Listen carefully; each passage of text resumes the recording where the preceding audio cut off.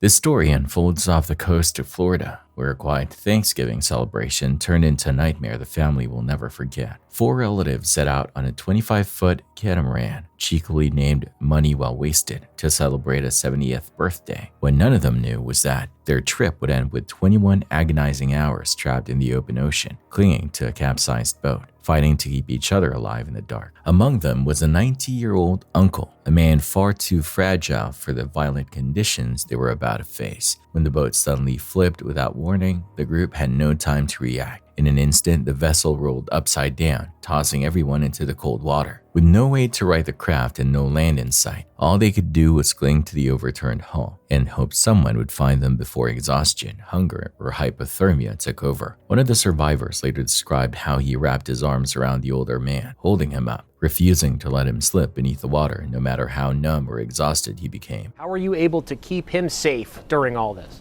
Me just grabbing him, hanging on to him, and holding him up. 21 hours passed. No food, no warmth, no rest. Just the sound of crashing waves and the fear of what might be lurking beneath the surface. Even rescuers said they were stunned the family made it through the night, describing the conditions as extremely dangerous, especially for someone in their 90s. They were out there for a long time, 21 hours. Were you guys surprised they were able to hang on for that long? Definitely challenging conditions for them overnight. I can't imagine being on the vessel and watching the sun go down. So definitely a scary situation for them. When help finally arrived, the relief was overwhelming. All four were alive. Though battered and shaken, the 90-year-old uncle, now recovering in a hospital bed, still bears the marks of those long hours at sea. I gotta tell you, for being 90 years old, you're one tough guy. Well, I agree with that myself. Get well soon. I'm trying to make 95. A GoFundMe has since been set up to help with medical costs, but the true miracle is simple. After nearly a full day stranded on an overturned boat in the open ocean, every member of that family lived to tell the tale. A fire breaks out at what witnesses believe to be a chemical facility deep inside Venezuela, and within moments the scene spirals into something far more violent than a simple blaze.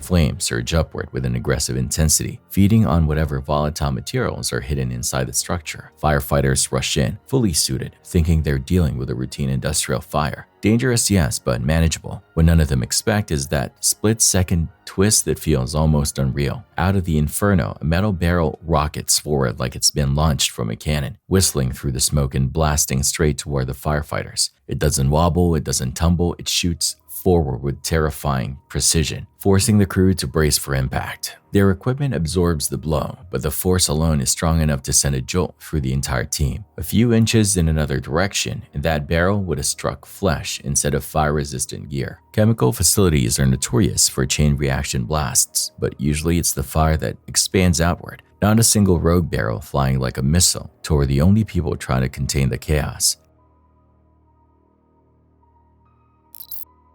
What started as a routine patrol in Little Elm on November 25, 2025 quickly turned into one of the strangest encounters an officer had ever faced. As traffic rushed past on a busy roadway, something moved along the shoulder. Something small, pale, and completely out of place. It wasn't a person, and it wasn't debris. It was a lone goat wandering dangerously close to speeding vehicles, as if unaware of how fast its life could end with a single misstep. The officer pulled over immediately, knowing he had seconds before the animal darted into the road. As he stepped out, the wind from passing cars whipped past him, but the goat stood perfectly still, staring at him with an eerie calmness that didn't match the chaos around it. Instead of running, it simply watched him approach, almost as though it expected him. With slow, cautious movements, he coaxed the animal away from the traffic lane and toward his patrol vehicle.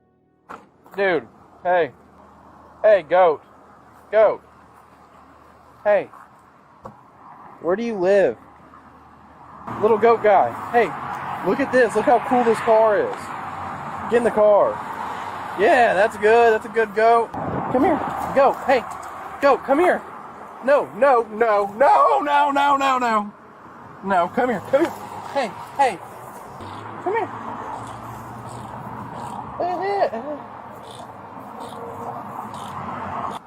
Get in the car. No, you're not gonna ram me. We're not doing that. No, bad. When he opened the back door, the goat didn't hesitate. It climbed into the cruiser as naturally as a person taking a seat for questioning, settling in like it had done this 100 times before. That's when the officer, trying to break the tension of the bizarre moment, delivered a joking reading of rights, treating the calm creature like a cooperative suspect in a mock arrest. Go, bad go. Go in there. Yeah, let's go for a ride.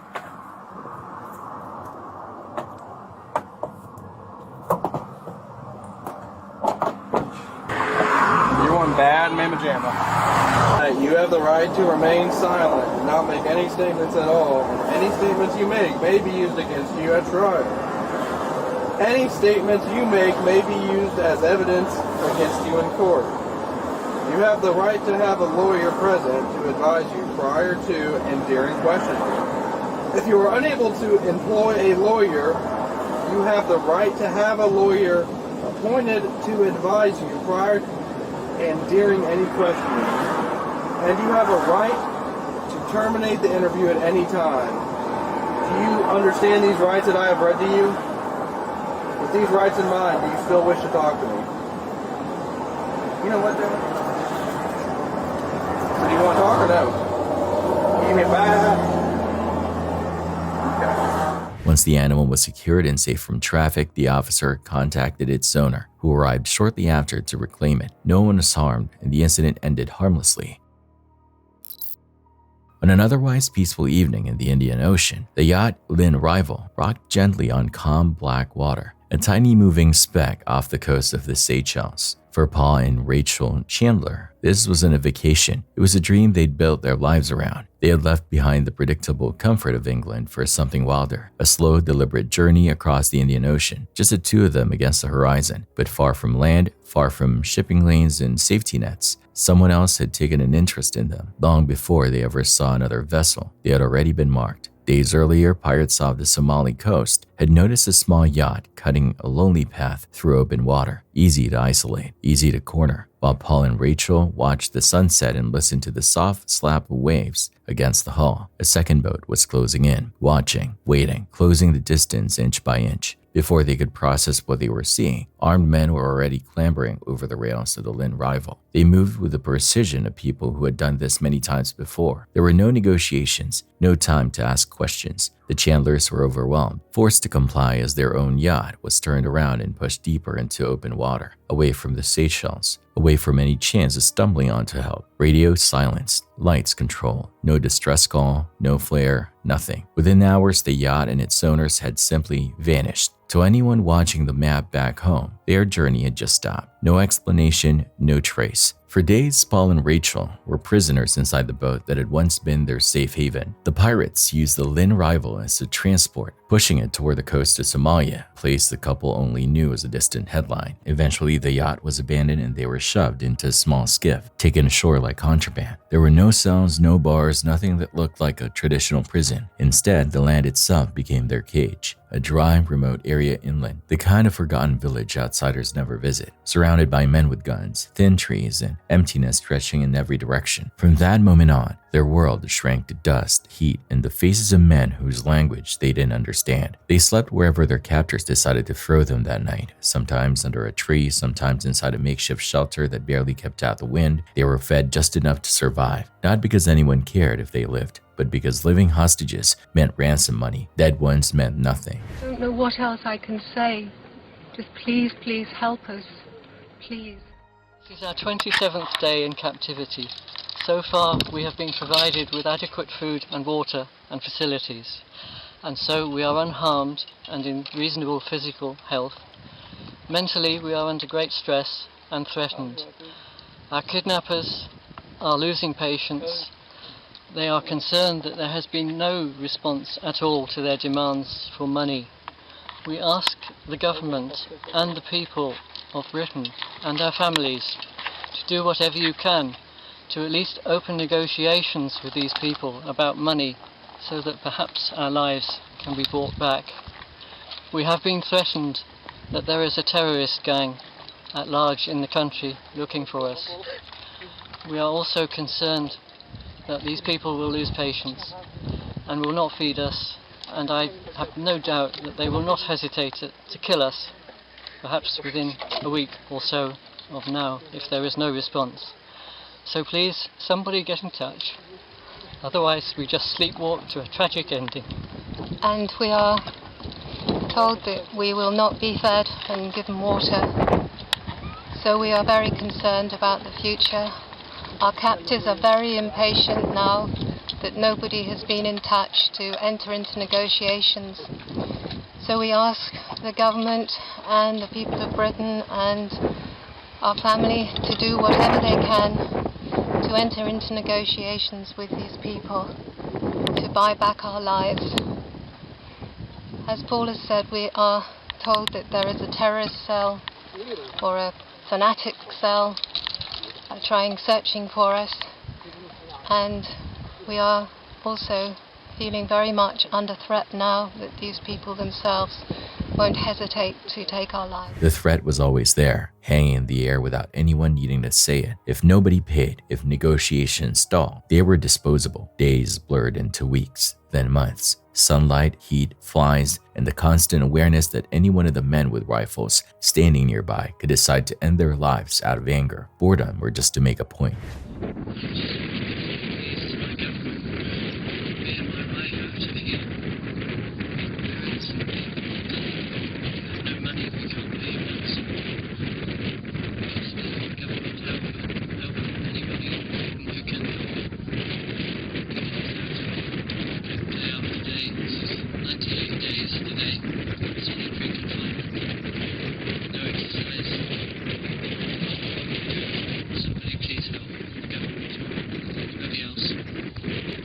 Their captors eventually named their price, $7 million. It was a number deliberately chosen to sound impossible. Negotiations began, but the Chandlers knew one thing for sure. The UK government had a strict policy: no ransom payments, no deals made with kidnappers. Back home, their family was left with nothing but fear and a ringing phone that never brought real answers.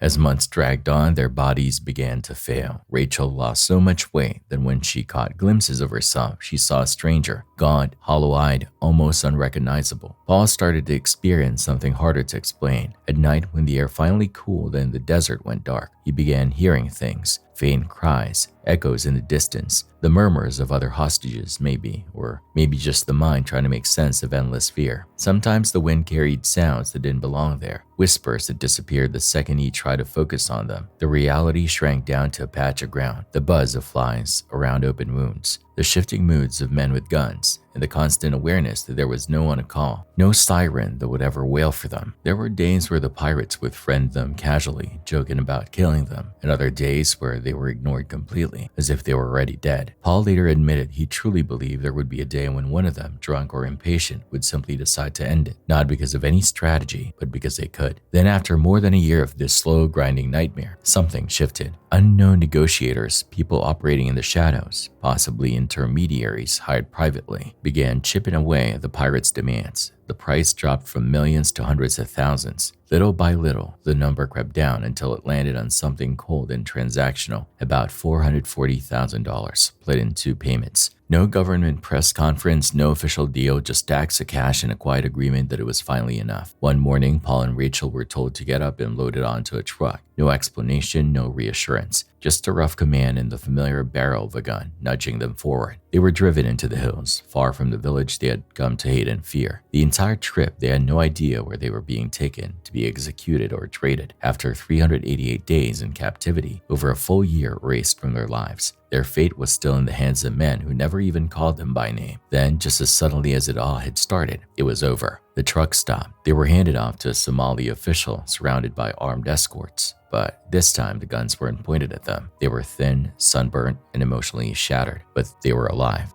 The world welcomed them back with microphones, cameras, questions, and headlines calling it a remarkable rescue or a successful release. But behind the smiles and the relief was something much darker. The deep, private scars from a year spent in a place where no law applied, where your existence was reduced to a bargaining chip. On September 20th, 2025, Hanoi, Vietnam experienced a terrifying moment that could have easily turned into a full-scale disaster. A Mercedes driver attempting to reverse lost control and slammed into a fuel pump with enough force to send flames erupting upward.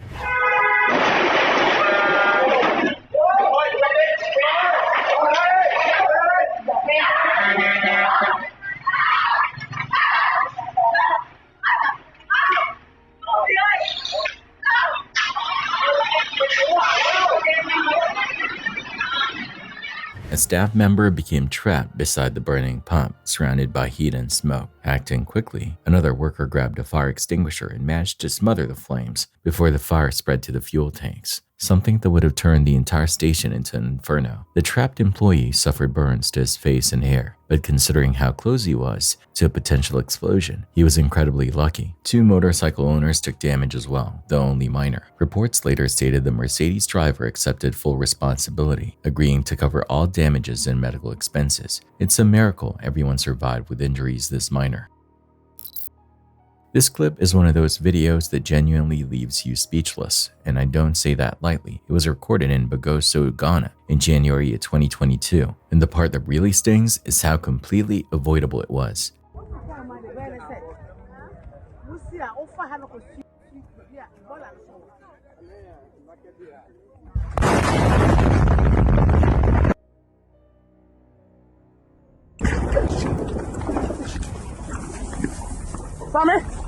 A truck loaded with explosives meant for a mining operation ends up in an accident with a motorcycle. That alone is dangerous, but it's the kind of incident that people might think they can walk up to, inspect, and maybe even help with. And that is exactly what they do. Curiosity takes over. Locals gather. Some approach because they want to see what happened. Others because they want to help the driver and anyone else involved. They walk closer, crowding around a vehicle that is literally filled with enough explosives to level a neighborhood, never fully appreciating just how unstable that situation really is. Then without any real warning, the nightmare hits. The truck detonates in a massive explosion that rips through the area. A fireball lights up the surroundings, shockwaves blast outward, and dozens of nearby houses are destroyed in an instant. When the dust settles, 17 people have lost their lives and 59 more are injured. It is not just a tragic accident, it's a brutal example how curiosity and a lack of understanding around dangerous materials can turn a roadside crash into a full-scale disaster.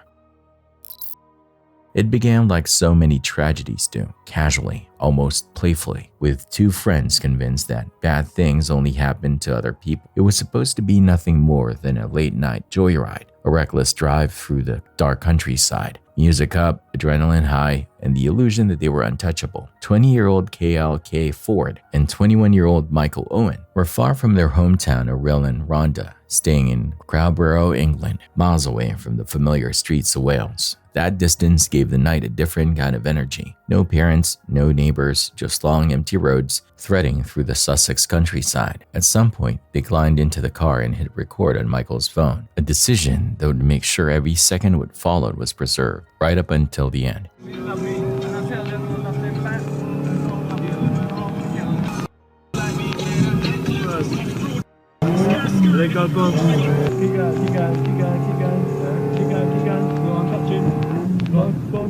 As the car tore through the darkness, the footage captured the sound of the engine straining and the boys laughing, shouting over each other, the speedometer creeping higher. It wasn't just fast, it was irresponsible fast. They were pushing 90 miles per hour on winding rural roads, not meant for that kind of speed, especially at night. The glow of the dashboard, the blur of hedgerows whipping past, the shaky camera catching glimpses of the road ahead. It all felt like a game to them, just another story to brag about later. They had taken a dangerous cocktail of illegal and prescription drugs, something that would only be revealed in horrifying detail during the inquest. In that moment, though, it didn't feel dangerous. It felt exciting. The kind of stupid, reckless excitement that makes people feel invincible right up until the world reminds them they aren't. Somewhere along that route, in the middle of nowhere, there is a moment in the footage where everything shifts. The camera keeps rolling. The engine roars. There's a sharp change in tone, voices rising, a hint of panic. then nothing. The video cuts off in the chaos, just like their lives did. By morning, the countryside that had seemed so exciting hours earlier was brutally quiet. Locals discovered the wreckage just off the road. The car twisted, wrapped around a tree. The metal contorted in ways that made it clear there was never going to be a survivor crawling out of that mess. Kay and Michael were both dead. Their bodies found still inside the destroyed vehicle. Nearby, lying on the ground almost untouched, was Michael's phone. Its battery hadn't even died. Inside it was the final recording of their last night alive. The speed, the laughter, the growing loss of control, and then sudden, suffocating silence.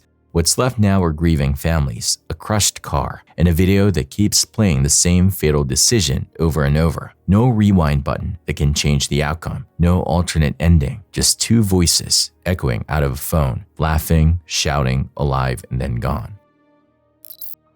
In the quiet town of Los Palacios, Villafranca, Spain, nothing could have prepared the staff of the small bar for the level of chaos that was about to walk through their door. On August 20th, 2025, a man entered looking for something simple, just mayonnaise for a sandwich. But after being told twice that the bar had none available, something inside him snapped in a way that defies logic. Surveillance cameras captured him storming out, only to return minutes later with a water bottle filled not with water, but gasoline he'd grabbed from a nearby fuel station. Without hesitation, he asks one final time, almost theatrically, before splashing the accelerant across the countertop. And then with a single flick, he ignites the bar in a sudden burst of flame. Customers scramble, staff dash to extinguish the fire, and smoke fills the room. The man's own hand caught fire during his meltdown, leaving him injured and stunned. Damages ranged between 7,000 euros and 10,000 euros, all over a condiment. He was arrested shortly after and now faces serious arson charges for a tantrum that could have turned deadly.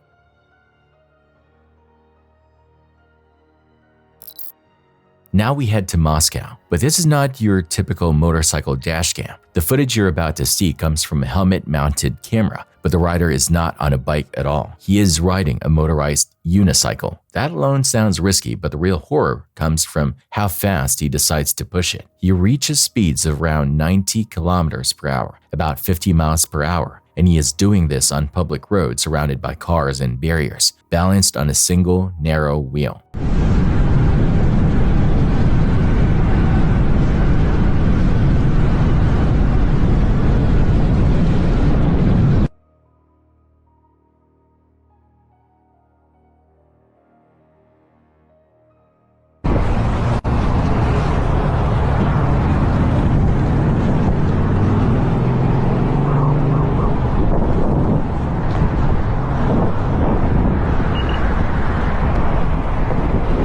At that speed, there is no room for mistakes, and yet the unicycle does exactly what you fear it will. It loses control. You watch as the rider starts to wobble, and before there is any time to correct it, he slams into a roadside barrier. There is no protective frame around him, no cage, no bodywork, just his body and unforgiving concrete. The impact is brutal and instant. It is the kind of crash where you understand immediately why machines like this at those speeds are practically begging for a Darwin Award. Watching it, you cannot help but wonder how this is even legal on public roads, and more importantly, how he walked away at all. A few days earlier in Mumbai, India, another video captured a situation that starts off mildly irritating but escalates into genuine danger. The streets are soaked after heavy monsoon rainfall, the kind that weakens old structures and makes everything feel unstable. Locals begin shouting urgently at a man standing beneath a visibly compromised overhang, begging him to move. You can hear the frustration and fear in their voices. People who instantly recognize the risk and want him out of harm's way. But instead of reacting with urgency, he stares back, clueless, arguing instead of stepping aside. His hesitation borders on reckless.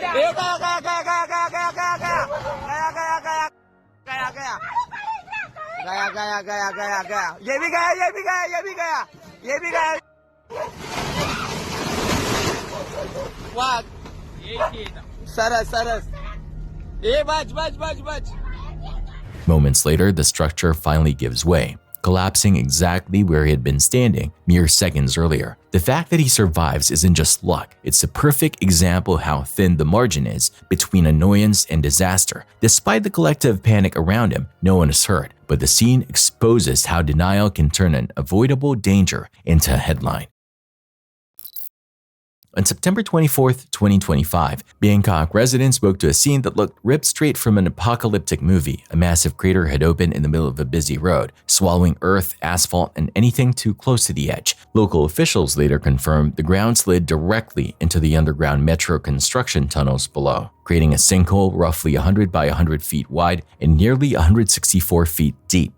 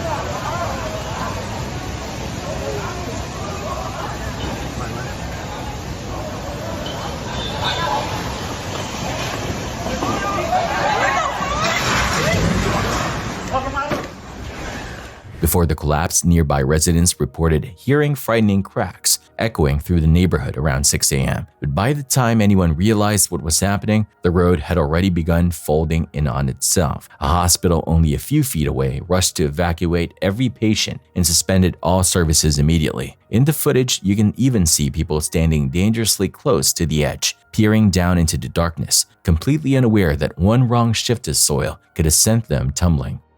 Miraculously, no casualties were reported, but the damage left behind was catastrophic.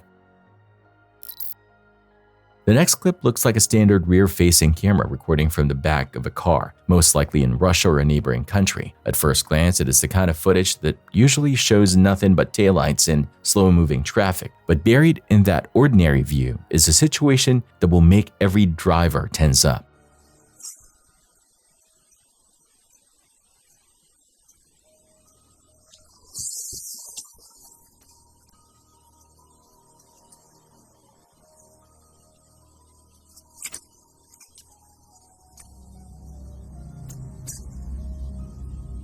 In the distance, another vehicle approaches at speed. You can almost feel your stomach drop as you realize the driver behind might not be fully focused. The gap closes quickly. The stopped car gets larger and larger in the frame, and it becomes painfully obvious how little time there is to react. This is the moment every driver fears, being trapped in a dead vehicle with someone barreling toward you from behind. At the last possible second, the approaching driver slams on the brakes and swerves, narrowly avoiding a direct collision. The space between life and death in that moment is almost nothing. Even after the danger passes, you can tell that everyone involved is in shock, because this is about as close as you can get to being wiped out without actually being hit.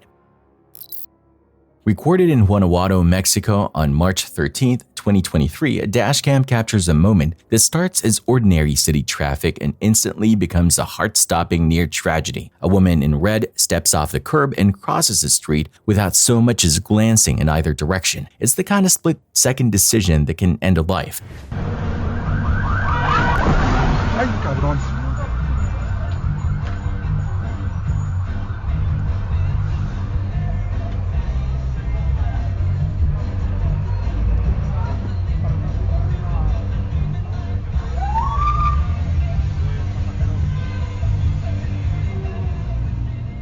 In the footage, a vehicle barrels toward her with no time to fully brake, and for a second it feels inevitable that this will end in a fatal collision, but somehow, through a mixture of reflexes, luck, and momentum shifting at the last possible second, she survives with only minor injuries, an outcome that doesn't even seem physically possible based on the angle of the hit. Authorities rush in almost immediately, pulling her clear, checking her condition, and assisting her while traffic sits frozen in shock. It's the kind of moment that makes you realize how a single step, a single glance, or the lack of one can reshape an entire future.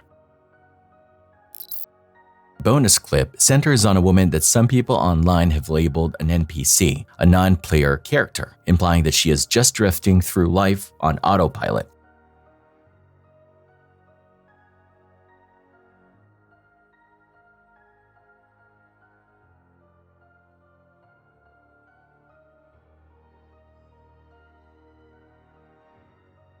Instead of looking robotic in a negative way, she comes across as someone who refuses to be caught off guard. Calling her an NPC feels unfair once you see the footage. It's more accurate to say she is situationally aware, maybe even paranoid. But in a world where so many people walk around staring at their phones, that might not be a bad thing. The video ends with a reminder from the creator to support the channel, help a fellow human out by subscribing, and try to have a good day and week, even after watching how quickly things can go wrong all over the world. Now we move to the UK, where security camera footage captures a scene that has been shared over and over online, all with the same word attached to it: negligence. A double-decker bus is making its way through Greater Manchester. People are seated on the upper deck, enjoying the elevated view like passengers always do, completely trusting the person behind the wheel. Up ahead is a low-level aqueduct with a clearly posted height limit. That sign is not there for decoration. It is there because any tall vehicle that tries to pass under it without enough clearance is gonna be torn open.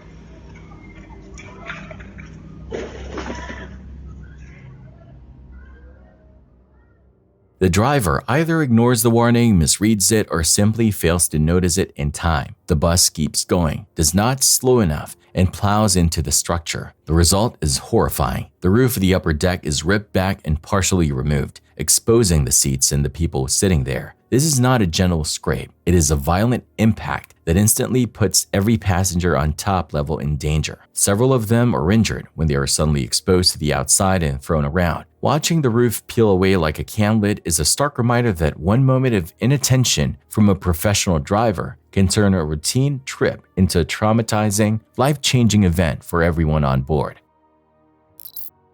Vietnam is known for some of the strangest, most unexpected viral clips on the internet, but this one takes things into an entirely different category. It's the middle of the night, about 1 a.m., and residents in the alley at Tangi Tangier are suddenly shaken by a deafening explosion.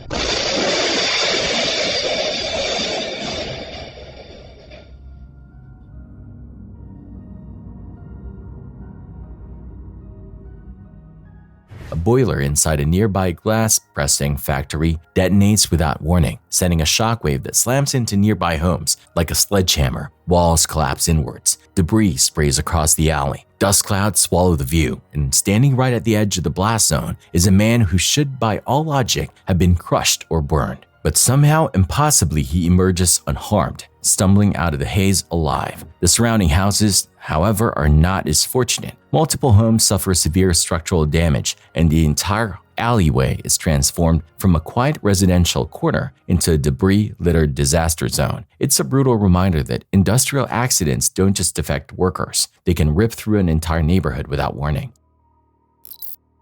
In this video, the focus shifts from individual accidents and encounters to the raw power of the weather. The first scene comes from the Russian city of Novosibirsk, where a resident records a storm that looks like it wants to rip the entire sky open. Dark clouds hang low, rain or hail lashes down, and the wind howls through the streets. turning the outside world into something that feels hostile and aggressive.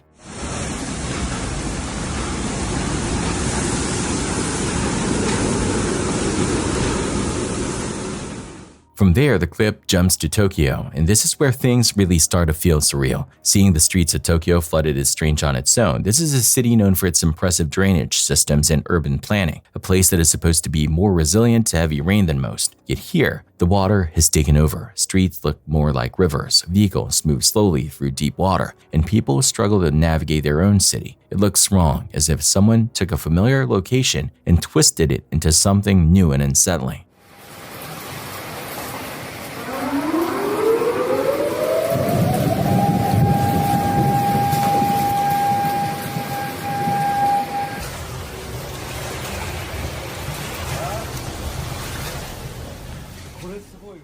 The message is clear. No matter how advanced a place is, nature can still overwhelm it when it decides to unleash its full force.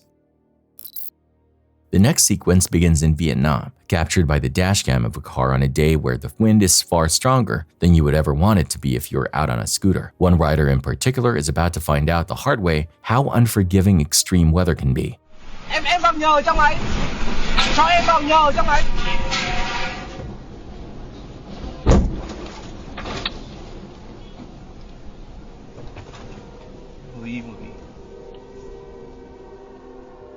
As he moves along the road, a portion of a roof is ripped free by the wind, torn from a nearby building, and sent flying across the air like a giant deadly sheet of metal. It does not gently drift down, it drops with force, slamming down almost directly on top of him. The scooter takes much of the impact, absorbing what could have easily crushed his body instead. He manages to survive and walk away, but the sheer violence of that falling object makes it clear just how close he came to being flattened. Now we are looking at CCTV footage of a recent military jet crash in Bangladesh, a clip that quickly spread because of how clearly it shows the moment everything went wrong. What makes it even more haunting is where the jet comes down. Instead of crashing into an open field or an inhabited land, it plummets into a school. You see the aircraft descending far too quickly, heading straight toward a place that should be a safe space for learning and routine. The impact is violent. The jet slams into the building, debris erupts outward, and an explosion follows that engulfs the area in smoke and fire. Even without close-up detail, the implication is horrifying. A school is not designed to withstand that kind of hit. Whether you see the aftermath in this video or not, knowing that a military machine designed for combat ended up in the middle of a schoolyard is enough to send a chill down your spine. China produces countless videos of bizarre roadside moments, but what happens here defies expectations. A truck driving past a gas station suffers a mechanical failure so rare it looks staged. A wheel breaks loose mid-motion, detaches completely, and bounces with lethal velocity into the station. It rolls with unnerving precision, threading the narrow gaps between pumps, ricocheting toward a man who has no idea death is rolling straight at him. The wheel misses him by inches, then smashes into a wall and a parked vehicle with enough force to crumple metal. If that wheel had hit him directly, the outcome wouldn't have been survivable. The randomness of the event, the narrow miss, and the sheer destructive power of a rogue wheel make this moment as chilling as any full-scale crash. The call came in from a McDonald's just before things spiraled out of control. Staff reported a customer refusing to leave the restaurant, claiming she was being harassed by management. By the time officers arrived, the tension inside the dining area had already thickened into something aggressive and unpredictable. The woman sat alone, frustrated and pacing between anger and confusion. When the officers approached her, she immediately launched into a rambling explanation, insisting she was just minding her own business. She accused the manager of bothering her, of singling her out, even of hiding her own young ones in the back of the cooking area. She said signs had been printed just moments before the police arrived, as if the entire restaurant had turned into a conspiracy against her.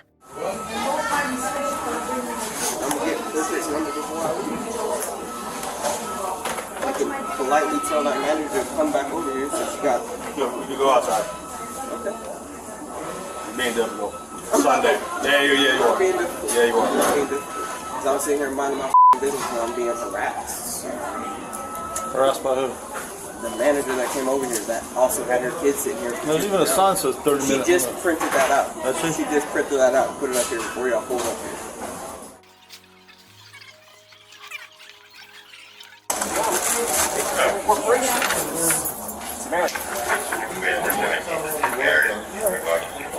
this way.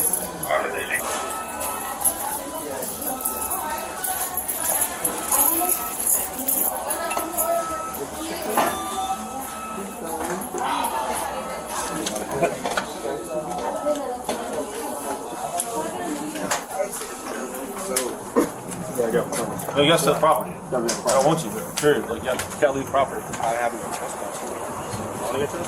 You want to make it official? You can't come back here for a year. Or do you just want to leave now, call it a day? And then... I'm just saying. Y'all realize you're doing too much, right? Listen, you realize you're barking up the wrong tree. We don't know, and quite frankly, we don't care. They call us, tell us they want something out of their business. We just do. I don't care. All right, so why are we still talking?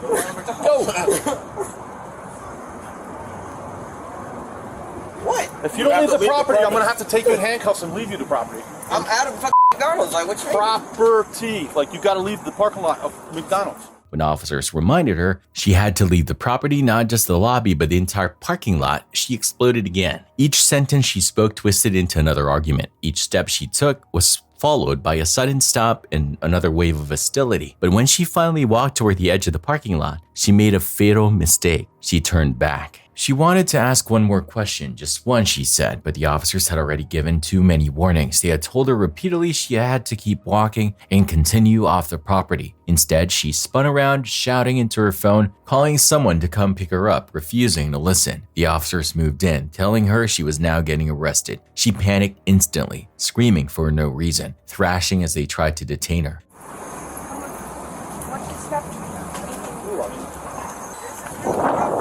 Yes, listen, we're done with this. So either leave the property, I'm going to put handcuffs, you're going to gun clubs.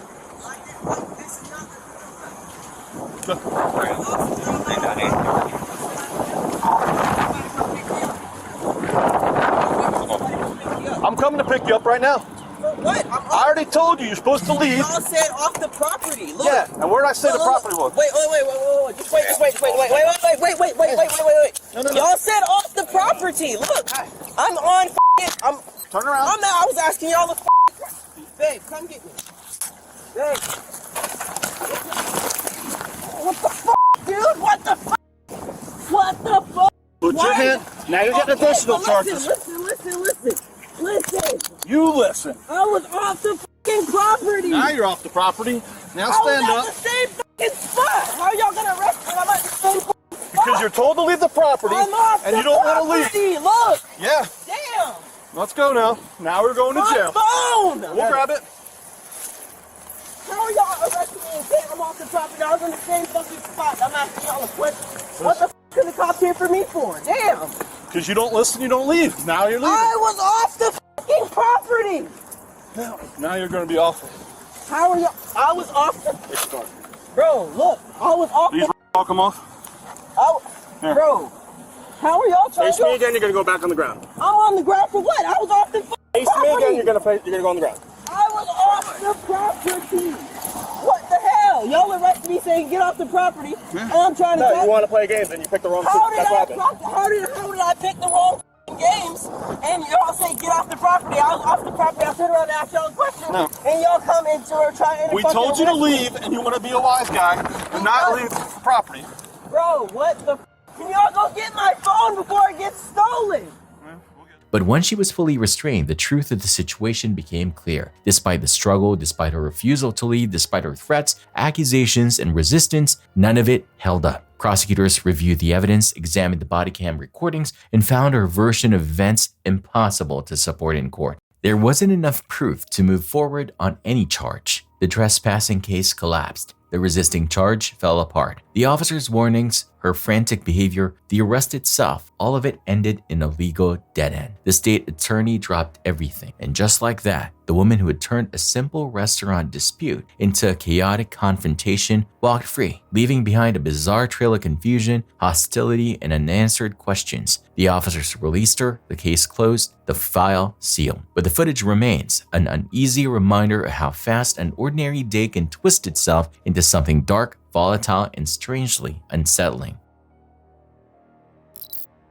What unfolds next is one of those moments that feels almost engineered by chaos itself. The footage shows a truck rolling past a gas station in China, moving at a speed that doesn't seem out of the ordinary. But hidden in plain sight is a mechanical failure that is seconds away from turning into projectile-level disaster. One of the wheels, already weakened and wobbling, finally snaps free from the axle and shoots off with incredible force. The detached wheel doesn't simply fall over or drift harmlessly into the street. No, this thing has purpose. It rolls into the gas station like it's guided by invisible hands, bouncing with enough speed to completely upend the situation. It narrowly misses a man standing near the pumps, grazing him by a margin that's so small it almost defies belief. A single step in any direction and he would have been struck with enough power to leave him seriously injured, if not worse. The runaway wheel continues on its violent path, slamming into a wall and ricocheting with so much force that it damages a vehicle parked nearby. The entire event is a reminder how quickly everyday routines can be interrupted by freak mechanical failures. Failures that turn a common passing vehicle into a near-lethal hazard. The guy who narrowly avoided becoming a statistic reacts exactly the way anyone would, completely stunned. You can almost feel the cold wave of adrenaline hitting him as he tries to process that he was just inches from disaster. Had that wheel clipped him even slightly, the damage would have been catastrophic. Thankfully, though the wall and the car took the brunt of the impact, he walked away untouched. A 1 in a million dodge that turned a potential fatal moment into a cautionary tale instead. From Bangladesh, we head to Singapore, a place that rarely shows up in terrifying road footage. When it does, you know something extraordinary has happened. This dashcam footage recording was captured on July 26, 2025, on Tanjong Katong Road in the southern part of the country. It starts with a calm, almost soothing vibe. Cars glide along, streetlights glow, and there is nothing that suggests the ground beneath them is about to betray that sense of safety. Then in a split second, the road opens up. A sinkhole forms under a passing car, and the vehicle drops into it without warning. One moment it is cruising comfortably along the asphalt, and the next it is being swallowed by the earth. The shock of seeing a car vanish like that in real time is hard to put into words. There is no time to react, no chance for the driver to correct anything, because how do you avoid something you cannot see coming? The woman behind the wheel has to be rescued and taken to the hospital. Miraculously, her injuries are minor, but the psychological impact of being literally dropped into the ground by a collapsing road is something that does not fade easily. It's the kind of clip that makes you side-eye every patch of pavement you drive over afterward. Streaming opened a door for a lot of people to turn everyday life into content, but it also gave some people a very public way to cross the line. In the IRL streaming niche, you got two types of creators: the one who use it creatively and build a community, and the ones who push things further and further until they stop being funny and start being dangerous. Jamal Hassan Harz, better known as Arab Andy, fell firmly into that second category. Born in Washington, he started out streaming on Twitch and YouTube, grinding away like everyone else with modest view counts and small donations. His life changed in 2018 when he met popular streamer Ice Poseidon and his associate Sam Pepper during one of their Seattle trips. Jamal forced himself into their stream, made himself noticeable, and it worked. He was invited to tag along, joke on camera, and suddenly his face and name were in front of a much bigger audience. Yeah, okay, really aggressive, by the way. I'm going there with a straight jacket. If I get socked, I'll win. Okay, no, that's fucking bullshit. Okay, well, I guess we'll find out what happens in Capitol Hill. We've been in town for 5 hours, and our names are already out there, and they're out to get us. All of Seattle was out to get us, and they hate us. Well, I guess we'll... From there, he got absorbed into the Andy ecosystem orbiting Ice Poseidon. Mexican Andy, Asian Andy, Burger Andy, Traxxed Andy, and now Arab Andy. Overnight, Jamal went from being just another small-time streamer to a recognizable IRL personality.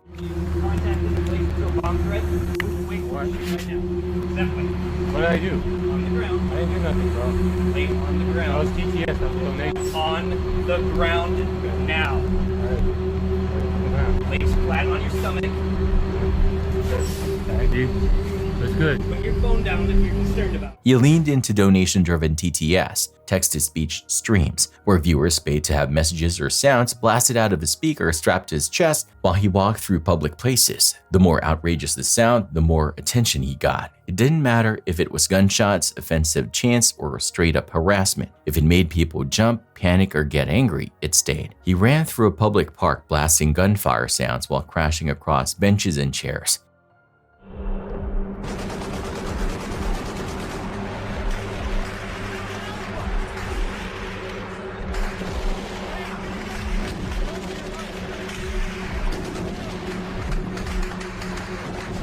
He walked up to groups of strangers with his speaker screaming bizarre or hateful phrases. He even approached a group of Muslims while his speaker blasted loud Arabic chants and audio that's often paired online with images of Osama bin Laden.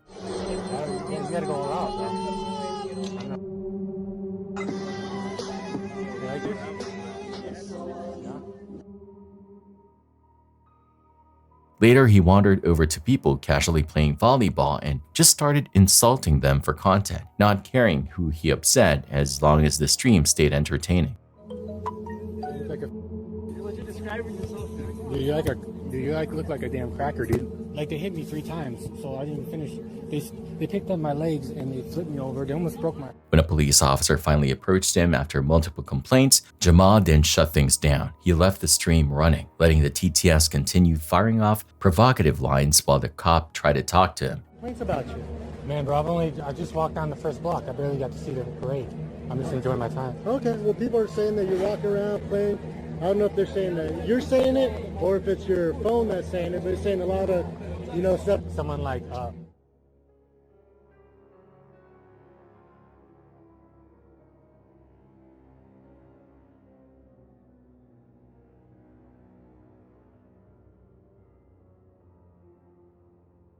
sorry, that's my chat, dude.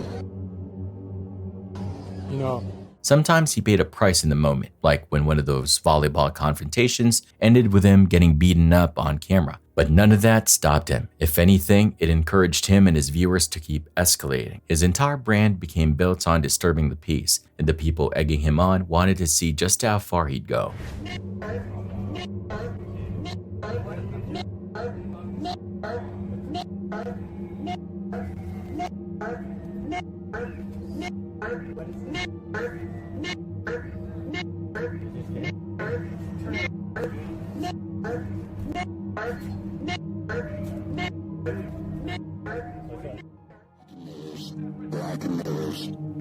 He's recording and people really need to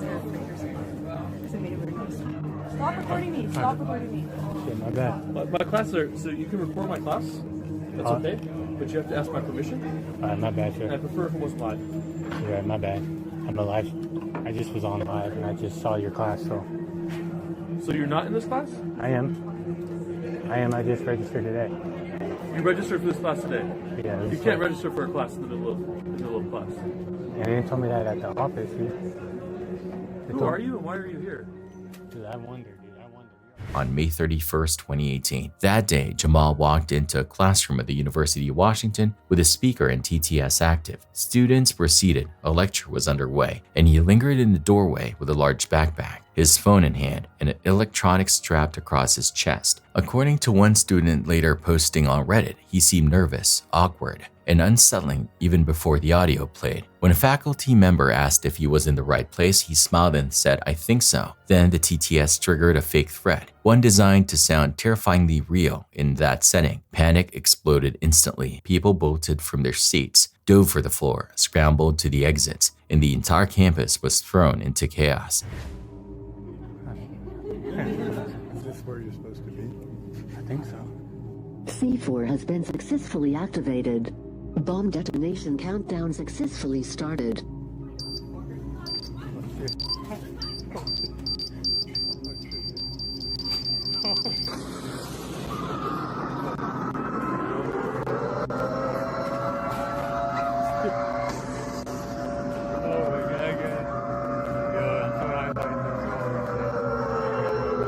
Even if some students suspected it might be a prank, nobody was willing to take that chance. Outside the room and in the back areas, some people only heard a strange announcement. Those who saw him up close with a bag and the speaker were convinced they were living a nightmare. When the fear settled and it became clear there was no actual device, authorities started hunting for whoever caused the scare. Incredibly, Jamal didn't flee. He stayed on campus, still filming, apparently proud of the panic he created. That ended when police caught up with him. Reaction to that? Holy shit! Oh, because that was not. Hey! On the ground. Yeah, on the ground right now. Wait, what's going on? On the ground. Don't make any sudden movement. Okay, I'm recording, bro. If you're gonna shoot me. That's fine. What are you doing, bro? Put the gun down. Put the gun down. What are you doing, bro? Your backpack. You got me? What are you doing, bro? Record all you want to. That's totally fine. Move this way. Wait, let me take my phone. Contact in relation to a bomb threat.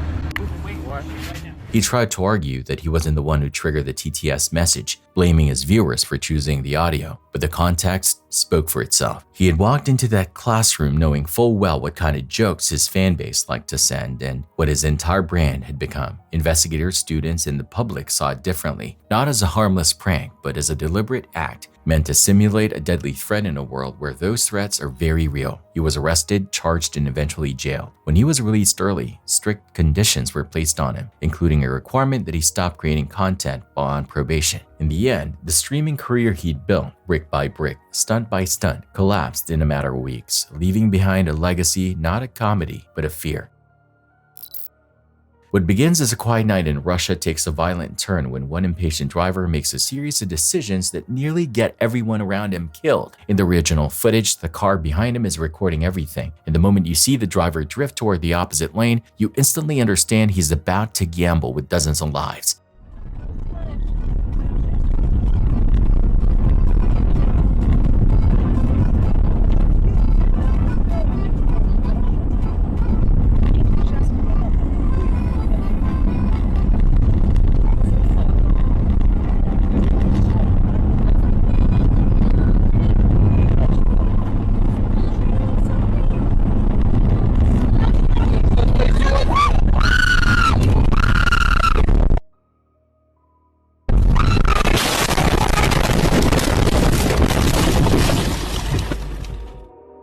As he pulls out, you can practically feel the tension rise because headlights from another massive truck appear barreling toward him in the opposite lane. He panics, jerks the wheel, and suddenly the world flips sideways. The car clips the edge of the truck, spins violently, and launches into a terrifying rollover. Dirt, debris, and shattered glass explode into the air as the vehicle slides across the pavement like a crushed soda can. Inside the car, the passengers are thrown into chaos, screaming and bracing for the next violent impact. The driver tried to be bold, but reality hit him harder than any truck ever could. Somehow, miraculously, everyone survives. Locals race over, pulling open bent doors and helping the injured out of the wreck. When the car finally stops moving, it's a twisted metal reminder that one reckless decision is all it takes to destroy an entire vehicle and multiple lives. Had that second truck been a few feet closer, this wouldn't just be a crash. It would be a high-speed head-on collision with no possible survivors. He didn't just run out of luck, he ran out of road.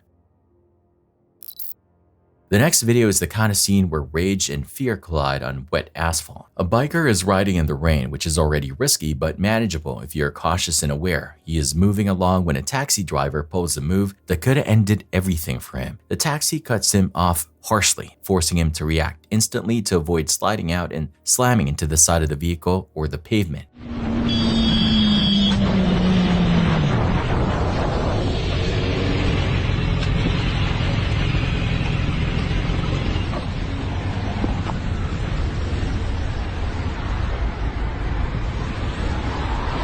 Ты что, еблан, что ли? Я видел тебя, зачем ты едешь? Да нахуй!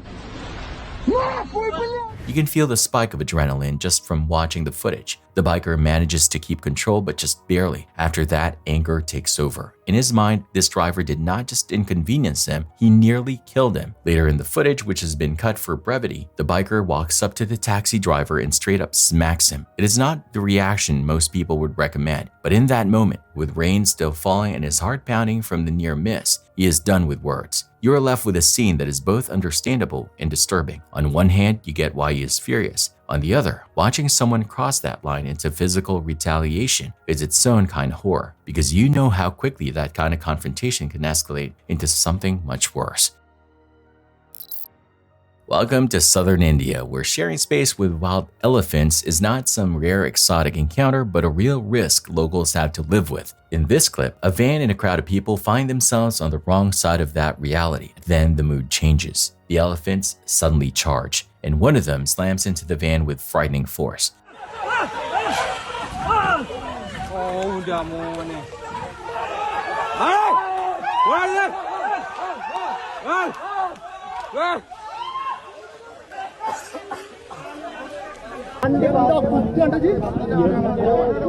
The impact is enough to rattle the entire vehicle and send the crowd behind it scattering for their lives. You can almost feel the shock ripple through the people there as they scramble to get out of the way, suddenly very aware that if these animals decide to keep going, there is nothing that will stop them. Elephant-related deaths are not the most common cause of fatalities, but when these giants get angry, they are more than capable of ending lives in a matter of seconds. In this particular incident, fortune is on everyone's side. The van takes the beating. The crowd manages to run far enough to avoid getting trampled, and even the elephants eventually calm down. No one, human or animal, ends up seriously hurt, but the raw power on display is enough to leave you with a lingering sense of how small people really are when they stand in front of something that massive.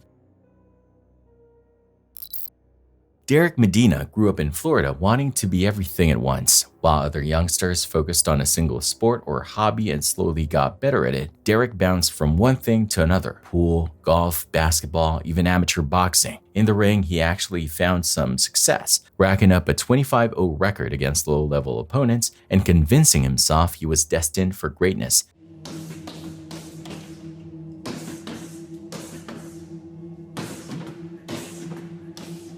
But outside those ropes, it was a different story. He dabbled in acting, appeared in tiny roles, and self-published books with sprawling bizarre titles like How a Judgmental and Selfish Attitude is Destroying the World We Live In Because the World is Vanishing Beneath Our Eyes, and Humans Who Are Gifted and Can See the Supernatural Spirit Ghost World We Live In. And today is the release date of Humans Who Are Gifted and Can See the Supernatural Spirit Ghost World We Live In, called Ghost Haunted Adventures. Written by Derek Medina. The book is available for ebook for $9.99 and also paperback for $19.99. He gave his life a grand, dramatic narrative in his own mind, but in reality, none of it stuck. Jobs never lasted more than a few months, his acting career went nowhere, his books gained no real readership. His life was a series of false starts. Things changed when he met 27-year-old Jennifer Alonso at a South Miami restaurant. Jennifer had a young daughter named Isabella, and Derek quickly latched onto the idea of becoming the family's protector and provider. They dated for a brief period, then rushed into marriage. To outsiders looking at photos, they seemed like a couple trying to build a normal life. Family trips, vacations, and even ghost tours, which Derek loved. At home, he installed cameras and tried to capture paranormal activity, feeding his obsession with the supernatural and his need to feel like he was at the center of something important. But beneath those curated moments, tension simmered. Derek and Jennifer argued constantly. They would split up for a day or two, then reunite, repeating a cycle of instability that never truly resolved anything. Derek's behavior became increasingly controlling and aggressive. At one point, after hearing that another man might be showing interest in Jennifer, Derek allegedly showed up at her workplace with a gun, a clear red flag that terrified her friends. They warned her repeatedly that he was dangerous. Jennifer, however, still didn't fully believe he was capable of true horror. On August 8th, 2013, something as ordinary as oversleeping lit the fuse. Jennifer woke up late and blamed Derek for not waking her in time. What began as a typical argument quickly spiraled. She went downstairs into the kitchen to make breakfast, and Derek followed, the fight continuing as they moved through the house.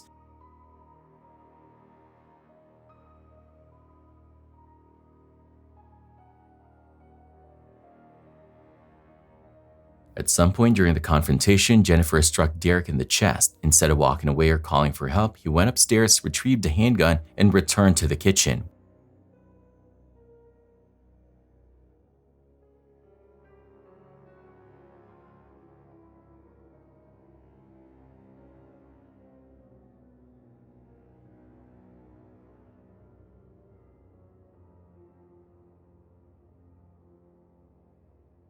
When Jennifer saw the weapon, she grabbed for a knife in a desperate attempt to defend herself. It didn't matter. Derek overpowered her, disarmed her, and then fired. He shot her 8 times in close quarters, turning a domestic argument into a sudden, brutal execution.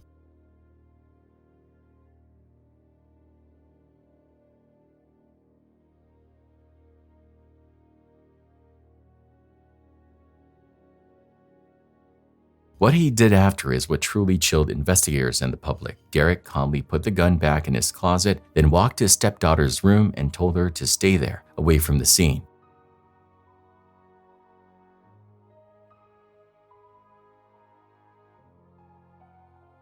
He returned to Jennifer's body, took out his phone, and photographed her lifeless form on the kitchen floor.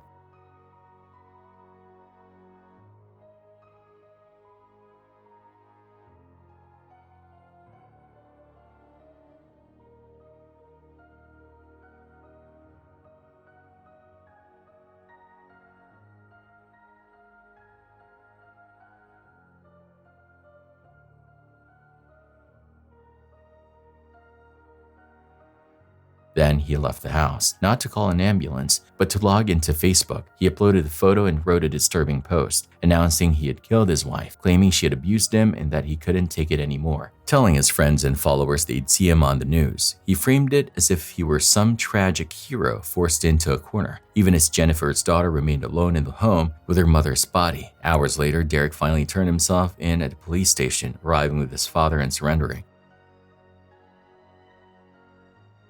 During an interrogation, Derek tried to spin the story. He insisted it was self-defense, claiming Jennifer had thrown various objects, a towel, mascara, creams, boxes, and that he felt pain and bruising when she supposedly struck him near the temple. But this wasn't a frightened, overpowered partner. This was a trained amateur boxer, significantly larger and stronger than the woman he killed. Investigators pressed him if he was truly afraid for his life. Why didn't he call 911? Why did he have time to put the gun away, post the scene for a photograph, post his social media, and only then decide to contact police? His explanation that the Facebook post was simply a way to notify family to pick up Isabella rang hollow to everyone listening. Prosecutors painted a very different picture, a man obsessed with winning, with proving he was in control. They argued that his boxing instinct drove him to dominate the confrontation and that uploading the photo to Facebook was his way of bragging, like showing off a defeated opponent. In court, Derek behaved the way he lived, erratic and theatrical. He interrupted proceedings, tried to argue with the judge, and at one point declared he didn't want a jury, as if he could rewrite the rules of the justice system the same way he rewrote his own life story. Eventually, he was removed from the courtroom for his outbursts. The trial continued without his drama overshadowing the evidence. The jury didn't accept his self-defense claims. He was found guilty not of first-degree murder as initially charged, but a second-degree murder, still an extremely serious conviction. The sentence, a minimum of 25 years in prison. After the verdict, Derek made a bizarre speech about government corruption, as if he were still the misunderstood protagonist of some grand narrative, but the reality was simple and cold. A woman was dead, a young one had lost her mother, and the man who pulled the trigger was going away for decades.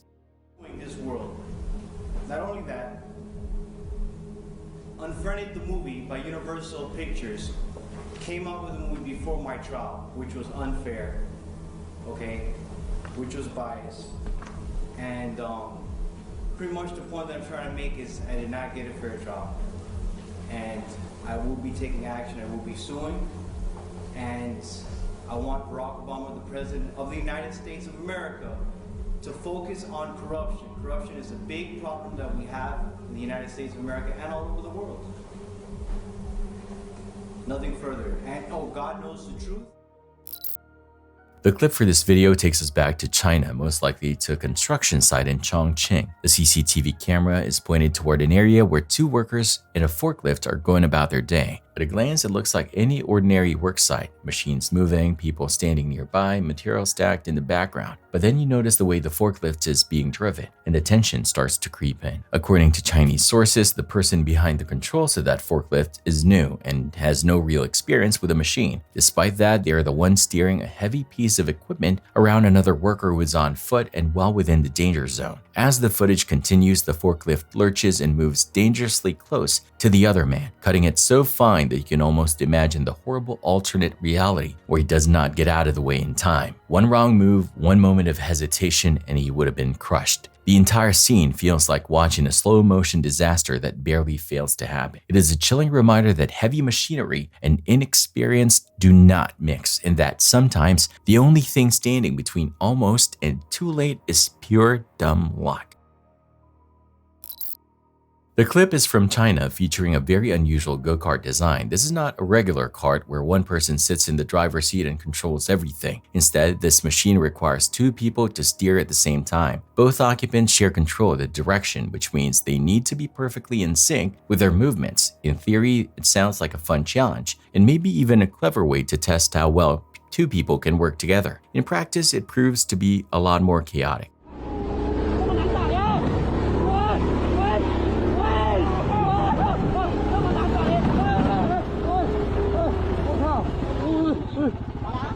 先把好男打烂车嘞！怎么烂？打不动啊！我打不动。再来吧，看。你来看看喽。打不动，这个方向盘太硬了。你看。要买了，要买了。这个要走了。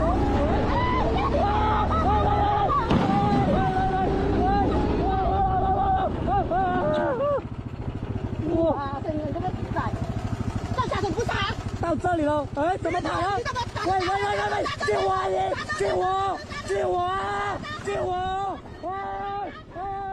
As they drive, it becomes obvious that the coordination between them is far from perfect. One turns slightly earlier, the other reacts a bit later, and those small misalignments quickly add up. The car drifts off its intended path and ends up veering into an area it was never supposed to go. They quite literally discover a completely different section of the map, and not in a good way. While it is entertaining to watch from the safety of a screen, the clip also shows how risky it can be when control of a moving vehicle is split between two people who are not completely connected in their decisions.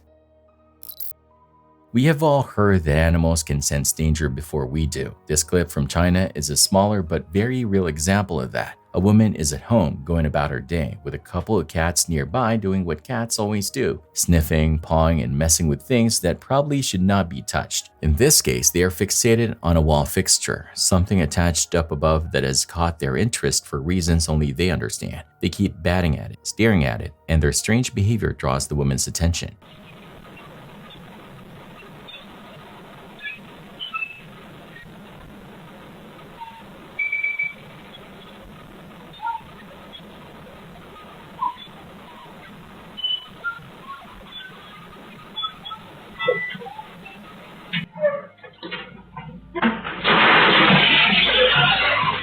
She looks up at the fixture just in time to see it start to give way. A second later, it comes loose and falls. If she had not been looking in that direction, she likely would have walked right into its path and taken the hit directly. Instead, thanks to the cats basically pointing at the danger with their curiosity, she is able to move away before it lands. The fixture crashes down harmlessly in front of her instead of onto her head. In a way, the cats inadvertently saved her from what could have been a nasty injury. They were not trying to be heroes, but their instincts and obsessions with that spot ended up pulling her focus to exactly where it needed to be. The clip in this video comes from a 360-degree camera mounted on a biker, presumably somewhere in Taiwan. Bikes are everywhere there, and drivers are supposed to be used to watching for them. But no matter how careful you are, there is one thing no rider can fully escape: blind spots. The camera gives you a full view of what is happening around him as he rides, and that makes what happens next feel even more intense.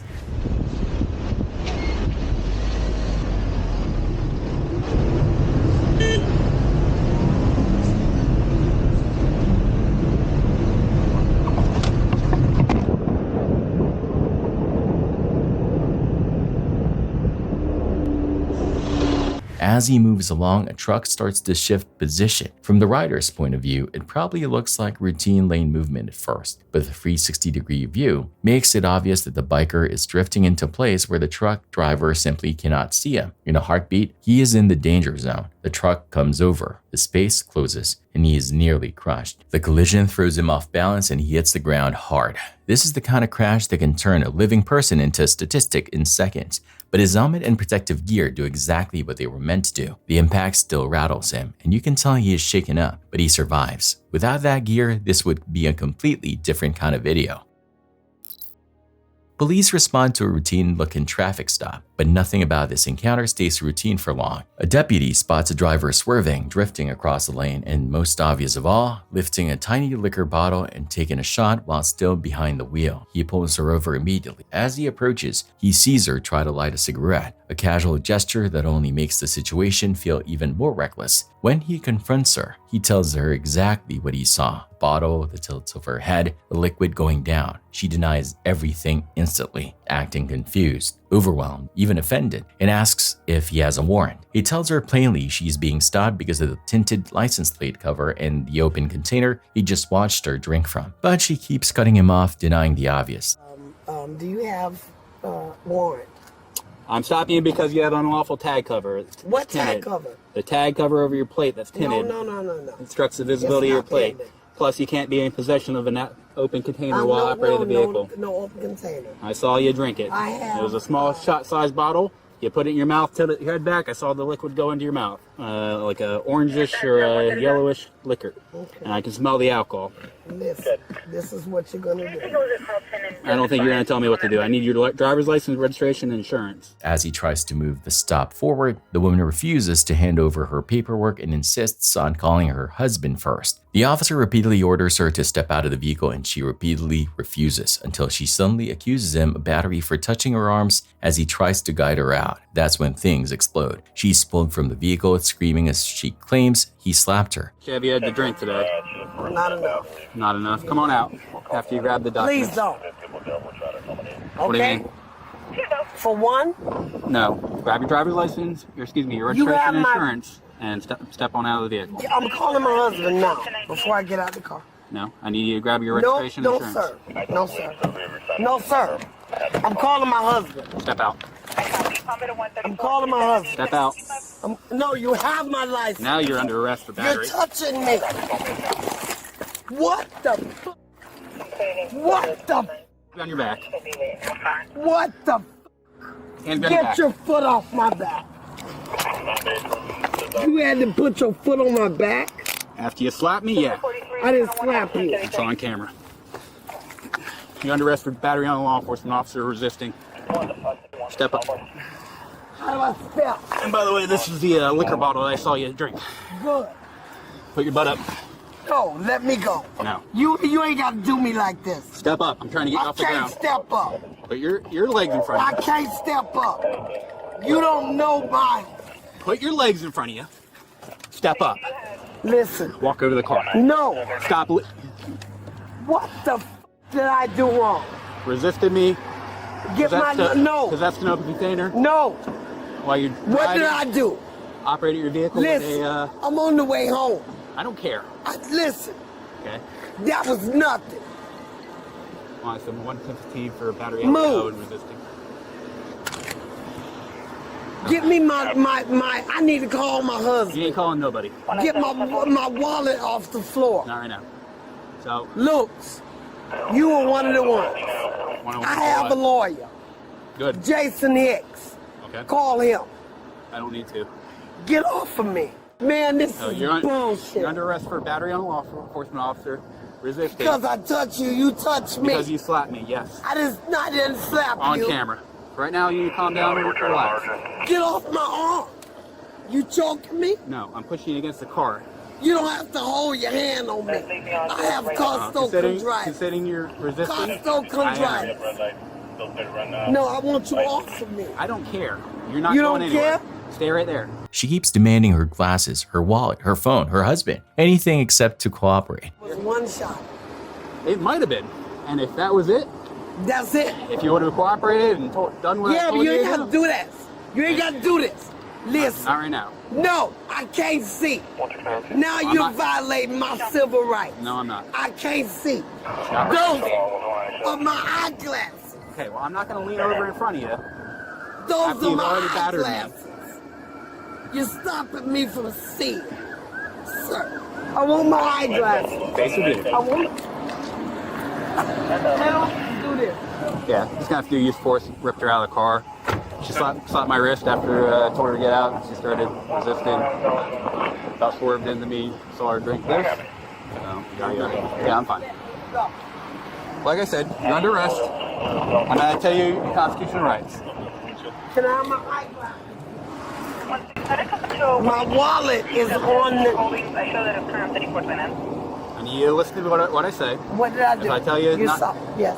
If I tell you not to go somewhere or to do something, I need you to listen, okay? When he brings up the breath test, she says her lawyer told her never to take one. He warns her that a refusal means losing her license for a year, longer if she has prior refusals. She demands repeatedly to call her lawyer, but the officer reminds her she isn't permitted to make calls until she cooperates. What do you want? What do you want me to do? Sobriety test. Are you willing to What do you want me to do?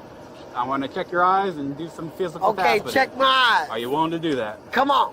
All right. Come on. Are you going to batter me again if I take the cuffs off? I didn't batter you. You touched me, my right sir. arm right here. You touched me, sir. Correct, because you were resisting not getting out really, of the car. sir? Turn around. I'm going to take the cuffs off for you. Alright, if you're willing to do them, I'm going to check your eyes real quick, okay? Can you take the glasses from on top of your head? Alright, face me. So I'm going to check your eyes. See the finger? Here's what I'm going to have you do. I'm going to have you follow and track the finger. Finger is going to go back and forth in front of your vision. All I want you to do is just follow the finger and not move your head. Time. Come on. Understand? Come on. Alright, follow and track the tip of the finger. Don't move your head. All the way up the corner. Don't walk yet. I just want you to assume the stance. Keep the leader front foot planted. Not yet. Not yet. I can't do it. Don't hurt me. Okay, you don't want to try it? No, I have anxiety. Okay. I have anxiety. Look at my license. I'm going to put you back in cuffs. Can you turn around for me? No, y'all please call my husband. Put your hands on your back for me.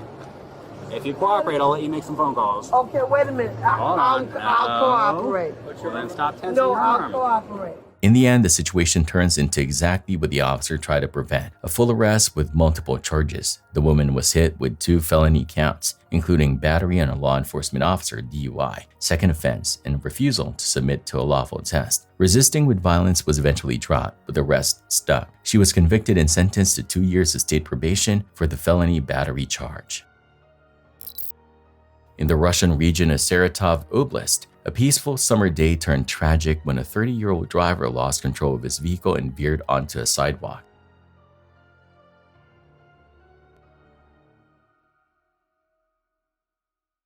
The car barreled into a group of teenagers who had been walking together, unaware of the danger approaching. One of the victims, a 15-year-old girl, sustained devastating injuries and did not survive. The other 2 teenagers were rushed to the hospital with serious trauma but remained alive. Witnesses described the crash as sudden and violent, the kind of impact that leaves bystanders frozen in disbelief. Instead of stopping to help, the driver tried to flee the scene, speeding off in a panic. He didn't get far. Authorities caught him shortly afterward and determined he had been under the influence of alcohol at the time of the crash. Investigators immediately opened a criminal case, citing drunk driving resulting in death and failure to remain at the scene. Police examined CCTV footage, studied tire patterns and crash debris, interviewed multiple witnesses, and pieced together a detailed reconstruction of the event. If convicted, officials stated the driver could face up to 12 years in prison. The tragedy served as another painful reminder how one reckless decision behind the wheel can destroy multiple lives in seconds.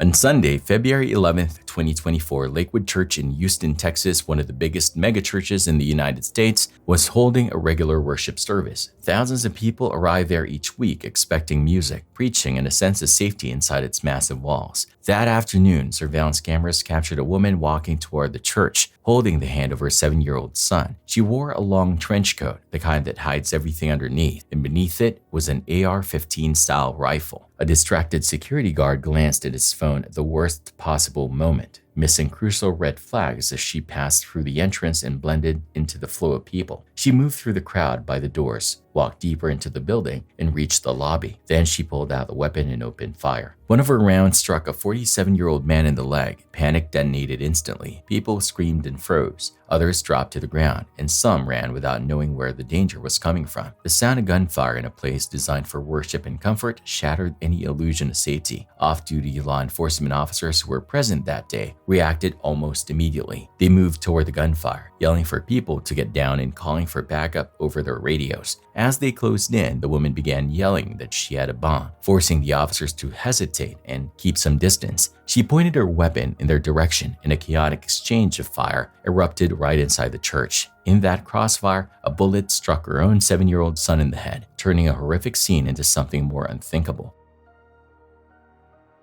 The shooter, later identified as 36-year-old Janice Moreno, was hit by police gunfire and brought down. Officers rushed in, weapons still trained on her as they checked for threats. There was no explosive device, no bomb, nothing but a lie used to buy fear and leverage. Emergency crews swarmed the scene. The wounded man with a leg injury, the gravely injured young boy, and Moreno herself were all transported to the hospital. Moreno did not survive. The 47-year-old man was treated and released the next day. Her young son, however, required brain surgery and remained at the center of everyone's prayers and nightmares. As investigators dug into Moreno's background, a disturbing picture emerged. She had a criminal history and was in the middle of a bitter custody battle. Her ex-mother-in-law later said Moreno struggled with serious mental health issues that made her volatile and unpredictable. Authorities also found writings filled with anti-Semitic beliefs and praise for terrorist organizations, suggesting that her anger and instability had curdled into something darker. She even had a prior connection to Lakewood. In 2020, she had posted on Instagram about donating to the church, a sign that this wasn't just some random location. The FBI later said she fired around 30 shots inside and around the building. In the aftermath, Pastor Joel Osteen stood before his congregation in the cameras, trying to find words or something that didn't make sense. He spoke of heartbreak and confusion, praying for the wounded young boy, the deceased woman, and the injured man, and promising that Lakewood Church would continue moving forward despite the trauma. But for the people who were actually there, families hiding behind pews, volunteers trying to shield strangers, and those who heard the echoes of gunshots inside a place of worship, February 11th, 2024 became a date they will never forget. In a building built for faith, joy, and music, the reality of sudden violence had walked straight through the front doors, holding the hand of a young one who never had a say.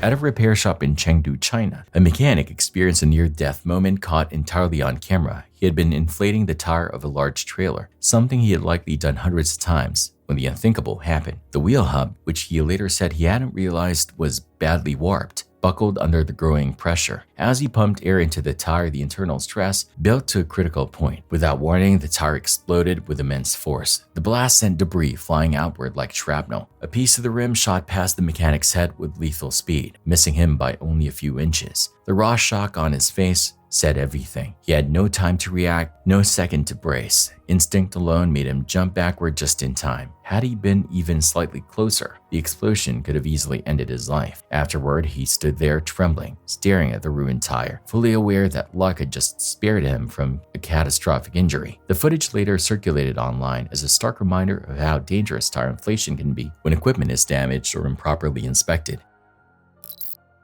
Now we head into the Appalachian Mountains, where a police officer records one of the strangest encounters of his career. He's at a rest area, a place that's supposed to be boring and uneventful, just a quick stop along a lonely road. But what he finds there is anything but ordinary. The footage comes with a warning about flashing lights, which is already unsettling. But it's the sound in this clip that really gets under your skin.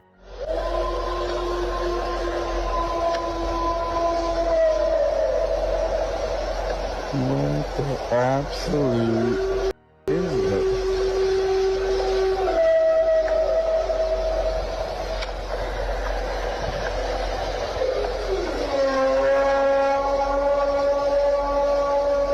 I'm starting to regret that I stopped at this rest stop.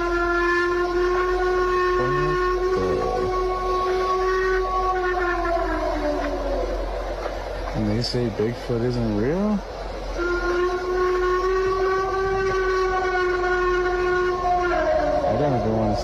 The officer hears something in the darkness. It is a deep, echoing, almost inhuman noise that seems to reverberate through the air and bounce around the trees. He shines his light, trying to locate the source, but whatever is making the sound stays hidden. The noise repeats, strange and drawn out, unlike any animal call you would expect in those woods. The officer's reactions say everything. He mutters in disbelief, questions what he is hearing, and even jokes about Bigfoot. But you can tell beneath the humor that he is genuinely unsettled. He does not want to stick his arm into any random hole or get too close to whatever is out there. In the end, he leaves the question unanswered, and so does the video. No explanation, no reveal, just a series of sounds that do not match anything he can confidently identify. You are left with a clip that feels less like a normal patrol and more like the opening to a found footage horror movie.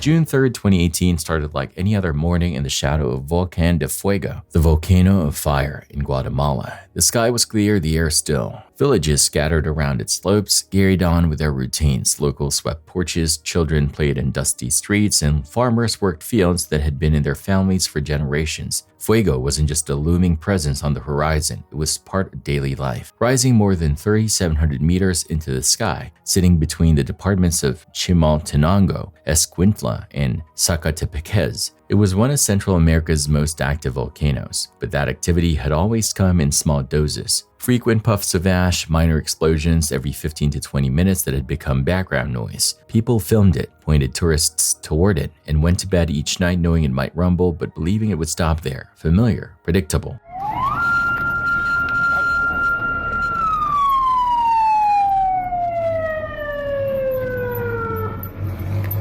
Miren, sí, me mató bastante. Híjole. Pero aquí no llega. Shortly before midday, that illusion was completely destroyed. Fuego erupted with a violence that nobody living there had ever seen in their lifetime. In moments, calm blue skies turned pitch black. The roar that followed sounded less like a natural event and more like the world tearing open. A towering column of ash, rock, and superheated gas shot into the atmosphere, then spilled downward in deadly avalanches called pyroclastic flows. These were not slow streams of lava creeping across the ground. They were choking clouds of ash and gas racing downhill at terrifying speed, hundreds of kilometers per hour, with temperatures reaching around 700 degrees Celsius. Anything in their path, anything living, was instantly overwhelmed.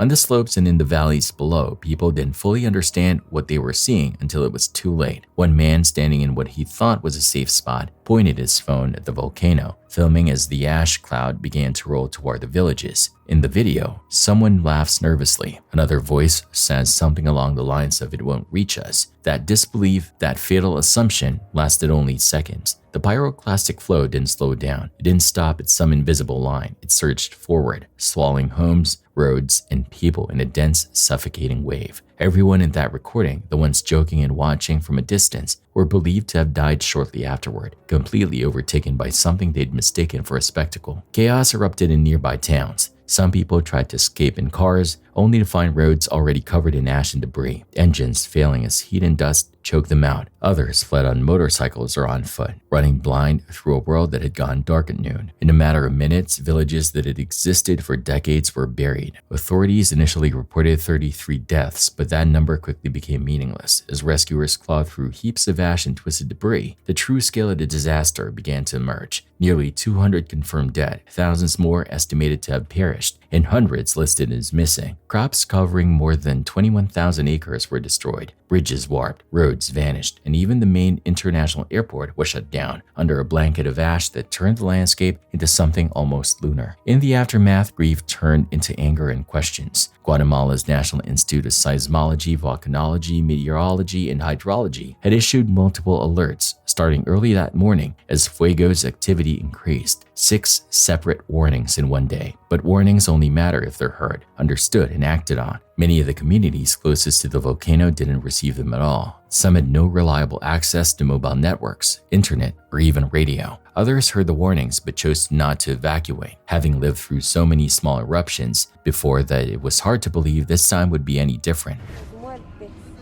Son 50 los que yo tengo desaparecidos. Aquí está toda la colonia, todas las familias enteras, todas están bajo tierra. ¿Usted estaba aquí cuando pasó? Sí, yo estaba en el callejón, yo les alerté a varias personas y a ellos, pero ellos no quisieron irse. Mi hija lo que hizo con el niño, meterse en la casa de mi mamá y mire, aquí no hay nada. Toda mi familia está aquí sepultada. ¿Usted cree que el gobierno, el Conred, hizo lo suficiente para prevenir a la gente? Porque no. El Conred no nos dio alerta, él no nos avisó nada, él no dijo nada. ¿Qué es lo que está haciendo el gobierno? Limpiando la... When evacuation orders finally came, the deadly flows were already barreling down the slopes. Roads intended as escape routes were gone. People found themselves trapped in houses and streets that moments earlier they'd considered safe. Later, as survivors stood in front of what used to be their homes, now just layers of gray ash and scattered fragments of furniture, the same questions were whispered again and again. Why weren't there sirens? Why wasn't the evacuation earlier? Why weren't helicopters already in the air before everything collapsed? Officials pointed to limited resources, chaotic conditions, and the sheer speed of the eruption. Critics argue the system had failed the most vulnerable. The harsh truth is that the disaster was a collision of unstoppable natural force and fragile human systems that weren't equipped to handle it. Some of those lost might have lived if they'd received clear, urgent warnings in time. Some might have survived if they'd believed those warnings instead of trusting the volcano's familiar rhythm. But Volcán de Fuego didn't care about past patterns or human assumptions. It didn't wait for people to finish packing or for officials to finalize plans. It erupted on its own schedule, obliterating everything in its path and then just as suddenly quieting again. When the ash settled, what remained were entire communities erased from the map. The next video starts with a quick apology, and you're about to see why. The camera suddenly shifts from landscape to portrait, which always has that jarring effect. But what really matters is how fast the situation itself goes from calm to chaos. In the frame, there is a man who is described as being somewhat prominent, though the details of his status are vague. What we do know is that he is a professional doctor, someone you would expect to be measured and careful. He is standing at a temple, participating in what is described as a service-related event.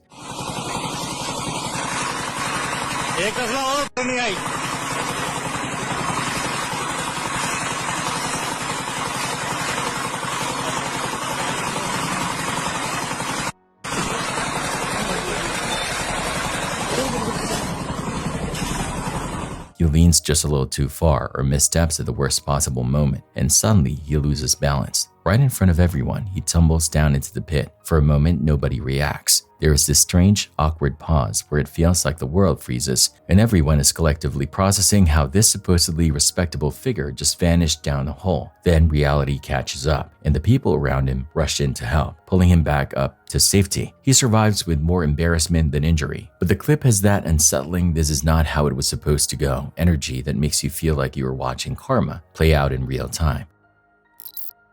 The Iguazu Falls are the kind of place people dream about visiting once in their lifetime. Spread across the border of Brazil and Argentina, this massive system of waterfalls, 275 separate cascades tearing through dense rainforest, is one of the most powerful sights on Earth. Standing there drenched in mist, with the thunder of water pounding in your chest, it's easy to feel small in a strangely comforting way. People come with cameras, with families, with wide eyes and nervous smiles, wanting that perfect photo, standing right on the edge of immense power, but still safe. Or at least that's what they want to believe. What many don't realize is that when nature decides to change the rules, those safe walkways and sturdy railings can instantly turn into traps. In 2022, the region experienced one of the worst flood seasons in its history. Rainfall in the surrounding areas pushed the river to extremes, and the flow rate of the falls spiked to up to 16 times its normal volume. Paths that were usually comfortably damp became slick and treacherous. Platforms that normally offered incredible views were suddenly swallowed by spray and booming sound, the force of the water turning from beautiful to genuinely menacing, and yet the park stayed open.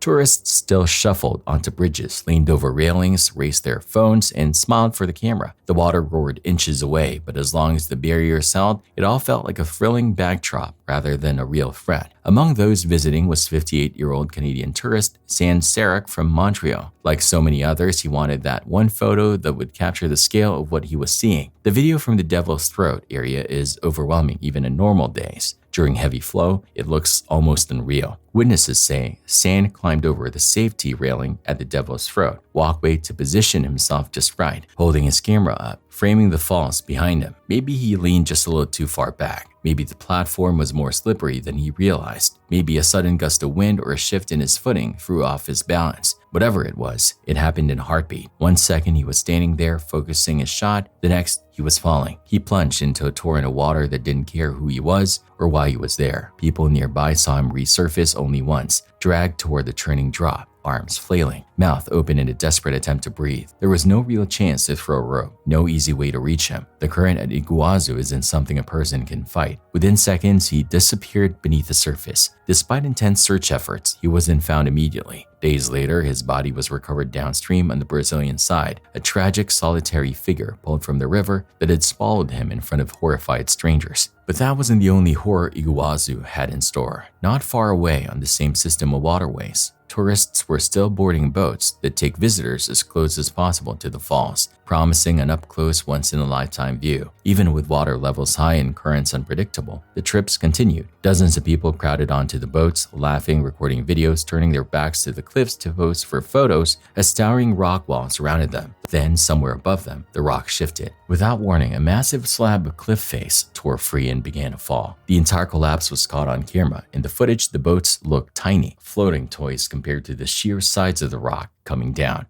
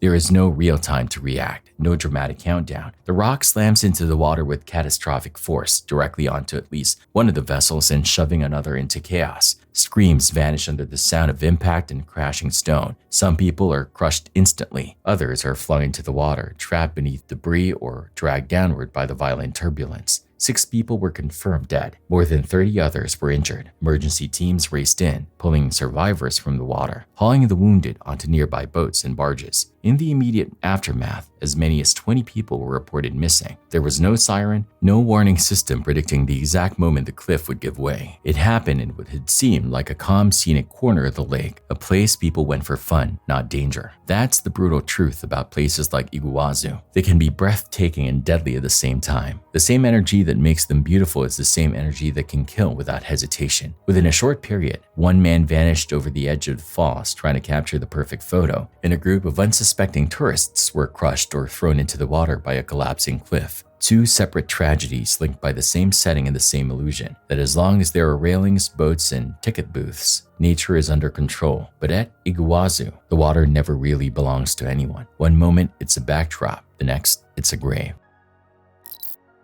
From temples to pits, we move to the marshlands of northern Iraq. On screen, it looks like the perfect day. A small motorized canoe glides across the calm water. A man is filming, laughing and talking with friends as they zip through the reeds. The sun is shining, the water is glassy, and the mood could not be more relaxed. That calm is exactly what makes the next moment so jarring. While they should be focused on where they are going, someone is clearly distracted, either by the camera, their phone, or just the fun of the moment.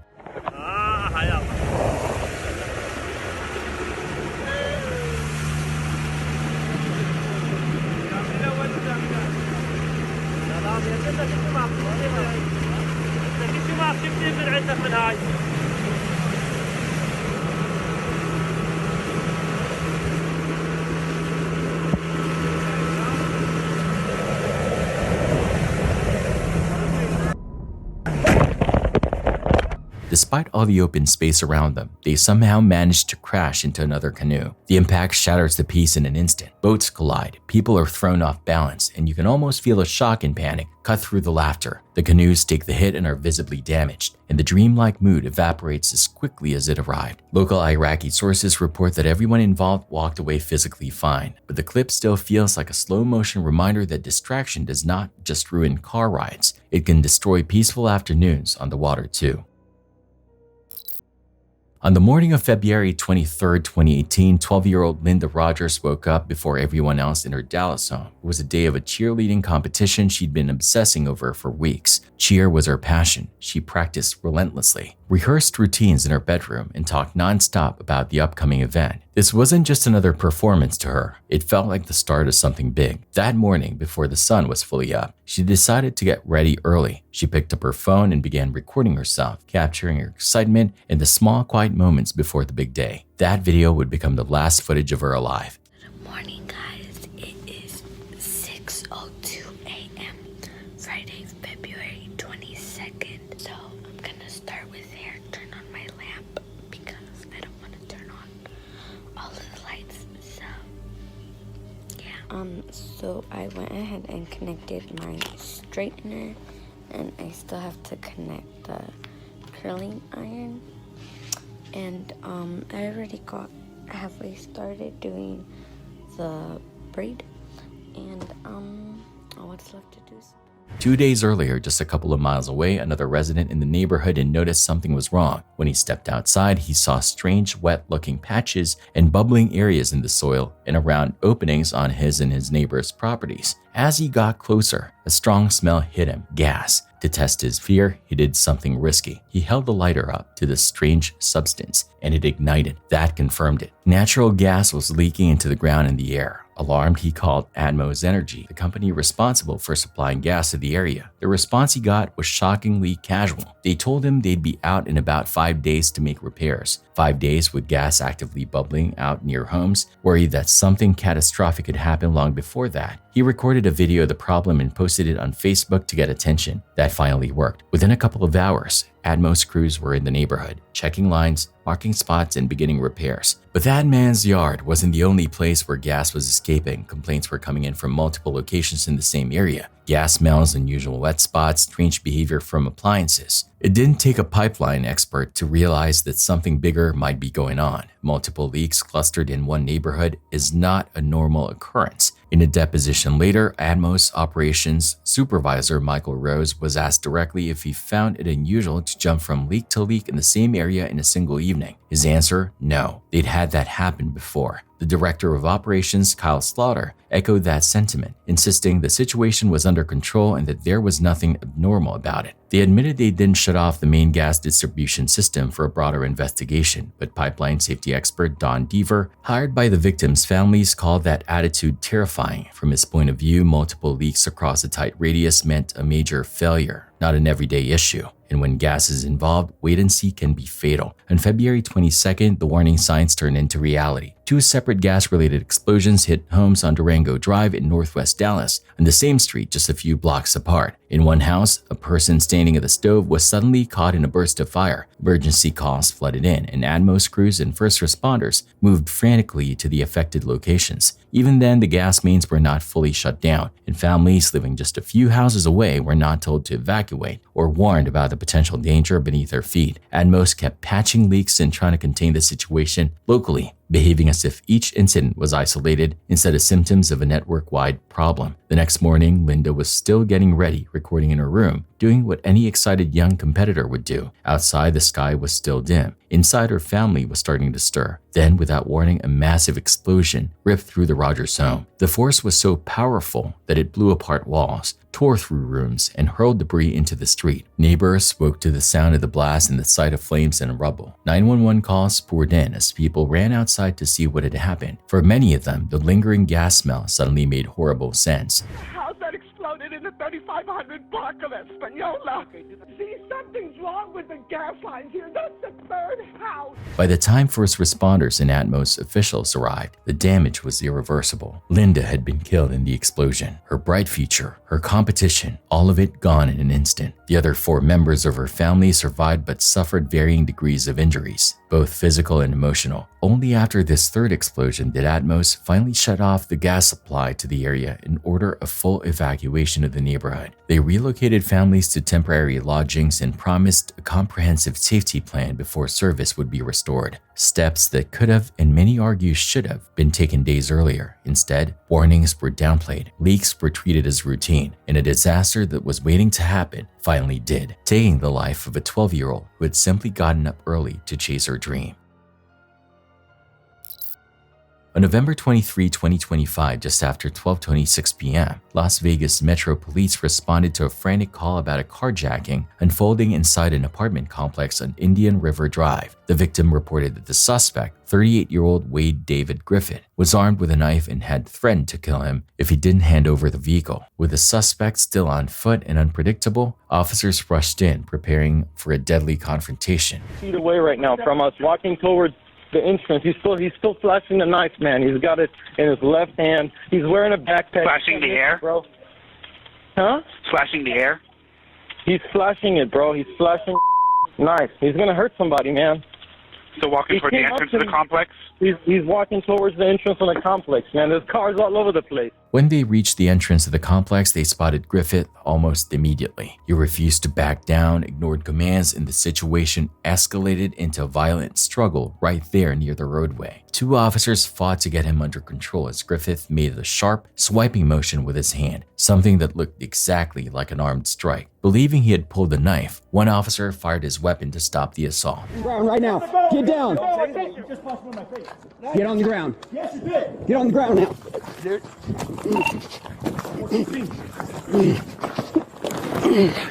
Stop. Hey,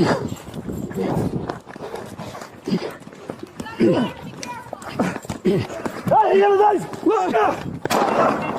Drop it now. Drop the knife. Shots fired. Shots fired. Drop the knife. Get on the ground now.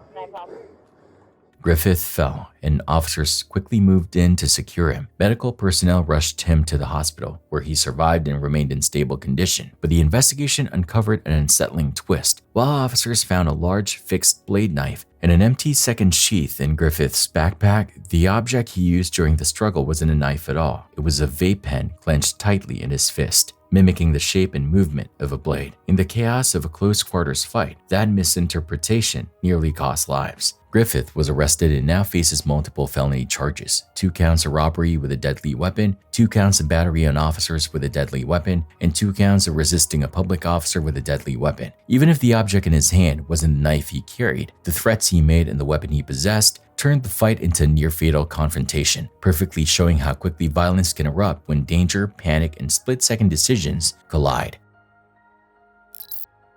The next scene comes from Hosur City in southern India, recorded by a CCTV camera mounted on the outside of a bus. It is a strange angle, but in this case, it captures everything you need to see. Traffic is moving along the road, vehicles passing by in a steady flow. For a brief moment, everything looks ordinary, just another day on a busy street. Then a truck appears, and in a matter of seconds, the entire scene explodes into chaos.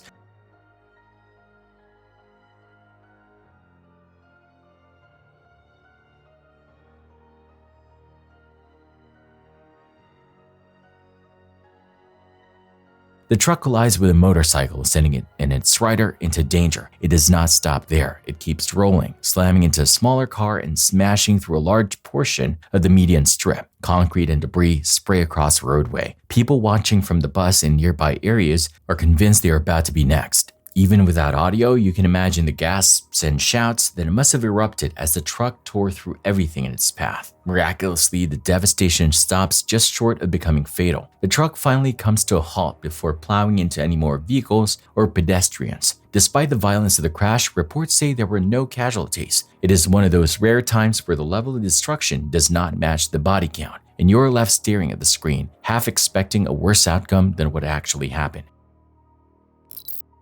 In December 2010, disturbing videos began circulating online showing a man cruelly harming kittens. The footage was sickening and vague, filmed in what looked like an ordinary room, yet it was clear that whoever made the videos was enjoying the attention. Outraged internet users gathered on Facebook and Reddit to try to uncover the identity of the person behind the camera. One of the biggest groups called itself Find the Kitten Vacuumer for Great Justice. Behind mostly fake usernames and profile pictures, people obsessively analyzed every frame, every reflection, every object in the background, hoping for a clue. Among the group were two people who would eventually stand out: a data analyst from Las Vegas named Deanna Thompson, using the online name Bodhi Movin, and a man calling himself John Green. Where most people saw a messy room and a monster, Deanna and John saw potential evidence: brands, objects, details that might narrow down a location. They noticed travel posters on the wall suggesting trips to places like Japan and Taiwan, but nothing conclusive. Then their attention shifted to something most viewers ignored: the vacuum cleaner. It turned out to be a Kenmore canister model that was only sold in North America, instantly ruling out a lot of theories about where the videos were shot. Around this time, a second twisted video surfaced, posted under a Facebook profile named James C. Krams. The profile picture looked eerily similar to the man seen in snapshots. When someone from the group messaged him and asked if he was the kitten killer, the reply was chillingly casual: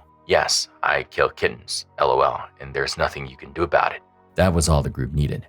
They dug in, connected dots, and soon convinced themselves they had their man. The group exploded in celebration. They believed the case was closed. But Deanna and John weren't convinced. Something felt off. The details didn't fully line up, and the tone of the profile seemed wrong. Their concerns were brushed aside by others eager for a villain to attack. The name and photo of the supposed culprit were blasted across the internet. Strangers harassed him, threatened him, and piled on. The problem was, he wasn't the person in the kitten videos. He was a depressed man who had been sharing the content and playing into the persona online. But he wasn't the original creator. The wave of humiliation and harassment crushed him, and he later took his own life. For the investigators who cared about accuracy, it was a brutal wake-up call. They had wanted justice so badly they'd helped destroy an innocent man, while the real abuser was still out there, watching. Some people left the group in guilt and frustration. Others, like Deanna and John, doubled down in finding the true suspect. As they kept digging, new clues emerged. Photos of the real killer showed him standing outside McGill University in Montreal, Canada. When journalists later obtained the name that matched their research, it lined up with what Deanna and John had already suspected. But authorities initially shrugged off the case. It was 2011 and many police agencies didn't see online animal cruelty as a priority, despite repeated warnings that someone capable of such calculated cruelty might escalate to harming people. Officials didn't fully engage. That changed when a new video appeared in May 2012, titled "One Lunatic, One Ice Pick." The killer had moved on from animals. The footage showed the torture and murder of a young man named Jun Lin, an international student from China. The killer didn't stop at recording the act. He dismembered the body and mailed different parts to schools and political offices in Canada. A building janitor discovered additional remains stuffed in a suitcase near a trash area. When investigators reviewed surveillance footage from the building, they saw two figures entering together, Jun Lin and the man later identified as the vacuum kitten killer. Later, cameras captured that same man returning alone and dumping items, including the suitcase. The suspect, now publicly named as Luca Magnotta, fled the country and flew to Paris the day after the murder. What followed was an international manhunt. Magnotta bounced between cities, but his online habits tripped him up. He was finally arrested in Berlin on June 4th, 2012, after being spotted in an internet cafe where he was reportedly looking up news articles about himself. He was extradited back to Canada, stood trial, and pleaded not guilty, blaming mental illness and dissociation. The jury didn't accept his version of events. He was convicted of first-degree murder and 4 additional charges, receiving a life sentence with no chance of parole for 25 years. The entire chilling saga, from internet sleuths chasing clues, to the tragic misidentification of an innocent man, to the eventual capture of a calculating killer, was later turned into the Netflix documentary Don't F With Cats, Catching an Internet Killer.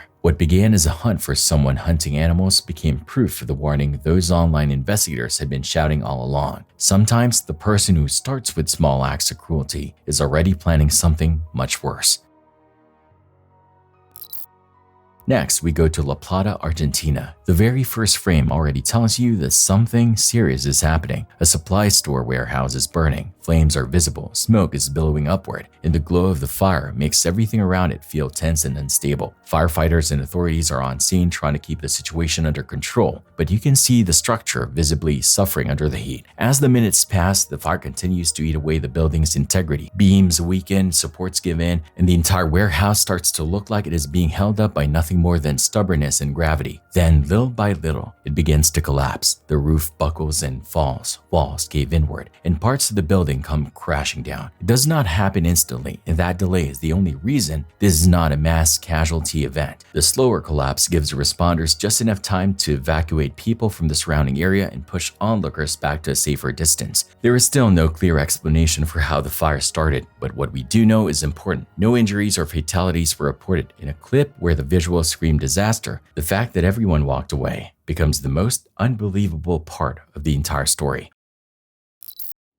On November 13th, 2025, a quiet afternoon in Clearwater County turned into a violent and surreal confrontation that looked like something ripped straight out of a nightmare. Just after noon, a deputy spotted 75-year-old Dennis Hoye at a small-town gas station in Central Street West in Bagley. Hoye wasn't just passing through. He was wanted on multiple active felony warrants, and the moment the deputy approached, the situation detonated into chaos. Rather than surrender, Hoye dug his boots into the ground, refused to comply, and tore himself away from custody. In an instant, he jumped into his pickup truck, slammed the door, and floored the gas. What should have been a simple arrest turned into desperate chase, winding across back roads, and eventually spilling out onto US Highway 2, where speeds climbed and deputies realized they weren't just dealing with a non-compliant man, they were dealing with someone who had no intention of stopping. Well, I'm just asking you, do you have any weapons on you? No. No? Okay, let's step over to the front of my car here, okay? You want to just keep your hands out of your pockets for me? Yeah. Just step over here for me, okay? Can you put your hands in my bumper here? Oh, I ain't gonna do it. Oh, come on now, Dennis. Dennis? No. Okay. Hey. No. You are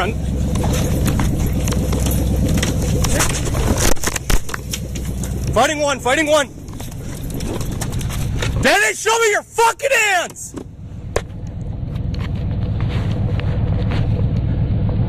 One at gunpoint. Give me some units now.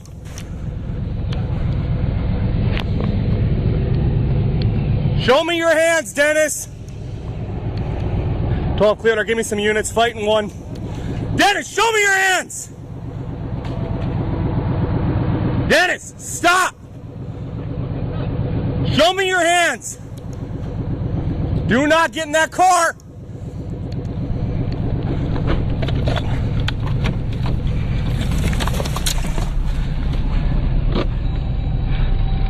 Clearwater, he's back in his car. Do not drive away!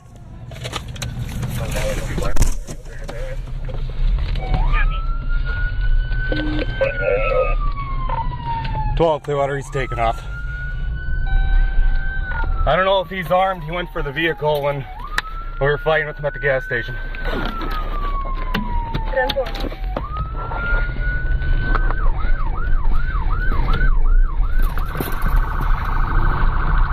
He's found 202, I'll call it. 10-4.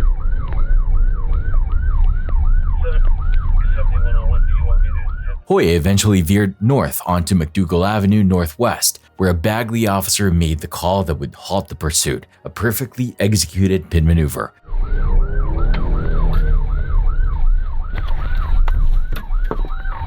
Hit.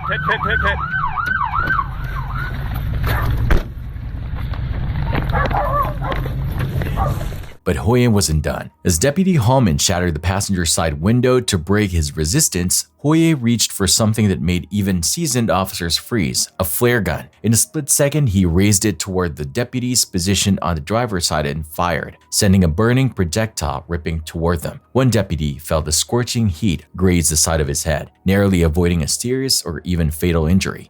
Your hand! Watch crossfire. Get your hands up! Hands up! We gotta... Your hands up! I got a window popper. You want me to pop it? Pop it.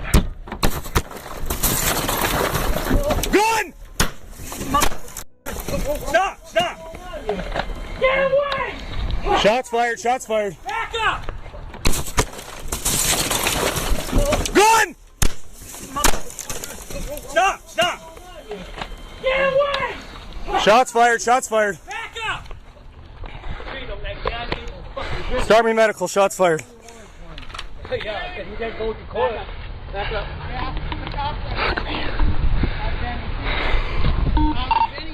We need medical.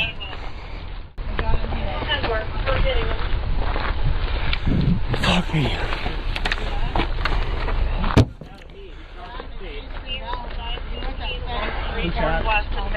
shots fired. Dude, you gotta fuck on, huh?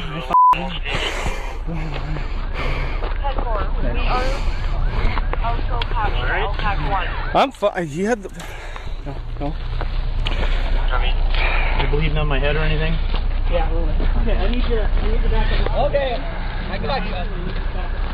Seeing a weapon discharged in close quarters, Hallman reacted instantly. He fired through the broken window, striking Hoya inside the cab. Deputies pulled him from the vehicle and attempted medical aid on the gravel driveway, but it was already too late. Hoya was pronounced dead at the scene, the chase ending exactly where it started, with flashing lights surrounding a man who refused to surrender until the very end. This clip starts with a line that immediately puts you on edge. It's a grandma, and she's about to experience a home invasion. That alone is enough to make most people tense up, because an elderly person up against an intruder is never a fair fight. The footage shows her home in the middle of the night, around 3 in the morning, a time where most people are asleep and at their most vulnerable.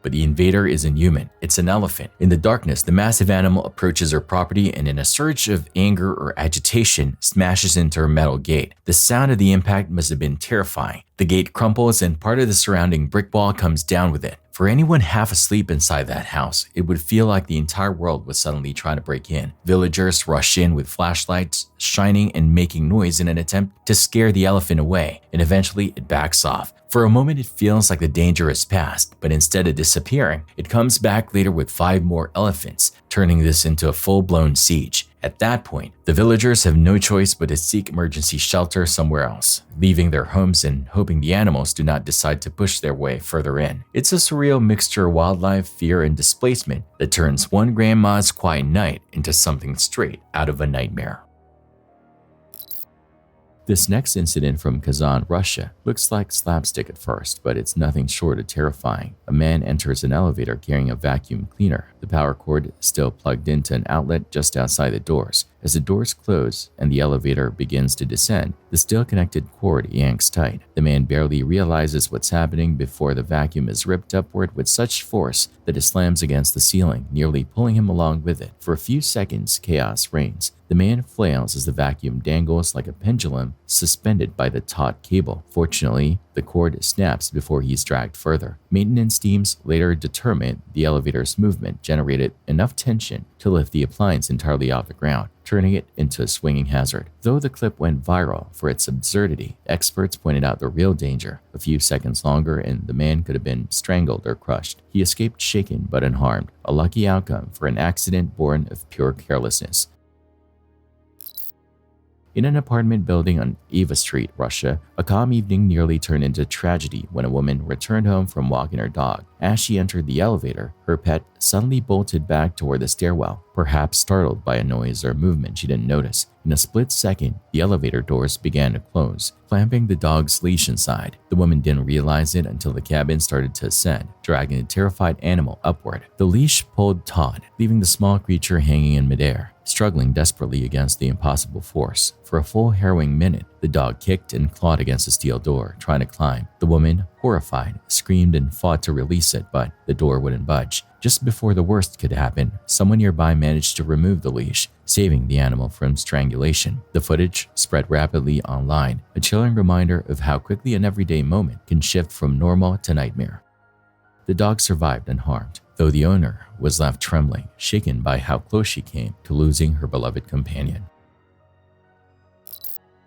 A young woman named Isabella Pa unexpectedly went viral after sharing footage of a terrifying kitchen explosion inside her family's home. She and her 2 brothers were preparing dinner when their pressure cooker, unknowingly clogged with steam and food residue, exploded with tremendous force. The blast covered the walls and ceiling with beams and sent shards of metal flying across the room. In the video, Isabella can be seen screaming in shock as smoke fills the kitchen.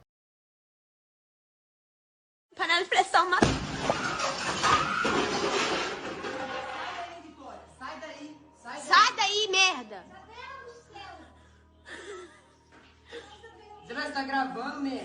Her siblings, equally stunned, rushed to assess the damage. Luckily, none of them were seriously injured. Though Isabella suffered burns on her legs and minor bruises from the explosion, photos posted afterwards show the entire kitchen drenched in food and debris. Experts later explained that the clogged valve caused the internal pressure to build beyond safe limits, making it one of the most dangerous malfunctions a pressure cooker can have. This viral clip stands as a warning to always check your kitchen equipment carefully, because even an everyday meal can turn into chaos when safety is ignored. From Yunnan, China, this CCTV footage recorded on July 22, 2025 depicts a narrow rural roadway surrounded by steep, eroded hillsides. A few cars and trucks crawl cautiously along the wet pavement. Cones and warning signs are visible in the distance, evidence that a small landslide had already occurred earlier that day. But as one heavy truck edges forward, the earth above begins to tremble again. Within moments, the slope gives way, sending a wave of mud, stone, and debris cascading onto the road.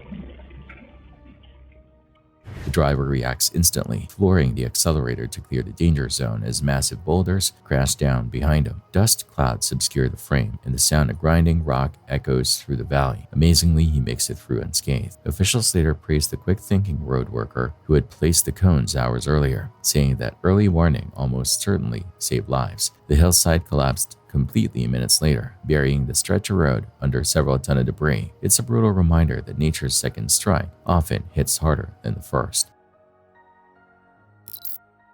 At the Gladiola Estates complex, a near tragedy unfolded when a young boy fell through thin ice on a partially frozen pond. Police officer Troy Ellison responded within minutes, sprinting across the property until he spotted the child clinging desperately to the edge of the ice, half submerged in freezing water. Without hesitation, Ellison dropped to his hands and knees, crawling across the fragile surface to distribute his weight. As the ice cracked beneath him, he reached forward, gripping the young one's coat. "I got you, bud," he repeated over and over, inching backward until they both reached solid ground. All right, how deep is it? Okay, I got you. I got you. I got you, bud. I got you.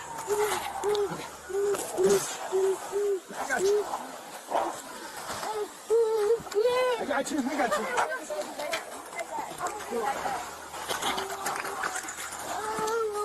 I got you. I got you, bud.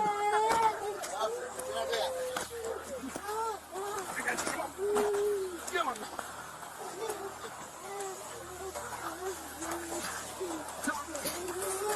Paramedics arrived moments later, wrapping the youngster in blankets and rushing him to a local hospital. Thankfully, he suffered only mild hypothermia and was released the same day. The incident serves as a powerful reminder: frozen ponds are never safe playgrounds. Even when the surface looks solid, it can give way in seconds. Thanks to one officer's courage, this story ended not in tragedy, but in gratitude.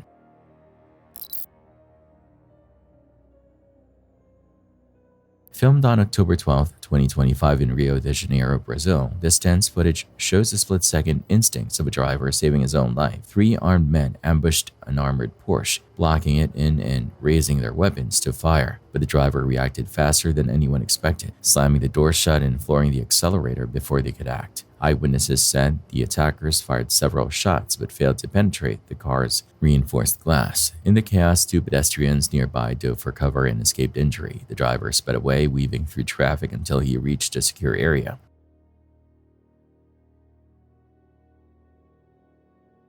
Rio has become notorious for daylight robberies, where luxury vehicles are often targeted by heavily armed gangs looking for quick ransom or resale. Videos like this one reveal just how fragile safety can feel, even for those who think they're protected behind bulletproof glass.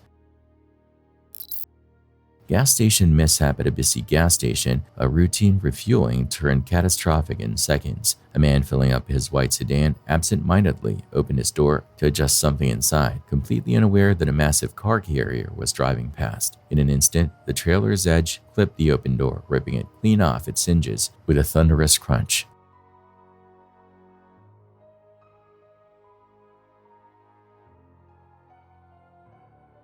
Startled, the driver stumbled backward, staring at the mangled remains of what had been his door just moments before. No one was hurt, but the financial damage was immense. Security footage of the incident quickly went viral, with commenters calling it a painful lesson in awareness. Experts later noted how such accidents happen frequently at tight fueling stations, where large trucks and smaller vehicles share close quarters. The takeaway was simple but vital. Always check your surroundings before stepping out or opening a car door. One careless move can cause a disaster in the blink of an eye.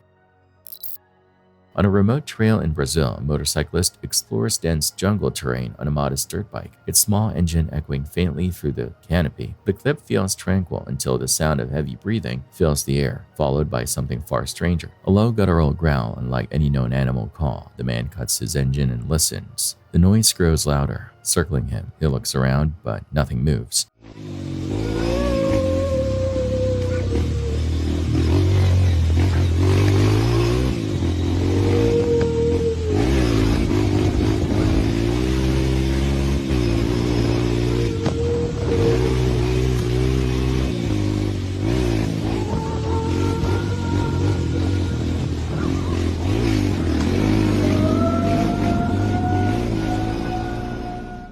This type of footage surfaces often online, fueling debates about cryptids and unknown species. Yet many local biologists believe such sounds belong to large jungle predators, possibly jaguars, whose roars distort when echoing through uneven terrain. Still, others aren't convinced. The biker himself later claimed he felt a vibration under his feet, as if something massive was moving just beyond sight. While the internet argued over explanations, animal, supernatural, or staged, one thing remains certain: whatever stalked those woods that day made even seasoned locals uneasy. Whether real creature or hoax, the audio alone is enough to raise the hairs on anyone's neck. This disturbing scene unfolded on October 17, 2025, inside a small cafe in Nizhny-Kamsk, Russia. Two intoxicated men were seated at a corner table when, without warning, one of them drew a gun and fired multiple shots at a female employee working nearby. Chaos erupted instantly. Customers dove to the floor while others ran for cover.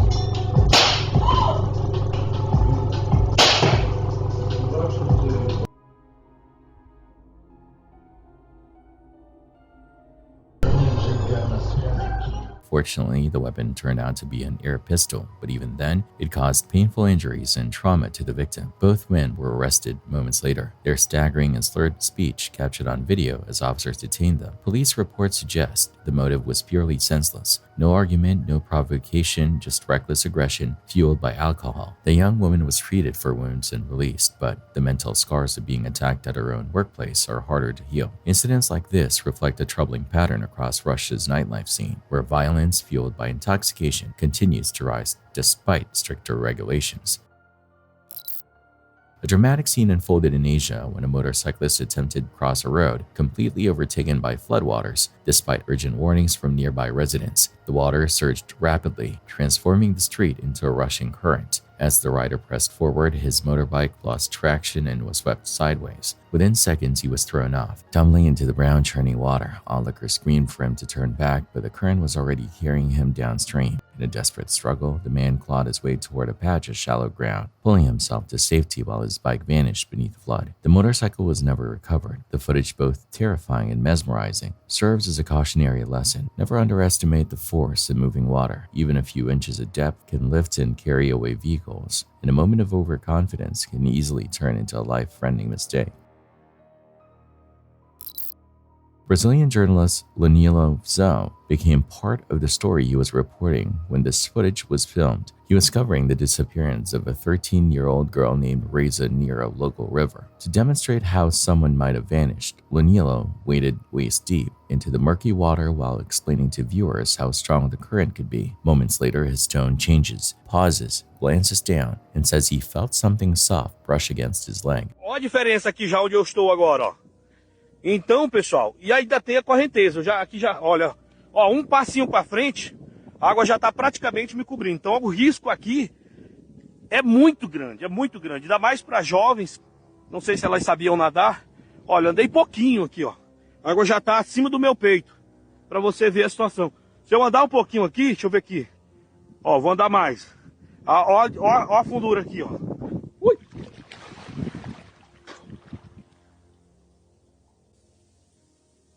Ai. Eu acho que tinha um negócio aqui no fundo da água. Não, era mole.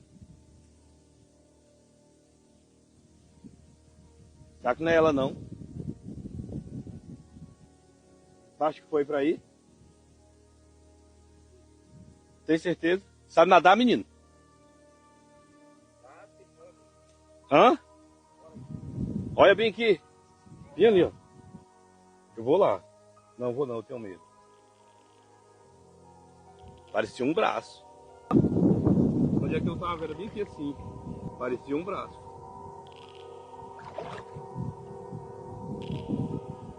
When rescuers investigate the exact spot, they discover what nobody wanted to believe: Breeze's body, trapped beneath the water's surface. The clip, though difficult to watch, reveals the tragic irony of the situation. The journalist unintentionally located the missing girl during his broadcast. Authorities later confirmed that she had drowned days earlier while swimming with friends. Lanilo's raw reaction on camera, shock, disbelief, and grief, turned this report into one of the most haunting live discoveries ever captured. What began as a demonstration turned into a heartbreaking conclusion to a family search.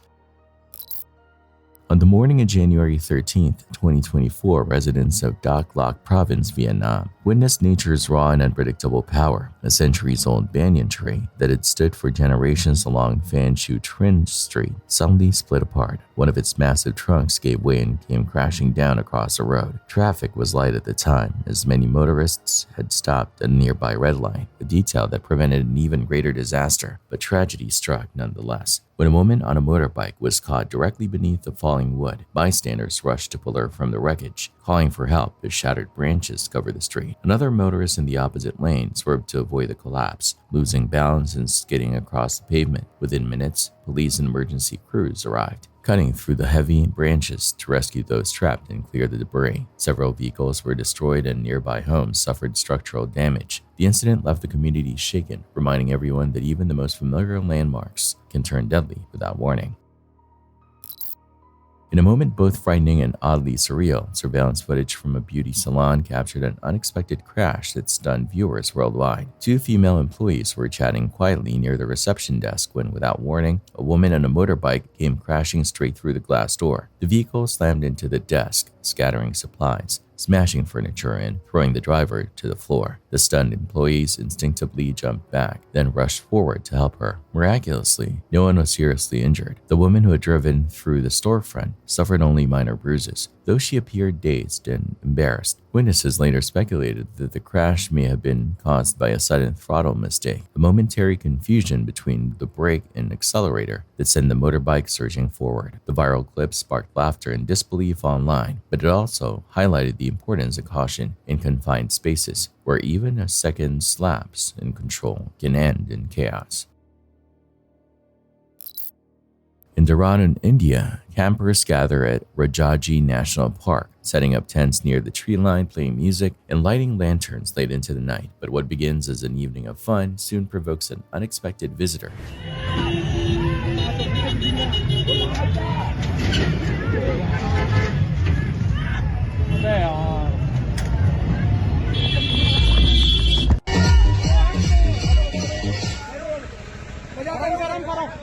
भाई बजा song बजा तेज आवाज में ना छेड़ो भाई तेज आवाज में बजा दो बजा. From the darkness, an elephant emerges, drawn and agitated by the bright lights and noise. The massive creature charges toward the camp, trumpeting furiously. Its calf lingers nearby, adding to the tension. The panicked campers scatter, but not fast enough. The elephant rams into a parked tractor trolley filled with equipment and people, flipping it onto its side with ease. Screams echoes the group, scrambles to safety. Forest rangers later explained that elephants often react aggressively to sound pollution, especially when protecting young ones. In this case, the mother's instinct led to chaos. Thankfully, everyone survived, though several suffered fractures and bruises. The footage later served as a stark educational piece on why respecting wildlife boundaries isn't optional, it's essential. On June 3, 2022, an 18-year-old in Tangerang, Indonesia was struck and killed after stepping into the path of a loaded truck. What separated this from the many daily roadway tragedies was intent. It wasn't a misstep. It was part of a viral dare locals nicknamed Malaikat Maut, the Angel of Death challenge. Participants, mostly teenagers and other impressionable youngsters, would sprint into traffic and stand their ground in front of heavy lorries, betting the driver could haul several tons of mass in time. Physics say otherwise. The truck's stopping distance scales with speed and load. Even with full braking, momentum carries the vehicle dozens of meters. Add driver reaction time in mixed road conditions, and you have a ritual that turns split-second bravado into irreversible consequences. Beyond the terrible toll on participants, the trend traumatized drivers who faced legal jeopardy and lasting guilt for impacts they could not physically prevent. In one well-publicized case involving a 14-year-old, a panicked driver fled and instantly transformed a likely exoneration into a hit-and-run investigation. After the Tangerang death, police flooded hotspots and reportedly intercepted more than a dozen copycats the same day, while continuing patrols into the following months. Platforms later scrubbed related clips, starving the trend of the attention it fed on, but the underlying dynamic remains a cautionary loop. A small circle of thrill seekers, an algorithm that rewards shocking risk, an immutable math of mass times velocity. When those meet on an active carriageway, there is no room left for luck, only aftermath. Security Inspector Benji is used to clearing derelict properties, broken windows, squatters' nests, the usual. But this address is the one that lives in his head. Door slam with no wind, footprints appear in dust that should be undisturbed, and every sweep feels like it was done 5 minutes too late. Ayun. There is somebody in here.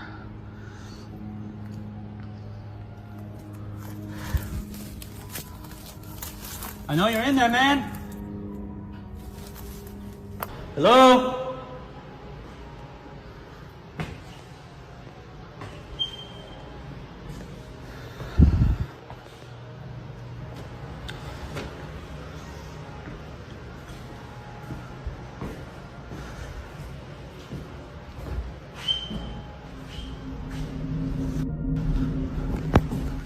Police!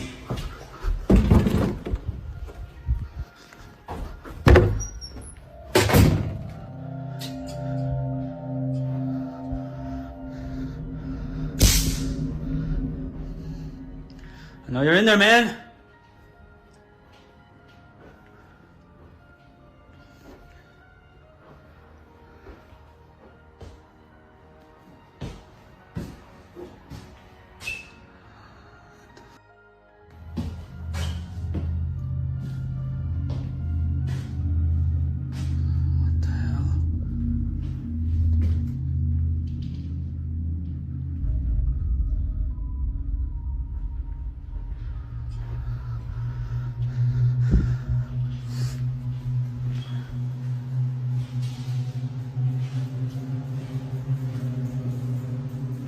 She's in your house, man.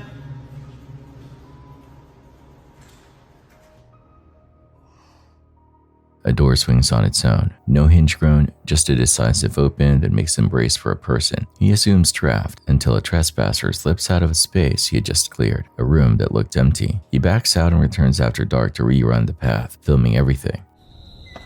Hello?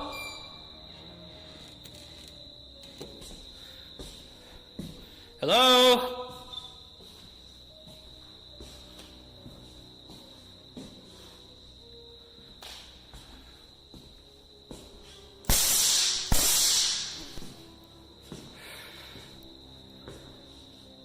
Hello?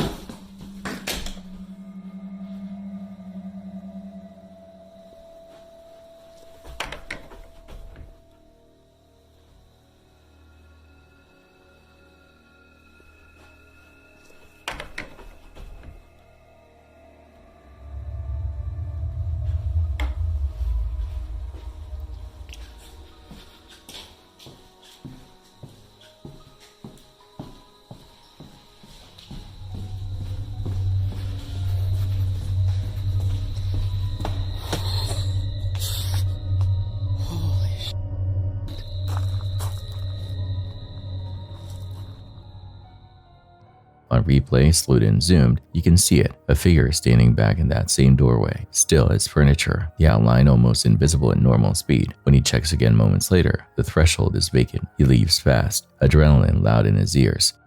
Was it the same intruder circling the rooms, or someone else shadowing him between passes? The footage never answers the question. It only confirms the feeling that the house isn't vacant. It's occupied by someone who chooses when to be seen. This shocking footage was captured in northern China back in November 2023. A massive tanker truck sat waiting at a red light in the Hebei province, appearing completely normal at first glance. The driver had stepped out to inspect a possible mechanical issue, unaware that the vehicle he was standing beside was carrying a volatile cargo, over 30 tons of nitric acid. What he didn't realize was that one of the tanker's main valves had become clogged, creating a deadly buildup of pressure inside the container. Within moments, that pressure reached its limit, and the result was horrifying.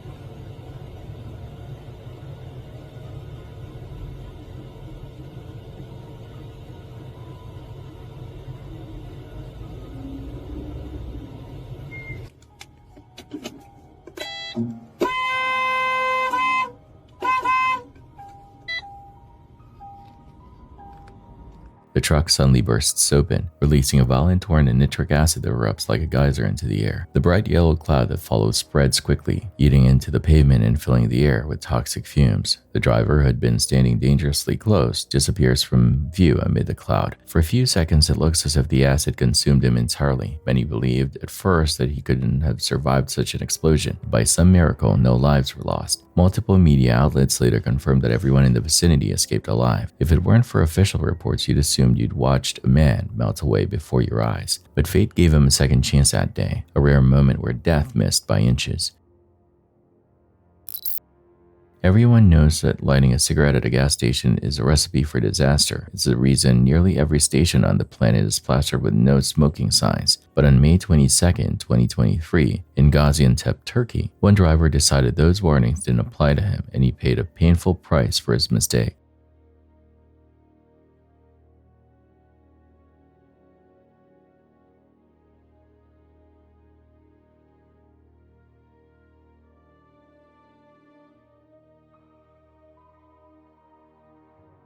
Surveillance footage shows the man pulling up to the pump and calmly refueling his car with liquefied petroleum gas, LPG. Everything seems normal until he finishes filling the tank, gets back into the car, and does something unbelievably reckless. He lights a cigarette.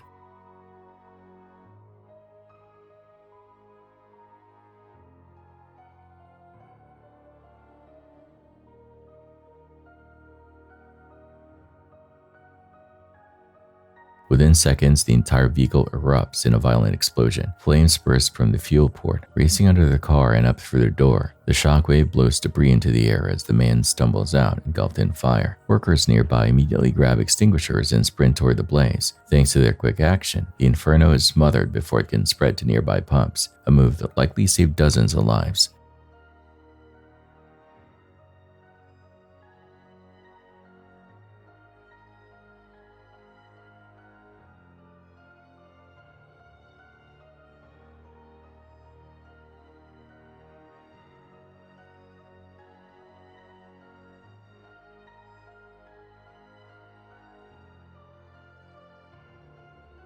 The driver, though severely burned, was rushed to hospital and survived after treatment of second-degree burns. It's a terrifying yet crucial reminder. LPG is one of the most volatile fuels in existence. One careless flick of a lighter is all it takes to turn a quiet gas station into a fireball. In January 2005, UK tabloids began reporting on a street-level fad with a deceptively breezy name, Happy Slapping. There was nothing light about it. With camcorder phones newly common, groups, often adolescents and other young ones, ambushed strangers for a quick slap, filmed the shock, and circulated the clip for laughs and status.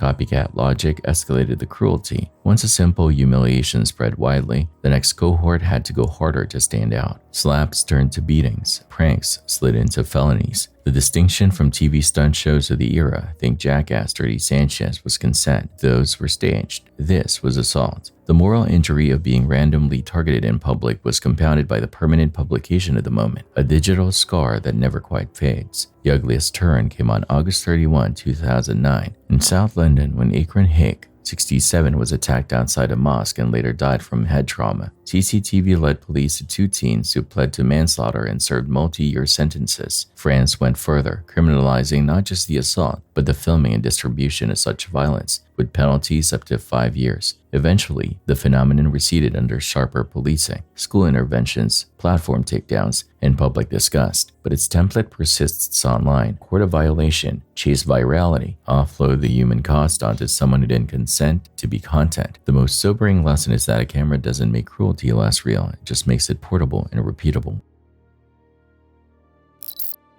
This next clip's origin remains unclear. There's no exact location or verified timestamp, but the limited information available suggests it was recorded in February 2020, and the only written report found about it was in Russian.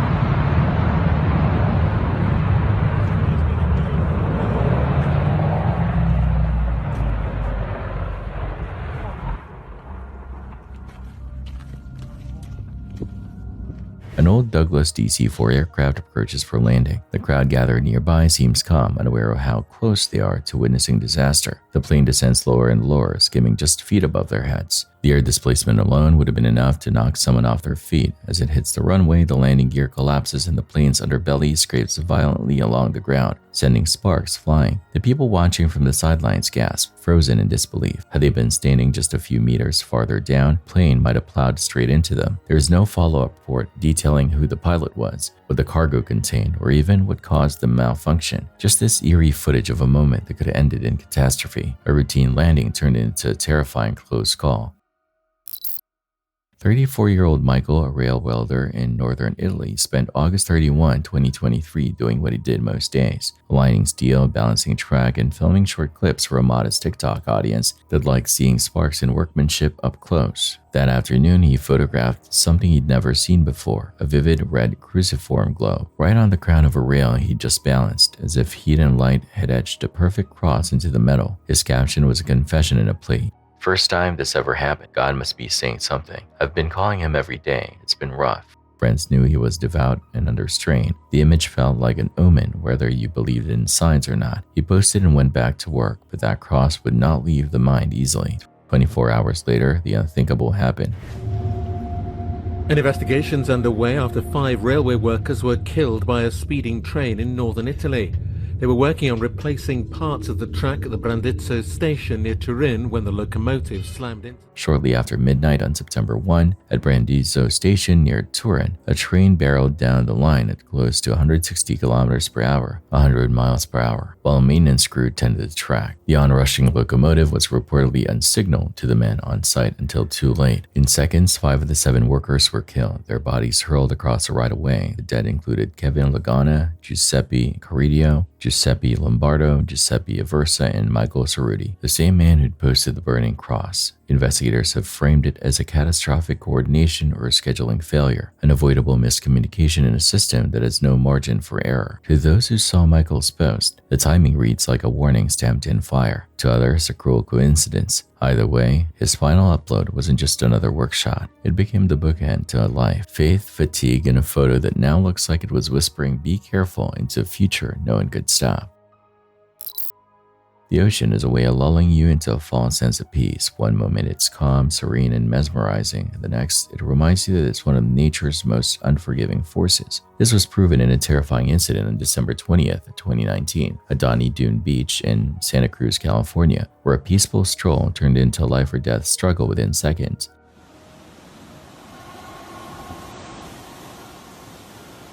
Footage from that day shows a man casually making his way across a cluster of slick rocks near the shore. The sea behind him appears calm, almost harmless. Then out of nowhere, a towering wave rears up, far larger than anything in the preceding moments. Before the man can even turn around, the wave crashes down with brutal force, knocking him backward into the rocks. You can hear the impact before seeing his body vanished beneath a surge. The churning water drags him several feet out toward Monterey Bay, where the current is notoriously strong. Onlookers scream for help as the waves continue to batter the rocks. Seconds later, rescuers from the California Department of Forestry and Fire Protection, along with California State Parks officials, rush into action. They battle the surf and manage to pull the man to safety, soaked, shaken, and bloody, but somehow alive. Miraculously, he escapes with only minor injuries. The entire ordeal lasts barely 10 seconds, but those few moments deliver a brutal truth. The ocean doesn't give warnings. One peaceful glance can turn into a deadly strike. February 14, 2020, Parker Smith meets friends to film a jump challenge. He springs. The flanking pair sweeps his leg midair. He cartwheels back and fractures his arm. He was fortunate. The format, 2 on the sides, 1 in the middle, weaponizes surprise. As the center jumper rises, the accomplices kick at both ankles, removing any chance to plant a foot or tuck a shoulder. The result is an uncontrollable backfall where the first point of contact is often the skull. Viral origin clips reportedly came from Spain, then migrated through short video platforms. Imitators, including many young ones, leaked the choreography without grasping the stakes. Concussions, seizures, subdural bleeds, dental fractures, cervical injury. In Cherry Hill, New Jersey, January 24, 2020, a middle schooler lost consciousness and seized. Authorities arrested 2 13-year-olds for third-degree aggravated assault and endangering an injured victim. Platforms purged hashtags and search terms, but archival reposts and compilation channels kept resurfacing the pattern, and by late 2020, there were still prosecutions after new attempts. The danger isn't abstract physiology, it's mechanics. A backward fall from standing height onto a hard surface can generate head impact forces exceeding what helmets for many sports are rated to absorb. And in this prank, there is no helmet and no warning. If a challenge depends on ignorance to succeed, it isn't a game. It's a setup that transfers risk to the least informed person in the frame. YouTuber Zach Catch-em-all Fishing, chases pythons with the same energy he brings to big fish. But in June 23, 2022, he swaps swamps for an abandoned underground complex, a concrete maze of echoing corridors, vents, and black chambers that looked copied and pasted for miles.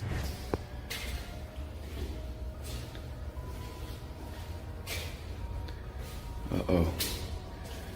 So, before I get too deep in here, just want to let you all know I'm looking for snakes right now, for pythons, and honestly, feel like I shouldn't be in here. Hello?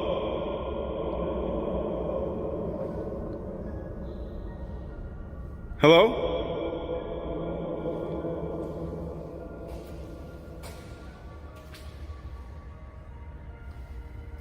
Guys, it's really creepy in here, and it's really big. Hello?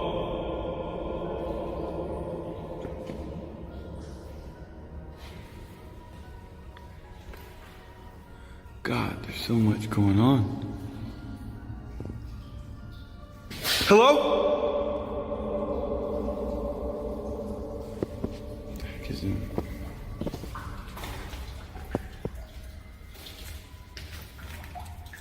That goes on forever. Alone this time, he narrates to steady his nerves. Feels like I shouldn't be in here. Sounds ricochet off walls until it becomes its own camouflage.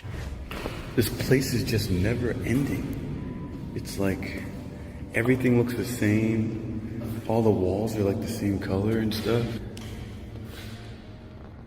And there's so many places like that the snakes can get through, like air vents and... Guys, this is honestly, like, this is spooky right now. What?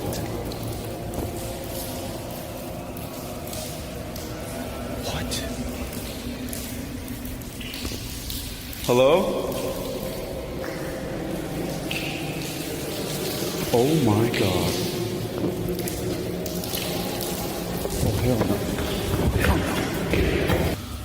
Oh crap. The voices stopped. The voices stopped, guys.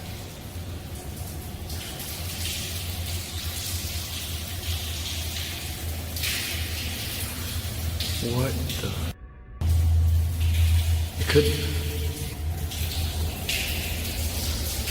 I guess it could be someone.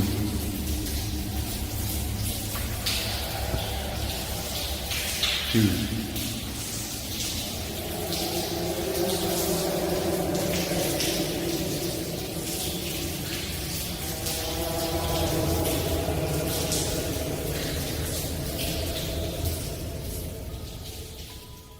And then the audio landscape changes, voices, not his, layering in from somewhere ahead.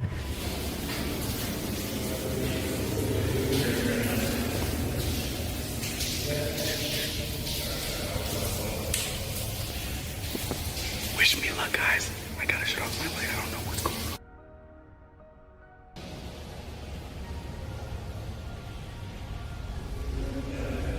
He kills his light and holds still, counting seconds by breath for nearly 10 minutes as footsteps and muted conversation drift closer, then fade, then cease altogether. When he finally risks the beam again, he decides the python can wait, exit over curiosity. Only later in editing, he finds what his nerves had hinted at. The heck? It's leaking outside from somewhere. What? Hello? During a casual pan toward a notch rip, the camera catches a motionless figure in the next room, turned directly toward him. In real time, he didn't register it. His body did. It's the worst kind of discovery, proof that the feeling of being watched wasn't paranoia. In vast places like this, danger doesn't have to move fast, it just has to stand where you least expect and let you walk past. Security footage from a shop in Sichuan, China, dated March 2nd, 2022, captures a scene that unfolds in seconds but feels like slow motion. The shop owner, standing outside a small business in Panjiwa City, steps out for a brief moment of fresh air. He pulls out his phone to take a selfie, completely unaware that fate is seconds away from striking.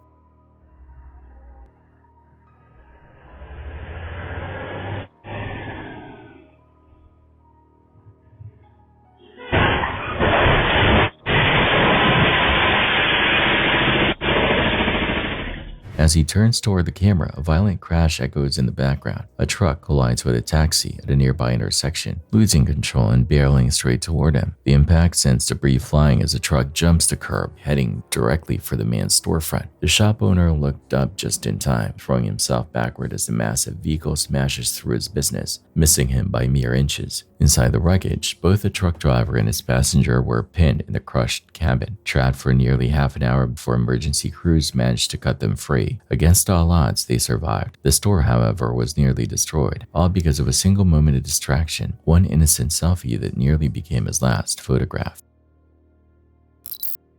By late 2021, police in Milwaukee and beyond noticed a spike. Thefts of Hyundai and Kia models, roughly 2011 to 2021, were spiking by double and triple digits. The catalyst became clear after a July 12, 2022 viral how-to. Some trims lacked immobilizers. Once the steering column shroud was popped, a USB plug could turn the exposed ignition knob like a key. The platform removed the tutorial, but the exploit metastasized. What followed wasn't traditional auto theft for reseller parts. It was performance crime for likes. Self-titled crews recorded break-ins, donuts, sidewalks, slaloms, and wrong-way runs. The risk curve bent violently upward, terrified pedestrians, T-bone collisions, and rollovers with unbelted occupants, often youngsters, thrown from the cabin. In Buffalo, October 2022, a stolen Kia crashed, killing 4 teens. Nationwide, at least 8 deaths were tied to copycat joyrides. Civil fallout came next, a $200 million settlement addressing the owner's losses in software or hardware mitigations, updates, steering wheel locks, aftermarket kits. But software patches can't fix reckless incentives. As long as notoriety is a currency, some will try to buy it with borrowed danger. The sober countermeasure isn't only technical, it's cultural, shifting what we celebrate and refusing to turn neighborhoods into reels of collateral damage. Two seasoned explorers, Kenneth and Justin, moved through the skeletal remains of an old paper mill in Austin, Pennsylvania, a place locals whisper about like a warning label. They've done 100 dead sites, but this one demands slower steps, soft floors, blind shafts, and the heavier hazard stories. Residents talk about unseen movement, cold spots, and a presence that trails you just outside the frame. The paper mill's haunted as shit, because I went there the one night, me and my buddies. We all went over there, and we were drinking a little bit, but yeah, my buddy caught it on camera that like something ran behind us. No kidding. On Snapchat, like he caught it on camera and everything. One guy swears he caught something sprinting behind his group on Snapchat. They'd been drinking, sure, but the clip lived on. The pair ignore the folklore and drop beneath the main structure into a concrete void veined with pipes and runoff. Their lights rake the ground. Bone, not scrap wood, not rebar. A bone, pale, unmistakable. Before they can square that, a voice, small, close, and disembodied, slips out of the dark like a whisper into your ear. Instinct detonates. Both men break for open air, tripping over each other to get daylight and distance. I want to get that lower, closer down here. There's a bone on the beaver dam there. Good. Holy shit. See it right there? What is it? A bone. Bone. I don't see it. Oh, it is. What the f? Holy smokes.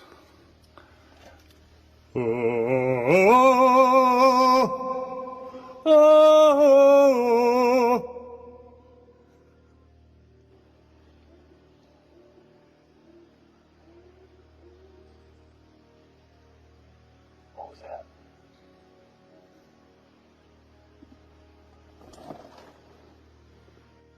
Hello?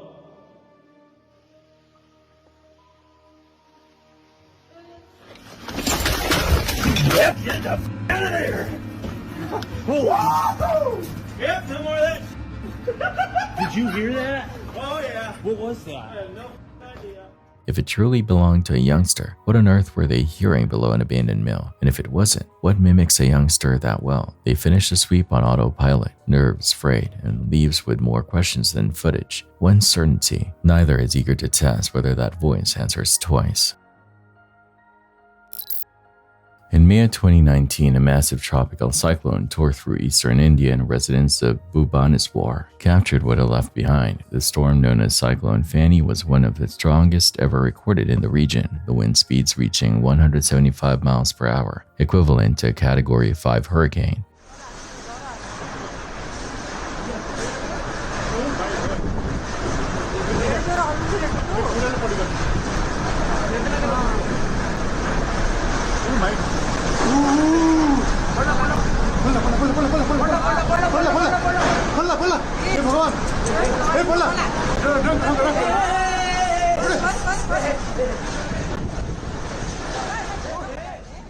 In this footage, the camera focuses on a construction crane towering above the city's skyline. The wind soared like a freight train. Then, without warning, the crane begins to sway violently. The steel structure twists, bends, and then collapses in a horrifying chain reaction, crashing down directly onto nearby homes. There's no clear record of whether anyone was inside the houses when the crane fell, but most believe residents were sheltering indoors when the storm struck. The sheer force of the cyclone was unlike anything locals had ever seen. Cars tossed like toys, trees uprooted, and entire streets submerged underwater. It was nature at its most unforgiving, and this footage is a haunting reminder of just how fragile man-made structures truly are when the earth decides to strike back. Decades before viral apps, car surfing had a subcultural pull. Right outside the vehicle on a roof, hood, or window frame, while a friend keeps it steady. Modern design has made it even deadlier. Sleek bodywork leaves few handholds. Electronic throttles respond instantly, and stability control can produce abrupt corrective yaw the rider doesn't anticipate. The physics are blunt. At 30 miles per hour, 48 kilometers per hour, a fall into asphalt is kinematically akin to dropping from a third-story window. A 2008 CDC review counted 58 deaths and 41 severe injuries since 1990. Social media has only widened the funnel of imitation. In May 2023, a 16-year-old riding out back window died when the driver lost control and rolled. A seatbelt in the seat would almost certainly have saved him. Why does it persist? Because the footage looks effortless, right up until the moment it doesn't. It's also deceptively hard to coordinate. A driver's instinctive corrections, a pothole, a gust, or a slight brake tap can instantaneously turn grip to air. The most experienced car surfers are simply the ones whose luck hasn't run out yet. Some jobs test human endurance, but few compare to what sailors face at sea. This anonymous video with no date or location attached shows the terrifying reality of ocean navigation during a storm. Waves tower like walls, rising dozens of feet into the air. A massive freight ship, nearly 1,000 feet long, looks like a toy amid the raging waters.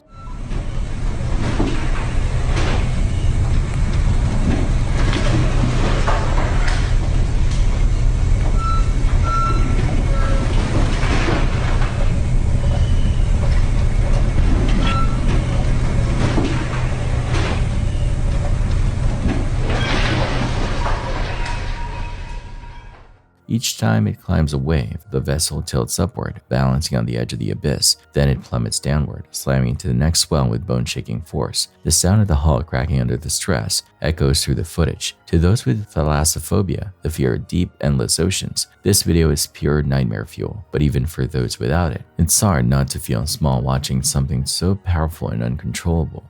Out there, far from land, the sea decides everything, and survival is never guaranteed.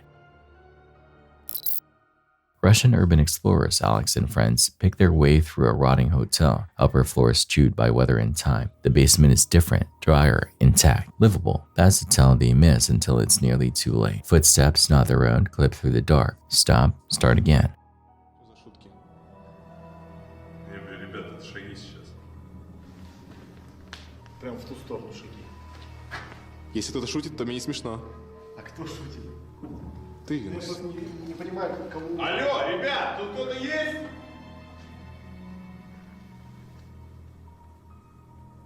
Народ! As they shoulder gear to leave, a squatter lunges from the blind side with a knife, angling them into a choke point between pillars and utility walls. Panic is useless in a grid like this. You can't sprint through corners you don't know. The cameraman produces a non-lethal pistol, no stopping power against a determined assault, but enough to reset the psychology in a cramped corridor where distance equals survival. Опусти свет, опусти, сука! Так, стоп, мужик. Опусти свет, быстро, блядь! Кто такие, Ну, мы снимаем здесь. Чё, ну, блядь? Для ютуба. Кто такие, я тебя спрашиваю? Просто, мужик, успокойся, просто снимаем. Чё ты просто, блядь? Камеру, сука, положил сюда, быстро! Все, ничего. Слышь, положил, я сказал, на землю. Ладно, Сань, положи камеру. О, ты понял, что, Окей, блядь? всё. Нет. Кто такие, что трётесь? А? Просто снимаем видео, просто снимаем. Видео, Видео будем по заброшке снимать. Где уж мне, да? Выключи фонарь, не свети мне, понял? А в чем проблема? Слышь, в чем проблема? Чё сюда приперся? Вы же знаете вообще, чья это территория? Чья? Моя, нахуй, моя территория, трётесь. А? Ну, приехали, поснимали, в чем проблема? Мы уйти можем. Уйти вы просто так можете. Ща. О, сука. Чё за пукалка, а? Чё ты, убери, Кунсу убери, нож положи свой. А, сучья. Опусти камеру. Не убери камеру. Камеру? Положи камеру. Мужик, алло, послушай, все, давай мы успокоимся. Мы сейчас просто свалим, и проблем нам никаких не нужно. Проблемы, сейчас у вас проблемы будут. Какие у нас проблемы? Ну давай, подойди, устрой проблемы мне. Если нужно, наложим на лицо маску, все что хочешь. Если я сука, слушай меня, блядь. А? Устроили тут мне, блядь. Если я увижу где-то запись, я вам, сука, понятно, тварь? Так, успокойся. Поняли меня? Успокоился, мужик. Все, съебались отсюда, быстро забрали все, съебали, поняли? Убери руку, нахуй. Куда убери руку? С ножом стоит тут. The man hesitates. The crew seizes the only open vector, retreating in a staggered peel. One backs, one covers, one pulls cables. They clear the stairs, make asphalt, and keep moving until the hotel is a silhouette. The footage, jittery and raw, isn't proof of bravery so much as a lesson. In abandoned places, nobody lives here is an assumption, and assumptions are what get you cornered. A clip from Yemen shows a late-night customer who doesn't read like a customer. The shop's CCTV captures a woman whose complexion is chalk pale, postured slightly off-axis as if her balance lags behind her steps. Her hand fans through the frame with joints bending a beat later than the motion. Uncanny valley territory. Mid-sentence, her voice shifts timbre, like a second speaker wearing the first. She cycles a phrase, "Who passed away?" with a cadence that ignores the owner's replies, as though she's reciting rather than conversing.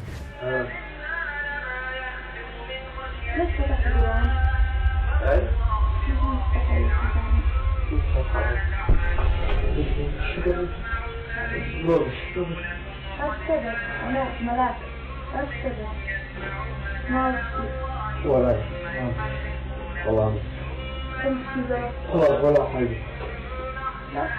طيب حالك. حوامك. من مات عليك؟ ها؟ من مات عليك؟ ولا واحد. سلام. ما عاد اشتغل، ما عاد مزوج. يا والله ما. طيب. طيب. Internet lore piles on. Some swear her feet look wrong in certain frames. The compression muddies it. What survives even at low resolution is the behavioral mismatch. Flat affect, disjointed micro movements, and that vocal change snapping the hair on your arms to attention. Rational boxes exist. Medical crisis, intoxication, dissociation. Another box exists too. The one people label when none of the others feel like they fit. The tape won't choose for you. It only hands you an encounter that lingers after the lights go out. In July 2024, only hours before this clip was uploaded, a Ukrainian drone strike targeted one of Russia's largest oil refineries on the Black Sea. The footage shows the moment of impact, a massive explosion lighting up the night sky as thick black smoke rises above the industrial complex.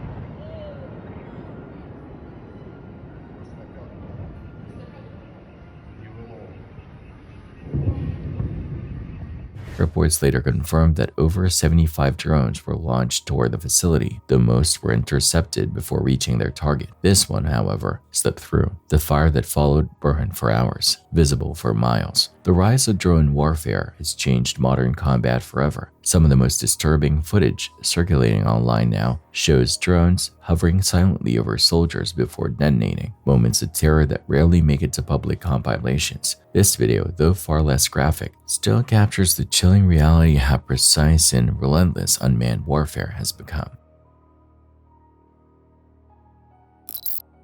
Long before it reappeared on short video feeds, the so-called blackout or pass-out game preyed on a basic misconception that brief self-induced hypoxia is a controllable buzz with no lasting cost. In reality, the high is the brain's distress signal as oxygen tension plummets. Neurons are voracious. Deny them oxygen for seconds and you risk seizures, arrhythmias, and hypoxic injury. A past analysis, 1995 to 2007, linked 82 deaths, overwhelmingly among 6 to 19-year-olds, young ones pushed by curiosity dares or the false safety of doing it at home. Recent tragedies amplify the warning. Nyla Anderson, 10 in Pennsylvania, was found unresponsive on December 7, 2021 and died 5 days later. In the UK, Archie Battersby, 12, suffered catastrophic brain injury in April 2022 and later passed.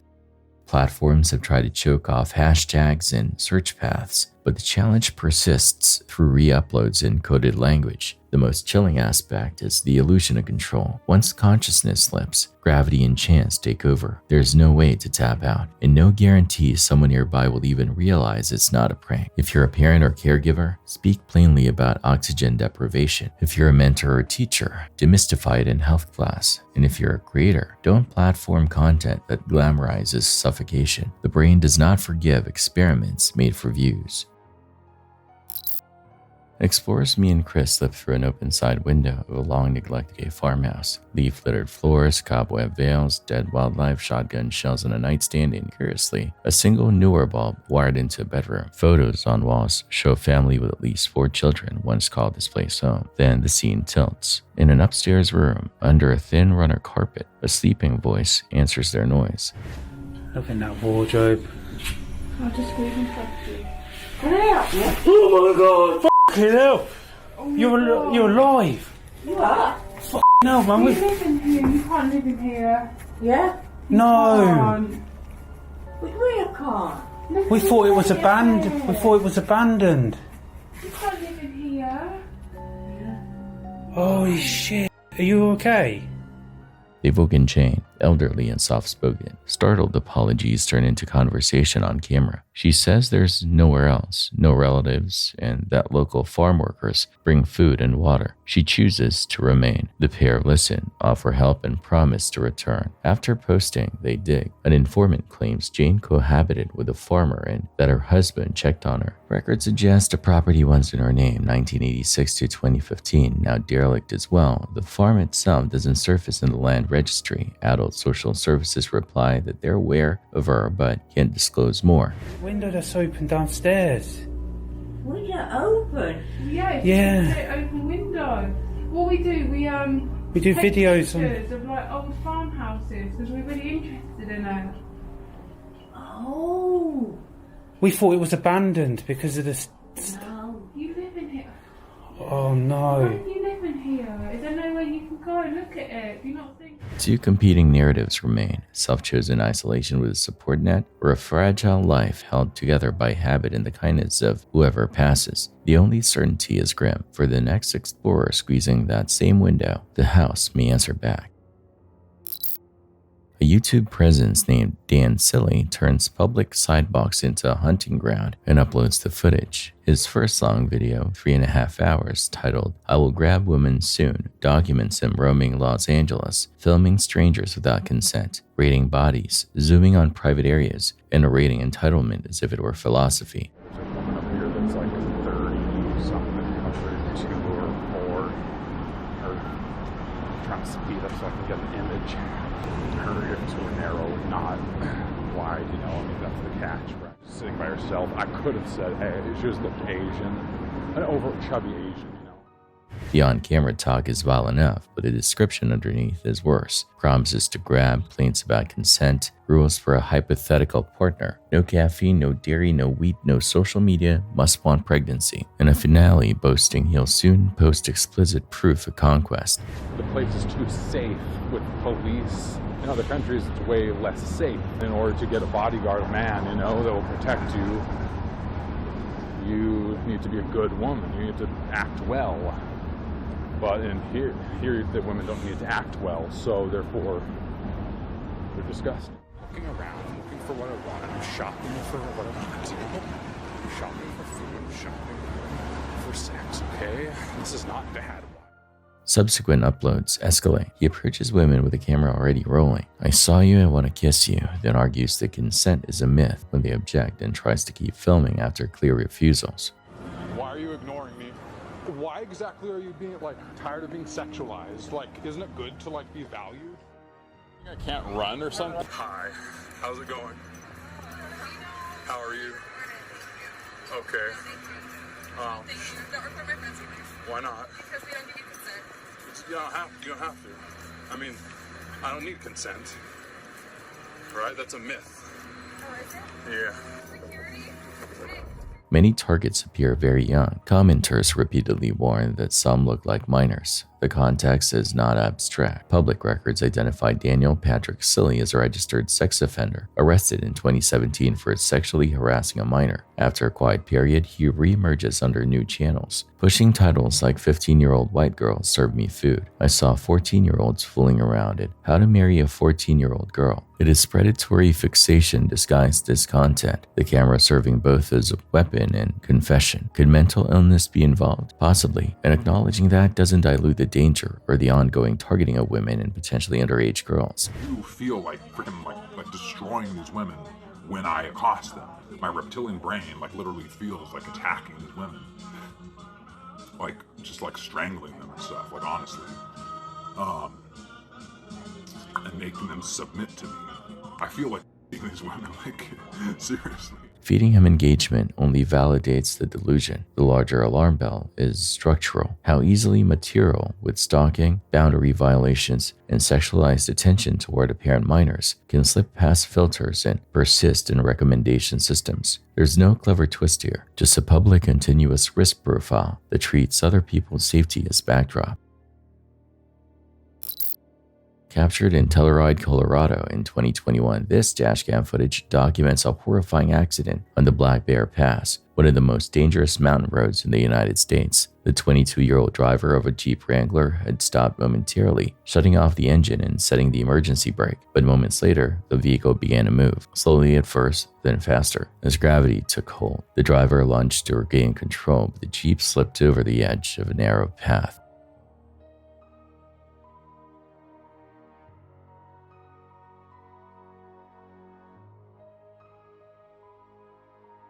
A 23-year-old passenger, a woman seated beside him, was violently ejected as the vehicle rolled down the slope. She suffered major injuries, but against all odds survived. The driver was thrown clear just before the Jeep slammed into the rocks below. Onlookers could only watch helplessly as tons of steel and glass tumbled down the mountainside. It's a stark reminder that one small oversight, one unsteady parking brake, can mean the difference between a scenic drive and a brush with death in the wilderness. A mud-streaked SD card found in 2022 beneath Forest Leaf Duff holds video from May 2014. Two teenagers roam a graffiti-caked hideout. One paints over tags while the other films the ritual of trespass. A sound interrupts. Small at first, it kind of gets you laughing at yourself. It's weird. You got your tip.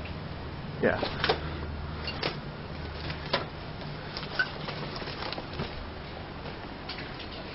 Wait, do you want to keep this or should I take it with me? Oh, let me keep it. That's some nice graffiti. Then it comes again, nearer, wrong. They sweep the entry, see nothing, relax until a masked figure fills the doorway and charges. The camera breaks the fall as the boy hits concrete. The image tumbles, static buzzes like hornets. What? What the hell?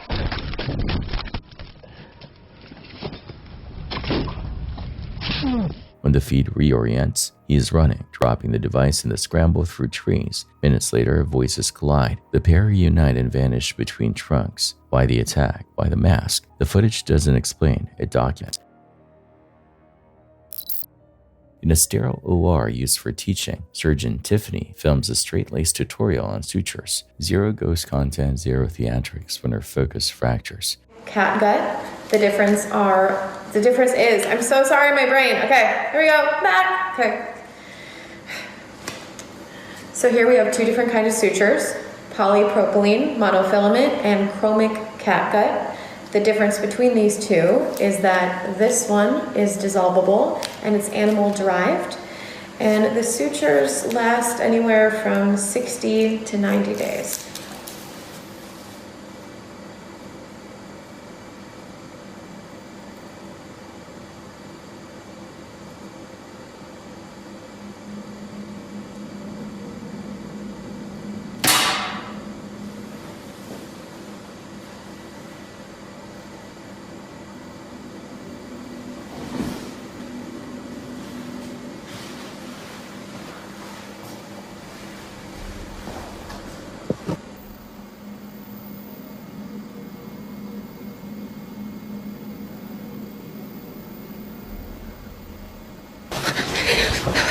Literally tearing up right now. I saw it. You saw it? Yeah, I saw it.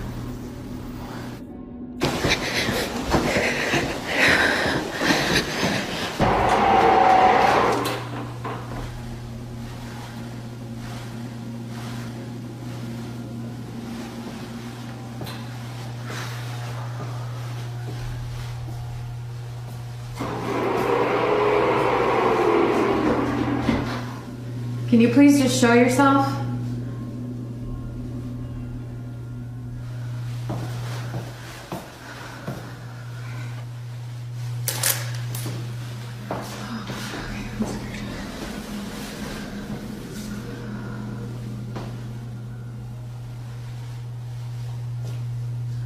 Just give me a sign.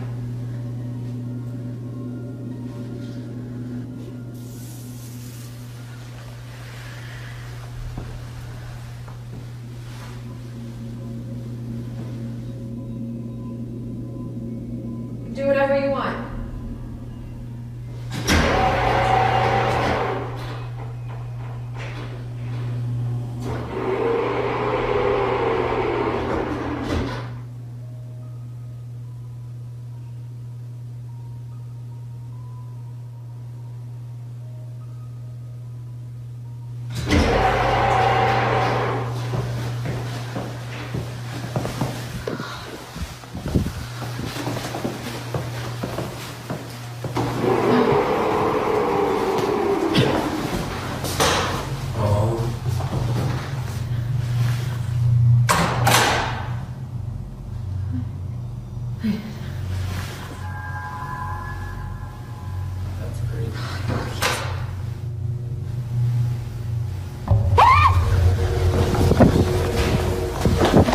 Past the window, something dark clips her peripheral vision and is gone. You can hear the change in her breath. She asks for a sign, the sort of dare people regret, and the building answers in a small way. Shifts, taps, the sense accompanied with no chart. Colleagues have their own tales. Shadow forms along the women's restroom and odd acoustics by the automatic doors. Reviewing the footage, a figure streaks past those doors in a blink, too fast for identification, just fast enough to stick in your head. Hospitals are machines of life and loss. They collect stories like dust. Was it a staffer sliding out of frame, a trick of reflective glass, or something that thrives in liminal spaces between here and gone? Tiffany posts not to scare her students, but because the tape won't stop tapping on the inside of her thoughts. In a place built to fix bodies, she filmed something she can't stitch to a name.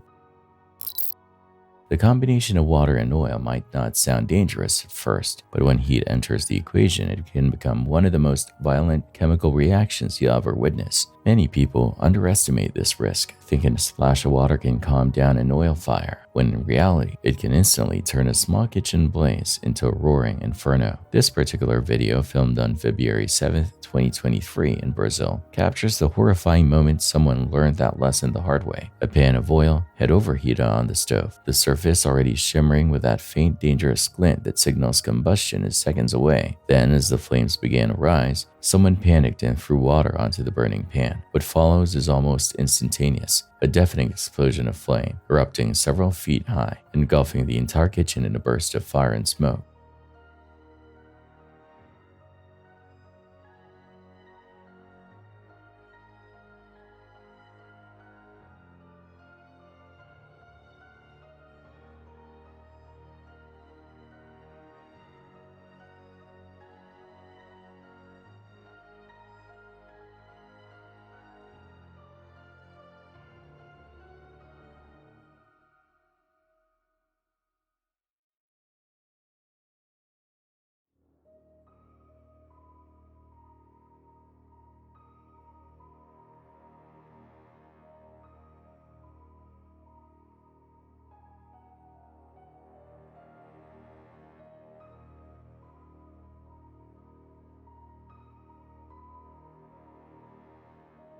The sudden temperature shock forces the water to vaporize, turning to steam that propels droplets of burning oil outward like molten shrapnel. In less than a second, what could have been a controllable flare-up becomes a wall of fire licking the ceiling. The good news is that the people in the clip survive, but the footage serves as a critical warning. If you ever face an oil fire, never reach for water. Instead, immediately cut off the heat source and cover the pan with a lid or a damp cloth to suffocate flames. This single choice can mean the difference between a close call and a disaster that consumes your entire home.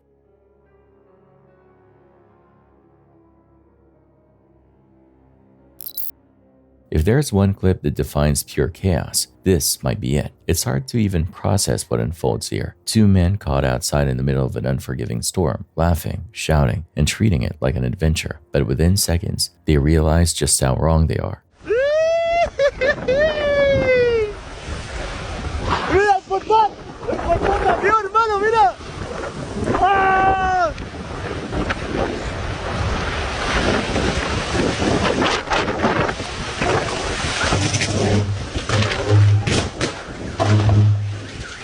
¡Vamos, corre para allá, corre para acá, para acá!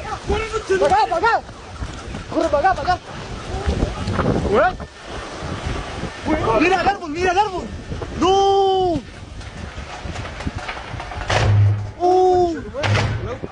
¡Un auto! Bueno, deme esta weá, Espera.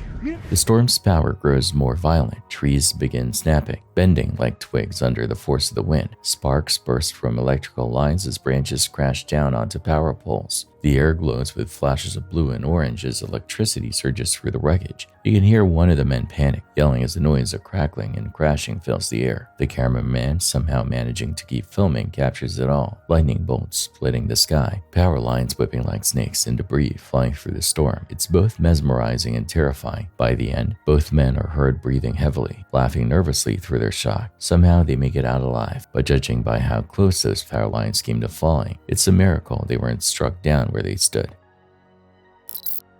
This disturbing clip was recorded by a man who goes by @KG79, reportedly from Texas, and posted to social media shortly after a tornado ripped through his town. The footage begins inside an office building as staff tries to make sense of the chaos outside. At first, you can hear the wind howling, but then things escalate, and fast.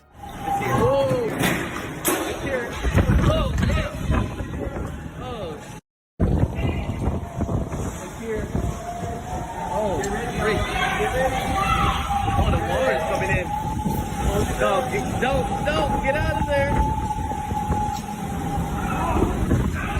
Oh, you hit the door. Pieces.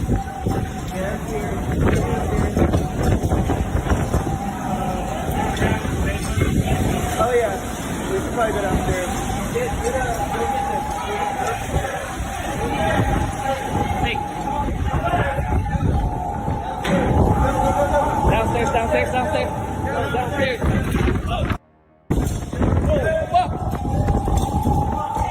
Downstairs.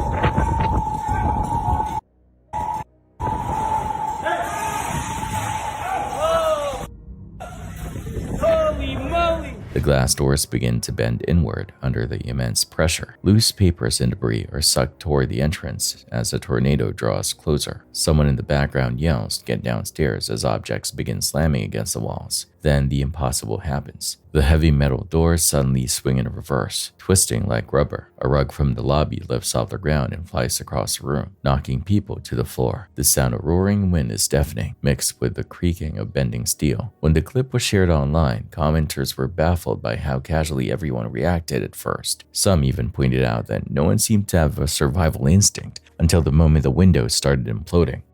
Luckily, the group made it out unharmed, but it's a haunting reminder nature gives you no warning when it's ready to strike.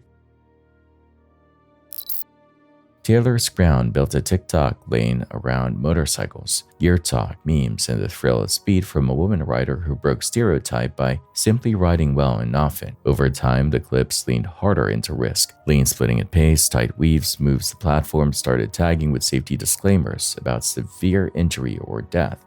Fans split. Some cheered the skill, others begged caution, but the persona marched on, fearless, invulnerable, tomorrow guaranteed. On May 23, 2023, northbound on I-95 in Flagler County, Florida, she rode with 4 others. In seconds, the pack destabilized. Wobble, touch, chain reaction. Bodies and bikes separated. An SUV behind them had no stopping distance and ran over multiple riders, Taylor included. Paramedics found 2 already gone. A 29-year-old man and Taylor, 22, pronounced at the scene. The most haunting echo is timing. The crash arrived 1 day after her final post, celebrating the road she loved.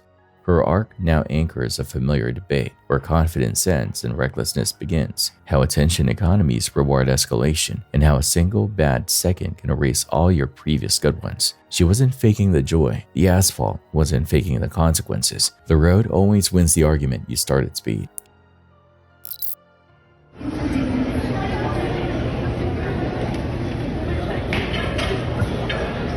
What the f going on?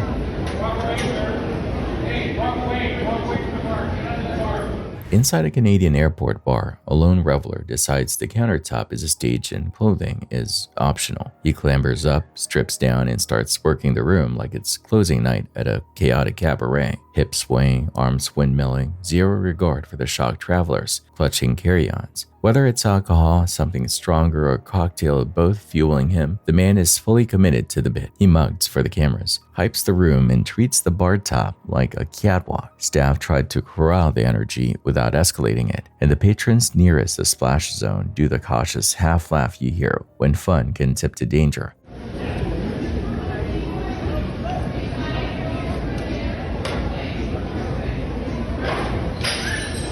Meanwhile, a cluster of women behind the bar can't help cracking up at the absurdity. In part relief, in part disbelief. Airports are where schedules rule and security is king. This is the opposite, an impulsive, rule-free improv routine. The surreal juxtaposition, boarding calls in the distance while a naked dancer hits an imaginary drop, turns a layover into folklore. It's goofy, yes, but also risky. Wet glassware, slick counters, and a hard floor beneath. He's lucky it ends as public indecency theater rather than head injury with paperwork attached. This next video can be summed up with one word: ironic. Captured on July 16, 2024, it features the massive LNG-fueled cargo vessel Echo, a bulk carrier designed to transport liquefied natural gas across international waters. The ship was known for its state-of-the-art engineering and, ironically, for its enormous slogan painted across the hull: "Safety first." Ja, wir haben es tatsächlich auf uns genommen. Love Parade 2010 in Duisburg was supposed to be a triumphant return of a mega festival that had once drawn 1.6 million. Instead, it became a case study in how crowd dynamics kill when design fails. The site, a former rail yard, offered limited ingress. Authorities funneled attendees through a long tunnel onto a single main ramp that perversely functioned as both entrance and exit. A secondary ramp existed but could not carry the load. As capacity hit its ceiling, police erected barricades to block more entries, while fresh waves kept arriving unaware. People inside simultaneously tried to leave along the same choke point when some barricades were pulled to relieve pressure, but a final barrier remained at the ramp's end. Flows collided. The result, a compressive asphyxia event. Not a stampede, but bodies packed so tightly that rib cages couldn't expand. Heat spiked and collapse propagated like a domino wave. Footage from phones and CCTV shows the horror plainly. Attendees climbing walls, others lifted overhead, medics working on limp forms amid a sea of helpless faces.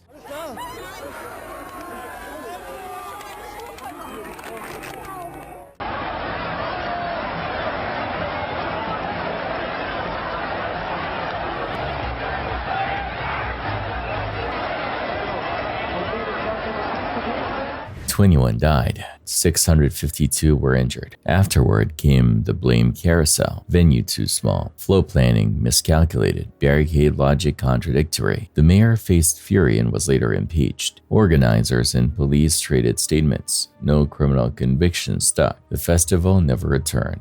The physics doesn't care about permits. One ramp, 3 directions, rising density. No escape path. The math concludes itself. Crowds are systems. Mismanage the system, and the system takes life." Barcelona's Gothic quarter is built for wandering. Narrow lanes, stone underfoot, balconies overhead. It's not built for a man sprinting through with a machete raised at shoulder height.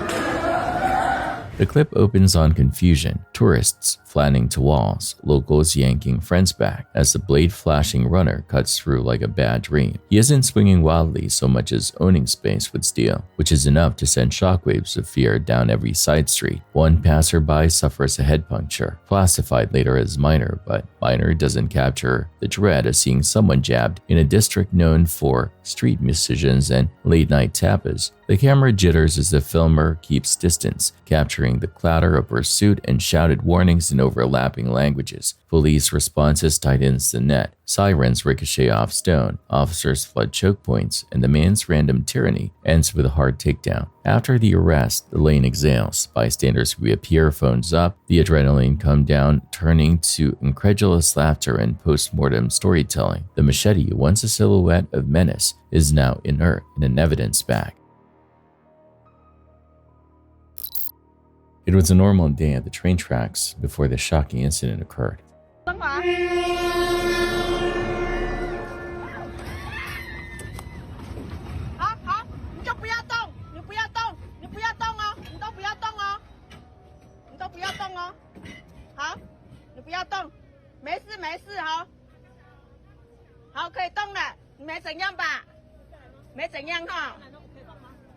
In a chilling reminder of how quickly a peaceful vacation can turn into a nightmare, a 55-year-old tourist named Louis was struck by a train from the Alishan Forest Railway in Chiayi, Taiwan on December 14, 2024. The impact occurred as a scenic train wound its way through the lush mountain terrain, an area famous for its breathtaking views, but also for its strict safety zones meant to keep visitors away from the tracks. According to reports, Louis and her tour group had ventured into a restricted section of the railway to take photos, ignoring multiple warning signs posted nearby. As the train rounded a bend, the operator suddenly spotted the group on the tracks. He slammed on the brakes and blasted the horn, but it was too late. Louis was hit by the front of the train and thrown to the side of the tracks. The conductor immediately halted the train and rushed to her aid. Miraculously, Louis was still conscious, suffering a severe injury to her left foot, but otherwise alive. Paramedics quickly arrived and transported her to a nearby hospital for treatment. Police later confirmed that the group had violated multiple railway safety regulations, prompting an investigation into both the tourists and the travel agency that organized the trip. The Forestry and Nature Conservation Agency subsequently banned the Dream Travel Agency, the company responsible for the tour, from entering Alishan's MYUU line for an entire year. In addition to the ban, Louis herself was fined, with the penalty reportedly ranging from $37 to as much as $1,538 USD, depending on the final legal determination. Though she survived, the opportunity can lead to consequences that last a lifetime.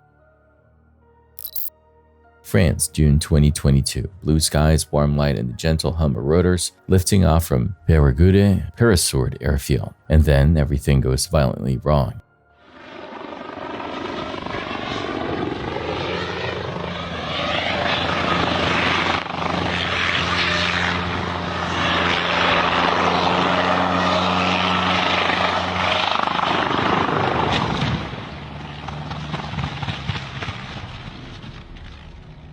Moments after takeoff, a helicopter with a 65-year-old pilot and a 70-year-old passenger begins to yaw and spin. The tail swings wide, the horizon corkscrews. What should be a routine climb turns into a sickening spiral from just a few hundred feet up. You can hear the engine strain as the pilot fights the rotation, stabbing pedals, feathering the collective, searching for any bite of air that'll steady the disc. The ground rushes closer, fast. Then, with seconds to spare, you see the nose dip and the spin dampen. The pilot wrings out the last lever control, dumping energy to bleed off descent speed and planting the skids into the field with a bone-rattling thud instead of a lethal slam. It's still a crash. Metal flexes, dirt erupts, but against all odds, it's a survivable one. A textbook example of airmanship under pressure. When the machine refuses to fly what's left of it.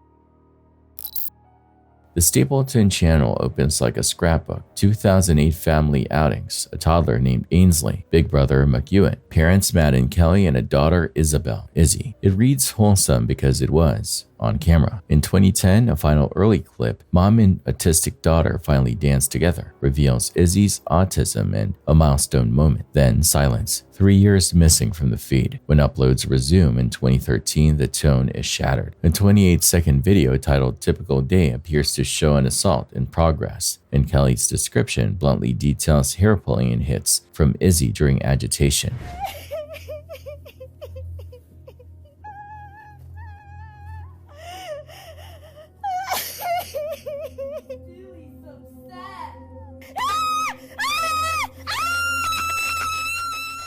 Blog posts add hospital visits, photos of bruising, escalating behavior, and residential placement where outbursts continue.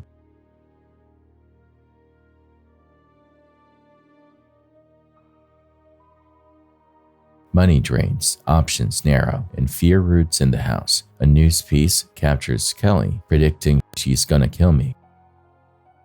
The final video, Nightly Prayers, is short, quiet, and misleadingly hopeful. Son, Holy Spirit, Amen. Angel of God, my guardian dear, to whom God's love entrust me here. In the name of the Father, Son, Holy Spirit. Amen.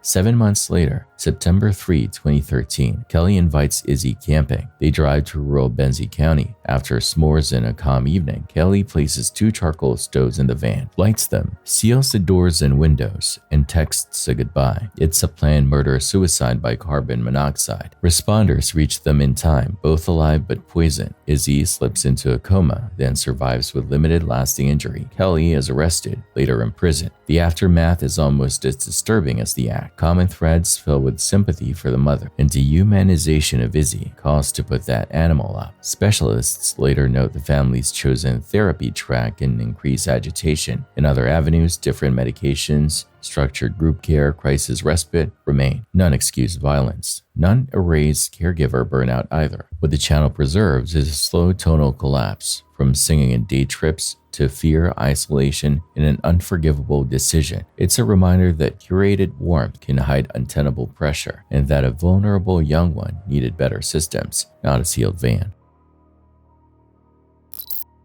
Guayaquil, Ecuador, August 1, 2023. Dashcam rolling. A couple is crawling through light congestion on the coastal road, chatting, shoulders relaxed. Then, without warning, 2 armed men materialize at the driver's window. One yanks at the handle, the other postures with a weapon, barking threats over the drone of idling traffic.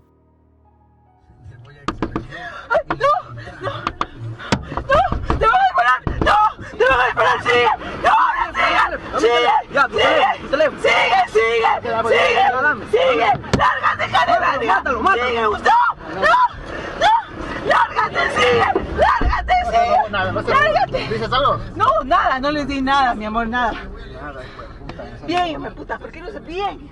The driver locks rigid, hands glued to the wheel, eyes wide, a full freeze response. From the passenger seat, the woman snaps into action, voice cutting through the panic. Go, gas, now. She repeats it, sharper each time, trying to break the trance. The road ahead opens for a heartbeat. This is the window. The driver hesitates, half press on the pedal, then commits. Tires chirp, bumper skims the next car, and the sedan shoots forward. In the mirror, 2 figures retreating. Off balance, opportunity lost. No shots, no smashed glass, no property taken. It's over in seconds, but you can feel the adrenaline in how long their breathing stays ragged afterward. Sometimes survival isn't a fight, it's a decisive escape.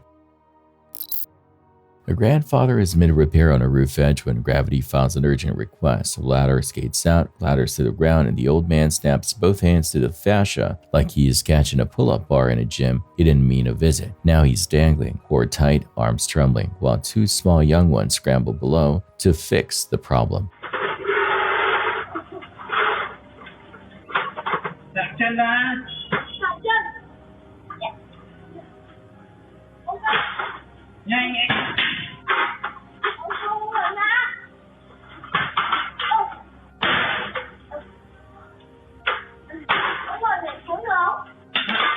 He tries to coach them through ladder reassembly with a calm tone of a weekend handyman, but urgency leaks into every syllable. They wrestle aluminum, can't find the right angle, and keep drifting under his drop zone. Every adult viewer's blood pressure spikes.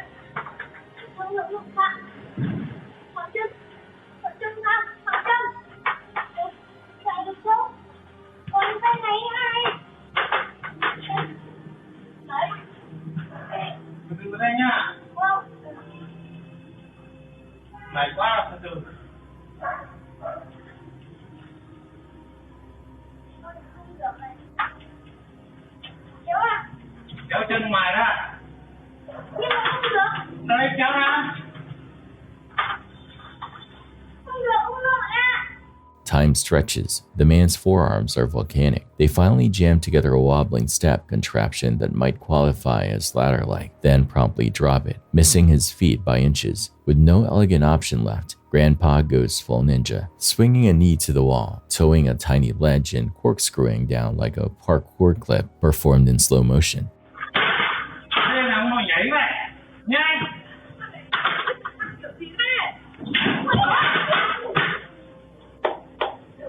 The takeaways: tie off your ladder, spot your elders, and never underestimate what adrenaline can make a seasoned body do. Taiwan earthquake, April 2024, magnitude 7.4. The dashcam catches an ordinary mountain drive that detonates into chaos. At first, it's subtle, a shimmy in the camera, a dust whisper curling off the cliff. Then the hillside fractures. Chunks become boulders. Boulders become an avalanche.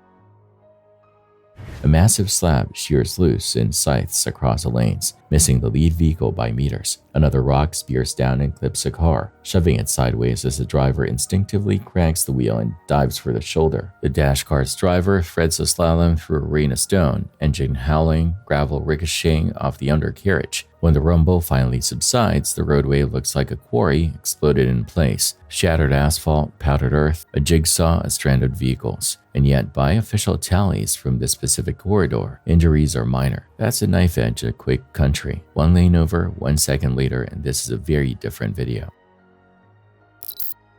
This clip is pure frustration distilled into video form. It shows Robert Price, a 76-year-old man from a quiet neighborhood whose final months were marked by relentless torment from local troublemakers. For weeks, these teens harassed him, throwing rocks, yelling insults, banging on his doors, and he eventually boarded up his windows for some measure of peace. But the torment didn't stop. In this footage, the group sneaks up to his home in the middle of the night and decides to light fireworks through one of the boarded up openings. The moment the sparks hit the curtains, the camera catches the flash that would change everything. Flames bloom inside, lighting the interior like a lantern while laughter echoes in the background. Within minutes, the house is engulfed, and by the time firefighters arrive, Robert Price is gone. What began as a cruel prank ends as manslaughter. The sheer disregard on display is sickening. A man pushed into isolation, terrorized for amusement, and killed by the same mockery he tried to wall himself against. The clip is difficult to watch, not just for what happens, but for what it says about indifference, cruelty without purpose, captured on camera like it's entertainment.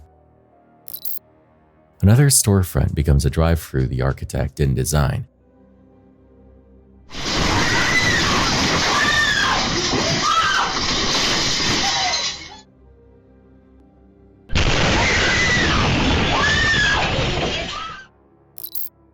The year 2025 has proven to be one filled with unusual aviation incidents, from mid-air malfunctions to startling near misses, each serving as a sobering reminder that even in an age of cutting-edge technology and rigorous safety systems, the skies are never completely predictable.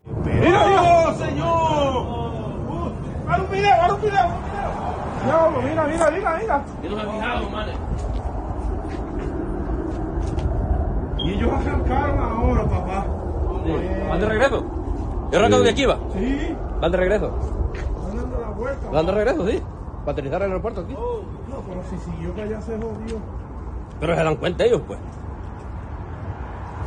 This particular case unfolded on March 1st, when FedEx Flight 3609 found itself in serious danger only moments after takeoff. The cargo jet, en route to its next destination, was climbing out of Newark Liberty International Airport in New Jersey when disaster suddenly struck. A flock of birds collided with one of its engines, and within seconds, flames began to spew from the right side of the aircraft. Passengers and ground crews could see the fiery trail streaking across the sky. Air traffic control immediately cleared the runway for an emergency return, while the pilots, trained for situations like this, remained remarkably calm. The captain radioed in, clearing a mayday and preparing to bring the aircraft back down as the engine burned. Video captured from nearby witnesses shows the aircraft descending with one engine visibly on fire, smoke billowing behind it. But thanks to quick decision-making, flawless coordination, and years of practiced emergency procedures, the pilots managed to land the plane safely, bringing it to a stop on the tarmac as emergency vehicles swarmed in. Fire crews rushed to extinguish the flames, successfully containing the blaze before it could spread. Incredibly, no one on board was injured, and the aircraft sustained only minor damage to one engine. While incidents like this can appear terrifying, experts emphasize that aviation remains one of the safest forms of travel on Earth. Every commercial pilot trains for thousands of hours in simulations just like this. The redundancy of modern aircraft systems, combined with strict maintenance standards and immediate emergency response, ensures that even when the unexpected happens, human skill and preparation often turn potential disasters into survivable close calls.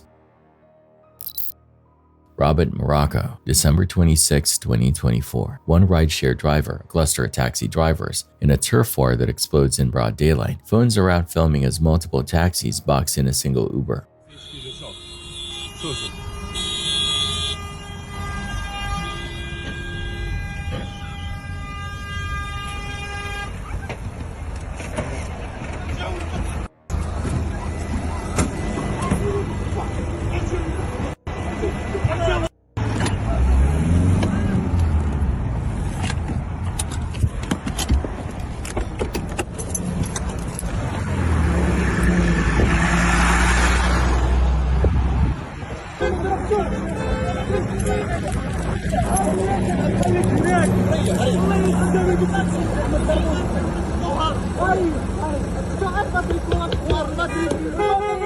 Doors fly open, men rush the car, and the scene devolves into a messy scrum. Shoving, shouting, hands on the hood. A horn blares in a panic maneuver, triggers the next disaster. A fender snaps sideways, a mirror shatters, and a nearby vehicle gets clipped, sending pedestrians scrambling to the sidewalk. The crowd roars, some egging it on, others yelling to stop. It's the worst kind of street theater, rage plus steel plus zero control. Police respond quickly, detain the taxi drivers, and cite the chaos as endangering the public. All this because an app diverted fares from the curb to the screen. It's a stark reminder, economic flights can turn physical fast, especially when wheels are the weapons. Los Angeles buses are rolling microcosms. Commuters, tourists, regulars, and often folks riding out a storm of poverty and addiction. This clip catches a man in a drug-fueled loop, barefoot and humming with energy, turning the bus interior into a chaotic jungle gym. He vaults seatbacks, sticks landings, and snaps into spur-of-the-moment choreography that shouldn't be possible in a moving vehicle. The unspoken menace sits 2 rows forward, a companion pounding the driver's protective glass, trying to spiderweb it, while the operator keeps both hands on the wheel and eyes on survival. Riders scatter to the periphery, phones up, because that's what we do when danger wears a spectacles costume. It is honestly impressive for a few beats. The balance, the rhythm, but the core is bleak. Infrastructure meant to carry a city becomes a stage for untreated crisis. When they finally disembark, the bus breathes out, the driver resets. The route continues like nothing happened. The city will log it as disturbance, but the clip is a Rorschach. Some see comedy, some see decay, most see systems fraying, public transit, public health, and public patience, all in one 3-minute burst of unwanted theater. India, a city zoo, date not listed. The camera shakes because no one believes what they're seeing. A man inside the lion enclosure. He's not stumbling by accident. He jumped in. Witnesses say he's intoxicated, which explains the reckless body language as he waves his arms and speaks to a full-grown lion like it's a house cat.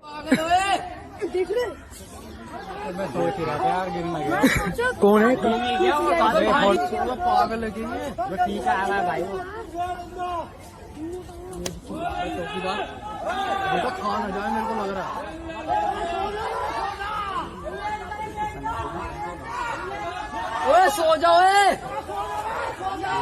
मैं वो TV क्या है उसके बुद्धि नहीं चल रही है वो टीवी सामने जो बंदा अरे चिल्लाओ मत यार शांत हो भाई ओए चिल्लाओ मत यार वो खा जाएगा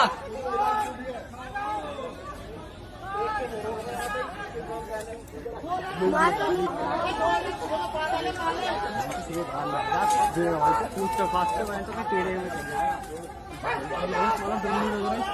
जाएगा तो गर्दन पकड़ेगा सीधी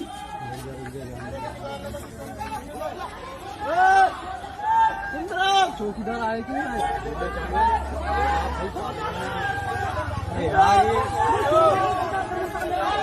पागल वागल तो ना है यार। अबे भाई पी के वो नशे में यार, नशे में इंसान अलग ही दुनिया में होता है। वो शेर कुत्ते का बच्चा समझ रहा है इस टाइम पे। The lion pads closer, shoulders rolling, tail flicking, a predator's calculus in motion. But instead of a lunging charge, there's a tense, eerie standoff. The animal holds, ears twitching, gaze locked. Every zookeeper knows this razor's edge. One wrong move and instinct takes over. Staff shout, throw distractions, and angle for a rescue line. Online chatter later claims the man was extracted and the lion paid the price, euthanized to facilitate the save. We can't verify that fully here, but history shows this pattern far too often. Either way, the lesson is brutal. You don't enter an apex predator's home and expect soft endings. At a gun range, a man threats a loaded handgun like a fidget toy. Instead of keeping the muzzle down range, he waves it around absent-mindedly while stretching, scratching, and chatting. Each careless sweep of the barrel makes onlookers freeze because they know it only takes one twitch of a finger to turn negligence into tragedy. When another shooter finally steps in, he rips the gun from the man's hand, scolds him sharply, and escorts him out. The clip is short but tense. It's a perfect demonstration of why gun culture divides so sharply between those who treat firearms as tools versus props. The intervention probably prevented a horrific accident. The most chilling part is that the man doesn't seem to comprehend the danger he created. In spaces like that, safety isn't optional. Discipline is the difference between a practice session and a crime scene. Another public scene, another weapon treated like an argument accessory. During a heated protest, a woman enters the crowd with a clear agenda, not to debate, but to instigate. She shouts, postures, and finally reaches toward the firearm on her hip.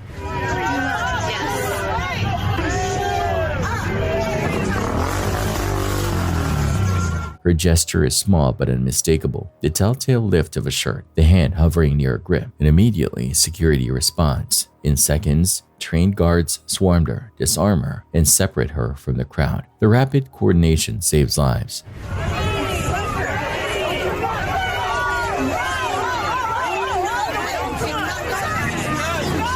The footage underscores how fast a peaceful protest can tilt into tragedy when one person's ego meets a weapon. She might have claimed self-defense later, but the recording is unambiguous. She was spoiling for confrontation. It's a stark reminder that carrying a gun in public demands restraint equal to its power, something this woman clearly lacked. Boredom plus machinery equals very bad ideas. A group wheels out a heavy lift industrial drone, the kind used for recon, supplies, even firefighting, and decides to test a human carry. You can see the rigging, improvised harness, marginal clearances, props inches from limbs, and no redundancy of a single motor cuffs. Agárrate bien, güey, con los pies, pon los pies bien ahí, güey. ¡Para arriba!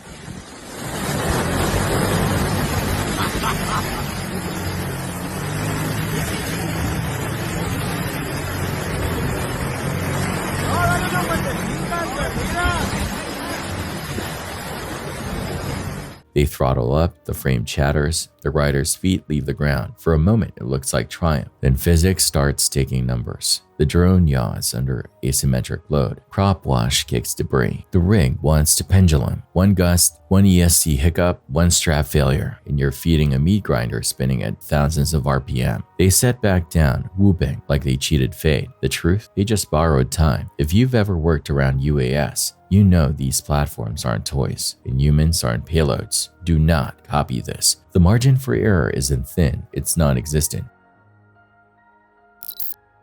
The next clip is deceptively mundane. A worker in an agricultural setting poking at stacks of grain with a long metal rod called a thief. The tool is used to sample seeds from the inside of a bag without opening it, but in this instance, he is wielding it among several other workers crowded close by, jabbing the cone blindly toward their ears and shoulders as if the humans aren't even there. One slip in that thin tube could easily puncture an ear or an eye. The dangerous absurdity is obvious to anyone watching. Why not check the seed before sealing or after unloading? If this kind of careless efficiency happens daily on work sites, it's a small snapshot of how repetitive tasks and complacency can erase the line between procedure and hazard.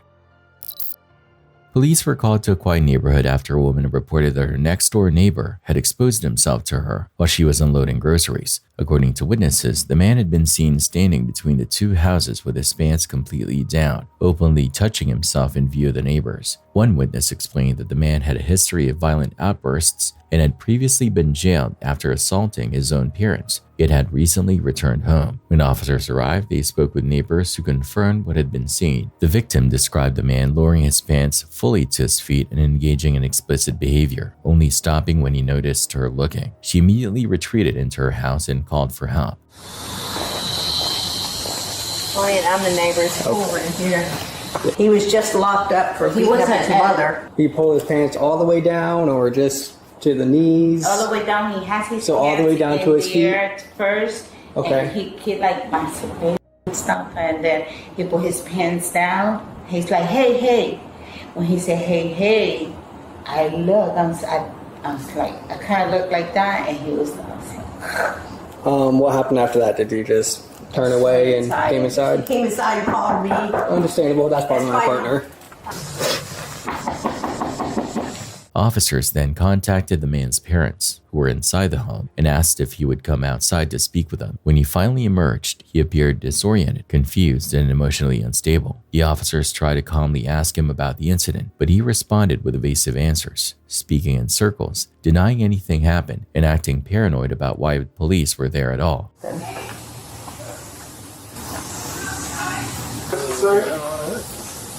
Who wants what now? Hi. Whose heart is beat? What happened? About what? I'm sleeping. You were sleeping? I'm sleeping. 248, 86, 10, 12. What happened like 10 minutes ago? Did something happen with your 10 neighbors? minutes ago. I don't know, something with your neighbors. I don't know. What's 10 minutes ago? Approximately 11:45. So how could you tell? Huh? How could you tell? Because somebody told us a time. Tell you time of what? So, that something happened outside. On who? With you. On me with what? I'm asking. That's what I want to know too. Yeah, we're trying to just get your side So of the I want to story, know what the truth is. Why are you trying to drag the truth side of me if you know what the truths are? I don't know what the truths are. That's Well, why I'm then I want asking. to know what the truths are as well. As the conversation went on, his behavior grew increasingly erratic. He repeatedly claimed he had been sleeping, asked why officers were questioning him, and demanded to know what truth they were trying to get from him. The officers continued attempting to speak with him, but he abruptly shifted from confusion to agitation. Okay. You don't know anything about what happened? No, I don't know what's going on. Okay. Did something happen with your neighbors? I don't know who's neighbor. Who's the neighbor here? I don't know. I'm asking. I am speaking. Am I not speaking? You are. You're just speaking in riddles. I'm just trying to figure out what happened, man. Yeah, let me know what happens. I'm asking you. Well, let me know what happens. Okay. All right. So you don't know what happened. You don't want to talk to me about the situation or anything. So what's going to be the situation now? I'm asking you, man. Why are you being like that with me? Just talk to me. Why am I being like this? Why am my heart not being steady? Why is my heart not being kept steady? Okay. Where's my medication? Where is my mother smoking? And why is my stepfather still there? I don't know. So whose right are you trying to arrest here? What? Whose right are you trying to arrest? Man, I'm just trying to find out so what happened. So why is there 3 of you and there's only, where's the squadron? Where's the police cars and why are they parked over there and they're not parked right here in front? Because we don't. Truck's parked right here. Okay, but whose truck right is that? Probably yours. Whose truck is it? Is it yours? Do you want me to get a chain? No. Excuse me, I got a chain here somewhere. No, turn around, put your hands behind your back. Nope. See what happens to you, Mom? Where am I going? To jail. When told to turn around so he could be detained, he hesitated and clutched onto a book, refusing to let go. Officers had no choice but to place him under arrest. Stop. Sorry, but I'm Stop. telling you what you think. Stop. Stop. Why are you trying to arrest me, Mom? It's not your mom. That is not fair, Erwin. Who called the police on who? Don't you see I have to get my property, I have to get my things You can together? let go of this.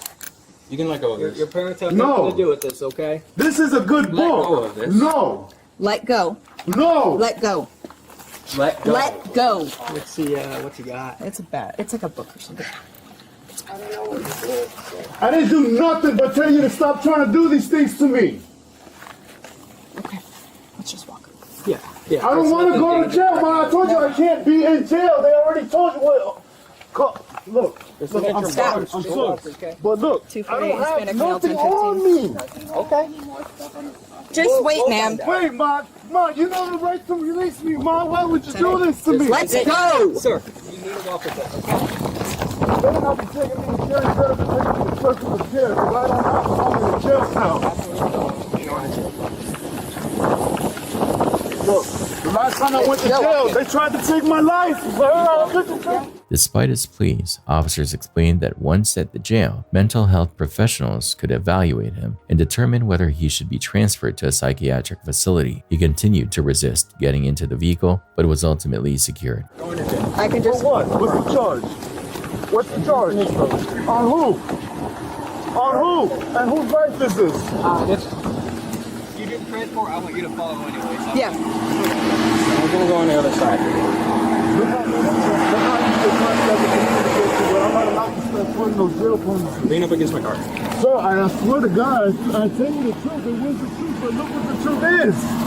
So we're trying to find out the truth from you. Well, sir, I'm telling you the truth, sir. On behalf of people who lie to me, I don't lie to officers. Okay, I appreciate you. So why can't I go to Circles Can you let of go Care? of this book, please? Yes. Please send me to Circles of Care. I'm gonna claim what?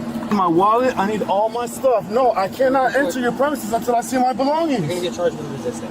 I'm not charged with resisting, Okay. but I don't want to go to jail. Get in the car. Listen, I want to go to Circles of Care. You don't get that choice. Well, who gets a choice in right in life when he's already Sit in the told that car. He's Sit in the car. Listen, sir. You can be Baker acted at the jail. Following the arrest, it was confirmed that William was charged with exposure of sexual organs, first offense, as well as resisting arrest. He was later found guilty on both charges. His sentence included 6 months of county probation and 90 days in county jail, with 32 days credited for the time he had already served. The incident stands as another example of how quickly a situation involving public indecency, combined with untreated mental health issues, can escalate into a criminal case with long-term consequences.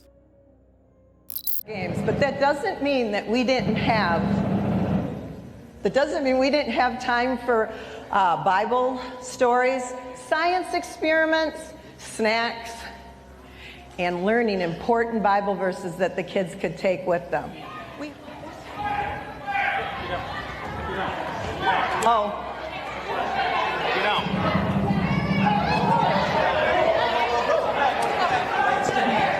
Come on, everybody to The final clip is chaos inside a Michigan church, where a Sunday gathering of families and young ones turns into a nightmare. Without warning, a vehicle smashes through the building's wall. The stunned congregation freezes as the driver climbs out, gun in hand, and starts firing. Screams echo. Parents scoop up their youngsters, and the pastor's voice booms over a microphone. Everybody to the back. Security moves fast, ushering people toward exits as the shooter advances. You can hear the panic blend with prayer and confusion. Everybody come to the back. Come to the back. Come, they gotta come.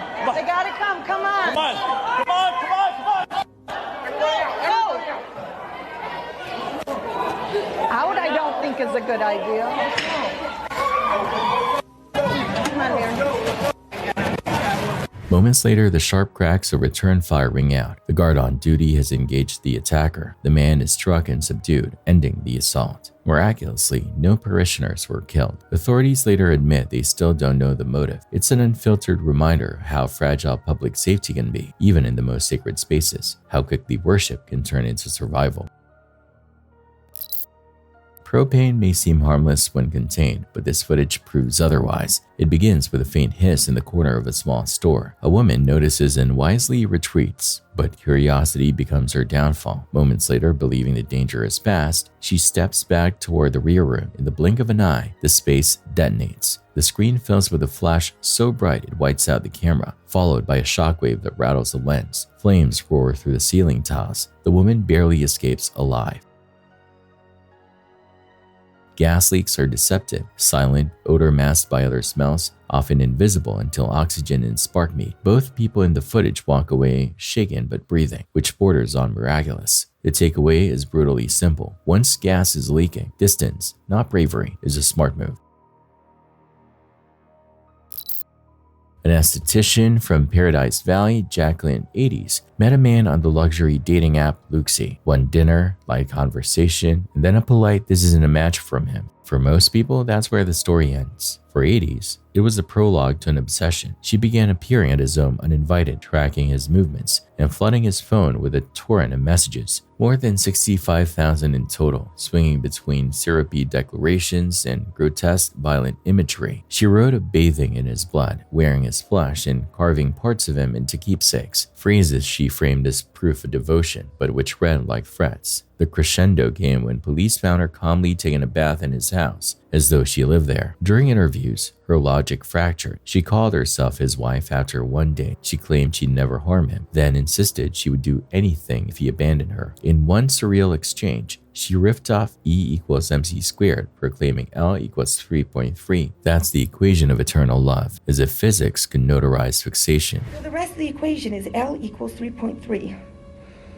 L equals 3.3 times E equals MC squared, and that's the equation of eternal love. Evaluators later deemed her incompetent to stand trial, and charges were dismissed on mental health grounds. For the target of her attention, the aftermath was a long exhale. The knowledge that sometimes love bombing is an affection turned up too loud. It's delusion, escalating until reality locks its doors.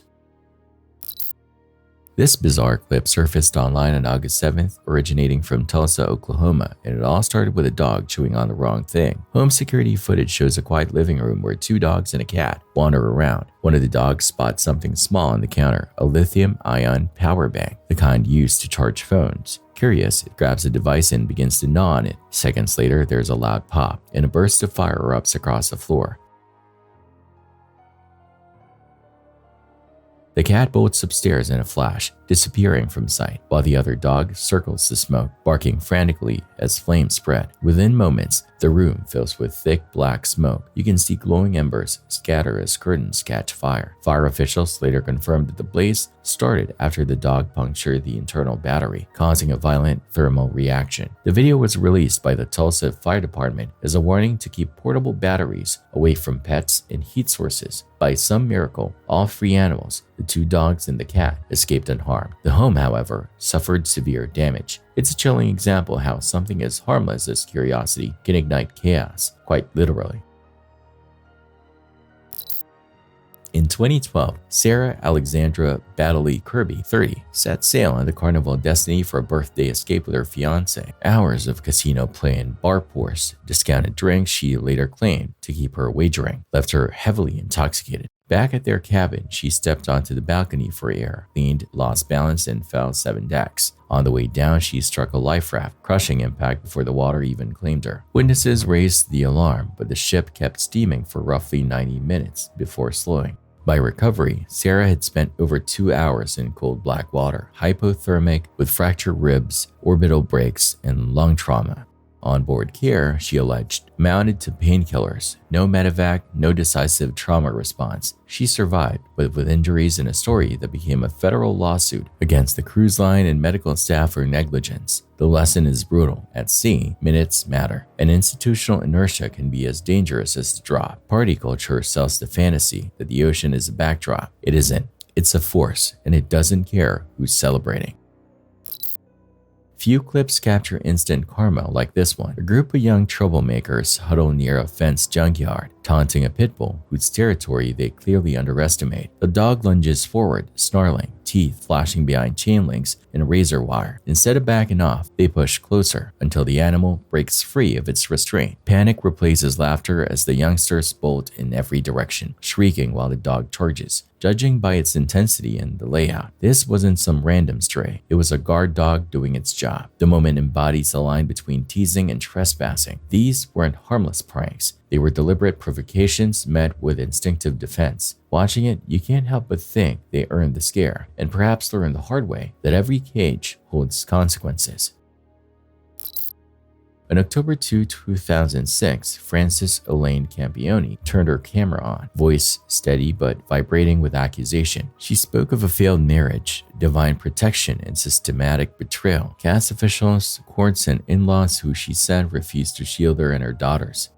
3 years of physical, emotional, and mental abuse that I endured tremendously by Leonardo Campione, and in the past year from Anna and Diego Campione, the mental and emotional abuse, which wouldn't stop, and I had CAS keep bringing these two people into my life over and over again when I kept telling them the amount of mental and emotional abuse it was causing my 3-year-old daughter Serena and I and Sophia. It was horrible and uncalled for, and I want justice to my family for what they have all done to us. I cried out for help. They should have charged him for the assaults he did to me, the assaults he did to my oldest daughter Serena, and they did nothing for us. What the lens couldn't admit, hours earlier, she had drowned Serena and Sophia in the bathtub, dressed their small bodies in pajamas, and staged the room before attempting to take her own life. The video, later played in court, became the prosecution's keystone, not a heat-of-the-moment spiral, but a composed monologue delivered with full awareness of consequences. The defense cataloged psychiatric admissions, suicide attempts, and delusional thinking, yet the jury weighed her clarity, naming names, parsing motives, casting herself as aggrieved, and returned 2 first-degree murder convictions in 2010. Life with no parole eligibility for 25 years. Appeals followed. A judge later hinted he might have overturned the verdict if empowered, citing long-term abuse. Public reaction was unambiguous. The footage remains one of the most chilling artifacts in Canadian true crime. A calm, deliberate address that doubles as an admission by omission, recorded the very day the future ended for 2 young ones. Crystal and Damien love their first home until the home starts answering back. It begins with hallway knocks and objects migrating, then escalates. A late-night recording catches laughter and movement where no doors should be opening.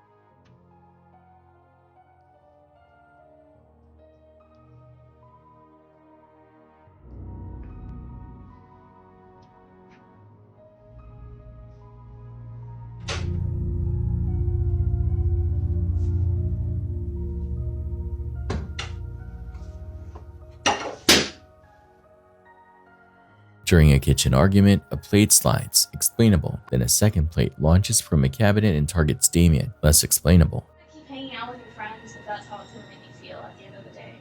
Like, it feels more like... They don't mean to do it. They're not like planning on, you know, they do you don't... know how it feels to hang out with a group of people and they don't even want you there? They do want you there. They want you there. They like you a lot. No, they don't. That's the only reason. They like you because they're but they like you a lot. They're acting fucking rude to me. They're not. They're not trying. That's just how they.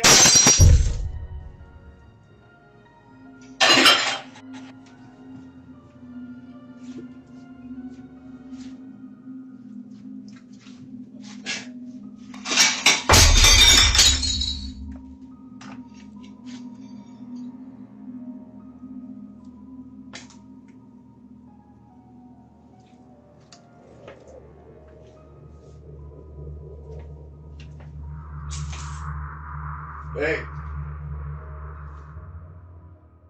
Later, Crystal hears someone come in, footsteps she knows by heart, and no one around the doorway.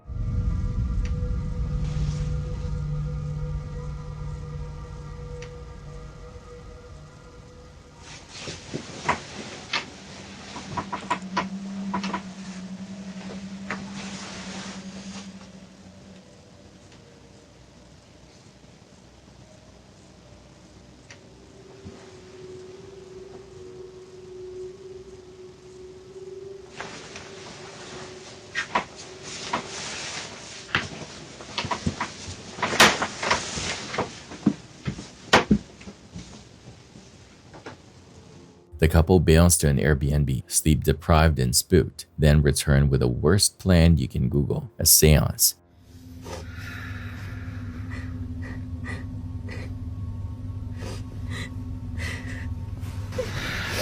Yeah. We're just just outside because it's getting weird in there and we don't feel safe being in there anymore, so we're just gonna go to an Airbnb for the night and just for the night. And then we're gonna figure out.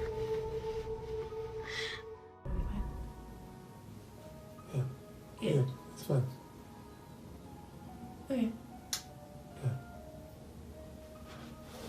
Okay. Yeah.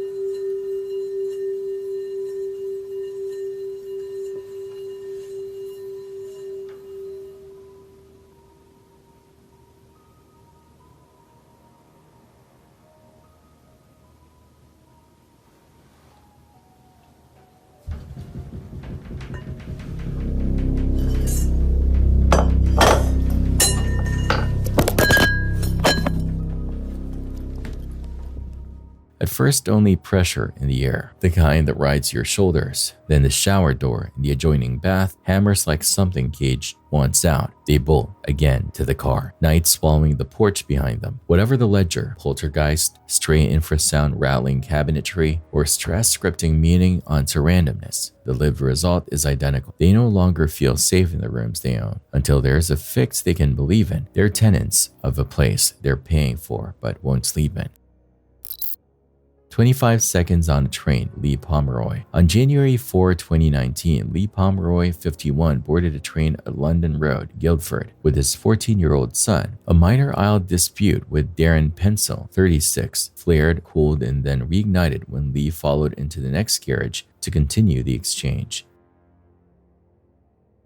What followed unfolded in less than half a minute. Voices sharpened, hands gestured, and Pencil drew a knife, stabbing 18 times. A frenzy compressed into a handful of seconds between situations. He fled at the next stop. Paramedics boarded a Clan near Horsley, but Lee was pronounced dead. Pencil was arrested the following day and later convicted of murder, life sentence. The case chilled the UK because of its ordinariness. No long feud, no criminal conspiracy, just two strangers, a tight space, and a decision that left a young one fatherless. It's the nightmare of public transit, how rapidly a crowded carriage can become a crime scene, and how little time there is to stop it once steel meets flesh. A sunny afternoon in Detroit turns chaotic when a low-flying helicopter drifts too close to a crowd gathered at a park. At first it looks routine, people waving, cheering, cameras up, but something is wrong. The craft begins to wobble, tail rotor screaming, and suddenly the airframe clips a fence. The impact sends shards of metal and debris across the spectators. One woman, phone in hand, refuses to move, filming through the chaos as if denial could shield her from shrapnel. Dust fills the shot, people scatter, and the pilot's frantic corrections barely keep the machine from flipping completely. No one should have been that close in the first place.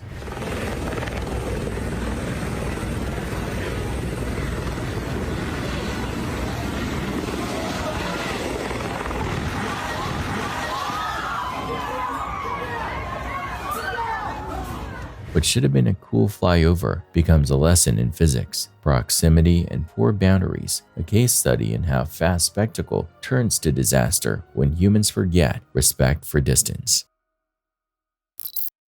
April 22, 2012, in a North Bend home, Peter Keller put an 8-year plan into motion. He shot his wife Lynette and daughter Kayleen in their sleep, killed family pets, and torched the house to raise his trail, then vanished into the Cascades to occupy a secret he had built by hand, a 2-story hillside bunker sunk roughly 20 feet into the earth, braced with timber and packed with food stores, solar panels, a generator, weapons, ammo, and a police scanner. The structure was a physical thesis of a survivalist worldview, self-reliance sharpened into misanthropy. A region-wide manhunt followed, from scorched hard drives to phone pings and old photos. Investigators triangulated the mountain hide. A 22-hour standoff ended when SWAT breached from above. Inside, Keller lay dead from a self-inflicted gunshot. The most haunting discovery wasn't the fortification. It was a video diary recorded 2 weeks earlier. In it, Keller spoke evenly about cutting ties with society, acknowledging people might die, and coolly noting, "I can always shoot myself."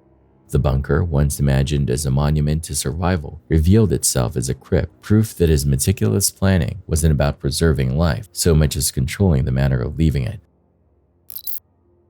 In Edmonton on December 6, 2024, Harshandeep Singh, a 20-year-old international student from Haryana, India, was on just his 3rd shift as a security guard in an apartment complex. The work was routine until it wasn't. In a stairwell encounter with Evan Rain and Judith Stowe, a shove sent Harshandeep backward down the steps. Before he could rise, a shot cracked the concrete air.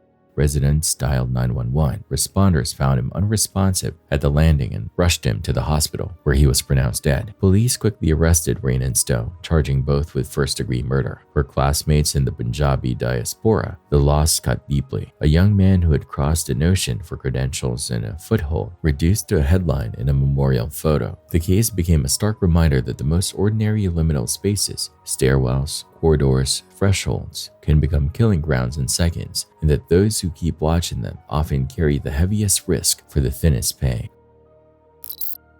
In the summer of 1999, Virginia high schooler Chris Chilry began filming a moody slice of folklore, an art magazine piece on a rural overpass locals called Satan's Bridge. The camera found more than atmosphere. Along the approach and embankments, deer remains, some skeletonized, some torn and bagged, as if dumped. Hunters maybe, or something else. Under the bridge, the lens caught a pentagram of stones, ash and sand brushed into channels, spent black candles, and a charred religious tract marked with John 3:16, the aesthetic of ceremony scorched into concrete shade. Chilry would later say the worst was in film. Over 1999 to 2000, multiple human bodies found near the site, pattern that convinced him this wasn't random cruelty but organized ritual. The tape circulated, the location metastasized into lore. Today, it's a dare spot for thrill seekers who want a night photo and a shiver, but memory clings to the pilings. Whether the rites were theater, pantology, or true belief hardly comforts. Some places accumulate intent, layer by layer, until the air under a bridge feels crowded even when you're alone.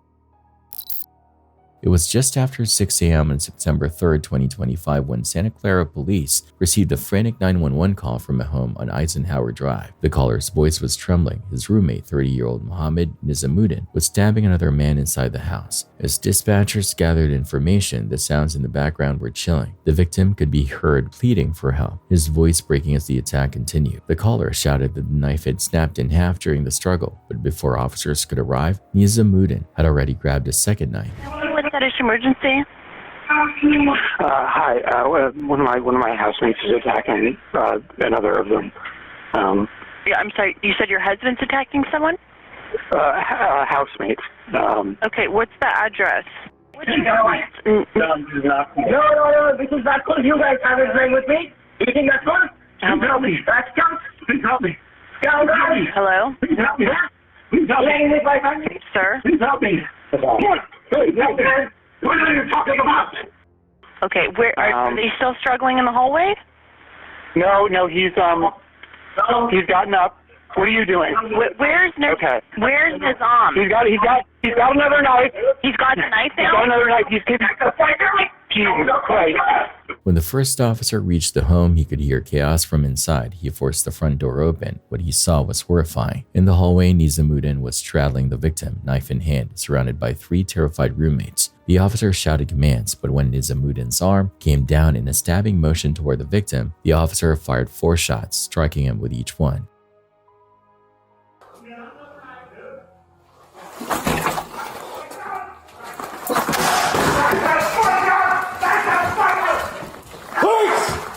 Get your hands up! Hands up! Who is it? Bottom or top? Put the knife down! Okay, sure. Put the knife down! Sure. Get back, everybody get back. 706 shots fired. Out here. Get out, everybody get out. Out front. Move! Move! Can you walk? I'm trying. I'm getting stabbed. Get away from the knife. Sir, try to walk your way out there, please. Is there anybody else in the house? No, sir. No, sir. Everybody get outside. Subject's at gunpoint. I've got one stabbed. Where you stabbed? Where you stabbed, sir? I'm trying. Our main victim's going to be in a gray robe. I'm trying to get him to go outside. Incoming unit, just come in the house. Help this guy get out, please. Officers immediately pulled the bleeding victim outside and began life-saving aid until paramedics arrived. Inside, they handcuffed Nizamuddin and tried to treat him as well. He was rushed to the hospital but later died from his injuries. 2 knives were recovered at the scene. One snapped in half, the other is still intact. The victim, despite suffering multiple stab wounds to his hands, chest, and abdomen, miraculously survived. No officers were injured. Right by his left hand and then another blade down by his leg there. Yeah. Shield up. Don't move.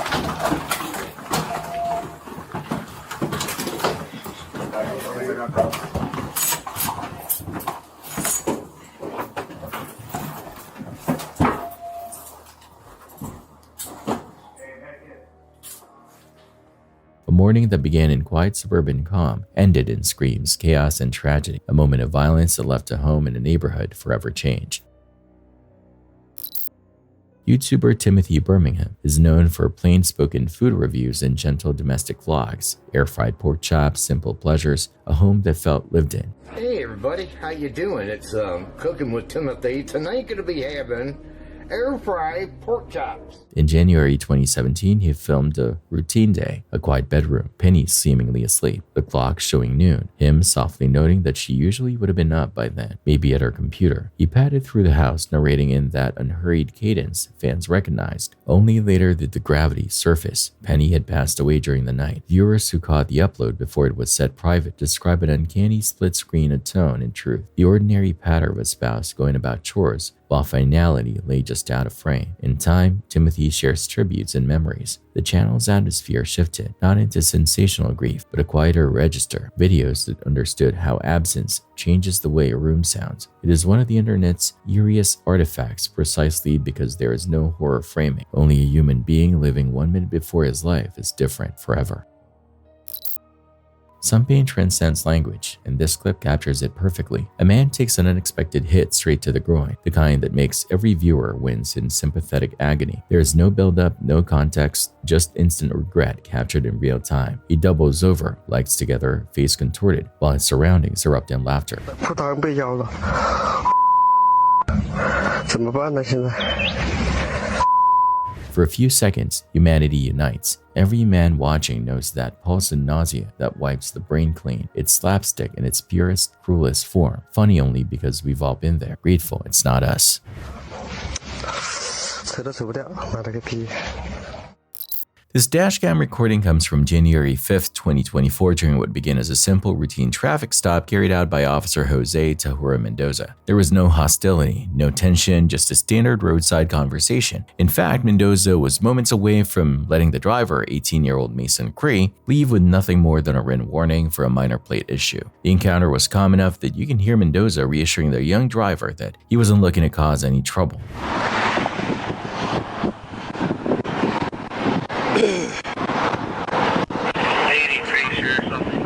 Okay, I tell you what. I was gonna give you a written warning for the license plate. I'm not even gonna do that. I don't want nothing to show you.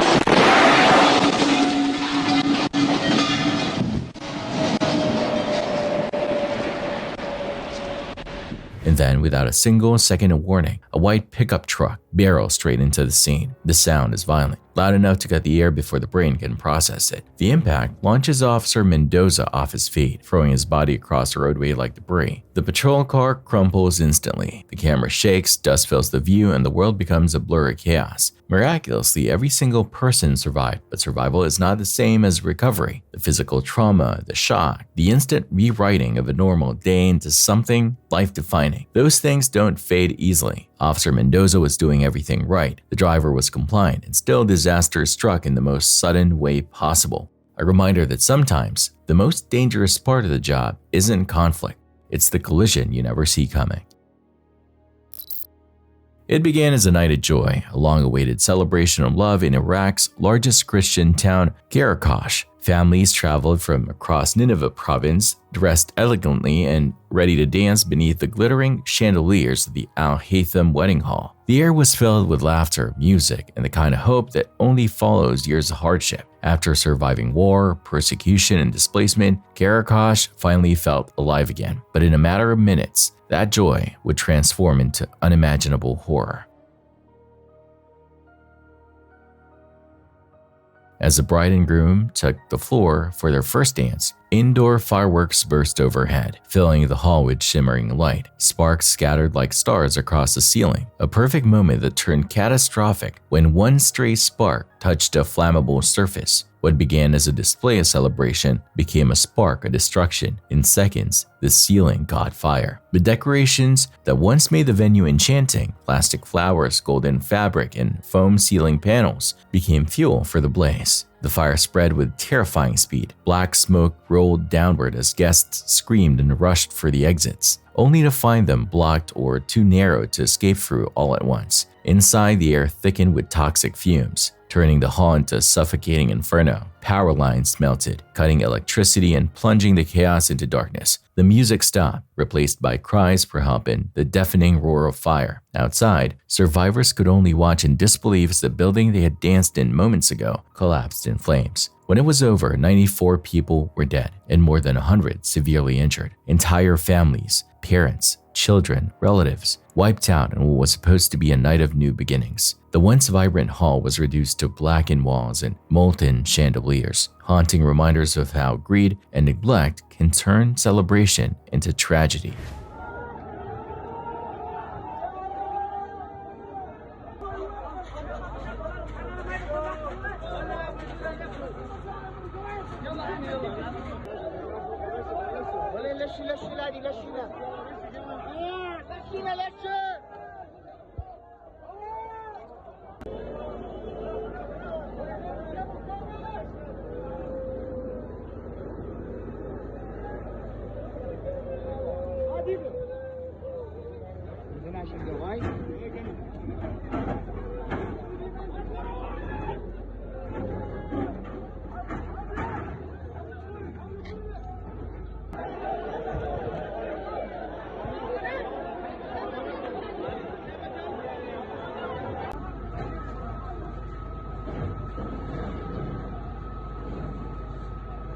In the aftermath, Karakosh mourned like never before. Coffins lined the streets. Funerals stretched for days, and grief rippled through a community that had already endured so much. Investigators later revealed that the venue had been constructed with banned, highly flammable composite panels, the kind that turned the fire into an unstoppable inferno. Safety inspections were ignored, exits failed, and the fireworks were launched without proper clearance.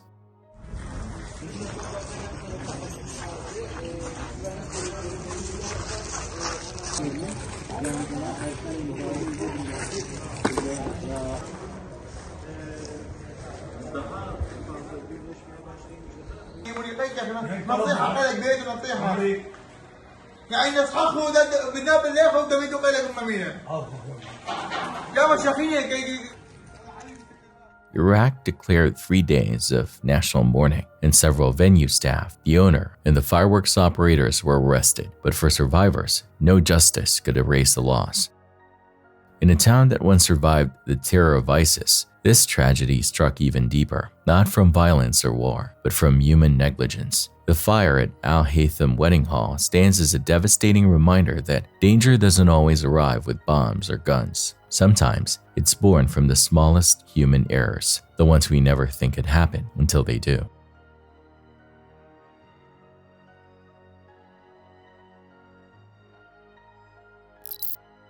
The night should have been peaceful, the kind of quiet that settles over a home where a newborn finally sleeps after long hours of feeding and soothing. But for one couple in New Zealand back in 2017, that silence was the first sign that something was terribly wrong. Only 11 days had passed since they welcomed their daughter into the world. She was healthy, safe, loved. They had no reason to fear anything until that morning. The mother woke first. No crying, no movement, just silence. She walked to the crib, maybe expecting to adjust a blanket or check her breathing like any new parent does, but the crib was empty. Their infant daughter was gone. Panic didn't rise gradually. It hit instantly, sharp and cold. They tore through the house, bedrooms, closets, hallway corners, calling her name even though she was too young to answer. Every door was checked twice, then 3 times, but nothing was out of place. Nothing broken, nothing disturbed. It didn't make sense. Babies don't just disappear. And then the CCTV footage. The camera in their own backyard had captured everything. A figure dressed head to toe in black, a balaclava covering their face, moving with a kind of unsettling calm that only comes from planning. The person slipped through the back door without hesitation, walked straight to the baby's room, as if they knew exactly where to go, and returned moments later cradling the infant in their arms, along with a bag of stolen belongings. No rush, no alarm, and then they vanished into the dark. The first person to alert the parents had been their nanny, the same nanny who had been hired just 3 days earlier. At first, she sounded terrified, insisting she awoke to strange noises and thought something was wrong. She played the part convincingly, shaking voice, tears, panic. But nothing about the situation was accidental. The nanny, 21-year-old Nyan Faye Manuka Toivalu, had been living a lie long before she ever entered that home. She had convinced friends and family she was pregnant, fabricating an entire story, even throwing herself a baby shower to keep up appearances. When the time came and she had no newborn to show, she invented another lie, that her baby had been taken. She was desperate to keep her story alive, so she enlisted her 19-year-old cousin, Sydney Talaba, telling her they were reclaiming a child stolen from her. Believing she was helping a mother get her baby back, Sydney carried out the abduction herself. The infant was found within hours, alive, and returned to her parents. Sydney was taken into custody, but once the truth came out, she was released without further conviction. Nyan, the architect behind the lie, received 3 years in prison. The baby survived. The story ended without physical harm, but the emotional damage, that's something far harder to recover from. A stranger breaking into your home is terrifying, but someone you trusted doing it, someone you allowed near your newborn, that's a nightmare that does not fade.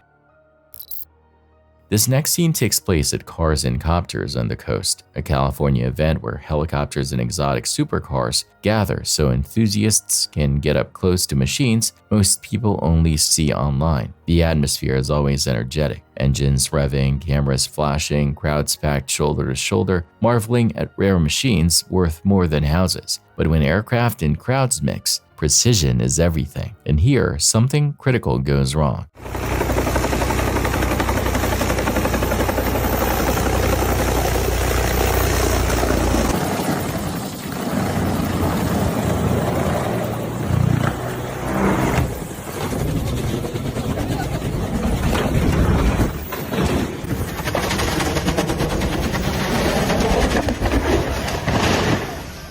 helicopter coming in for descent drifts just a hair off stability. You can see it in the rotor wobble, a telltale shake that means the pilot is losing control. In seconds, the aircraft tilts hard, clips the ground, and collapses into a violent spin, sending metal, debris, and shattered rotor fragments everywhere. Multiple angles caught the crash, because nearly every person there was already filming. This means we see something unnerving. Some spectators were directly under the aircraft when it came down. People dive, stumble, and sprint away as the machine grinds itself into the pavement. Authorities confirmed that, somehow, no deaths were reported, but several people did sustain injuries. The unbelievable thing is how close this came to being a mass casualty event. One more foot of angle, one more split-second delay, a different gust of wind. Events like this are thrilling until a split-second turn turns them into something else entirely.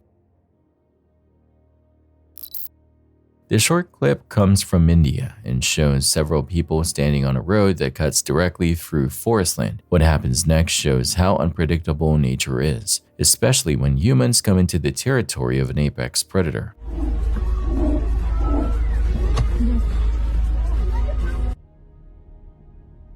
From the trees, a tiger emerges. It's not calm or cautious, it charges. The people nearby react instantly, scrambling backward while trying not to turn their backs. The fear here is almost instinctual. Tigers can sprint quicker than most humans can react, and the difference between life and death in a moment like this is measured in seconds. This scene comes from a festival in India where crowds gather in celebration. Bright color powder thrown into the air, music pounding, laughter, dancing, and a general sense of chaos but joy. But the festival also involves large ones, and animals do not understand fireworks, drums, and overwhelming sound.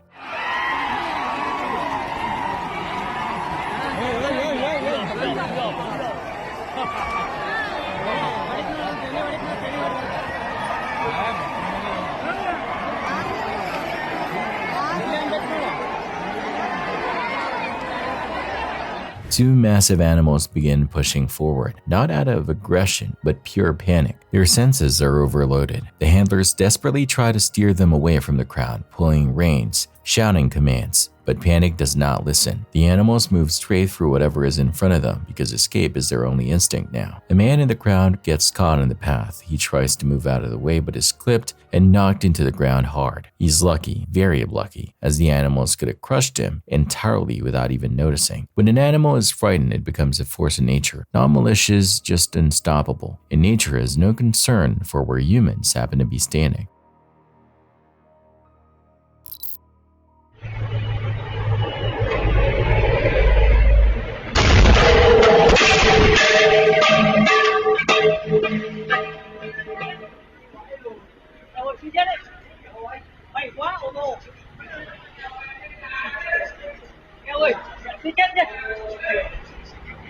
Tower explosions are no joke. They store incredible pressure, and when something inside fails, that pressure is released violently. Slowing down the footage reveals something even more chilling. A large piece of the wheel flies off at high velocity, slicing past the man's head by inches. If his posture, his step, or even the angle of his chin had been slightly different, that piece could have killed him instantly.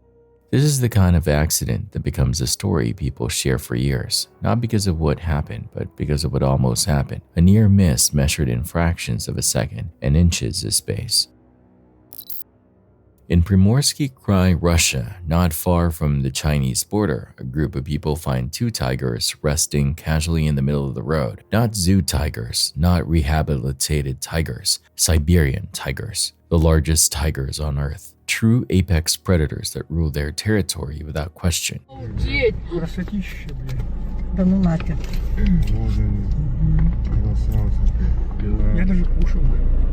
Он не кинется, блядь. Да, ой, ребята, смотрите. Навострился такой. Кинулся может команду. А смотри, они чипированы. Какие красивые. Чипированные. Да ну нафиг, да ну нафиг. Ну, один еще на ушах он что-то белое висит. Ну, конечно, не видели такого. Нифига себе. Ой, ты какой красавец, ой, ты мой красивый. Ой, какой красавец. Маленький, но что-то злится, да? Ну, злиться как, конечно, будет злиться. The animals don't run, they don't posture. They look at the humans like the interruption is theirs, not the tigers. And judging by the blood on the ground they've recently hunted, that is when tigers are most territorial, when defending a kill. These tigers are relaxed because they know they're in control. The humans filming stay in their car, quiet, not daring to test the boundary between observation and provocation. Encounters like this remind you that in certain parts of the world, humanity is not at the top of the food chain. We're only guests passing through someone else's kingdom.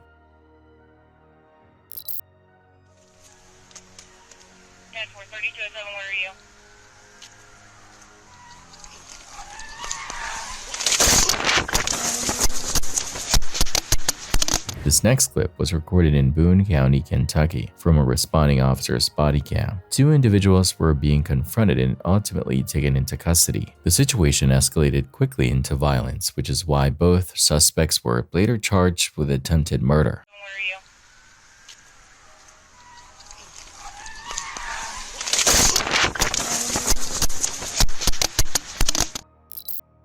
This next clip was uploaded to social media by Shireen Ann, who ended up capturing something that left her completely shaken. On this particular night, she was home alone, well past midnight, when she suddenly became aware of the sound of footsteps echoing through her home.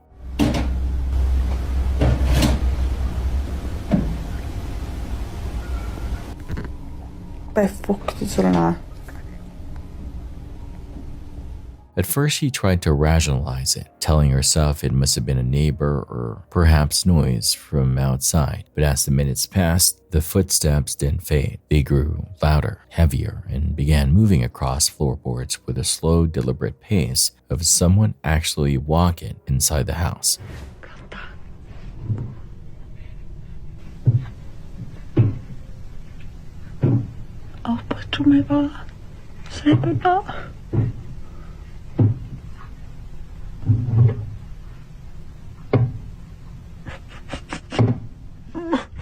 She began recording, her breathing uneven, and continued checking room after room. Every door she opened was empty, no intruder and no family members returning home unexpectedly, yet the footsteps continued, circling around her like something unseen was pacing. The night turned into a long, tense vigil. Shireen, unable to sleep, waiting for the noise to stop, but it didn't stop until daybreak. When she reviewed her footage later, that's when the true horror set in. In one brief frame, barely lit by the hallway light, a dark figure can be seen standing in her bedroom doorway. It wasn't human-shaped in any normal sense. It was a thick shadow, completely opaque, as though light itself refused to pass through it. She hadn't noticed it while recording, but the camera did. Once she posted the clip online, viewers immediately began debating what she had documented. Some believe it resembled the ghost of a young one lingering in her home. Others argued it was something far more ominous and not human at all. Shireen hasn't experienced another night like that since, but she states the atmosphere in the house has not felt the same. Something changed after that night, and not for the better. This incident took place in the United Kingdom and involves a stolen BMW driven by two individuals in their early 20s. The events escalated quickly. The two had arranged to meet a seller to purchase the vehicle, but instead of buying it, they took the car and sped away with the seller still inside. Not long after, the stolen vehicle lost control and collided directly with a care home for dementia patients, causing part of the building to collapse.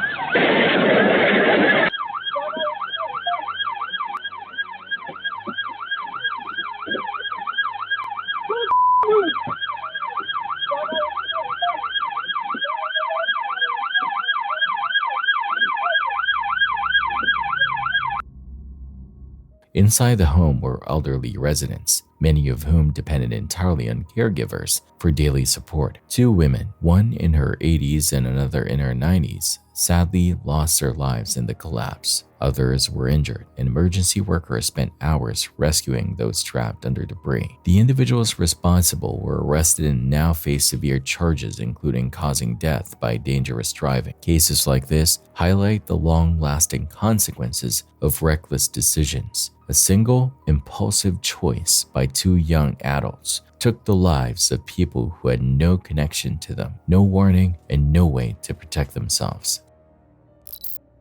This footage comes from Pimpri Chinchwad, commonly referred to simply as Pimpri, a city in India. The quality of the surveillance camera is slightly warped, but we can clearly see the motorcyclist traveling down the road. What happens next unfolds in a matter of seconds, and it's terrifying how little time there is to react.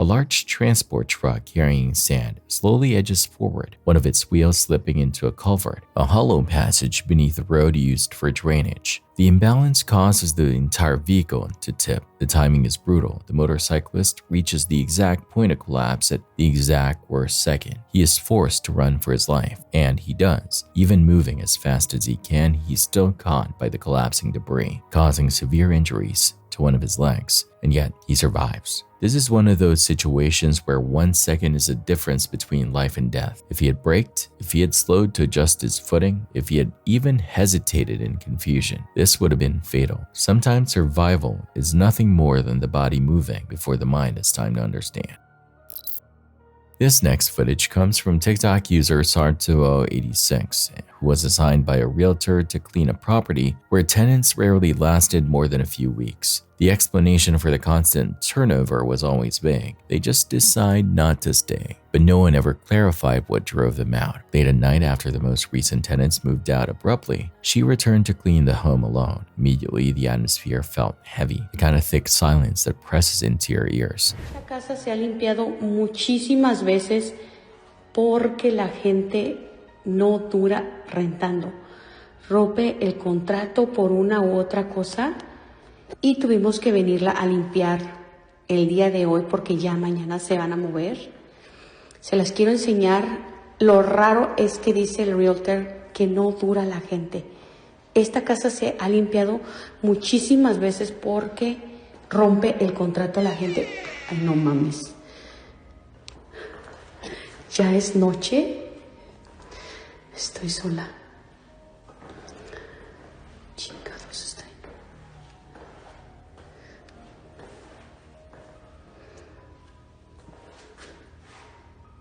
No hay nada. Esta pinche casa la han rentado un chingo de veces. Y no sé por qué rompe el contrato la gente. Ay, no. Déjenme regresar, sí, porque me dio cosas así. As she walked through the hallway, a door creaked open by itself, revealing a dark room beyond. She tried to dismiss it as the wind, but there were no windows open, and the air inside was still. She continued cleaning, but distant knocking sound echoed through the property. Then faint footsteps. The camera captures her whispering nervously to herself as she approaches the noise. The tension rises as she nears a doorway where the room is almost completely black inside. Para que la gente rompa el contrato acá es porque de plano no aguantan a vivir aquí. Y ahorita les voy a enseñar lo demás para allá. Déjenme prender la luz. ¿Dónde está la luz acá? Chingada madre. Ahí está. Ok, ahorita les voy a enseñar. Esta es una recámara.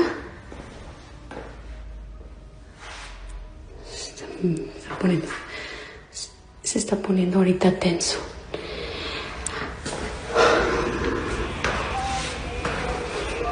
Entonces, el señor dice que ya van varias familias que rompen el contrato. Voy a dejar grabando, pero la neta ya me está dando cosa.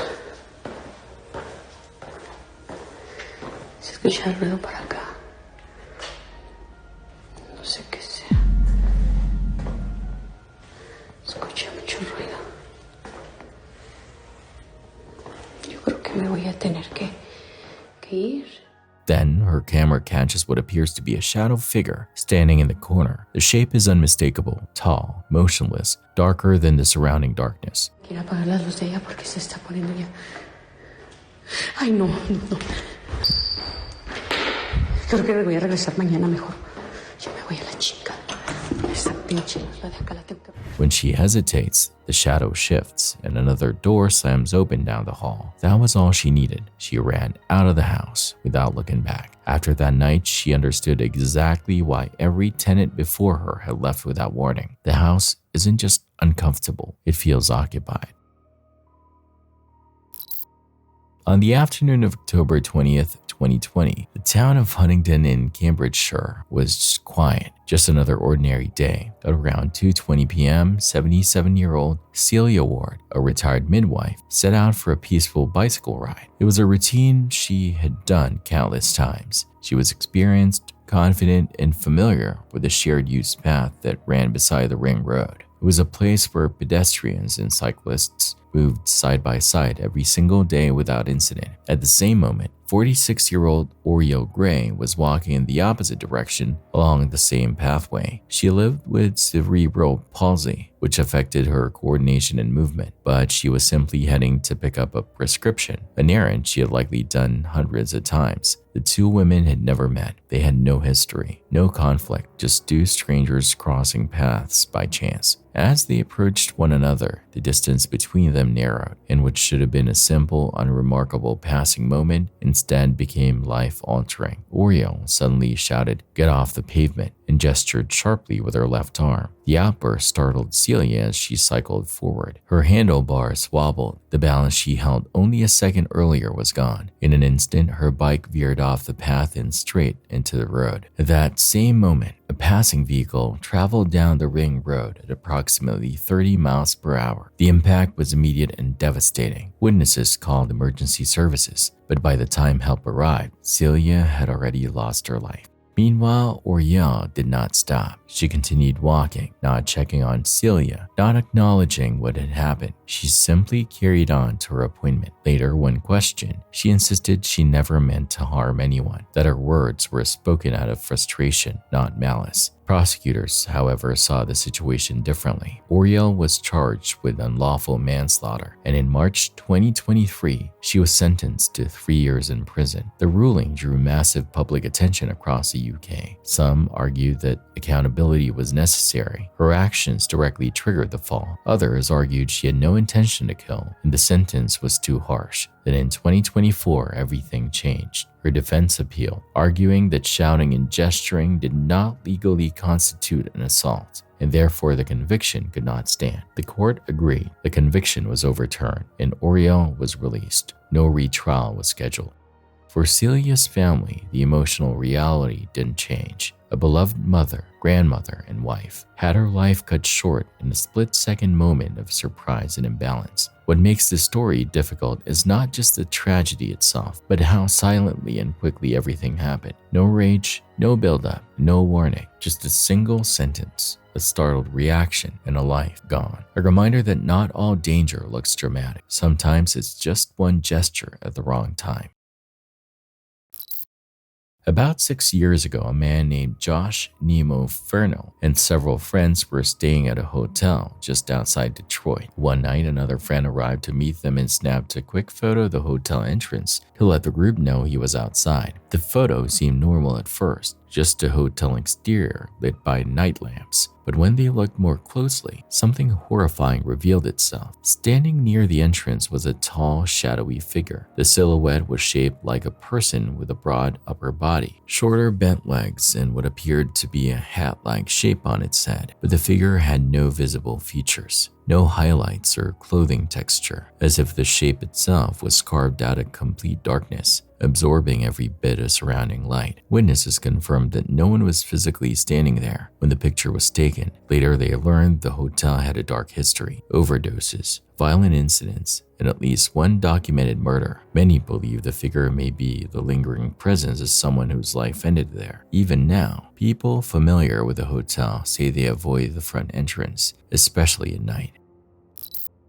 On February 16, 2023, what began as an ordinary morning at a retail store turned into a moment of sudden, senseless violence that no one present could have anticipated. Shoppers were lined up the way they always are, half focused on the day ahead while waiting for checkout. Among them was 36-year-old Rogerio Santos da Silva. To the people around him, there was nothing unusual about him. He waited quietly, didn't speak, didn't draw attention. If anything, he seemed calm, too calm. Security footage shows him suddenly stepping out of the line and strolling toward a stack of orange metal shopping carts near the entrance. He didn't appear agitated. There was no argument, no confrontation, just a silent, unsettling purpose in the way he moved. He lifted one of the carts with both hands, holding it above his head. The woman who had been behind him in line pushed her own cart forward, simply moving into the space he had just left, unaware of what was about to happen. In an instant, Rogerio swung the metal cart and launched it directly at her. It struck her head with violent force, sending her collapsing to the floor as if her legs had vanished beneath her. Witnesses froze in shock before rushing to help her. Some knelt beside her, trying to wake her. Others shouted for employees to call emergency services. The store, moments ago filled with casual conversation, became chaos. She remained unconscious for several moments before being placed into a wheelchair and taken out for medical treatment. Amazingly, despite the violent nature of the blow, doctors later confirmed that she did not suffer life-threatening injuries. The woman later stated she had never spoken to Rogerio, looked at him, or interacted with him in any way. There was no argument, no misunderstanding, nothing that explained why she became the target of his aggression. Rogerio was detained immediately and charged with minor bodily harm. He was later released. And that is what unsettled many who saw the footage: the randomness, the silence, the lack of reason, a reminder that danger doesn't always announce itself. Sometimes it just moves quietly, waits, and chooses a moment no one could ever predict. This clip was recorded on October 9, 2025 inside Istanbul's Tuzla shipyard, one of the largest shipbuilding and repair yards in the region. What begins as a normal day of maintenance suddenly becomes disastrous.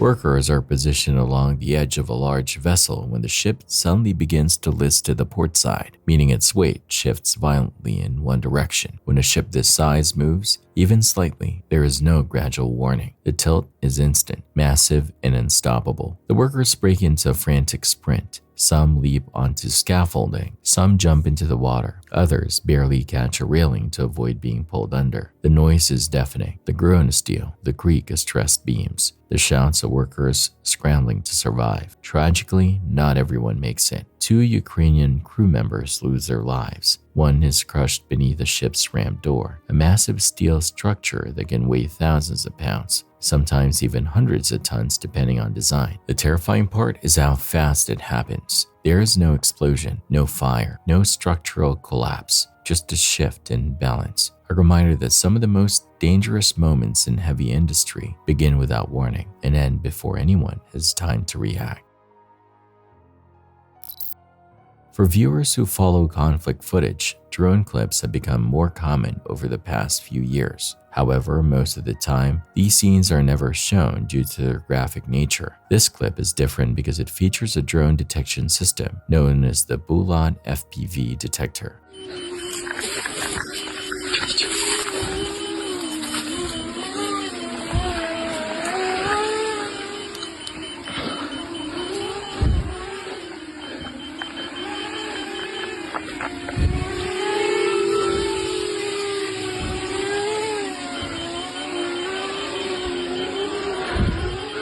Ебать, что он летает нахуй?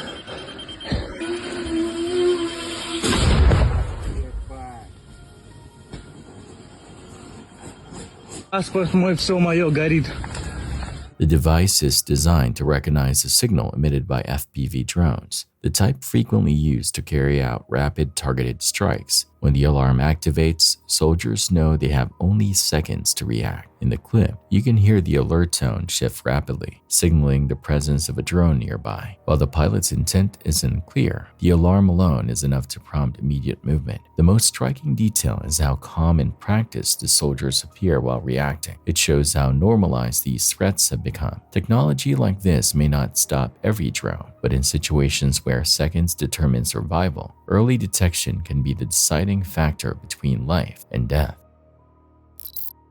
The next story didn't unfold in a single moment. It didn't happen on one afternoon, one road, or one recording. Instead, this tragedy stretched across years, a slow unraveling of someone's life in full view of the internet. This is the story of Dragonlord, also known as Dragonlord, a German YouTuber whose life became the center of one of the most intense harassment campaigns the online world has ever seen. When he first appeared on YouTube, his content was harmless, mostly videos about heavy metal music, gameplay, and personal commentary. He was loud, confident, and absolutely unfiltered. But that bold attitude soon drew negative attention. People didn't just dislike him, they obsessed over hating him. And unlike most creators who ignored trolls, Dragonlord fought back. He argued, he shouted, he responded to every insult. He threw gasoline on every spark. What he didn't realize was that the internet he was provoking wasn't just a few angry commenters. It was crowds, thousands of people who took his reactions as entertainment. Over time, that entertainment crossed a line. People began to monitor his location, uncover his address, and share it publicly. The nickname for his house became the Dragon Bunk. It turned into a real-world target. Strangers would show up outside his home, not once, not occasionally, but constantly, day and night. They filmed themselves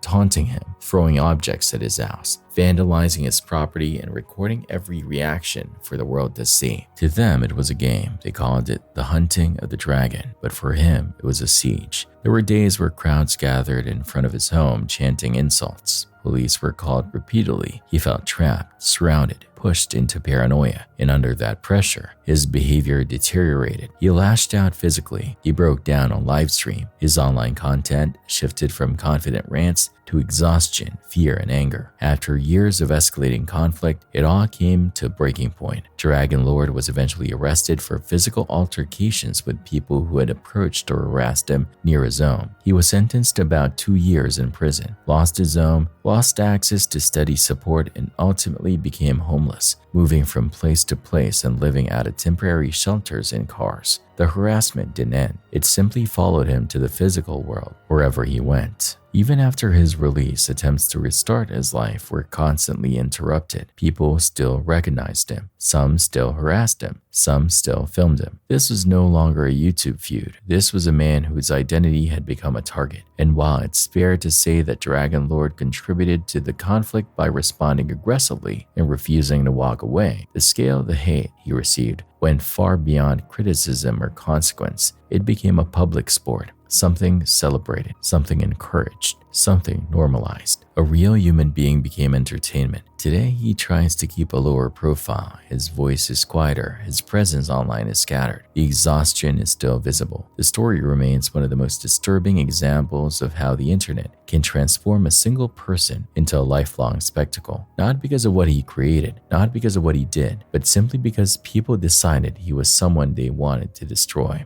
A tragedy that didn't happen in a moment, but over years of constant pressure.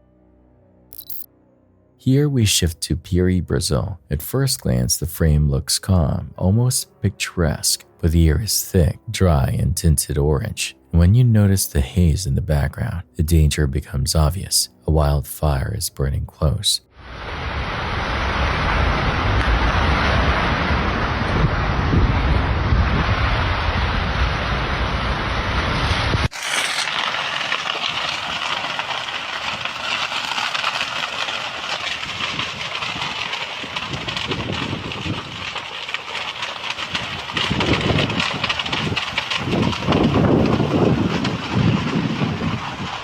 What follows is a moment where disaster creeps forward faster than people expect. Flames driven by wind surge toward the crowd. The fire isn't a distant threat, it's practically at their feet. You can hear the crackling roar and see ash swirling through the air as if the environment itself is dissolving. Some people record and send a move, a dangerous instinct in the era of social media. Others hesitate, unsure whether to flee. Wildfires do not move slowly. They do not wait. They consume everything forward of them. Vegetation, structures, oxygen, and human reaction time. Firefighters eventually manage to contain and suppress the flames, but not before the crowd learns firsthand that fire is one of the few forces humans never really control, only delay.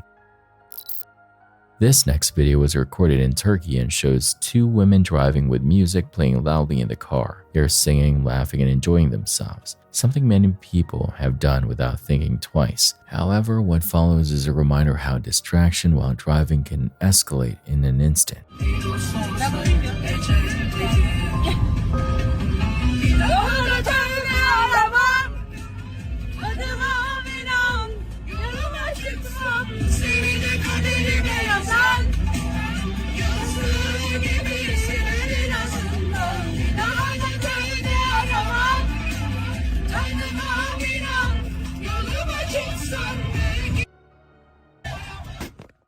The camera captures the exact moment the vehicle veers off the road. The collision happens fast with no time to react. The most concerning part is that a young one is visible sitting in the back seat, making the crash even more serious. Fortunately, everyone survived, but the injuries sustained were not minor. Incidents like this are not about criticizing joy or fun moments. They highlight how little margin for error exists when operating a vehicle. Music, celebration, and conversation are harmless until the road demands attention and isn't given it. A patrol unit stops a sedan for driving with no taillights. The officer greets the car and explains the violation, then asks the driver, Jennifer, for a license, registration, and proof of insurance. Okay, can I see your driver's license, registration, insurance? Yeah, absolutely.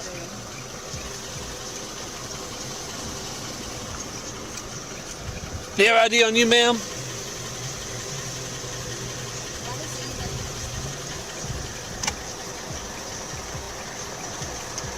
My purse is in my trunk.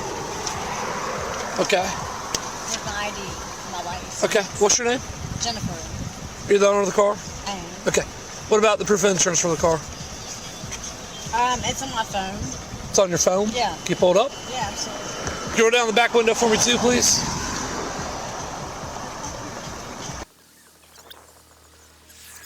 It's through Allstate. Then I give you a piece of paper for that? No, it's on my phone. Digital. Just like everybody else's is on their phone. It's mostly digital. Okay. Where y'all head from tonight? We just left Waffle House. What's that? You're at Waffle House. Okay. Where y'all headed to?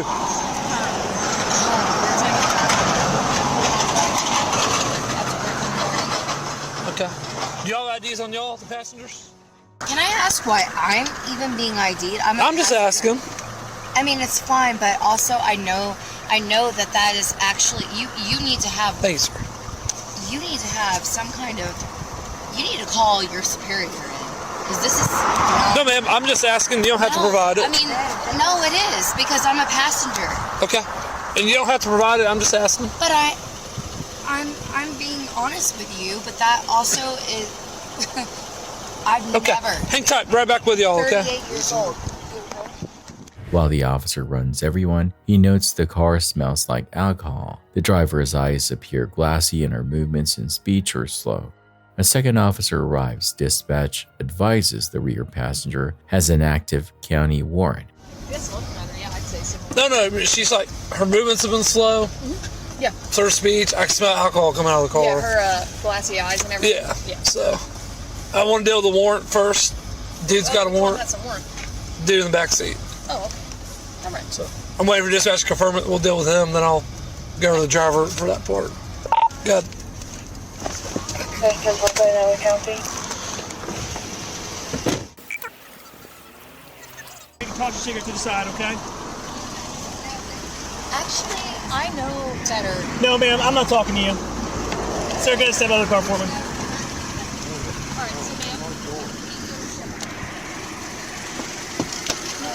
Hop out for me, okay? Come on. Turn around, put your hands on your back. We're gonna let you get rid of that for you. Oh, God. Sure.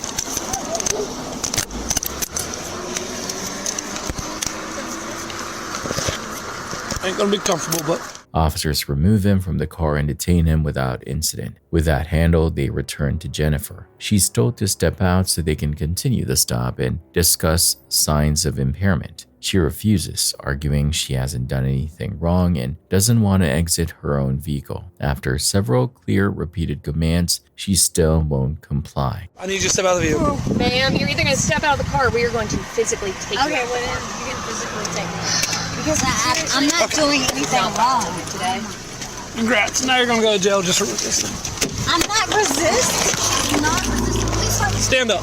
How? I'm not resisting. You got another pair? Because I said I didn't want to get out my car. Yep. That's some bullshit. That's some bullshit for us. That's some bullshit for us. Well, if you want to step out, I want to talk to you about it. You appear to be impaired by under influence of alcohol or narcotics tonight. Driving under the influence. So. I think my wallet, Yeah, I saw where it was, man. I'll get you all that stuff, okay? Sure, man. Yep. That being said, would you be willing to do some standardized field sobriety tests? Sure, absolutely. Okay. All right, boss, we can walk back to my car. I know why you said I was resisting. Because I said Because we told you got the car and you didn't, and you have to. Okay, but just because I said no. Correct. And I'm not That's resisting. resisting. You're resisting a lawful order. Okay. That's Yep. my shoes where the fuck Well. Hey, Sarge, let me hard you for a second. No, put her in the back of your car. No. We're going to do FSTs, but Can I, she's trying to slip cuffs and stuff. can I please calm down? Can I have the moment? Can I step out? No, man, not at all. Just No. please. I am right here with you. Given the totality of circumstances, no taillights at night, odor of alcohol, glassy eyes, slowed responses, and a refusal to cooperate, officers decide not to proceed with roadside tests. The sedan is inventoried for impound. Inside, they locate an open container, a bottle of cinnamon whiskey, positioned where the driver sat. During also PC search because of the DUI part, but a bottle, open-ended fireball, cinnamon whiskey. Oh, by the driver? Yeah. Yeah, he's got a whole bottle of that. The Courtney subject in the car. Can you run her out of Virginia? She's transported to jail for DUI and resisting an officer. The rear passenger goes on the warrant, and Courtney is released to arrange her own ride as the vehicle is towed. Case outcome: Jennifer quickly bonds out, receives a public defender, and later pleads no contest to resisting and DUI. In July 2025, the court adjudicates her guilty and places her on probation. On August 19, 2025, the judge records her successful completion of pretrial diversion conditions. A police pursuit, but not the kind involving a vehicle speeding down a highway. Instead, the suspect is on foot, sprinting with everything he's got. Officers shout warnings and give him the chance to surrender. He refuses. One officer gives the simplest threat possible: you're going to stop or you can go to jail. The suspect decides to run. You're going to stop or you can go to jail. Oh, this is Grease taking off on us, north on Terrace. He's going to push you over if you don't stop. Get him, Dane. He's all yours. He dropped a gun. He dropped a gun, Dane.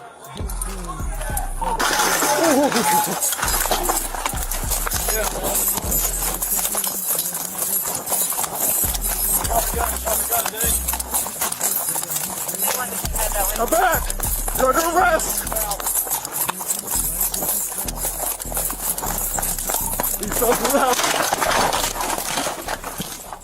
No punches, no excessive force, just clean control. Sometimes the universe delivers its own consequences, sometimes twice in the same minute. This shocking video was recorded in Magnitogorsk, Russia, and it captures a moment that almost defies belief. A pedestrian you see casually entering the building had no idea what was about to happen just behind them. At the exact moment the door swung shut, a deafening explosion tore through the street outside. The timing is almost unreal. Just a few seconds slower and that person likely wouldn't have survived. According to local reports, the blast was caused by a Gazelle cargo van that clipped a concrete barrier while making a turn. The collision ruptured the vehicle's gas cylinder, and within seconds it ignited. The resulting explosion sent a wave of fire and debris down the street, shaking nearby buildings and shattering windows. Miraculously, despite the sheer power of the blast, no one was injured. The driver managed to escape before the flames engulfed the van, and the pedestrian who had just stepped inside remained completely unharmed. Still, the damage was extensive: scorched pavement, twisted metal, and smoke billowing from what looked like a war zone. It's one of those rare moments where a split second quite literally makes a difference between life and death. It began as a harmless dare among friends, nothing more than a foolish game to pass the time on a monsoon-soaked afternoon in Niyata village, Uttar Pradesh, India. The Yamuna River below was swollen from weeks of relentless rain, its brown surface concealing the violent undercurrents beneath. Each surge of water pressed downward with the power of hidden rivers. On the bridge, a young man named MYUU, a daily wage laborer barely in his 20s, stood laughing with his friends. Depending on the report, he was 19 or 21, just old enough to believe he could beat the river's pull. His friends taunted him with an offer, a bet of 500 rupees, roughly 4 pounds. Jump in, they said, you'll be fine.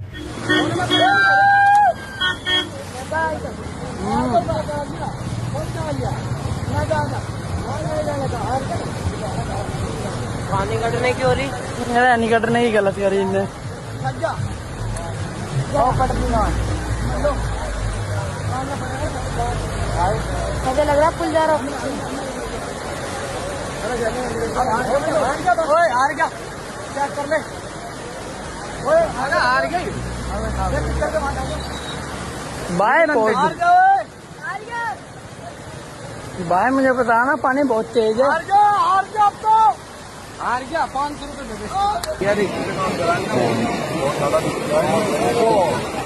कुत्ती मारनी गलत है कुत्ती ने मार रहा ना 500 रुपये को ऊपर मारनी गलत है 500 रुपये में कुत्ता आया Junade leapt. The splash echoed briefly before the sound of rushing water swallowed it whole. For one fleeting moment, he surfaced, thrashing, gasping, fighting the current, trying to reach the bank as his friends filmed from above. But the Yamuna had no mercy. The water that looked calm on the surface was a labyrinth of shifting currents below. It pulled him down, twisted him under, and carried him away. The friends' laughter turned to screams as he disappeared. Within minutes, police and rescue teams arrived. Divers, disaster response units, local volunteers, all battling the rain and the swollen current. But nature had already made its choice. The river's rising levels, open barrage gates, and fierce monsoon flow made the search nearly impossible. As of the last report, no trace of MYUU had been found. Authorities now say they intend to charge his friends for encouraging the reckless stunt and filming it. Behind the tragedy lies a brutal truth: how easily pride, peer pressure, and a moment's thrill can become fatal. It's the kind of story we scroll past too quickly, until we remember that somewhere a family waits by the riverbank, praying for a body that may never return. The Yamuna that day was no playground. It was an unseen trap, a force of nature disguised as a challenge. And for 500 rupees, the price of a meal, a young man lost everything. His final leap wasn't bravery. It was a fatal misunderstanding of the river's quiet cruelty.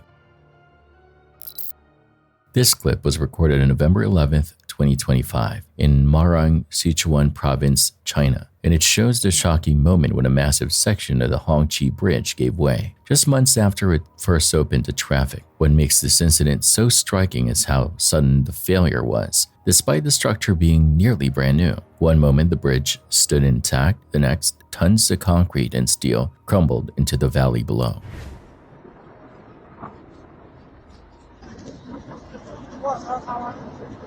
Oh, Chabatelo, Chabatelo.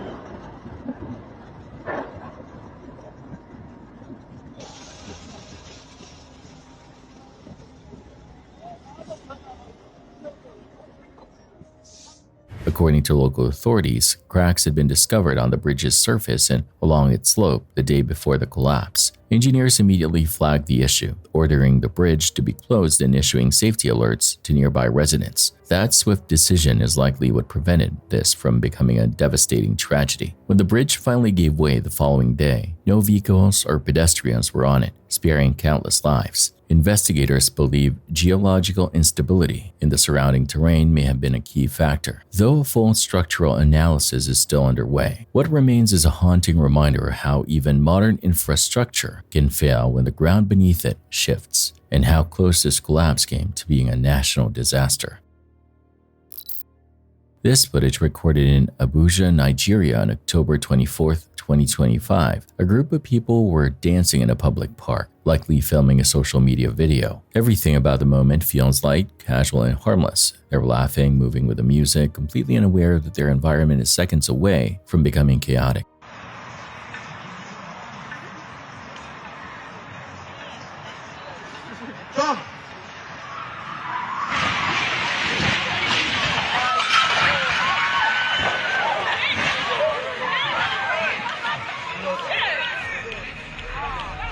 As the camera continues rolling, a vehicle suddenly bursts into the frame. Witnesses later said the driver appeared to have lost control at high speed before crashing through the fence and flipping several times. The sound of metal tearing, the fence breaking, and the vehicle slamming into the ground comes all at once. The dancers scatter out of instinct, some diving away from the path of the moving wreck. Reports in the incident are limited, but independent sources who reviewed the crash said the people inside the vehicle survived. Even so, the terrifying nature of what happened is hard to ignore. One second, it's a harmless moment of fun. The next, a violent accident erupts only a few feet away. This is the kind of incident that reminds you how thin the line is between normal life and disaster. One moment of lost control can push everything off course. This tragic footage comes from Coral Springs, Florida, where a Beechcraft King Air went down in a quiet neighborhood like just moments after takeoff. The twin-engine aircraft had been en route to Jamaica, carrying humanitarian aid for victims of Hurricane Melissa. Witnesses reported hearing the engine sputter, followed by a violent drop that ended with a massive splash and a cloud of smoke rising from the water. On board were Alexander Worm, the founder of Ignite the Fire Ministry, and his daughter Serena, both of whom tragically lost their lives in the crash. Their mission was selfless, and their journey was meant to deliver relief supplies to those suffering overseas. Instead, it ended just a few hundred feet from the homes of shocked residents who watched in disbelief as the plane narrowly missed their rooftops before plunging into the lake. Authorities from the National Transportation Safety Board quickly arrived to investigate the wreckage, seeking answers as to what caused the fatal malfunction. While the cause remains under review, the impact of this tragedy is deeply felt, not only by the Coral Springs community, but by everyone who knew the Worm family's dedication to helping others. This terrifying footage was captured on the Tallinn-Narva Highway in Estonia, a route known for its heavy truck traffic and unpredictable weather. In the clip, you can see a massive transport truck begin to lose control on the slick, rain-covered road. According to local authorities, the truck's cab skidded across the wet asphalt, sending the entire vehicle veering directly into the oncoming lane. What happened next was nearly impossible to watch. One of the approaching cars went straight underneath the trailer, disappearing from view as the truck overturned into a roadside ditch. Emergency services rushed to the scene and found a chaotic sight: twisted metal, shattered glass, and a toppled rig blocking most of the highway. Both the truck driver and one of the car drivers sustained injuries, though officials have not yet confirmed the extent of either person's condition. Police say poor road conditions and excessive speed may have played a role, but the investigation is still ongoing. Incidents like this highlight how even a momentary loss of traction can have devastating consequences, especially when dealing with vehicles of this size and weight. On a wet highway, a single skid can turn a routine drive into a scene of destruction in seconds. Context surrounding this clip is limited, but with some additional research, it appears to show a man caught in the middle of a tornado in Bandung, West Java, Indonesia in February 2024. Tornadoes are extremely rare in Indonesia. Recorded occurrences in the past decade are in the single digits, which makes this footage unusual and alarming.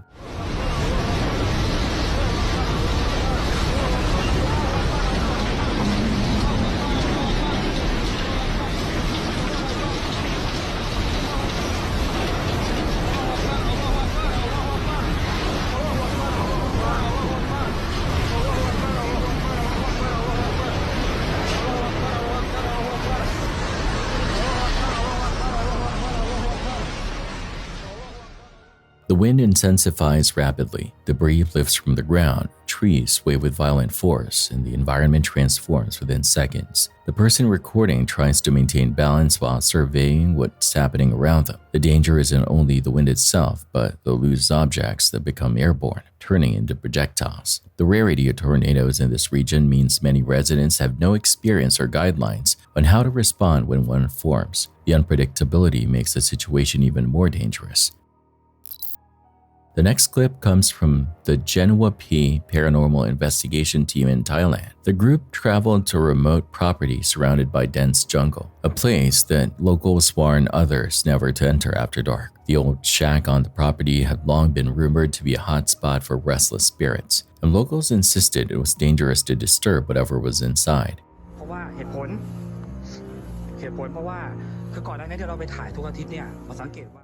ปีมาแล้วถูกเตือนหมดหลังที่ 4-5 ปีมาแล้วที่มีคนผูกคอตายอ่ะ The team set up cameras and placed a small offering to encourage any spirit present to reveal itself. For a few moments, nothing happened. ถึงจะได้ผลแต่ตอนนี้เราก็เลยต้องรอแป๊บนึงว่าจะเกิดเห็นผลไหมซึ่งตอนนี้เฮ้ย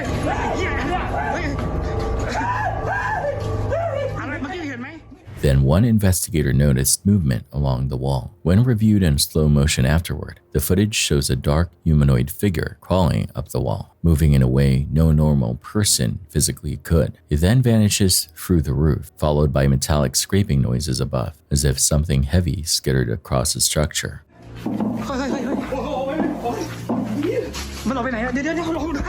Panicked, the team rushed outside, but after calming themselves, they re-enter the shack, only to find no trace of the figure at all. The locals' warnings suddenly didn't seem like superstition. A man in Algeria films a door. That's it, a door, set into an interior wall like any other, until he opens it. هذا باب سكر زعما قال تحركت الدنيا منا ما على باليش انت خارج منه انت يا خارج منه توصل لهنا زعما تحل باب هكا شوف عند الله الملتقى تموت ديريكت ما كان زعما غير سبيطار ولا ديريكت تموت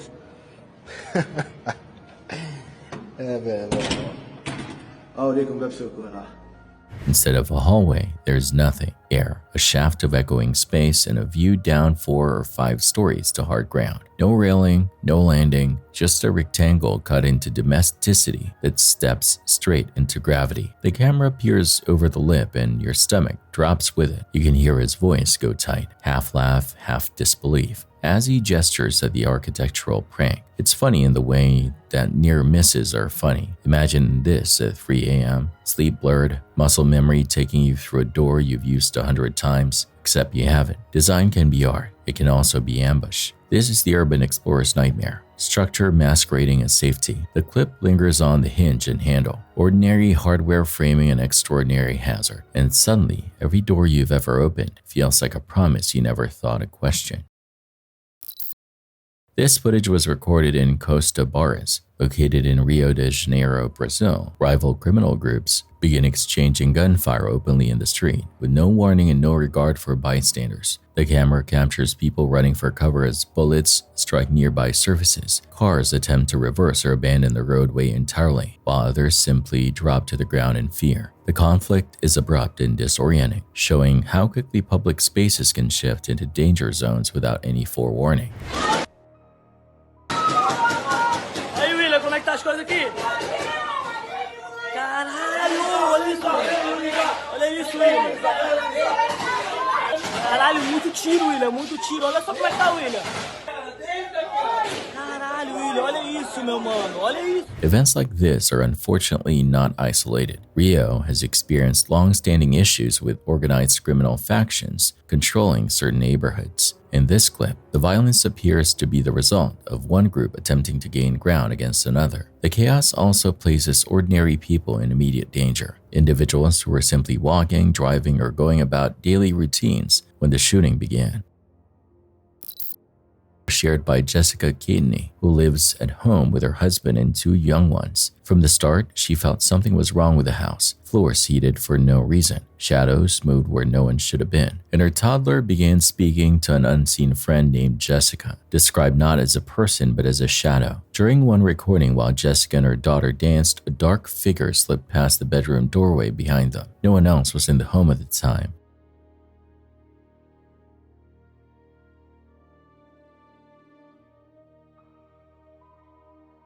And the incidents didn't stop. Their Ring camera captured shadows moving when the house was empty.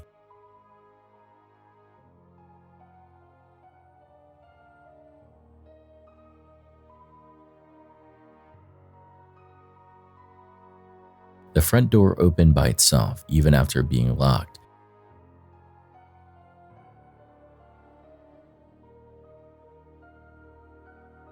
Jessica fainted unexpectedly soon after moving in, something she had never experienced before. About a month ago, I was on the couch and I just passed out.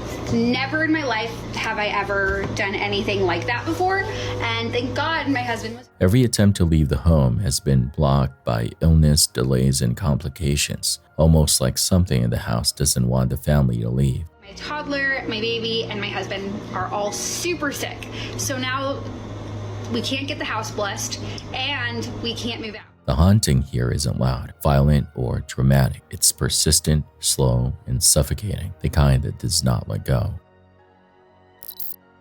Out past the fence line, a massive livestock guardian, think Central Asian shepherd, the kind bred to face down wolves, patrols the yard webbed with razor wire. 2 laughing men tease from just outside the boundary, tossing taunts like pebbles. The dog doesn't posture, it assesses, ears forward, weight low, gaze locked.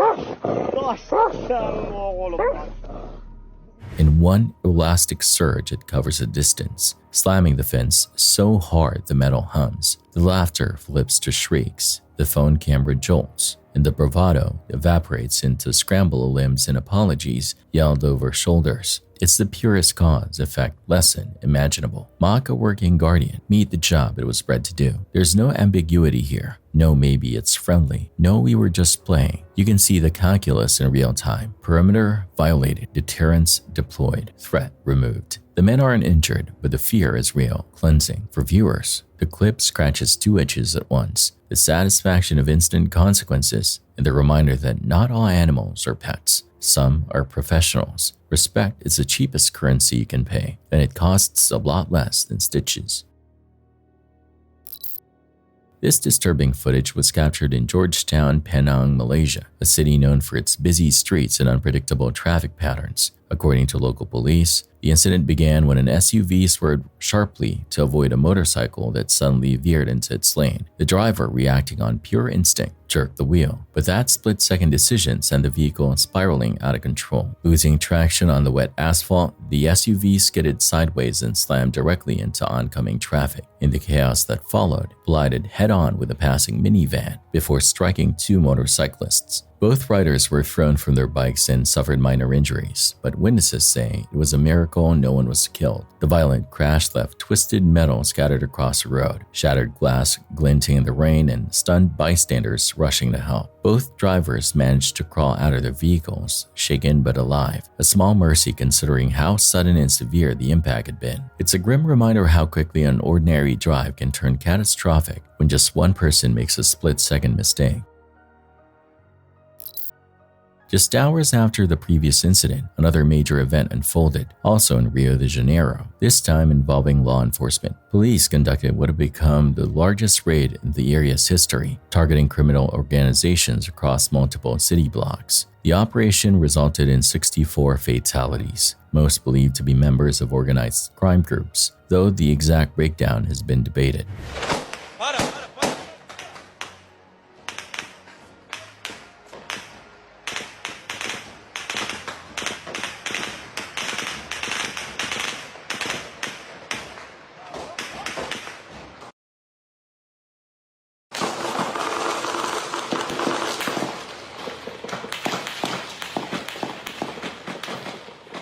The footage highlights the scale of the raid: armed officers moving through narrow streets, helicopters above, armored vehicles blocking intersections, and residents sheltering indoors. The region resembles a conflict zone rather than a civilian neighborhood. Over 80 individuals were arrested, while dozens more sustained injuries during the operation. Raids of this magnitude are controversial. Supporters argue they are necessary to reduce violent control held by criminal groups. Critics say such operations blur the lines between enforcement and warfare, particularly when entire neighborhoods are affected. What's clear from the footage is a level of risk faced not just by officers and suspects, but by the civilians who live there. Ordinary people caught between highly armed forces on both sides.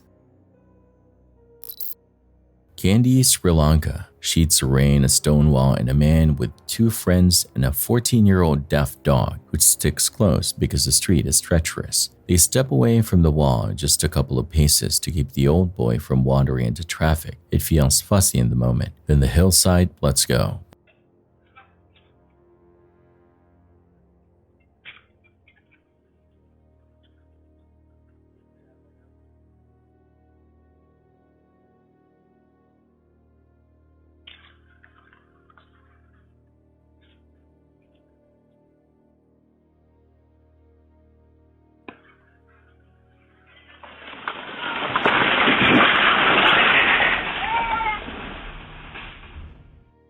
The sound comes first, a choked rumble like a truck downshifting beneath the earth. The wall erupts, not breaks, erupts, into block and mud. The exact spot they were standing seconds earlier, erased in a brown torrent. Everyone staggers backward, eyes wide, a beat too slow for comprehension. You see the owner whirl and grab the dog's collar on instinct, pulling him farther from the slide as more stone tumbles. The camera holds just long enough to make the math clear. 3 feet meant 3 lifetimes. It's not just luck, it's 1,000 tiny choices. Keep the dog close, step off the wall, don't linger. Let's stag into survival. The clip ends with rain hissing on rubble and a collective exhale you can almost hear. It's a reminder that disasters don't always arrive with sirens. Sometimes they whisper, and sometimes your best decision is a small, stubborn one you made a minute ago. The next case does not show explosions, collisions, or direct conflict, yet it is deeply concerning in its own way. This clip features a floating heavy lift crane known as the PK-300, also referred to as the Gregory Pionkin, operating in the port of Sevastopol in Crimea. During routine maneuvering, the crane suddenly begins to tilt. Within seconds, the structure loses stability and capsizes, falling into the harbor. What makes this particularly alarming is that workers were still aboard, forced to jump into the water to escape as the massive system collapsed beneath them. The sheer scale of the equipment means even a controlled fall would pose a major hazard. An uncontrolled capsize is catastrophic. 2 individuals were confirmed to have lost their lives, and more than 20 others were injured. Structural accidents involving equipment of this size are often tied to mechanical failure, miscommunication, or incorrect weight distribution. Investigations typically take months because the equipment and failure points must be examined carefully. This clip is a reminder that danger does not only come from dramatic environments. Sometimes the most hazardous situations arise from everyday industrial work, where the margin for error is extremely narrow. A downtown street in France, a woman sits in her car idling curbside when a man lopes into frame like a character from a dream you don't want to finish, climbs onto her hood, uninvited, unbothered, and begins licking the windshield. Long, deliberate strokes. Ça fait 3 quarts d'heure qu'il est là, devant ma voiture. Et voilà qu'il se met à lécher ma voiture.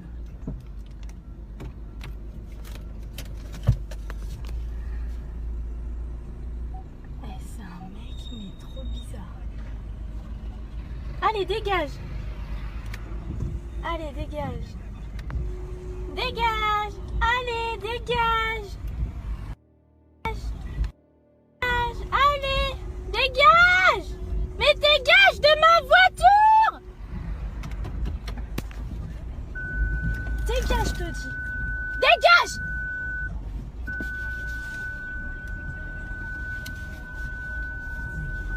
Non mais je suis en train de rouler, le mec il reste sur ma voiture.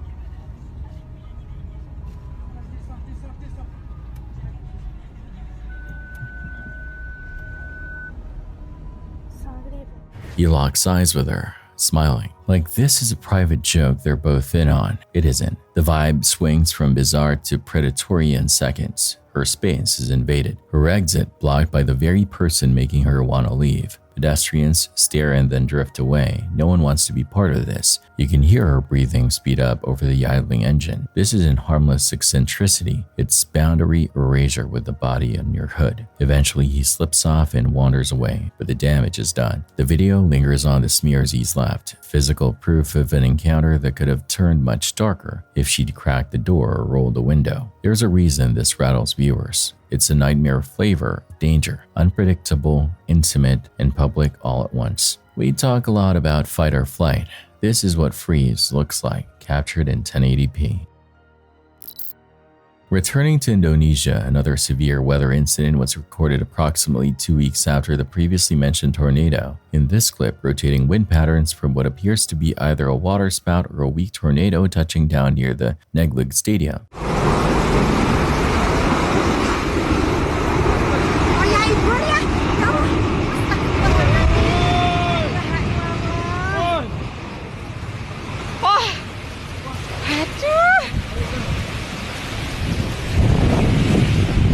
Local sources described it as a tornado, though meteorological confirmation has been inconsistent. What is visible on camera, however, is the intensity of the rotation and the debris it draws upward. Objects on the ground begin to lift, and residents nearby attempt to film while also deciding whether to flee or take cover. The concern with events like this is that much of the region is not structurally designed for tornado-level winds, meaning even moderate wind rotation can cause roof collapses, flying debris injuries, or damage to power infrastructure. Whether classified officially as a tornado or not, the conditions were hazardous, and residents in the area understood instinctively that the situation was not safe to remain near. Early evening in Vlimmeren, Biersee, Belgium, a bus creeps over a railing crossing and dies. Power cut, gearbox useless, everything frozen right on the tracks. You can hear the nervous shuffle of decision-making. Hazard lights, frantic gestures, passengers filing out into the cold. They have 4 full minutes, an eternity in emergencies, to clear the vehicle. Then the crossing bells start. Far down the line, a horn splits dusk. The engineer is doing everything right, brakes screaming, lights blazing, but physics doesn't negotiate.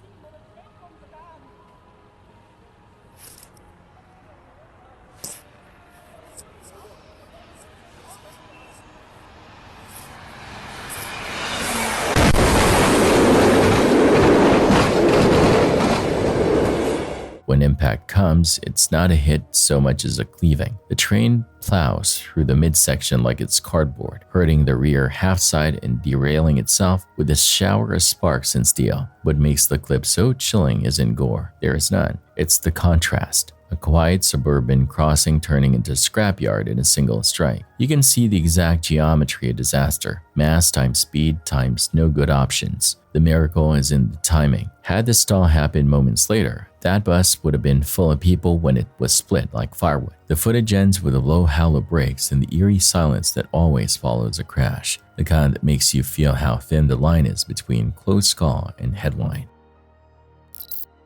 And in a near-identical situation captured elsewhere, the same principles play out once again. A team of operators work carefully to right another truck, but misjudged balance and uneven lifting tension send the vehicle crashing down. Repeating history almost exactly, industrial recovery operations remain some of the most dangerous tasks in heavy logistics, where a single degree of imbalance can turn rescue into ruin in an instant.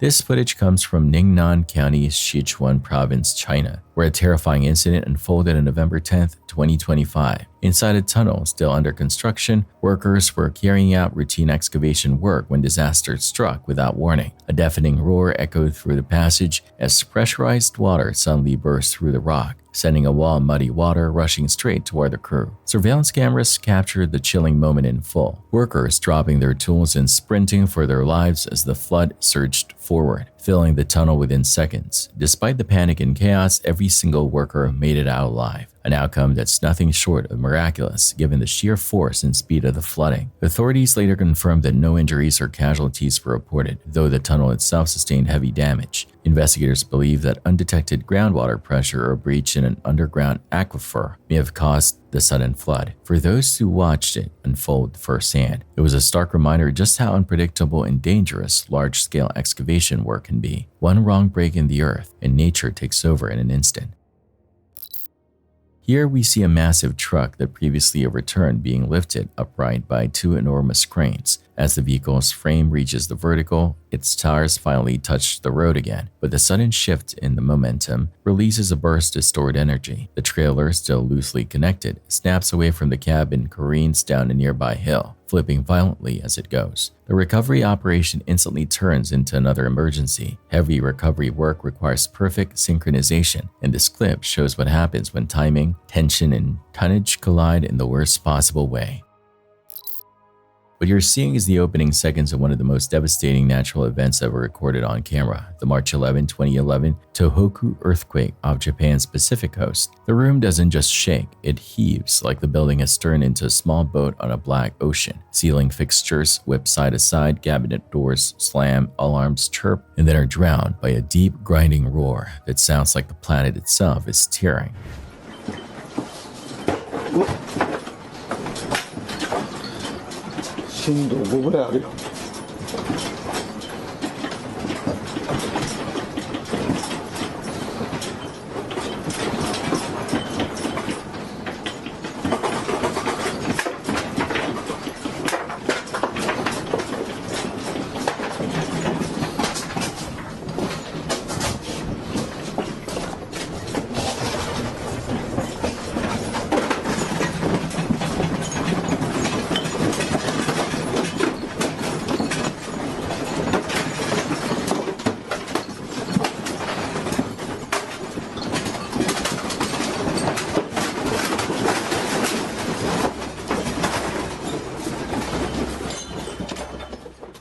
This was a magnitude 9.1, the kind of quake that rewrites coastlines and triggers tsunamis large enough to swallow towns. In the background, you can hear the pitch of human voices climb, then vanish under the mechanical hallous structures flexing beyond what they were designed to endure. The most haunting part isn't the falling items, it's the duration. It just keeps going. You can almost feel the disbelief harden into fear as seconds drag into a minute. This is the moment before the wave, the breath before catastrophe. Even years later, the clip still lands like a punch because it captures what statistics can't, the sound of the world coming off its hinges. On July 25, 2021, along the treacherous slopes of Himachal Pradesh in northern India, the quiet of the early morning was shattered by a monstrous landslide. What unfolds on camera is raw and unforgiving.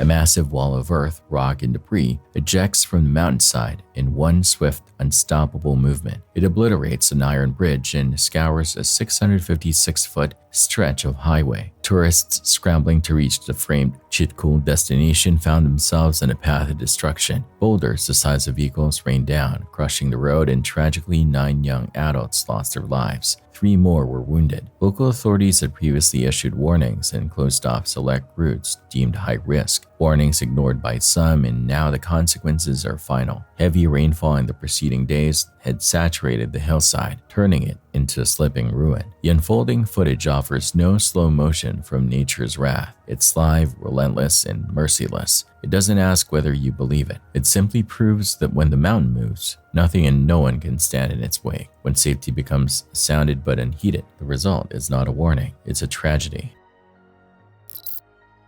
On May 28, 2025, the Birch Glacier in Lochenthal Valley of Switzerland underwent a catastrophic collapse. A massive portion of the glacier broke free, sending ice, rock, and liquefied soil crashing down onto the village of Blatten. The force was so immense that it registered a seismic activity equivalent to a 3.1 magnitude earthquake. The avalanche buried nearly 90% of the village, swallowing homes, agricultural buildings, and even the community's church. Thankfully, residents had been evacuated 9 days earlier after geologists issued warnings that the glacier's internal support was weakening. Even livestock had been airlifted from the valley, an extraordinary measure showing how imminent the danger was. However, not everyone made it out. A 64-year-old villager remains missing, presumed trapped somewhere beneath a debris field.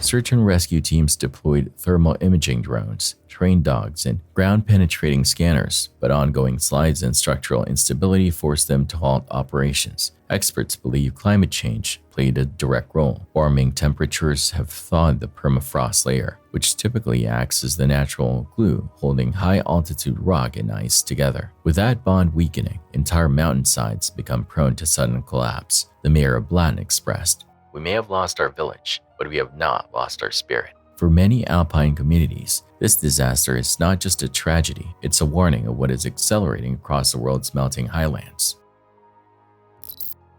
This footage was recorded at the Echeverria water treatment plant in Parana, Entre Rios, Argentina on November 13, 2025. What started as a routine maintenance procedure turned into a dangerous accident within seconds. Workers were performing scheduled service on a 750mm water main, a massive pipe responsible for transporting pressurized water through the facility.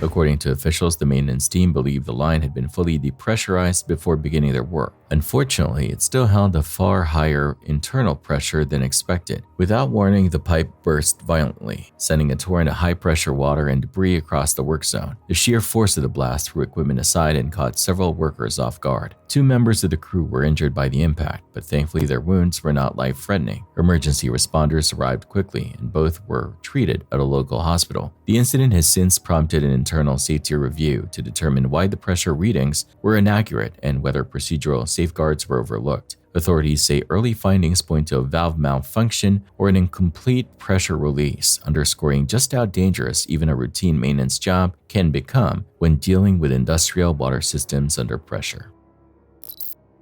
On May 27, 2025, a devastating industrial explosion tore through the Shandong-Yuta chemical plant in Gaomi, located in eastern China's Shandong province. The footage that circulated online captured one worker sprinting across a narrow metal walkway, his steps frantic, his body silhouetted against growing flames. Only seconds later, a violent blast consumed the same walkway in a searing wave of fire. Had he hesitated even once, he would not have survived.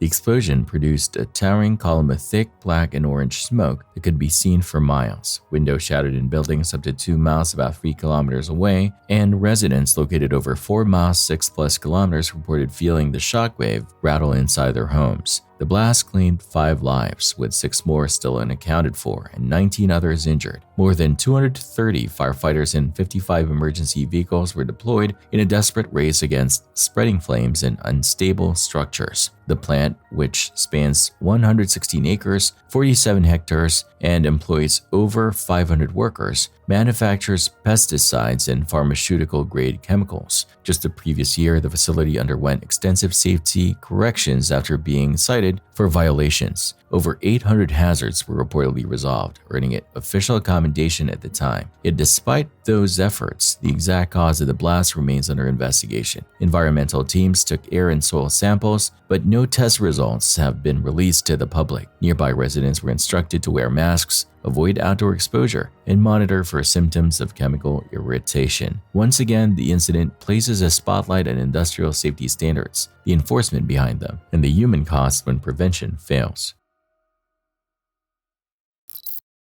On February 7, 2024, a Ford Focus pulled to a compressed natural gas CNG refueling station in Salta Province, Argentina. The driver, Sofia Esther Chaparro, a police sergeant from Buenos Aires province, was traveling with her 3 young ones and requested only a minimal refill. Moments after fueling began, the vehicle's rear suddenly detonated. The blast tore open the back end of the car, sending white vapor and tightly wrapped packages scattering across the concrete. Emergency responders discovered more than 20 kilograms of illegal substances concealed inside a modified gas tank. Chaparro insisted she had no knowledge of the cargo, claiming she picked the vehicle up from a mechanic and was simply traveling to Salta so her children could visit their father. Authorities noted she was on medical leave at the time, an additional factor raising suspicion. On October 3, 2024, she was sentenced to 6.5 years in prison for transporting illegal substances. Because she was a law enforcement officer, the court also banned her from holding any public position for the duration of her sentence. One of her young ones suffered a minor eye injury from glass, but all survived.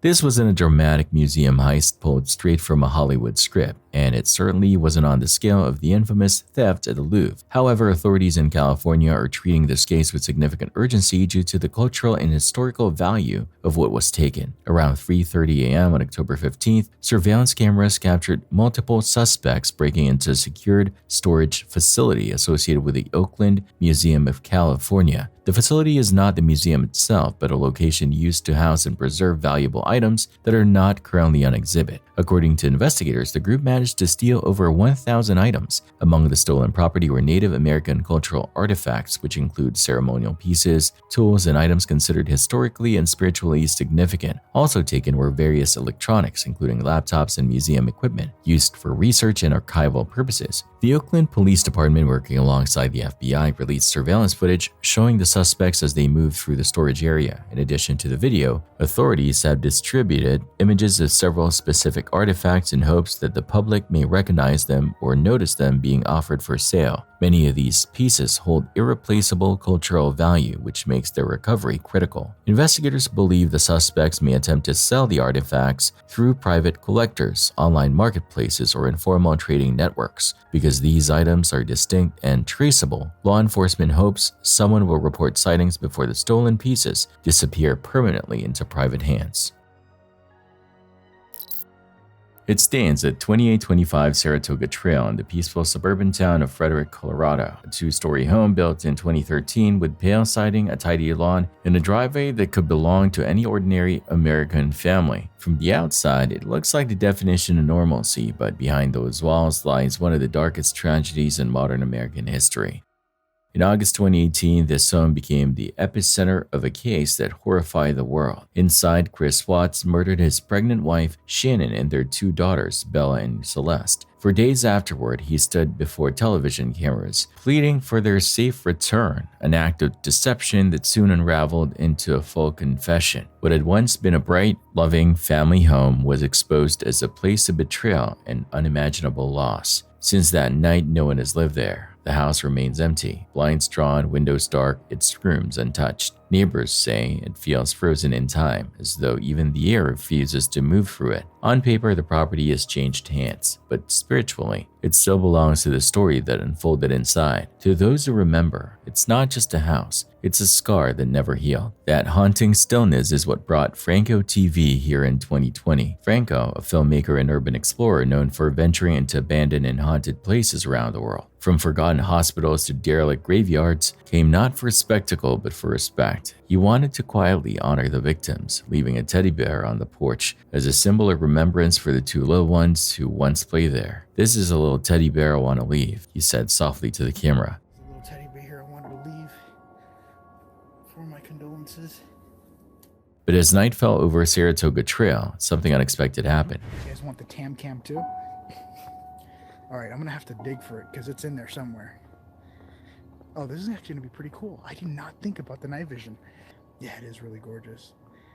Now, let's use a thermal imaging camera and see what we can see. This should actually be pretty interesting. Hold on, let me put the tam cam away for a second. That's the house through the thermal. This thing is awesome. Here, I'll walk towards the side of the place here.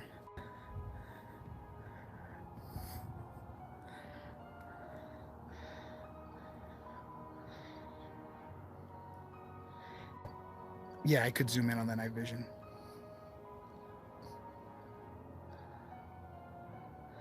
I think I'm the only one. Ooh, that was weird. I don't know if that was me, but I think I saw... You know what's weird? Look at the top window to the right. Through his thermal imaging camera, Franco noticed a faint heat signature glowing in one of the upstairs windows, the very level where the children's bedrooms had been. The image shifted slightly, almost like the outline of someone standing still behind the glass, watching. He switched angles, adjusted the lens, zoomed closer. The shape didn't vanish. It stayed, human-like, unmoving, yet undeniably there. Are you kidding? There's a heat signature on the window. Like if something's behind the window. Or in front of it. Just watching there. Look at that. I am literally getting a heat signature right in front of that window. Like someone's standing there. Now it's more than ever. I've never seen it so clear before.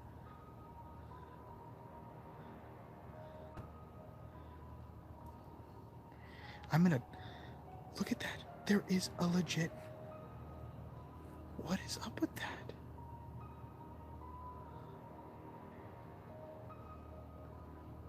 No, I know, Tom, but I won't... I have nothing to hide. I'm not doing anything wrong. Look at that. Look at the window. Look at the window. Yeah, you're right. I'm waiting for it to clear there. Bam. Oh my god, that is insane. Now I am back on night vision again.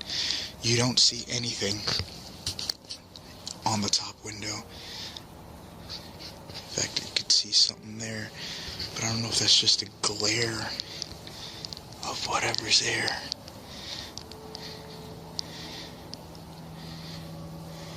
This was not supposed to be even a video. It was just a place that I came to visit.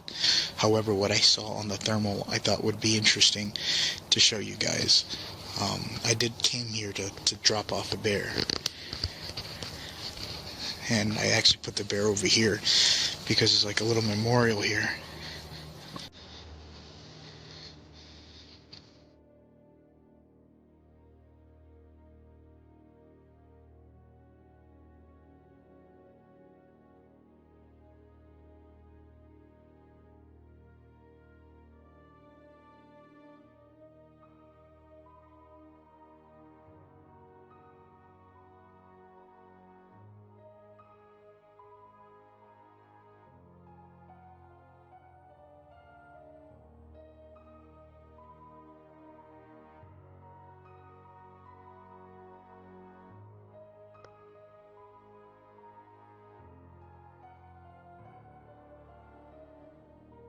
over there.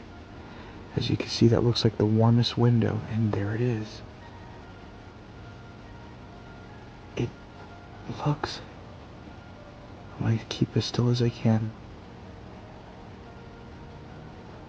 What is that?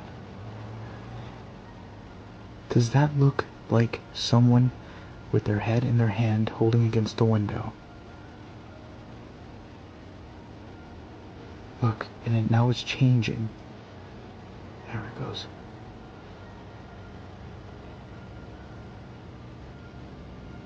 Oh, it moved.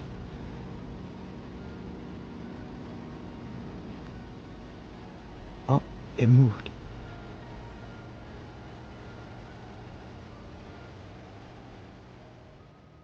What he captured that night unsettled even skeptics. Some dismissed it as a trick of light or a camera reflection. Others believed it was something deeper, an emotional residue, a trace of grief so heavy that it imprinted itself on the walls. Whatever it was, it left viewers uneasy, a chilling reminder that some places never truly let go of what happened inside them. To this day, the Watts family home remains one of the most infamous houses in America, not because of what you can see, but because of what you can feel. And when Franco's camera caught that silent shape in the window, it didn't just record a strange anomaly, it may have captured a memory that refuses to fade. This footage was captured at Whangarei Hospital in New Zealand on October 21, 2025, and it shows how quickly a small oversight can lead to a large-scale destruction. A diesel-powered vehicle had been parked over dry vegetation in the staff parking area. The intense heat from its exhaust system slowly ignited the brittle grass beneath it, and within minutes, flames began spreading outward from under the vehicle.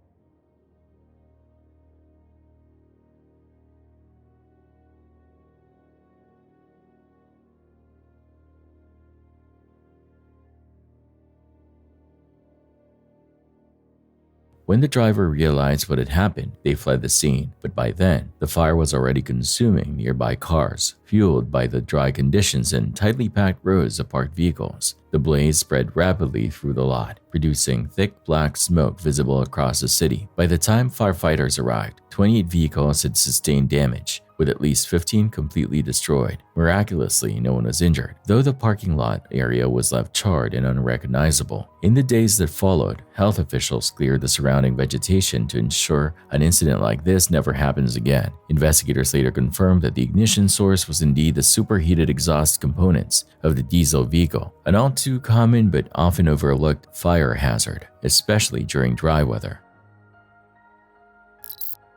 On June 25, 2023, deputies from the Kittitas County Sheriff's Office were dispatched to a rural property outside Ellensburg, Washington. The caller reported that a man had been trespassing on private land, causing disturbances and making direct verbal threats toward the property owner. The suspect was described as a 71-year-old named John, and he was reportedly behaving in a manner that suggested agitation or emotional instability. When deputies arrived, the man was walking along the roadway carrying a long wooden stick. They announced themselves, gave repeated commands to stop and to drop the stick, and informed him that he was under arrest. Instead of cooperating, the man continued walking toward them, shouting profanity and stating that anyone who approached him would be killed. Given the direct death threats, the visible weapon, and his refusal to stop advancing, deputies issued multiple verbal warnings that force would be used if he did not comply. I got it. Darcy, you got tape. Hey, sir.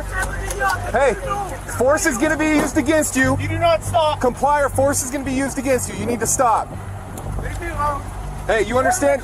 We're going to use a taser against you. Order execution, order execution. Tyrell, you good? What do you want? Go ahead. Yep. Taser, taser, taser. Sir, what do you want? Sir, what do you want? You're under arrest. Drop the stick. Drop the stick. Taser, taser, taser, taser. Try it again. Taser, taser, taser. Goddamn son of a...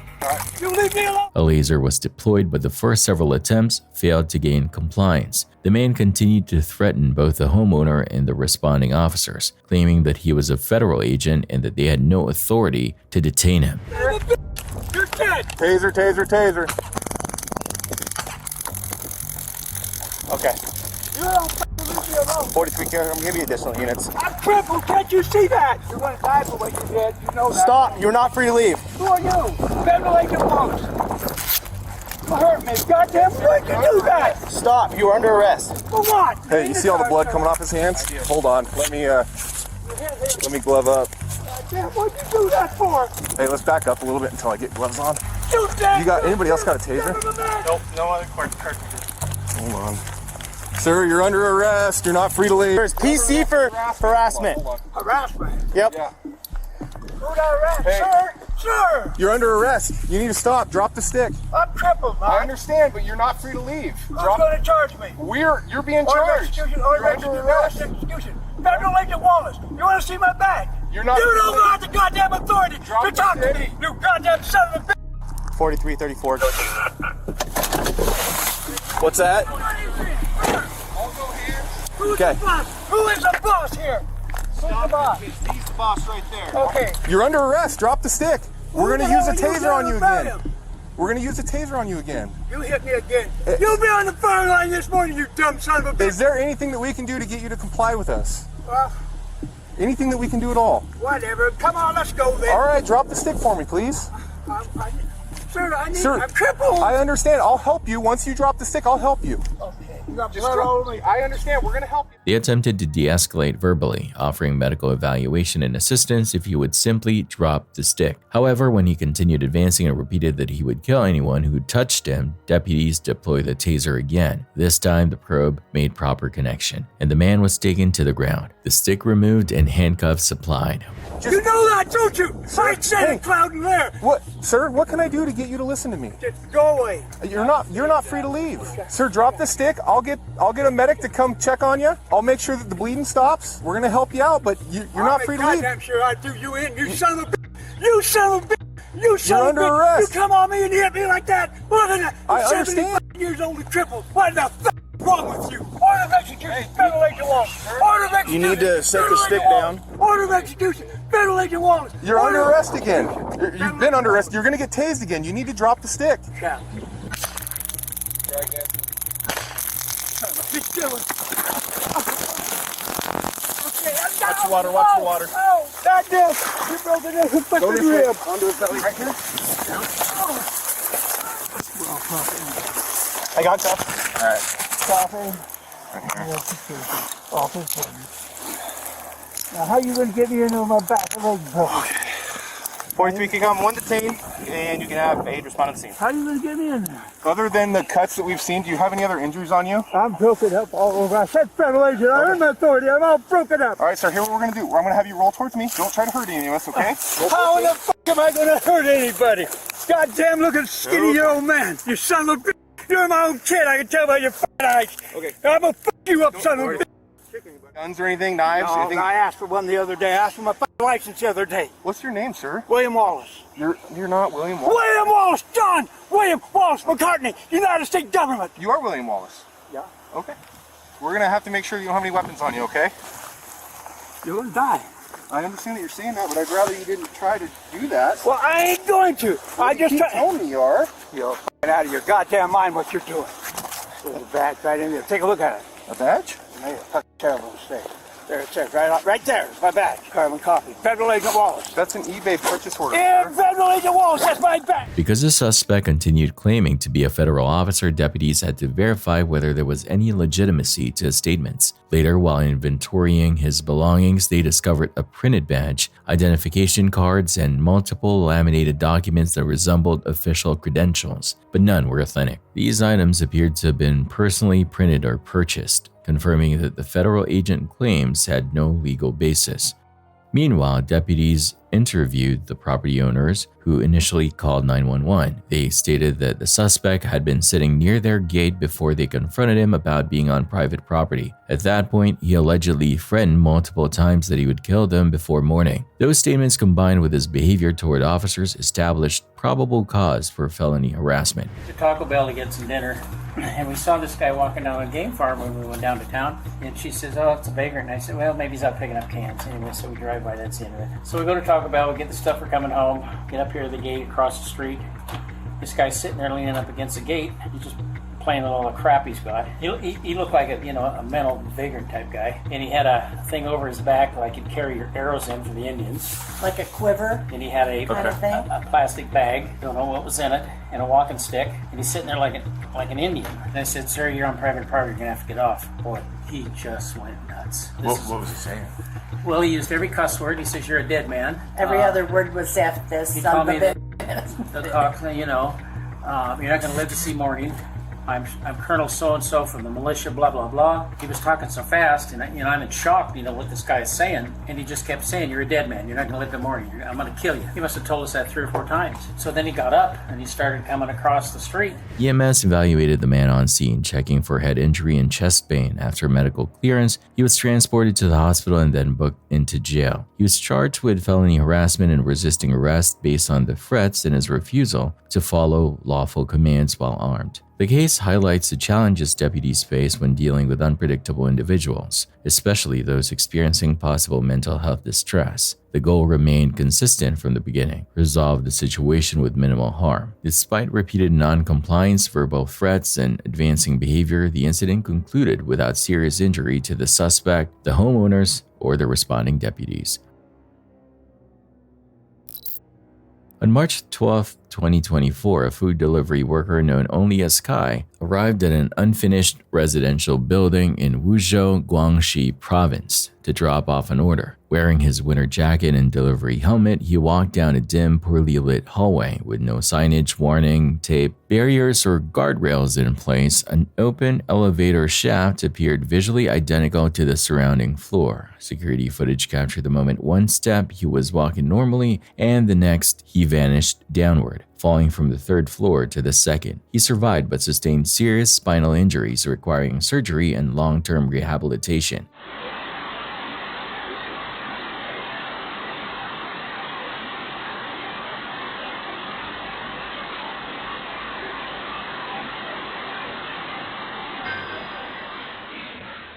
Local police confirmed the incident but provided no statement regarding administrative penalties or compensation. The construction company has not publicly responded. For many viewers, the video became a symbol of how preventable workplace-adjacent accidents can be when safety standards are treated as optional. This footage captures the terrifying sequence inside an industrial site as a massive overhead bridge crane begins to fail in real time. From the very first seconds, the sheer scale of the disaster is clear. The steel structure groans and trembles under immense stress, its mechanisms no longer responding to control. Workers on the ground sense the danger before it happens, scattering in all directions as the enormous crane jerks violently along its rails. Moments later, the machine's braking system gives out completely. The entire multi-ton crane races uncontrollably to the end of its elevated runway before crashing off the rails and plummeting to the ground below with an explosion of dust and twisted metal. The collapse sends shockwaves through the site, a grim reminder how quickly heavy equipment can turn deadly when even a single mechanical safeguard fails. In this clip, 2 workers stand beside a tank filled with molten zinc, a silvery bubbling liquid metal heated to extreme temperatures. One of them lowers a component into the vat, but the part had not been fully dried. The instant it hits the molten surface, the trapped moisture flashes into steam, triggering a violent explosion. Molten droplets erupt outward like shrapnel, forcing both workers to dive for cover. The blast is so strong that it engulfs the entire frame in a cloud of vaporized metal. This moment demonstrates the catastrophic danger of introducing even the smallest trace of water into molten metal, a mistake that can be fatal in seconds. Next, a forklift operator drives through an outdoor yard with a large, bulky load that completely obscures his view. At the same time, a woman walks diagonally across the same path because the stacked cargo blocks his line of sight entirely. She remains in his blind spot from start to finish. The forklift passes within inches of her, unaware of the near miss. It's an eerie moment, one that shows how invisible dangers exist, even in familiar workplaces. For operators, clear visibility is everything. For pedestrians, awareness can mean survival. In another part of the same facility, a worker operates a remote-controlled hoist, suspending a thick circular slab of metal several feet off the ground. While trying to carefully align it for placement, the disc swings slightly and taps against another vertical disc standing nearby. That small contact is enough to shift its balance. Within seconds, the upright disc wobbles, tips forward, and crashes to the concrete floor with thunderous force. The impact could have easily crushed anyone standing in its path. This kind of accident highlights the razor-thin margin for error when handling suspended metal components. Even a tap from another object can unleash a chain reaction with catastrophic consequences. Another clip shows a massive cylindrical bearing standing upright. Its weight, easily several tons. Without warning, it begins to tilt forward. Workers shout and scatter. But before anyone can intervene, gravity takes control. The entire ring slams onto its side, echoing through the warehouse like a cannon blast. Fortunately, no one is struck, but the incident shows how critical stabilization and proper bracing are when storing vertical components. A single imbalance in distribution can cause industrial hardware to collapse with devastating results. Elsewhere, a man climbs onto a stack of flat steel sheets to perform maintenance or alignment work. Using his own body weight, he begins rhythmically jumping on the panels, attempting to apply downward pressure. But the surface beneath him shifts unpredictably, slick with oil or dust. On his third jump, his foot slips outward. With no time to regain balance, he crashes hard onto the floor below. The fall stuns him, and co-workers rush in to help. The moment serves as a painful illustration of how improvising with heavy materials, even in routine work, can instantly turn routine labor into serious injury. Monsoon season in India won't teach you humility. The clip opens on a commuter train edging across flooded track, water braided with current, lapping at the sleepers, the wheels carving little wakes with each slow turn. Inside the carriage, voices drop, windows become screens for a moving riverbed where rails should be. Every meter is a negotiation. Too fast and you skate, too slow and you stall.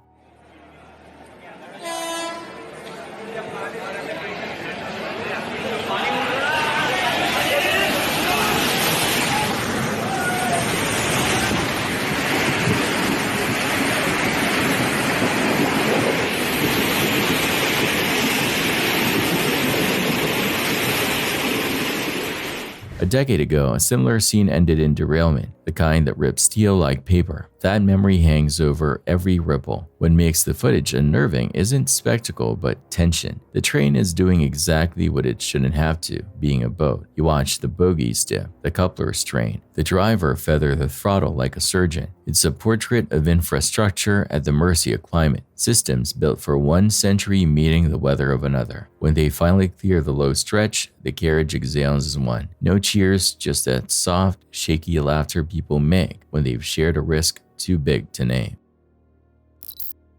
On May 29, 2025, a tourist visit to Tiger Kingdom in Phuket, Thailand, took a dangerous turn. An Indian visitor entered the enclosure to take a selfie with a fully grown tiger. A staff member prodded the tiger with a guiding stick to position it for the photograph, a practice widely criticized by animal welfare groups. As the tourist crouched beside the animal, the tiger's behavior shifted. Its ears flattened, muscles tightened, and its gaze locked. Within a second, the tiger lunged, pinning and clawing. Visitors screamed and scattered while handlers rushed in.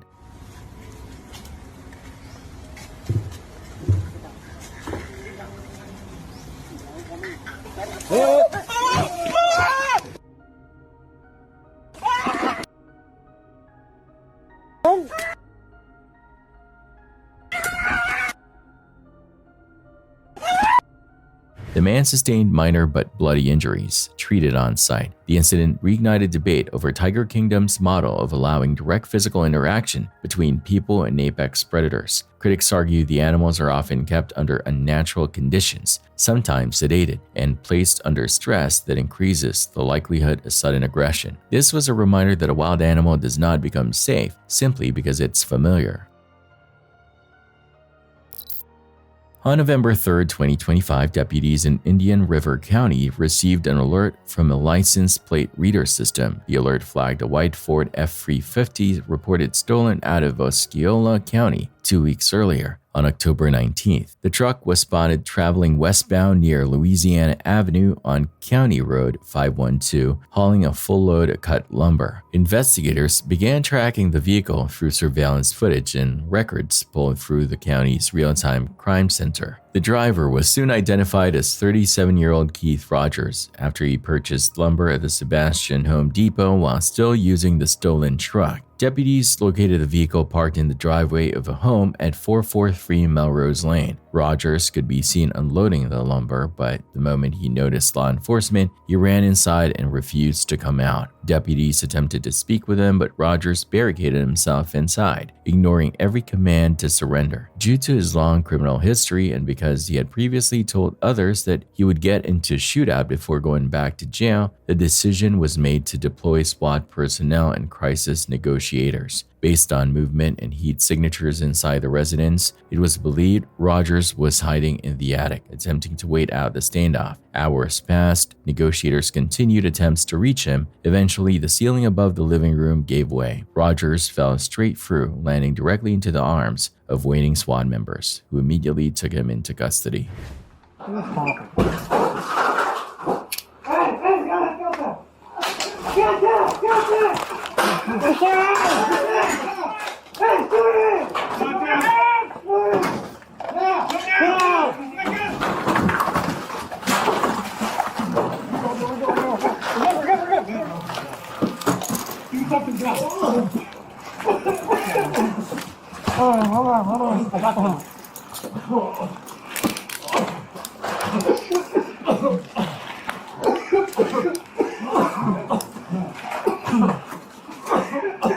Alright, tough.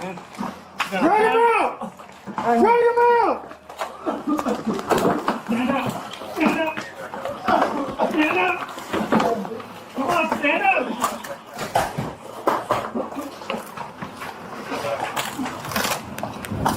Rogers now faces multiple felony charges in both Indian River and Osceola counties, including possession of a stolen vehicle and additional charges stemming from the standoff.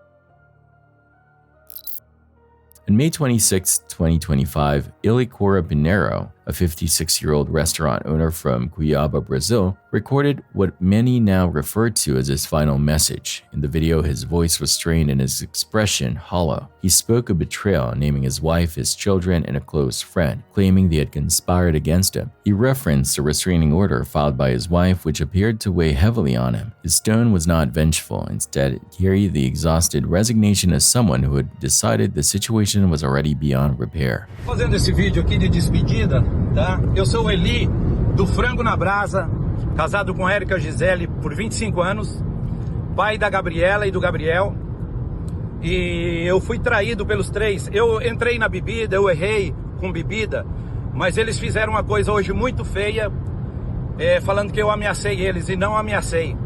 Acontece que eu conquistei muita coisa, e isso chamou a atenção de muitos, e aí muitos se aproximaram. Inclusive tem um cara que chama Yuri Rondon, um cara gordo, que foi criado lá dentro da minha casa. Só que ele tem uma vontade muito grande de ser dono do frango e ser dono da minha mulher. Ele vai ser dono da minha mulher agora, porque eles vão viver juntos, eu tenho certeza disso, que ele armou isso. E aí eles fizeram uma medida protetiva contra mim, sendo que eu vim pro manso, para eles ficarem na casa. Tem todas as conversas neste celular que eu vou deixar para vocês verem. Vou deixar com um amigo, esse amigo aqui vai mostrar todas essas postagens para vocês. Yuri, você foi um covarde. Yuri, você foi um falso.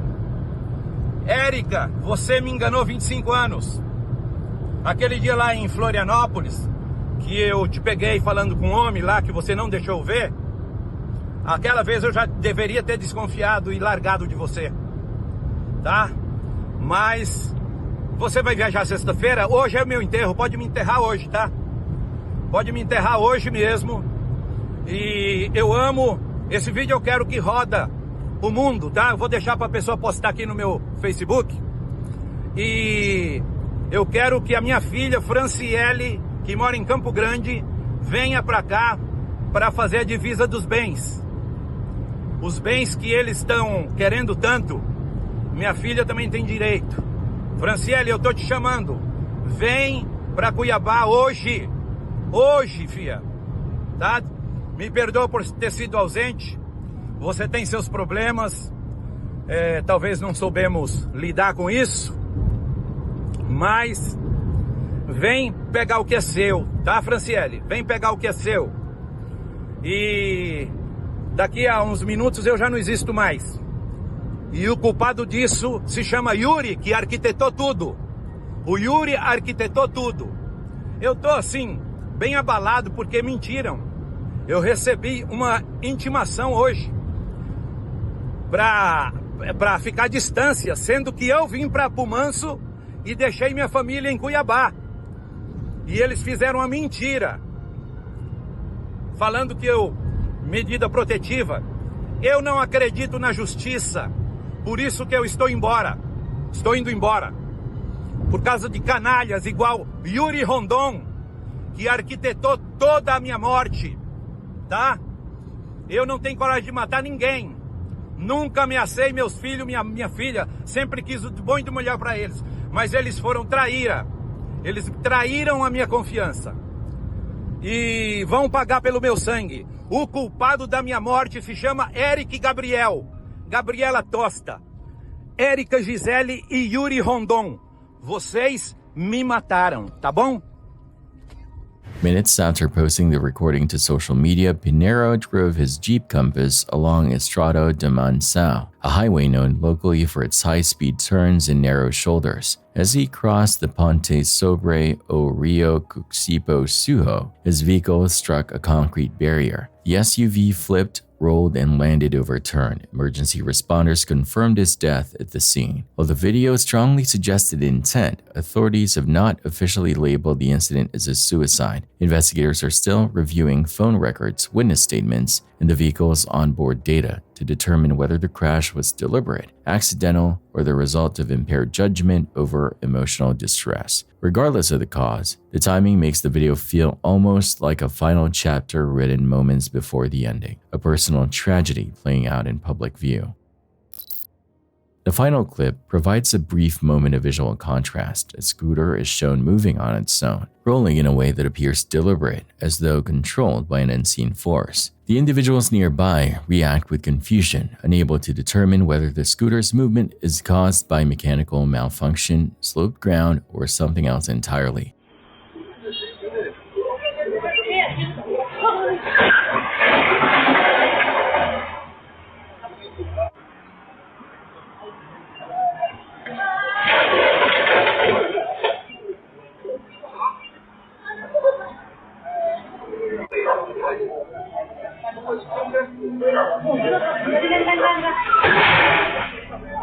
While lighthearted compared to previous footage, it's a reminder that unexpected moments occur in everyday environments, sometimes perplexing, sometimes humorous, and sometimes simply unexplained.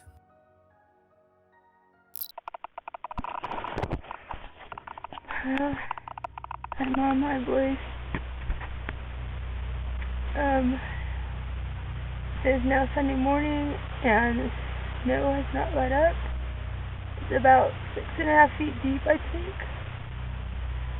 And I'm held up here in the Jeep. I just want to come home. This shaky emotional video was never meant for the internet. It was meant for a mother and for two 11-year-old twin boys who might have had to grow up without their mom. 46-year-old Paula Lane recorded it after days of being trapped in the mountains by a brutal snowstorm, convinced she might not make it out alive. Her voice is weak, her face gone, but she's calm in a way only someone who has run out of options can be. Just a few days earlier, on November 29, 2012, nothing about this trip looked dangerous. Paula and her 44-year-old boyfriend, Roderick Rod Clifton, were staying at his mother's place in Citrus Heights, California. Paula's mom had invited them for dinner in Gardnerville, Nevada. So they packed up, got into Rod's new Jeep, and started the 100-plus mile drive through the mountains. It was chilly but not freezing, around 60 degrees Fahrenheit, about 15 degrees Celsius. They were dressed for a casual day out. Jeans, light jackets, no camping gear, no emergency food, no extra water. Just a simple family dinner on the other side of the mountain. The drive should have been easy. They were even ahead of schedule, so Rod decided to take a detour to Burnside Lake, one of their favorite camping spots from the summer. He knew the area well, and he wanted to see how his Jeep handled the snow. When they reached the Burnside Lake turnoff, they found a blocked gate and a sheet of ice sealing off the road. The route was closed for the season. Rod looked at that gate, looked at the road beyond it, and made the decision that changed everything. Confident in his off-road skills in the Jeep, he drove around the barrier and continued up the snow-covered path. At first, it seemed like no big deal. The Jeep crawled up the trail, handling the snow without much trouble. They reached Burnside Lake at around 7 p.m., planning to turn around and head back toward the highway. That's when things went wrong. The snow near the lake was deeper, softer, and hiding ruts underneath. While trying to turn around, the Jeep's front left tire sank and got completely stuck. For hours, Paula and Rod dug, rocked the vehicle, tried everything they could think of to free it. No tow strap, no shovel, no traction boards, just their hands and what they could find. Nothing worked. As night pressed in, the temperature dropped sharply. The mild fall air they'd left behind was gone. Bitter cold wrapped around the Jeep. Their light clothing was no match for it. There was no cell service, no way to call for help, and no one knew they'd taken this detour. They had only a fresh bag of green tomatoes Rod's mother had given them, no other food and no drinkable water besides what they could melt from the snow. They made the only choice they had: stay in the Jeep, huddle together, and try to wait out the weather. But the mountains had other plans. That night, a powerful snowstorm rolled in. Wind, heavy snow, and freezing temperatures turned their situation from inconvenient to life-threatening. By morning, the Jeep was even more buried. On November 30th, after another failed attempt to dig the vehicle out, Rod made a desperate decision. If help wasn't going to come to them, he would go find it. The highway was nearly 6 miles long, about 9.6 kilometers away. Between him and that road, waist-deep snow in some spots and brutal mountain conditions. Rod wrapped his shoes in plastic bags to try to keep them dry, layered on every warm piece of clothing he could find, and promised Paula he'd be back in a few hours with help. She watched him walk away into the white. It was the last time she ever saw him alive. Back in the Jeep, Paula was alone and running out of strength and options. She rationed the few tomatoes they had down to 1 or 2 a day. For water, she ate snow, knowing it didn't hydrate well, but have nothing else. She dug through the Jeep for anything that could help. Blankets, extra clothes, anything she could wrap herself in to fight the cold. The storm kept pounding the mountains. The days blurred together in a haze of cold, hunger, and silence. No headlights, no snowplow, no sign of Rod returning. Hope started to thin out with every hour. When she finally picked up her camera and recorded a message to her family on December 1st, it was because she genuinely believed those words might be the last thing her mother and her twin boys would ever hear from her. But even in that moment, Paula hadn't completely given up. Hi, boys. It is now Sunday morning, and the snow has not let up. It's about 6.5 feet deep, I think. I'm held up here in the Jeep. I'm eating a green tomato a day. I'm eating as much snow as I can remember to, and trying to stay warm. I just want to come home. Rod left Friday morning. Today's Sunday. Rod left Friday morning to go get help and didn't come back. I don't know what happened to him. I don't know if he got hypothermia and frostbite, or if some critter got him. But I can't walk out in this because I don't have the clothing. I just want to see my babies and my mom. I'm so sorry that this happened. But as soon as the sun comes out, I'm going to have to try to make it. It's 7 miles and 6 feet of snow. I don't think I'm going to do so well, but nobody's ever going to find me here at Burnside Lake. On the morning of December 2nd, the storm finally eased. The sky cleared just enough to make one thing obvious. If she stayed in the Jeep, she would die there. So she made a choice. She packed a backpack with whatever small tools she had, scissors, a flashlight, bits of tape. She turned masking tape and tissue into makeshift gloves and socks. Then she opened the Jeep door, stepped into the snow, and started moving. Walking was impossible. Every step drove her legs deep into the drifts. Her body was already weak from days of cold and near starvation, so she switched to crawling, using her backpack to help spread her weight over the surface. The progress was agonizingly slow. Hours passed. Her hands and feet started to go numb. She began coughing up blood. Staying conscious became a battle in itself. And then, as if things weren't bad enough, the snowstorm came back. With visibility dropping and her strength almost gone, Paula found a hollow tree, the only shelter she could see. It was filled with spiders and debris, but it blocked the wind and gave her a small barrier against the snow. She crawled inside and spent 2 more nights there, fighting off the cold, the pain, and the steady creep of hopelessness. Her last tomatoes were gone. Her body was shutting down. By December 5th, she knew she had one last push left in her. Either she tried again or she died in that tree. She crawled back out into the snow and forced herself forward. Not far from that tree, she found something that shattered her. Rod's body, half buried in snow. He had likely succumbed to hypothermia hours after leaving the Jeep, alone in the storm that first night. The grief could have broken her completely. Instead, it hardened into determination. She was not going to die there. She kept crawling. What Polly didn't know was that search efforts had started the night she and Rod had failed to arrive for dinner. But because no one knew about the Burnside Lake detour, search teams were looking along a huge stretch of highway instead of the hidden mountain road where they were stuck. The storm made air searches nearly impossible. Days went by without success. The one person who thought differently was Paula's brother, Gary. He remembered how often they had camped at Burnside Lake in the summer, and that small detail changed everything. On December 5th, he went there himself. Driving up that same mountain road, he spotted something moving in the distance, a figure crawling in the snow near the roadway. It was Paula. She was on the verge of collapsing for good. It had started raining, which meant hypothermia would have finished what the snow and hunger began if he had arrived even 15 minutes later. Gary rushed her to the hospital where doctors treated her for frostbite and the effects of prolonged exposure. Somehow, after 6 days trapped in the mountains, alone, starving, freezing, and convinced she'd never see her family again, Paula survived. She recovered, returned home, and now lives with a family she once had to say goodbye to on camera. Most of the time, helicopter videos fall into 2 simple categories. Either you get smooth, cinematic shots of mountains, oceans, and sunsets, or something so disturbing that it ends up on a horror or disaster channel. There usually isn't much in between.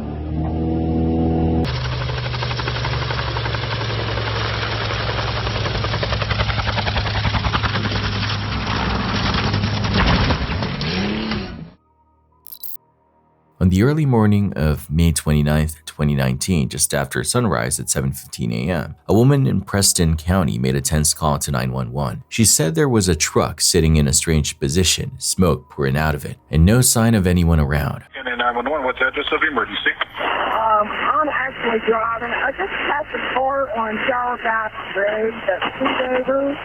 They had smoke rolling out the window. When the responding officer arrived, the scene felt wrong from the very first glance. The truck was fully enveloped in thick, dark smoke, but the cab was empty. There was no movement, no sound, not even footprints leading away from the vehicle. For a moment, it looked like a random mechanical failure or some freak accident, but the closer the officer stepped, the clearer the truth became. The inside of the truck wasn't charred by accident. There were slick traces of oil, applied deliberately, coating the interior in a way meant to accelerate flames, not contain them. Someone wanted this truck gone, and they wanted it gone fast. Fire crews arrived almost immediately after the call filtered through dispatch. Among them was Fire Chief Perry Barlow, a man known throughout the county for decades of service. As he walked toward the burning truck, something in his expression shifted. His stride slowed. His breathing changed. It was as if he recognized the vehicle long before he reached it.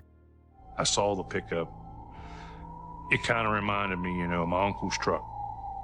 The registration was run on it. What comes back to what, Phil Barlow? It was identified as Philip Barlow's truck. That's my uncle.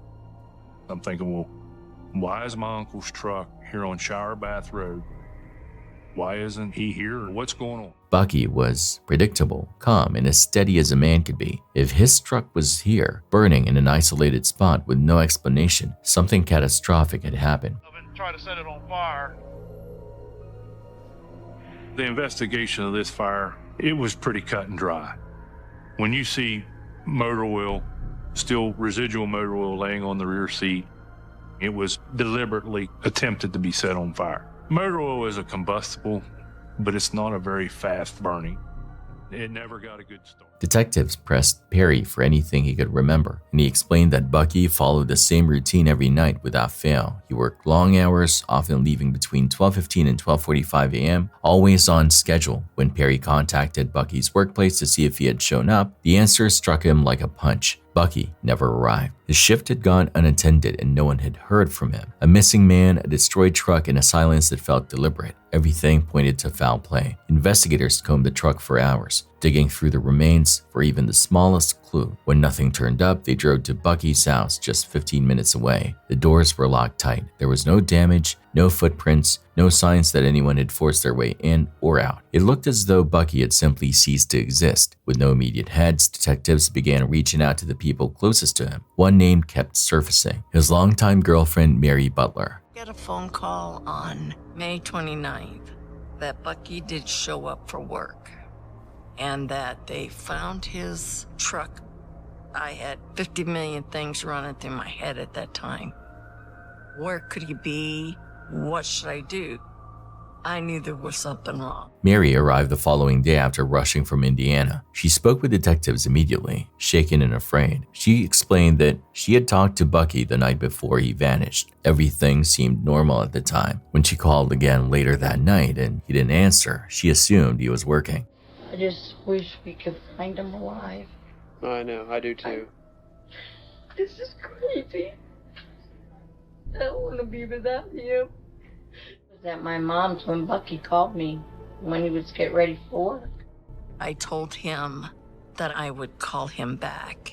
And 15 minutes went by, and I called him, and I didn't get any answer. As hours passed with no response, the worry crept in. Detectives traced Bucky's phone, only to discover it hadn't traveled far from where the truck was found. Mary allowed investigators into his home, hoping something inside would explain his disappearance. But the house was untouched. No overturned furniture, no broken locks, no sign of a struggle. It was like he walked out the door and reality swallowed him whole. It was about a half a mile from his house when it stopped transmitting.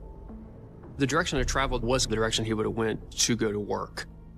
We searched the area for the phone, but we were unsuccessful in finding it. Search teams spent the next 10 days sweeping forests, fields, and back roads. The National Guard joined the effort, along with canine units trained to track human remains. Then deep in the woods, a hunter stumbled upon something horrifying. A body, burned, mutilated, and barely recognizable, was lying not far from a creek bed. The only way to confirm its identity was through Bucky's dentures. The autopsy that followed would expose a cruelty beyond anything investigators had imagined. What happened to Bucky wasn't just a murder, it was torture. We're just down here hunting. We came across a body in the creek.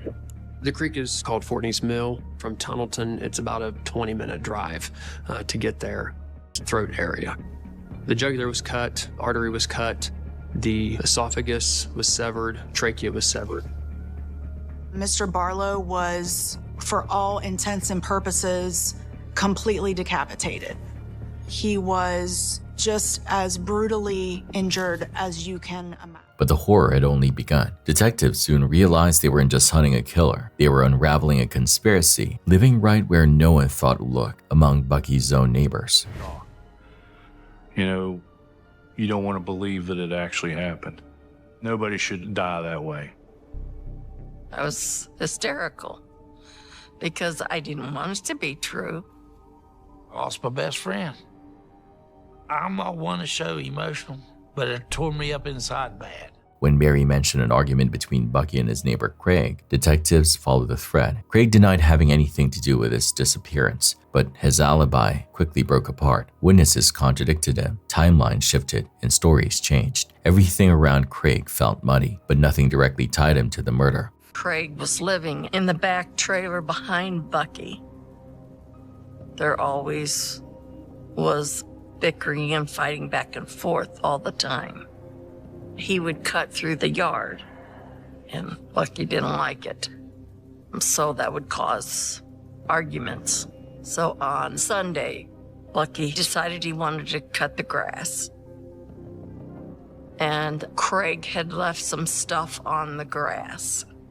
And Bucky had called me and told me about the scuffle. Then that's when he came up missing. He denied that he had any knowledge or participation in anything that may have happened to Bucky. The night that Bucky disappeared, he said that night he had been working on the radio in the truck. He described the location. It's a back road. I slept in that Ranger. You slept in the Ranger all night? Yeah. Was anybody with you? No. I did question him, why would you sleep in your truck that night when your residence is fairly close? At some point, you're going to wake up in the night. Would you agree with that? You're going to be like, I might as well go home, I'm only 5 minutes away. And he described that that was not out of the norm for him. I did not leave that spot. Months passed before detectives realized there were two people who knew far more than they had said: Laura Martin and Robert Quinn, a couple living next door. Their initial statements sounded rehearsed, and when investigators learned the pair didn't own the air conditioner they claimed masked all noise that night, everything changed. You guys were home all night? Yeah, we was in bed and air conditioning. When both were arrested on unrelated charges, the walls began to crumble. Laura's story shifted. Robert contradicted himself. Did you hear anything that night? No. Like I told you then, I had to wash her and dry her running. Then detectives reviewed Laura's jail calls. Disturbing, manipulative conversations where she drifted between obsession, flirtation, and veiled threats. You know what her relationship is right now with her ex? No. Okay, probably not exactly what you think it is. You know what I need? You for about 20 minutes. You know I'm hitting it one more time, right? Better be thinking when I get out. Alright, I love you, baby. Finally, when investigators confronted Robert with Laura's words, he broke. He confessed to everything. According to Robert, the plan had been Laura's. She was convinced Bucky kept retirement money hidden in his home and became fixated on getting it. During the robbery, she snapped and beat Bucky until he lost consciousness. They loaded him into his truck, dumped him deep in the woods, and set him on fire to cover their tracks. When Laura learned that Robert confessed, she quickly blamed everything on him. Their accusations collided, but one thing became clear: they were both involved. Sideways, didn't it? Yeah. Okay. Why did it go sideways? She went over Bucky's by herself, and she was standing there waiting for him to get his work. And whenever he come off his porch, she grabbed hold of him, tried to rob him, and he put up a fight. But they look like regular guns. It was a struggle with all three of us. I mean, I wasn't gonna let him. Bobby pulled a box cutter out, and I'm like, what the? Then I saw Bobby cut him. I shoved Bobby, and I put my hands on Bucky's neck, and I'm looking at Bobby and I'm crying, and I'm like, please don't do this. And then Bobby's like, I'll do you too.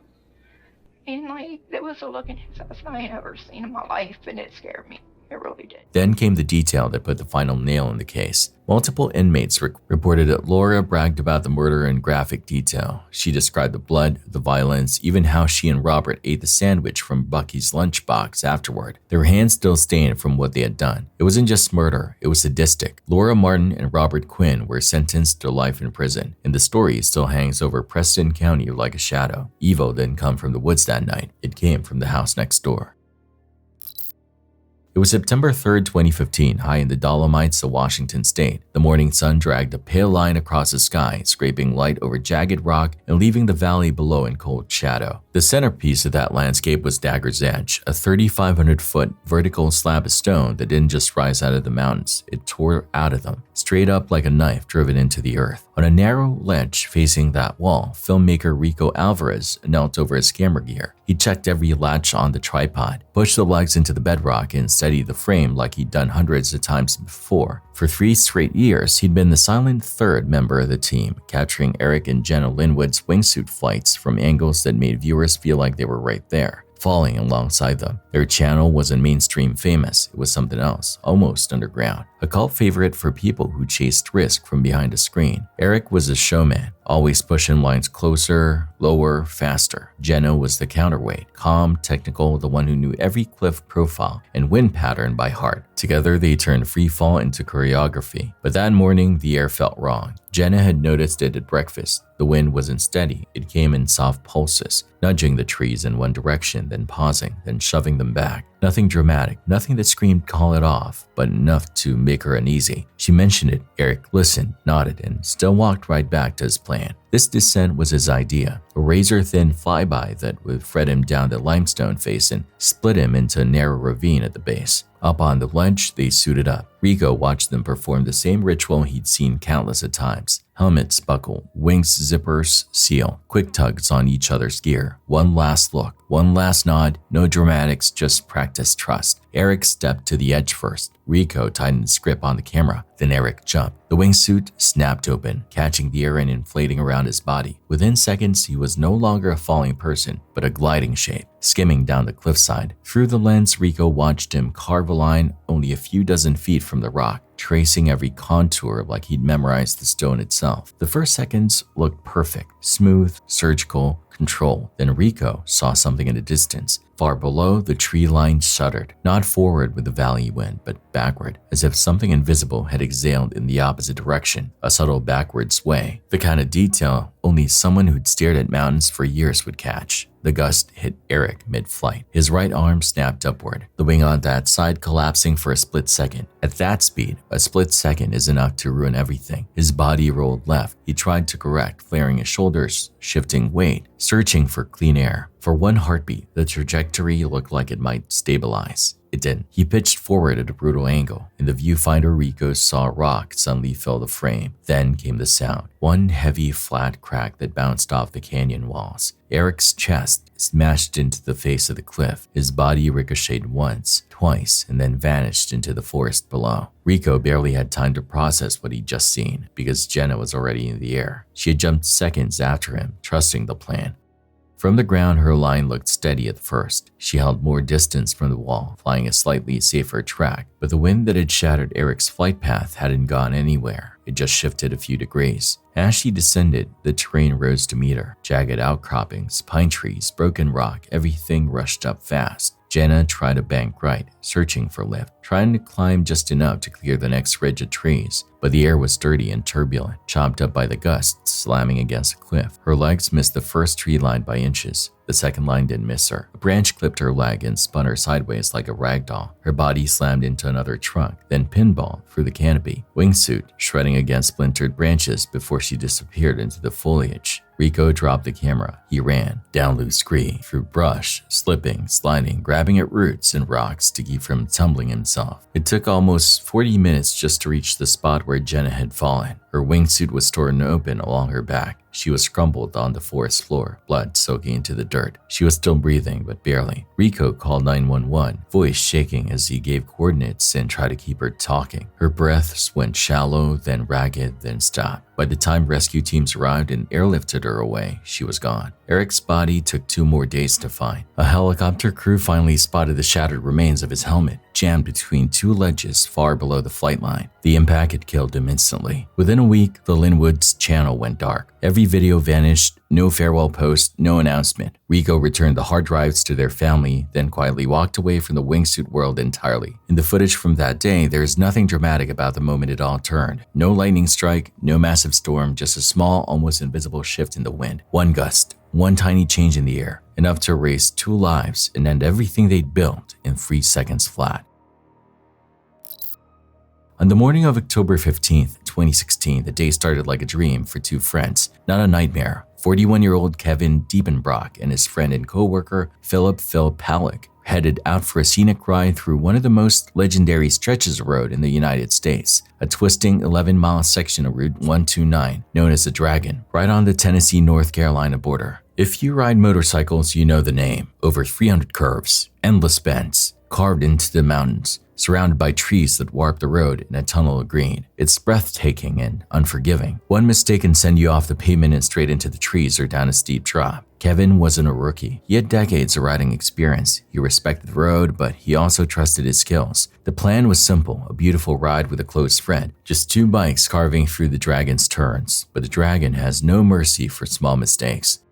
A few minutes into the ride, Phil went into one turn a little too hot. His speed was just enough to push him toward the yellow line. Crossing it would put him in the path of oncoming traffic, a head-on collision waiting to happen. So he did what many riders would do in panic. He grabbed his brakes hard to stay in his lane. On paper, that sounds like the right move. In reality, on a curve like that, it threw everything off. Kevin was right behind him. The visibility on that road is limited by trees, rock walls, and constant curves. You don't get long sight lines, you get flashes of what's coming next. By the time Kevin realized Phil had slowed dramatically, there wasn't enough time or space to avoid him. He slammed into Phil's rear wheel. In one violent instant, both bikes snapped sideways, leaving the roadway completely. Machine and rider together were launched over the edge and into a steep ravine, about 100 feet below the asphalt. Metal slammed into rock, bodies tumbled through brush and dirt. The sound of engines cut out, replaced by a sickening quiet. Phil didn't survive the crash. He passed away within moments, if not seconds of impact. But somehow, against every odd, Kevin did. He was broken, bleeding internally, and trapped at the bottom of a ravine far below the road. He couldn't stand, he couldn't walk. Every small movement sent a wave of blinding pain through his chest and back. He didn't know the full details yet, but later doctors would discover he had punctured both lungs, fractured 12 ribs in 17 different places, broken 2 spots in his spine, and suffered extensive road rash. Up above, life kept going. Cars and bikes roared by on the dragon. Kevin could hear them. Engines revving, gears shifting, tires humming over the pavement. People were passing just a short distance away with no idea a rider lay hidden below, fighting to stay alive. He tried to yell. The damage to his lungs made it nearly impossible. Every attempt to shout felt like someone was driving knives into his chest. He tried to move into a more visible spot, but any shift in his position made him black out from the pain. Stuck between passing out and staying conscious, he was forced to lie there and wait. Minutes turned into hours. He checked his phone, no reception. He tried everything anyway, calling 911, calling loved ones, sending texts that might go out if a bar or signal appeared for even a second. He even tried to post on Facebook, hoping somebody might see it and realize something was wrong. Nothing went through. As the sun moved across the sky and shadows lengthened, the reality sank in. Phil was gone. He was badly injured. No one knew he was there. And as night approached, the mountain air would turn cold. He was staring down the possibility of a very slow, very lonely death. That's when he made a choice similar to Paula's. If this was how it ended, he wanted his family to at least know exactly what had happened and how much he loved them. He pulled out his phone and recorded a message. The first half was for his family and his friends. Words of love, apologies, memories, and gratitude.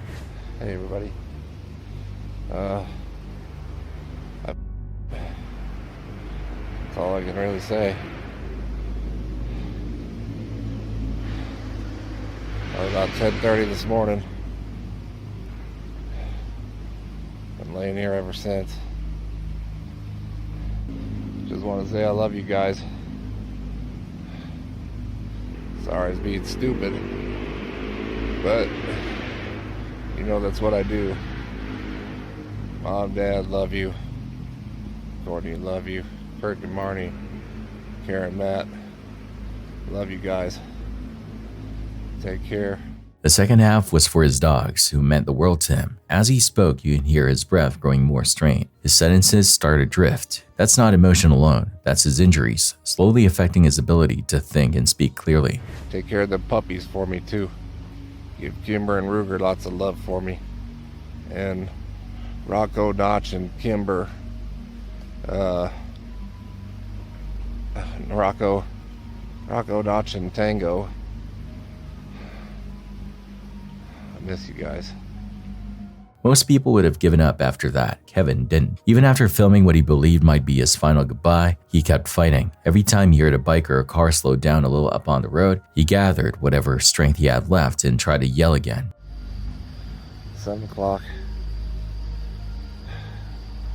Trying to use my flashlight to wave somebody down.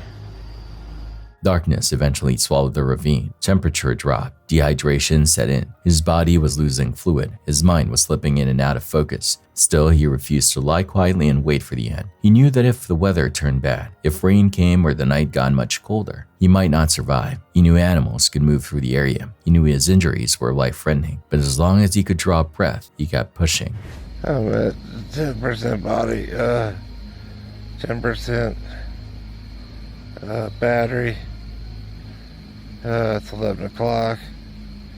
I love you. I don't know what to say.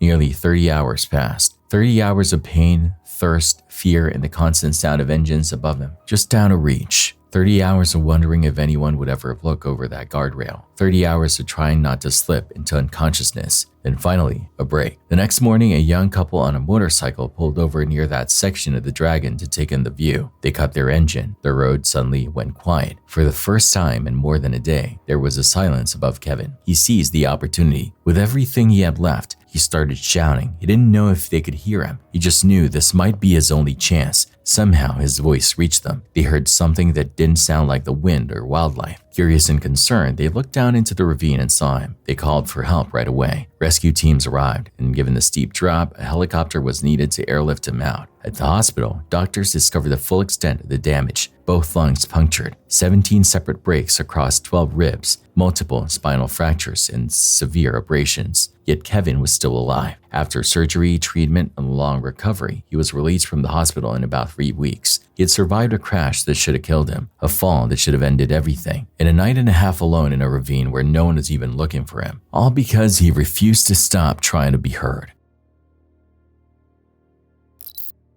The next footage comes from January 1st, 2024 in Suzu, a city in Ishikawa Prefecture in Japan. Inside a vehicle operated by SHOUTOUT, a social welfare corporation that runs nursing homes, sits an employee and 6 elderly residents. For them, this drive is just another trip, another routine transport. But just ahead of them, something massive is about to be set in motion.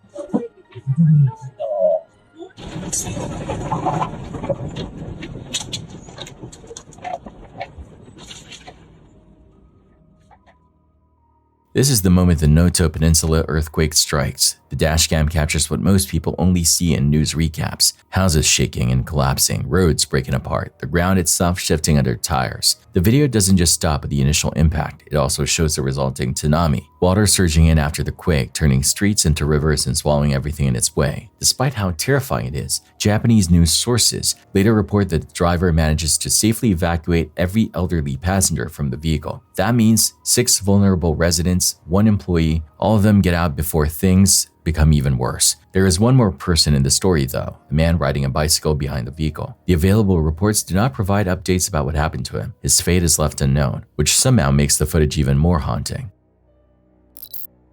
It was a gray August morning in the Kamar-Daban mountains of southern Siberia. Fog clung to the ridgelines, the forest smelled like wet pine and cold stone. Rain from the night before still clung to the undergrowth, turning every step into a slog through mud and slick rock. This corner of the world, not far from Lake Baikal, doesn't forgive mistakes. It rewards preparation. It punishes arrogance. Leading the way was 41-year-old Lyudmila Korovina, She wasn't some casual hiker. She was a master of sports, a respected instructor, the kind of leader people trusted with her safety. That summer, she was guiding 6 younger hikers she knew well: 23-year-old Alexander Krisen, 24-year-old Tatiana Filipenko, 19-year-old Denis Shvakin, 17-year-old Valentina Utochenko, 16-year-old Victoria Zalasova, 15-year-old Timur Bapinov. They trained for months for this trip. The plan was ambitious: a long, demanding traverse across Siberia's backcountry. Not a casual day hike, but a serious expedition through remote terrain where help is days, not minutes away. On August 2nd, they set off from the village of Marino. After checking weather forecasts that looked manageable, they followed the Langatai River, moving deeper into the mountains. The first days were tiring but normal. Heavy packs, damp clothes, jokes traded on the trail. Then the weather turned. By August 4th, the rain came back with a vengeance. Cold, relentless, and heavier than expected. Trails became streams. Every rock and root turned slick. The group struggled to start a fire in the saturated air that night, huddling close for warmth. Still, they pressed on. They reached their planned summit the next day, a moment that should have felt like triumph. Instead, it became the beginning of something no one could explain. As they started their descent, something went horribly wrong. According to the only survivor, it began with a scream. Alexander suddenly collapsed. His body started convulsing violently. Blood ran from his ears and eyes. Lyudmila rushed to him, trying to help, but within moments she started showing the same terrifying symptoms. Panic ripped through the group. Tatiana gasped for air, clutching at her throat.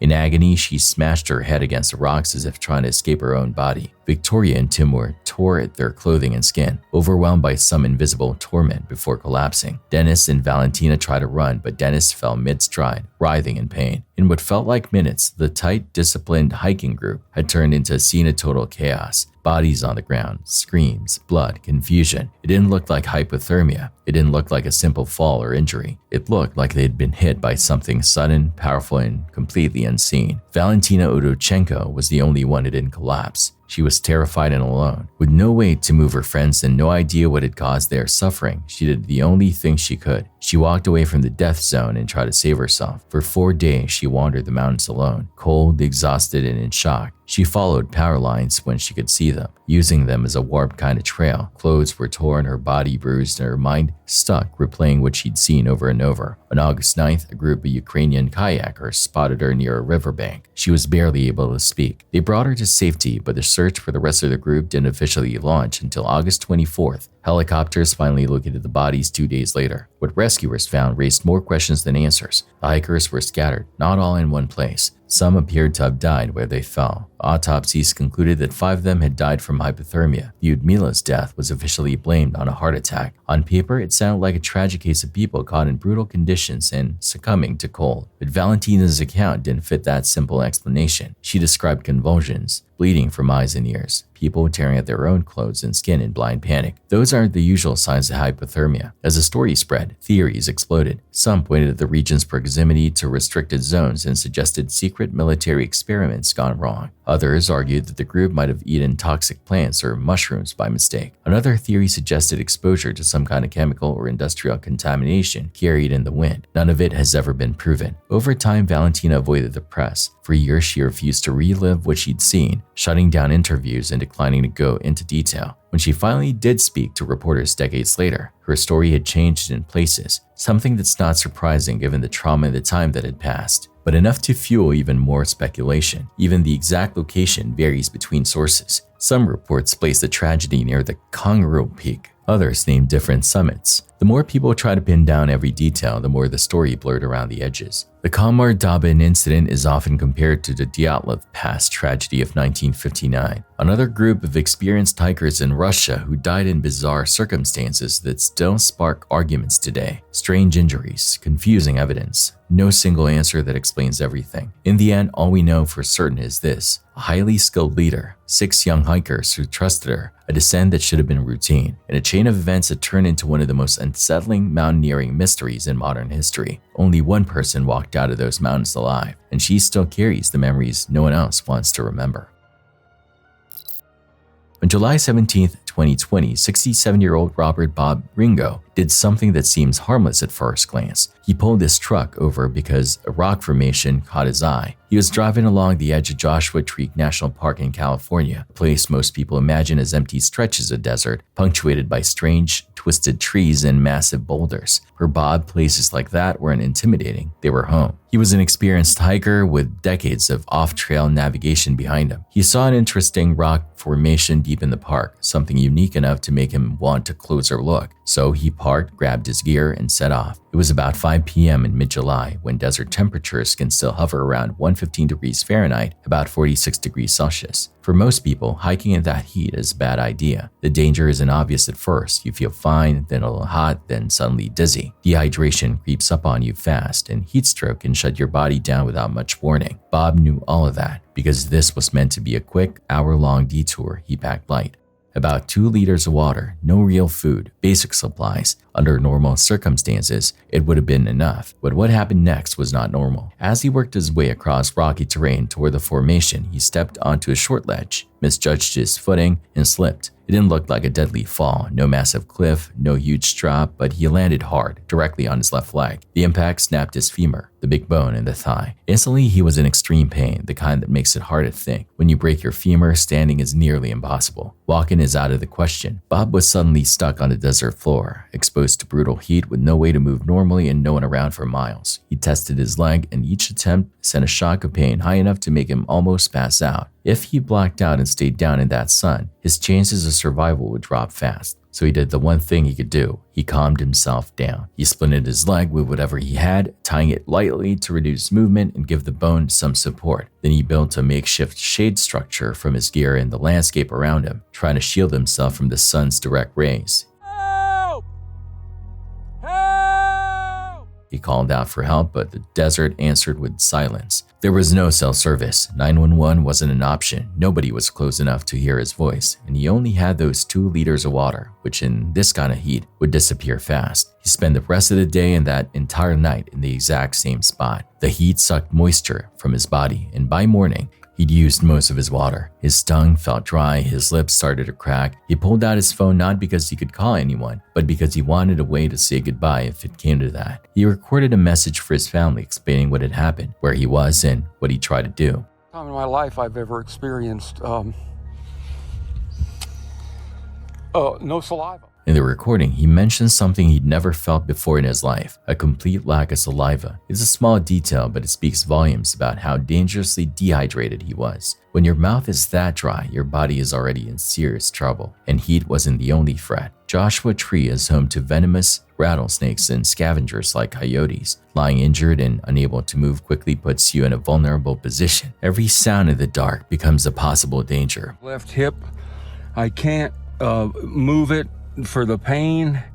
I don't know if I'm going to be able to get up, but I'm sure they'll be out looking for me tonight. But Bob also knew he'd done one very smart thing before he stepped off that short ledge. He'd texted his location to his son, Ryan, before heading into the park. That single habit kept a small window of hope open. When Bob failed to return, Ryan quickly reported him missing and gave authorities that last known location. By the next morning, more than 30 rescue workers were combing the area, on foot, on vehicles, and in the air. But Joshua Tree is huge, and Bob wasn't on a marked trail. He'd gone cross-country toward the rock formation, which made him much harder to find. Lying still under partial shade in the folds of rock and brush, he was nearly invisible from the air. He knew this. He knew search teams would have had a hard time spotting him if he stayed where he was. So he made a brutal decision. With a snapped femur in extreme heat with almost no water left, he decided to move. He tightened his improvised splint as much as he could stand, then began to drag himself backward using only his arms, inch by inch, across jagged ground. Every movement risked sending a spike of pain through his leg. Every minute in the sun increased his risk of heat stroke and organ failure. But he also knew that staying put meant eventually being cooked by the desert. By around 11 p.m., exhausted and burning with heat and pain, he reached a more open plateau. There, he stopped for the night, hoping he'd done enough to make himself visible. That decision saved his life. The next morning, a rescue helicopter passed over the area. From the air, rescuers spotted something that stood out against a desert rock, a person lying exposed on the plateau. It was Bob. After roughly 40 hours stranded, injured, and fighting the elements, he was finally found and airlifted to safety. Doctors treated his broken femur and watched for complications from the heat and dehydration, but he pulled through. His leg healed, and he eventually returned to the thing that almost killed him, but that he still loved, hiking. Experience helped him survive, but so did two choices: setting his location before heading out and forcing himself to move when staying felt safer in the short term.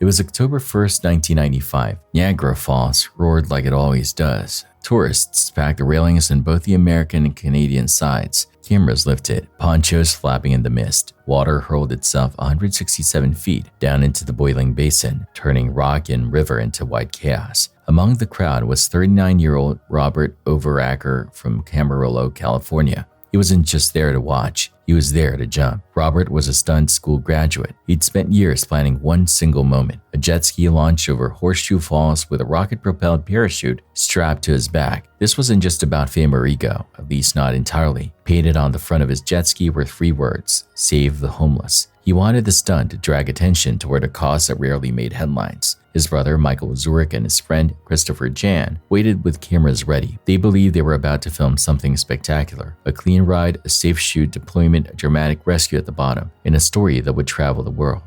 At 12:35 p.m., Robert entered the Niagara River near the Canadian power plant. The jet ski's engine roared as he cut through the rapids. He aimed himself toward the lip of Horseshoe Falls with grim, focused confidence. He'd been here twice before and back down. This time, he was committed. Tourists began to notice his lone jet ski pushing closer to the brink. One of them, German tourist Manfred Baldus, raised his camcorder, not yet realizing he was recording a death. As the edge approached, Robert lifted his arms in the air and let go of the handlebars, launching himself and his parachute rig into open space. This was the critical second, the one where the rocket-powered chute was supposed to fire and blew him open, slowing his fall and letting him drift into the churning water below. But nothing happened. The parachute didn't deploy. Later, investigators would suggest the rig may not have been properly secured to his body. For 5.6 long seconds, Robert fell. No canopy, no control, just free fall into the violent pool below. When he hit, it was like hitting concrete. At that height and speed, water isn't soft. For a moment, some onlookers thought they saw him moving in the rapids, clinging to hope that he was somehow still alive. It wasn't movement. It was the current tossing his body. Crew members from the Maid of the Mist boat were the first to reach him. They pulled him for the water and tried to revive him, but it was too late. He was pronounced dead at the Niagara General Hospital about an hour later. Robert became the 15th person since 1901 to intentionally go over Niagara Falls in or on a device, and the 5th to die trying. His jet ski message, "Save the homeless," outlived him, but not in the way he'd hoped. Decades later, the footage still circulates. You see him raise his arms, you see the drop, and you know that the thing he trusted most, the chute on his back, never had his back at all. But not everyone who dies near rushing water jumps by choice. Years later, hundreds of miles away, another camera would capture a very different story.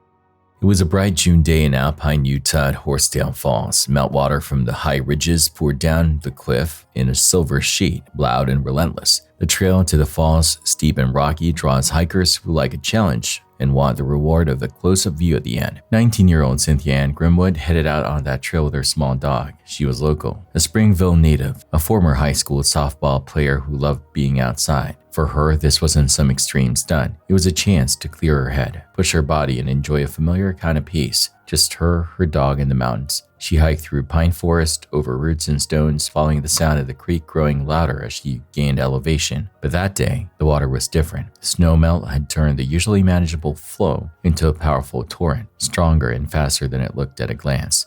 At some point near the water's edge, Cynthia stopped. Maybe she was filming the falls. Maybe she was cooling off. Maybe she stepped just a little closer to get a better shot. We only know what happened next because of her phone. Later, rescuers recovered it and found her final recording. You hear the roar of the creek, then nothing. No scream, no long struggle, just the sound of water and then silence. Around 3 p.m., 2 hikers approaching the falls noticed something that didn't make sense. A small dog stood near the river, agitated, refusing to leave. Nearby, Cynthia's phone and some personal items were scattered on the rocks. She was gone. They called for help immediately. Search and rescue teams from Utah County and the state moved in. Fire crews, a helicopter, and ground teams worked the canyon, but the swollen creek turned the search into its own danger. Fast, cold water can pin even trained rescuers against rocks, drag them under, and make every step a risk. As night closed in, they had to pull back. The next morning, they found her downstream, pinned beneath debris and fallen trees. The medical examiner confirmed what everyone already knew. She had drowned. Her dog, who had stayed by the area all night, was returned safely to her family. The same week, tragedy struck again nearby. A 12-year-old boy was swept away in the Provo River near Bridal Veil Falls. He was pulled out quickly, but didn't survive.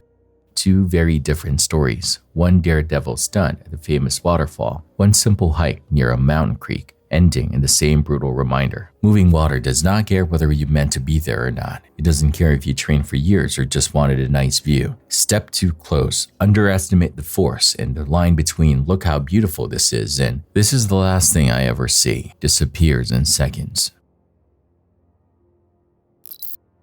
Last time you were at the beach, you probably saw bottles washed up, random trash, pieces of wood or plastic floating in the tide. Every now and then, something larger or more unusual rolls in from the sea. In this clip, what shows up on the sand is not just unusual, it's deadly.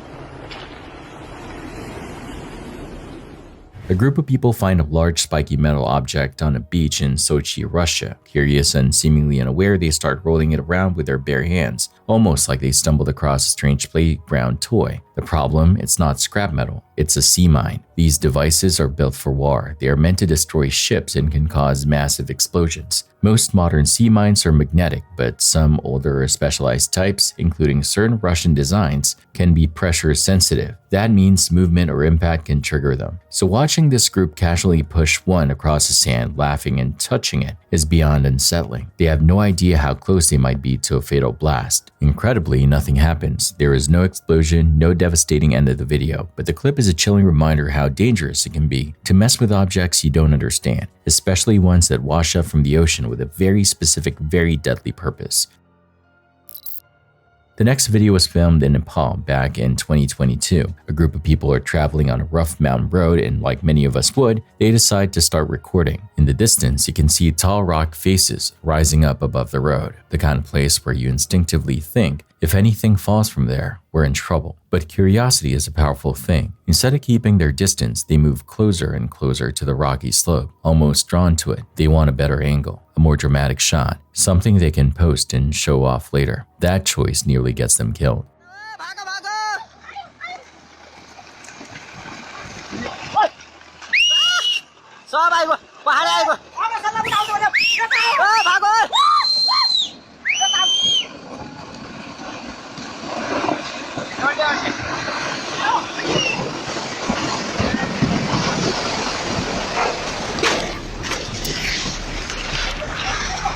Without warning, the mountain lets go. A landslide rips free from the slope. At first, it looks like loose debris, but then the true danger becomes clear. Huge chunks of rock, more like rolling boulders than stones, start crashing down toward the road. And instead of running away from the danger, these guys move toward it. They step closer, trying to capture the moment on camera before the reality sinks in. Only when the boulders start smashing down with real force do they finally understand how bad the decision was. You can almost feel that split-second regret. They scramble to get away, and somehow every single one of them manages to escape before the rocks reach them. It's the kind of clip that feels like a real-life attempt at Darwin Award that thankfully failed because everyone survived.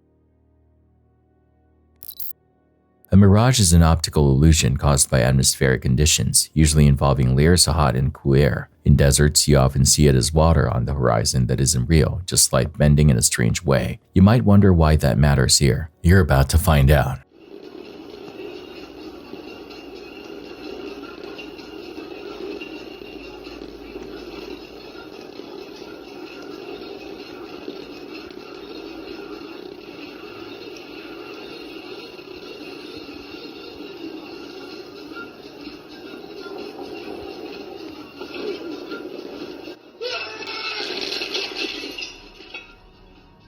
A driver in the Russian countryside is cruising down what looks like a normal road. Ahead of him, there is a darker patch that looks like a shadow or a wet section of asphalt. Nothing about it seems dangerous at first glance. He drives straight toward it. The problem is that the shadow is not a shadow at all. It's a massive hole in the road. He realizes too late that the surface in front of him is gone. The illusion created by lighting and depth tricks his eyes into thinking the road continues, when in reality there is a huge gap waiting for him. The car slams into the hole. The impact is brutal and sudden. Somehow the driver survives this crash, but the experience shows how quickly a calm drive can turn into a nightmare when what you see isn't what's actually there. This next sequence is made up of a few different clips stitched together, all tied to one tragic event. On April 10, 2025, a Bell 206L4 helicopter flies over the Hudson River area near Jersey City, New Jersey. On board is a family from Spain, along with the CEO of the Spanish division of Seaman. What starts as a transfer flight becomes their final journey.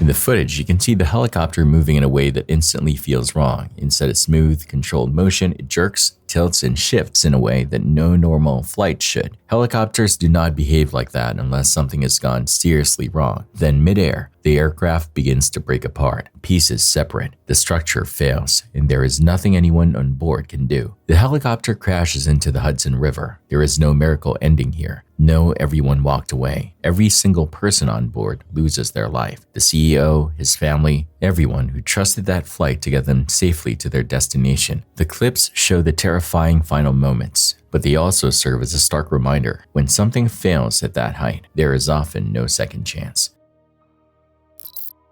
You might have seen the viral video of people getting smashed by waves while standing too close to the Shantung River in China. That clip made its way across almost every platform, turning into a lesson about why you don't stand near that riverbank. This time, instead of replaying the original, we look at what happened next. Even after the incident went viral, people still showed up to do the exact same thing. The Shantung River is known for having the largest tidal bore in the world. That means the massive wave of water pushes upriver when the tide changes, and it can be incredibly powerful. Despite that, tourists continue to gather along the river, lining up for what they think will be impressive photos and videos. They pose for dangerous selfies, standing where they have no business standing. Then the wave hits.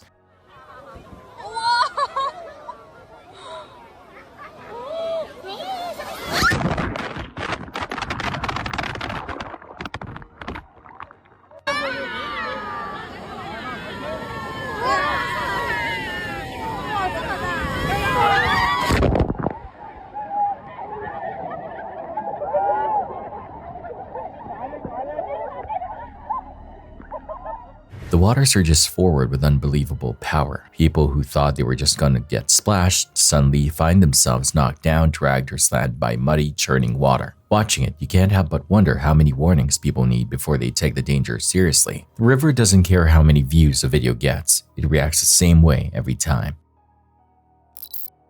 The next video comes from a dashcam, likely recorded on March 19th, 2025, near Bic Prison in Hong Kong. You're looking through the windshield of a car as it follows the road, and at first nothing looks out of place. Then you notice the vehicle in front. It's a Honda Civic Type R, a performance version of a normal Civic, built to be fast and aggressive. These cars usually make somewhere around the 300 horsepower mark, and they're more than capable of getting someone into serious trouble if they drive carelessly. That is exactly what happens here.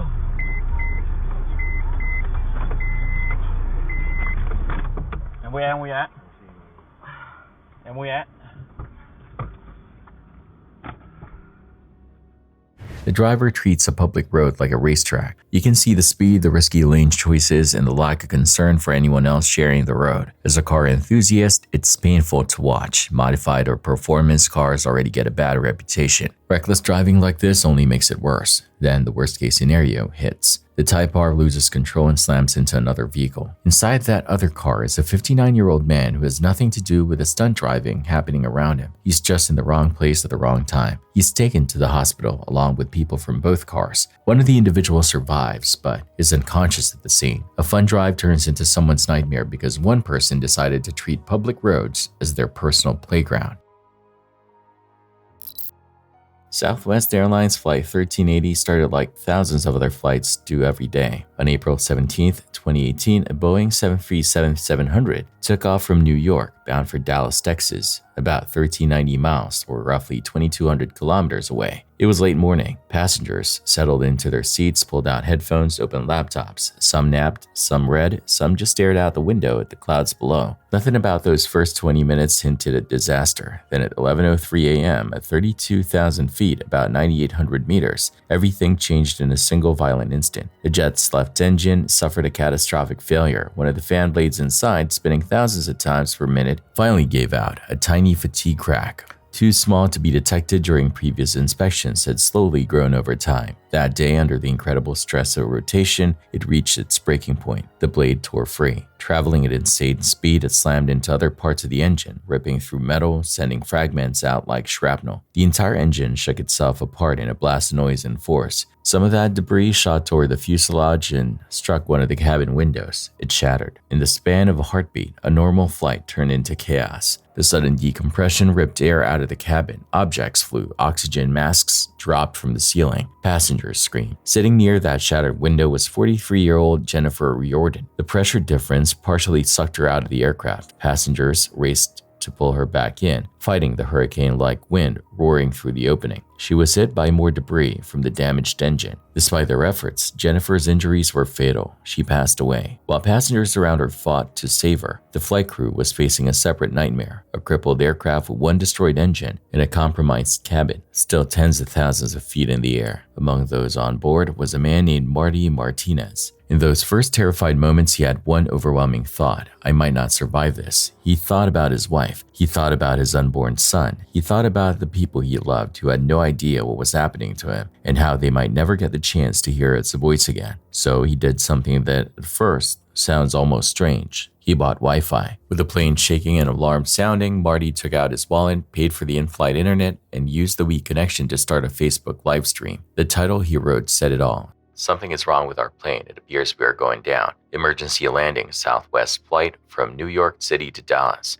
In the stream, you can see the cabin in full panic. Oxygen masks dangle from the ceiling. Passengers struggle to get them on properly. Some cry, some pray. Others clutch each other's hands. The noise in the background is a mix of rushing air, mechanical warnings, and human fear. Marty doesn't speak on the video because he's wearing his mask and focusing on breathing, but he uses the connection to send messages to his loved ones.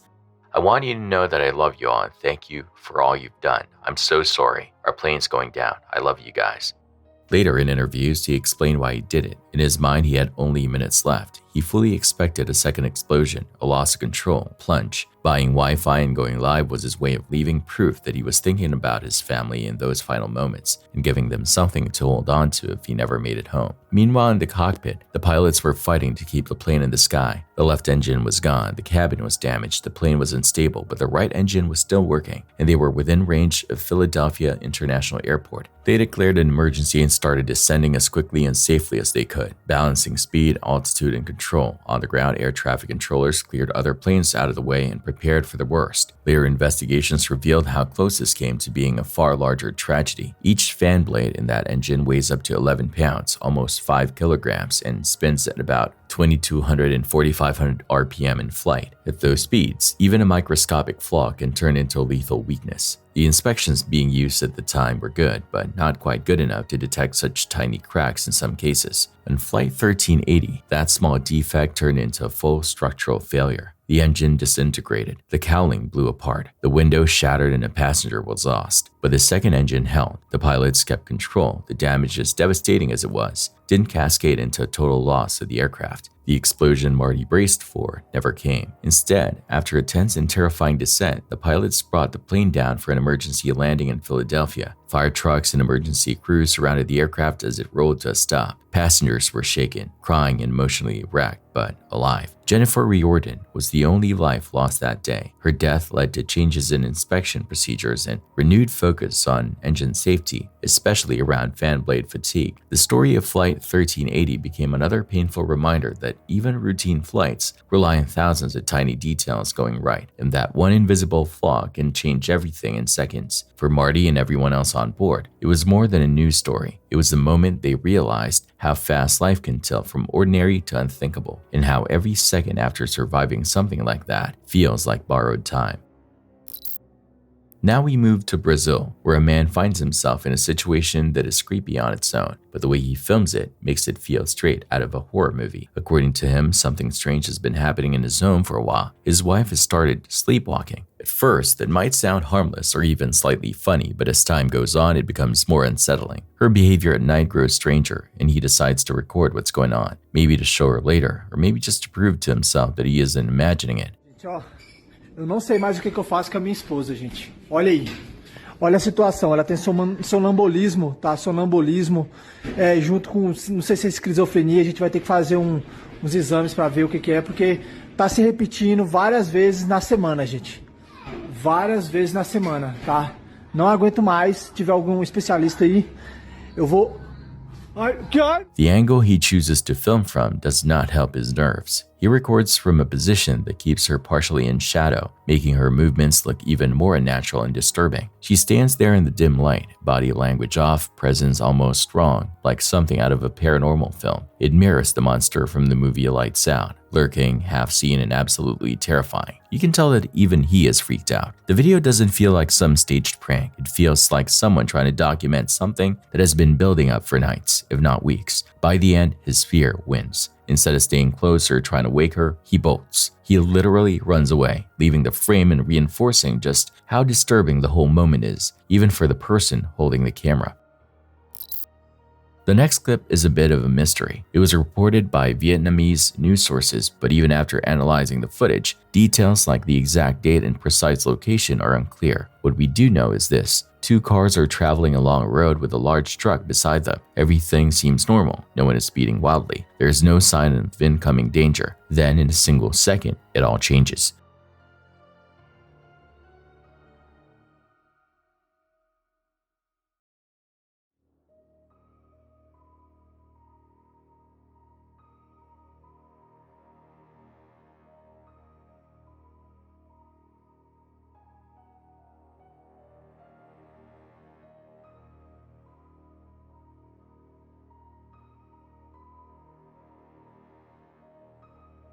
One of the truck's tires explodes. The blast catches the driver completely off guard. You can see him trying to maintain control, but with the tire gone at that speed, the truck becomes almost impossible to handle. It veers into the neighboring lane, slamming into the cars beside it. One car is completely destroyed, another is heavily damaged. According to the Vietnamese source that reported on this, there were no confirmed casualties or injuries listed in the coverage, no detailed follow-up, no official list of who walked away and who didn't. All we can do is hope that everyone in those vehicles survived the chaos that a single tire failure unleashed.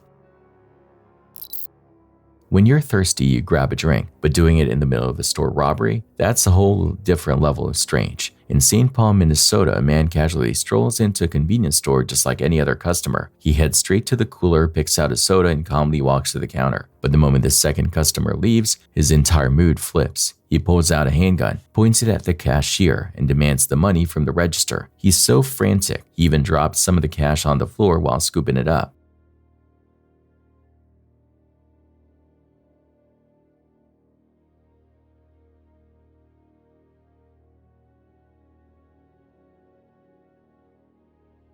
After grabbing the bills, he insists on getting the coins too, every last bit. And even while holding the weapon, making threats and ordering the cashier around, he refuses to leave the store without the drink he walked in for. So he grabs it and walks out as if the robbery was just another errand on his list.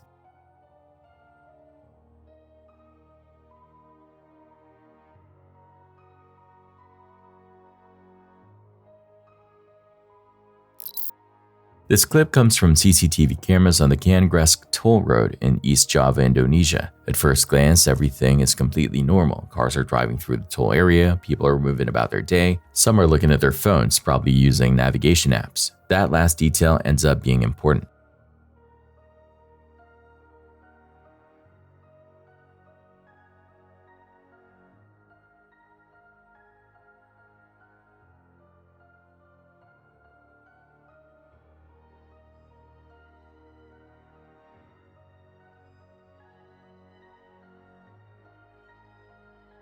A BMW suddenly appears, flying in from the end of the toll road at a high speed. There's no sense of caution, no gentle approach. The car rockets into frame and then loses control. The crash that follows is violent. According to reports, a 63-year-old man is driving the BMW, and his 48-year-old wife is in the passenger seat. After the accident, they claim that the instructions from their map are to blame. It's a strange excuse, but also a sign of the times. People rely so heavily on navigation apps that they sometimes stop paying attention to the real world. If the screen says turn, they turn, even when it doesn't make sense. In this case, that blind trust ends with a wrecked car and a destroyed toll lane. Whether the map was actually wrong or the driver simply misread it, one thing is obvious. The app did not take control of the wheel. The responsibility still sat with the person behind it.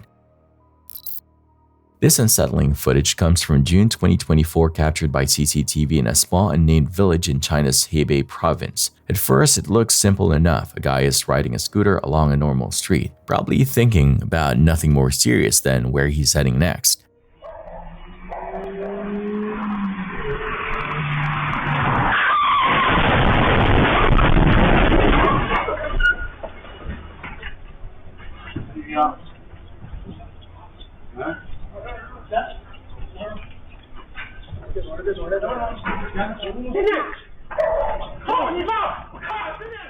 He barely escapes with only a few abrasions, minor injuries, considering what could happen.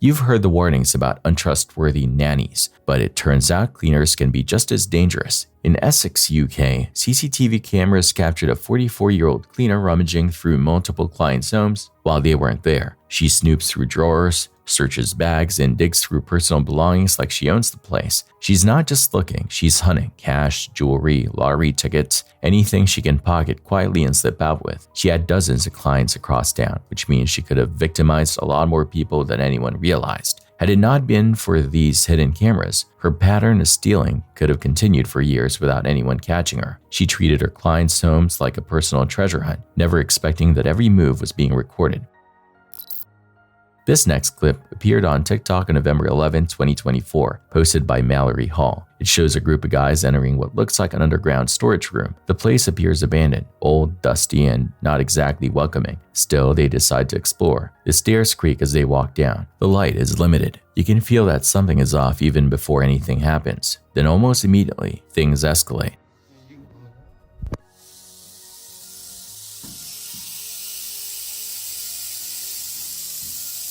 Oh, hold on, don't run. Calm down, calm down, calm down, calm down, calm down, calm down. Look, come here. Get in the corner, get in this corner. That's a big snake, son. I told you there was another one up there, man. Hold on. Will. We just gotta make sure there's nothing underneath this. Oh my God. Suddenly, they're not just dealing with one snake, they're surrounded. Panic kicks in, voices shake. You can hear repeated calls to calm down, but that's easier said than done when venom could be just a few feet away. Later, the account that posted a video confirms that everyone in the clip ended up okay. Based on research, the snake appears to be pit vipers, which are highly dangerous and definitely not something you want to corner yourself with in a confined underground room. What started as a casual exploration instantly became a fight to keep distance from multiple venomous predators.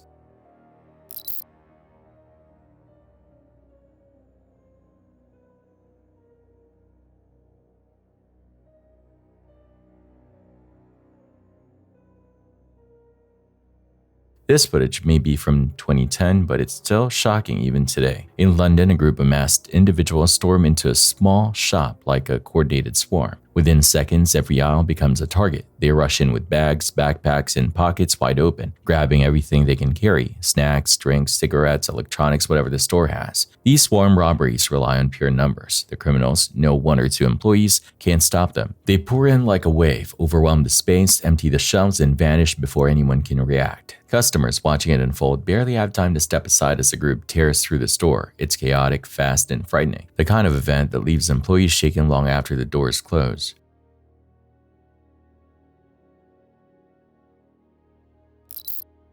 The next short clip shows a man who comes dangerously close to what looks like a flying taxi, except it isn't a futuristic aircraft. It's a regular car that's supposed to be on the road, not soaring through the air.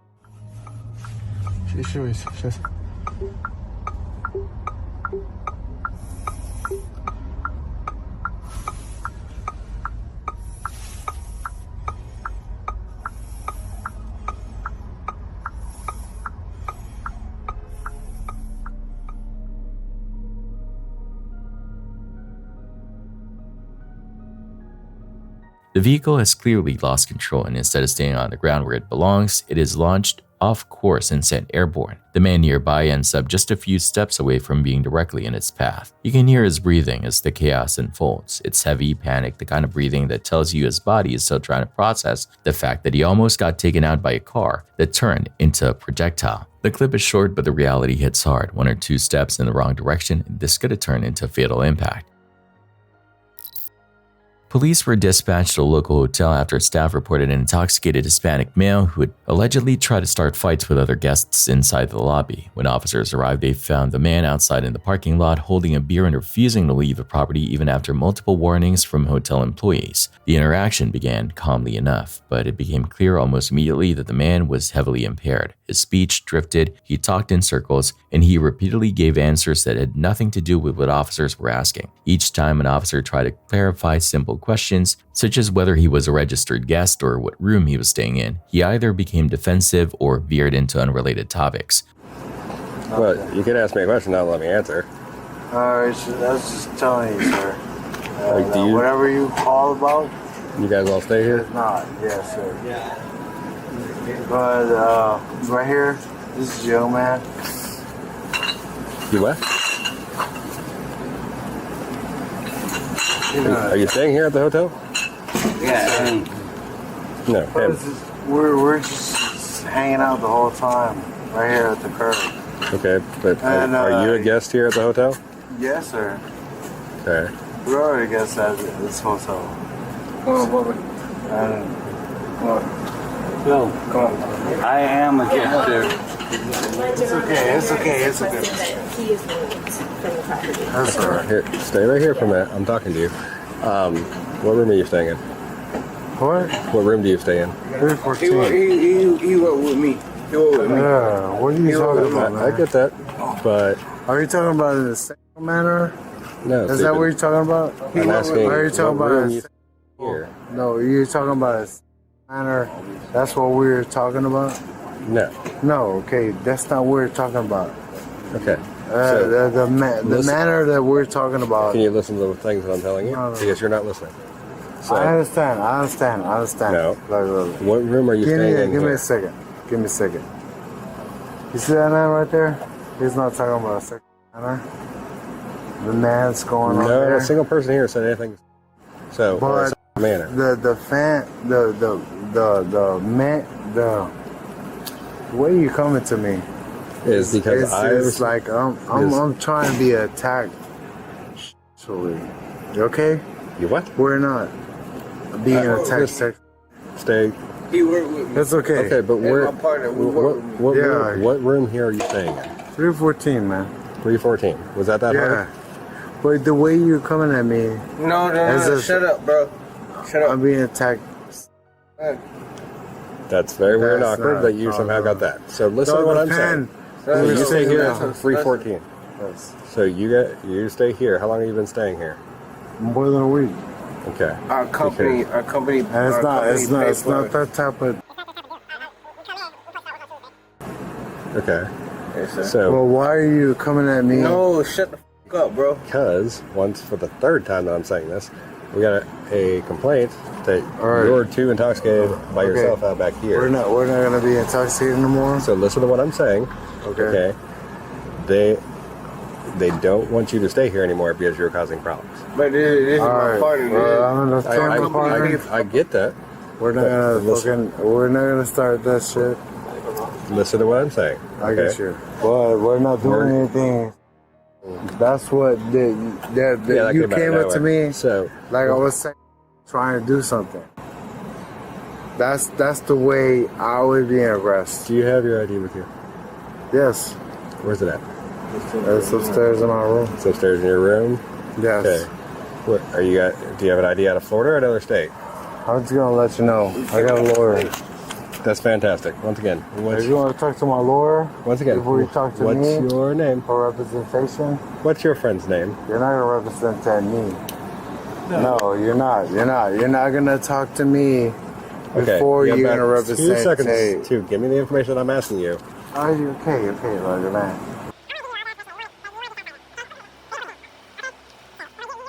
Hotel staff soon approached the officers and explained that this wasn't the first disturbance of the night. According to the front desk employee, the man had been yelling at people in the lobby earlier and had approached at least 2 different women in ways that made them uncomfortable. Staff had already decided they no longer wanted him on the property and requested that he be formally trespassed. When officers relayed this to him, the man again insisted he had done nothing wrong. He claimed the hotel never asked him to leave and argued he should be allowed to go back to his room and sleep. I'm about to put you in cuffs if you don't stop your shit. You're not gonna put me in cuffs. We need your name. Because I will put my lawyer on you. It's not gonna happen. I will. This is. I'm telling you, my will. I am gonna talk to you. They don't want him to stay here anymore, so that's not an option. I'm not doing anything here. Listen to me. Because you're having a really hard time because of how much you drank to listen to me. No. It's just the thing is, I understand what you're saying. But the manner that you're coming at me, it's not I have not done anything wrong. Okay, so I'm gonna get my lawyer. Are you guys just in town for work or something? You want to give me my lawyer? As officers attempted to get his identifying information for the trespass paperwork, he became more agitated, shouting about lawyers' rights and how no one understood what he was trying to say. His friend tried calming him down multiple times, but the man kept raising his voice and ignoring commands to stay back. You want to get my lawyer? But I'm telling you right now. My lawyer, right? You're intoxicated to the point where you're about to do something. You're bro. Shit said you gotta give a shit. Let me handle it. That's what he said. That's what he said, though. He don't give a shit about my lawyer. Let me handle it. He don't give a shit about my lawyer. He said he don't give a shit about my lawyer. I know, you gotta. That's what he said. Hold on, Daniel. Hold on. That's what he said. He don't give a shit about my lawyer. I'm sorry, but that's my bro. I know. But he said he don't give a shit about my lawyer. I know. Hold on, man. That's what he told me. Bring it down, man. That's what he told me. Thank you. I'm gonna get my lawyer. Do you know why we're talking to you? Yes. Why? Yes, because I have been alcoholized, and my friends told me to go inside. Kinda, yeah. Yeah, that's why it is. That's what it is. So the hotel's not wanting you here anymore. Is a problem. Yeah, that's not what the hotel said. That's what they're telling us. My friend told me. That's what they're telling us. That we're gonna go inside to perimeters that they talked about. Well, so the hotel's telling us to go inside to go to sleep. The hotel's telling us that they don't want you here anymore. Can I just go to sleep? Well, the hotel's telling us that they want to trespass. No, that's not what the hotel said. That's what they told us. Heard the hotel. That wasn't the hotel. It was some hanging out from the store. The hotel is the girl in the green shirt. The hotel. I'm talking to you. I'm talking to me. Yeah, but I got to do what the hotel's asking me. That's not what it said. That's what they said, man. That's the whole reason that I'm here. Yeah. And this boy right here talking about fuck me, fuck my rights. Not fuck your rights. That's what he said. That's what he said. That's what he said. That's what he said. That's not what he said. Oh yeah, that's what he care about my rights, right? That's all right, man. Is he local?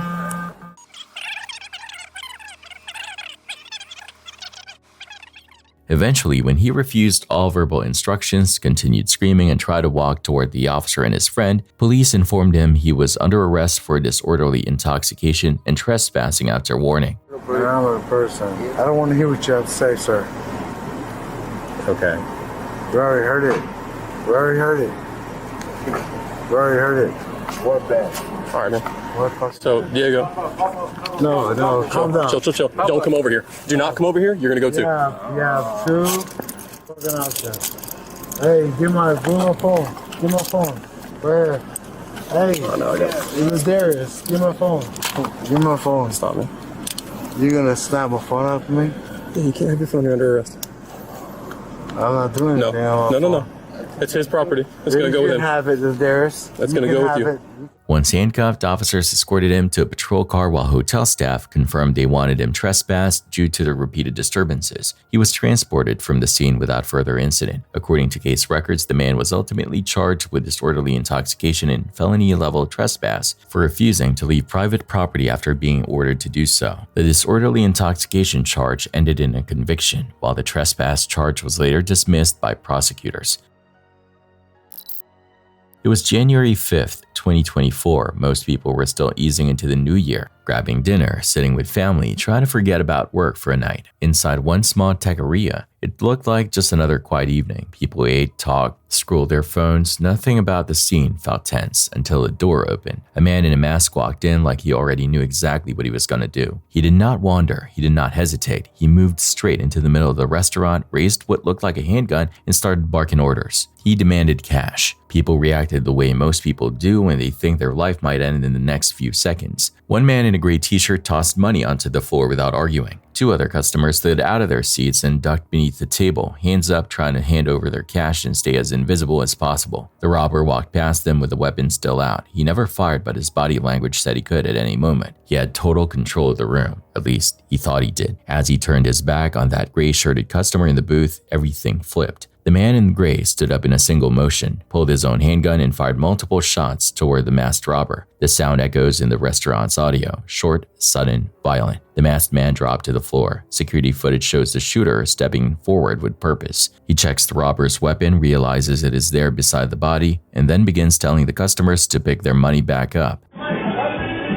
The clip even captures him gathering some of the dropped bills himself and placing them back on tables as if resetting the scene. Only later did investigators put a name to the man on the floor, 30-year-old Eric Eugene Washington. They also confirmed something else that complicated how people saw the video. The gun Washington had been waving around was not a standard firearm. It was a BB-type pistol that looked almost identical to the real thing. In a bright room with adrenaline pumping and a barrel pointed at your face, that difference is almost impossible to spot. The footage shows who moved where, who threw money, who hit, who pulled the trigger. What it does not show is what went through the shooter's mind in the split second before those rounds left the barrel. That gap is exactly where the legal battle began. Police released a still image of the man in the gray shirt, and they wanted to talk to him. He left the scene before officers arrived, which raised even more questions. Through his lawyer, he contacted the district attorney's office and agreed to speak. The central question hanging over everything was simple but heavy. Did he commit a crime, or did he act in lawful self-defense during an aggravated robbery? Under Texas law, if someone reasonably believes they face a threat of serious bodily harm or death during a violent crime, they're allowed to respond with lethal force. A Houston lawyer and former officer Thomas Nixon summed it up on camera. He said that in his view, the shooter was the victim of a robbery in progress and that Texas law allows deadly force in that situation. The BB gun mattered to the headlines, but not as much to the law. As Nixon put it, you do not have to be holding a real firearm to put someone in fear of being killed. If you create that fear, you can still be shot in Texas. That principle shaped how prosecutors reviewed the video. They had the entire robbery and shooting on surveillance cameras, witness statements from people inside the taqueria, physical evidence showing the robber had a realistic BB-type pistol, clear images of the shooter leaving after the incident. All of that went to a Harris County grand jury. After reviewing the evidence, the grand jury declined to indict the man in gray. No true bill, no criminal charge for pulling the trigger. That decision ended the criminal side for the shooter. It did not quiet the debate. Some people watched the video and called him a hero. They saw a stranger who stepped in, stopped an armed robbery, and made sure everyone else walked out alive. Others saw something different. A man firing multiple shots in a crowded restaurant and then calmly picking up money, leaving before police arrived. To them, that looked less like clean self-defense and more like vigilante justice. Both views come from the same clip. The video also hints at how much worse it could have gone. A stray bullet could have torn through another booth. A round could have hit a worker behind the counter or a panicked customer trying to run. One ricochet, one small angle change in the tragedy might have involved an innocent family instead of the robber on the floor. Investigators always think about that side. Every shot fired in a public space is a risk that spreads outward. The same legal system that allows self-defense also holds people responsible when their bullets hit the wrong person. In this case, the investigation stayed local. Houston police handled the scene and evidence. The district attorney and the grand jury handled charging decisions. The FBI did not take over because the crime did not cross state lines, involve an organized network, or raise the kind of federal issues that trigger their direct involvement. Even so, the footage is the kind of clear primary evidence that federal agents study in other cases when patterns of similar robberies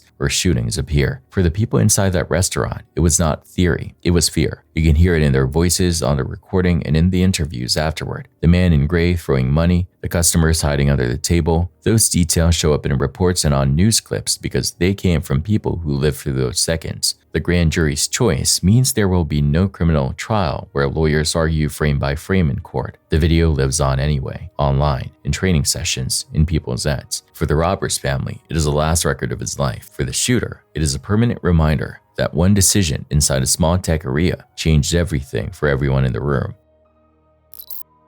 Now we move to Swan Hills, a town in northern Alberta, Canada. The footage is recorded in the early hours of December 2nd, 2024. At the start of the clip, everything looks quiet. It's dark, still, and nothing seems out of place in the neighborhood. The kind of calm that makes what happens next feel even more unreal.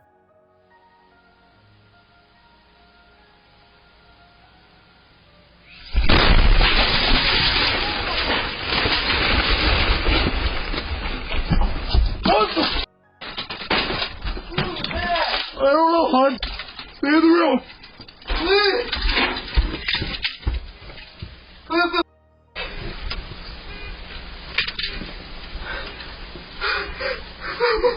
Stay in the room. I can't in the room. Then, without warning, an entire house explodes. The blast is massive, windows shatter, flames burst outward. Debris flies in every direction. The camera capturing all of this belongs to a neighbor who ends up with front row footage of a home being destroyed in a split second. Later, police confirmed that there were no injuries because the house was unoccupied at the time. That's one of the only reasons this clip isn't tied to multiple fatalities. Investigators believe a gas leak caused the explosion, but because this is still a fairly recent event, there isn't a lot of detailed information available yet. What you're left with is a video that shows just how violent and sudden a gas explosion can be, even in an ordinary residential area where people think they're safe. A bull has gotten loose and is not in a good mood. Someone with a BMW ends up crossing its path and the bull's reaction is intense. Instead of backing away or slowly moving off, it charges and attacks with full force. Ai, Jesus amado, coitado do touro. Ninguém anda. Nossa Senhora. Meu Deus! Ah, tudo que eu precisava. Tomar no cu! Olha isso!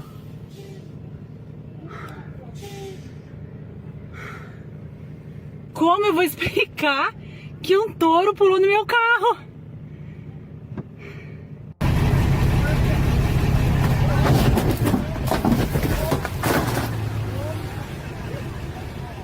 In the footage, you can see the bull slam into the car and even launch itself over it. The BMW gets badly damaged in the process. Panels are crushed, parts bent. It looks like something out of an action movie, but it's very real. For some reason, this video really doesn't favor BMW owners today. Between crashes and rampaging animals, they are not having a good time. What makes the clip even more surprising is what happens after. Despite the chaos and the violence of the impact, the people are okay. The bull is also fine. No one ends up seriously hurt. It's one of the craziest things you might see all week, and somehow everyone walks away from it. The next video comes from Dudinka, a remote town in Siberia with a population of around 20,000 people. Towns like this don't often make international news. Life is usually quiet, with most stories never leaving the region. But this time, something happens that draws attention from across the world.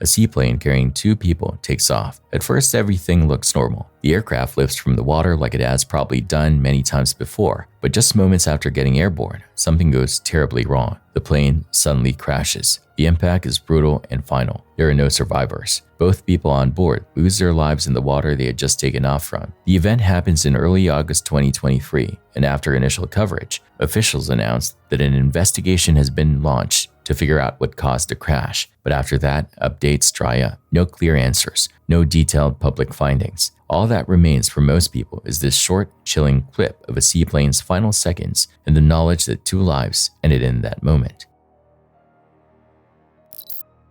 On February 20th, 2003, the Station nightclub in West Warwick, Rhode Island was supposed to host nothing more than a loud, nostalgic rock show. The club was packed. More than 400 people squeezed inside the tight space to watch Great White play their retro set. Drinks in hand, friends laughing, the usual pre-show buzz. Just after 11 p.m., the band kicked into their opening song, Desert Moon. Their tour manager, Daniel Bicelli, triggered stage pyrotechnics. It was meant to be a simple effect, a burst of sparks behind the band to hype the crowd and give the small club a big show feel. Those sparks hit the wrong thing. The stage and walls around the band were lined with foam soundproofing. It was meant to keep the music inside the building. That foam was also highly flammable. When the pyrotechnics touched it, flames started crawling up the walls almost immediately. At first, some people clapped. Bright light and fire near a rock band can look like part of the show. People watch, some even cheer. Then the flames climb higher. Smoke thickens. The applause dies. Within seconds, the fire races across the ceiling. Thick, toxic smoke pours out, turning clear air into a black, choking cloud. The band stops playing. The sound system cuts. Screams replace music. Everyone inside makes the same decision: get out. The station actually had 4 exits, but most people only knew the front door. It was the way they came in, and in a panic, people moved toward what they know. Hundreds tried to squeeze into a single narrow hallway at once. In less than a minute, the front exit jammed. Bodies stacked in the doorway. People fell, got pinned, and were crushed by the weight of the crowd behind them. Others became trapped deeper inside as heat and smoke exploded through the room. The fire did not creep, it raced. The foam and wooden structure gave the flames everything they needed to spread. In about 5 minutes, the entire building was engulfed. Witnesses said breathing felt impossible. The smoke was so dense you could not see your own hands. Anything metal or glass became scorching hot.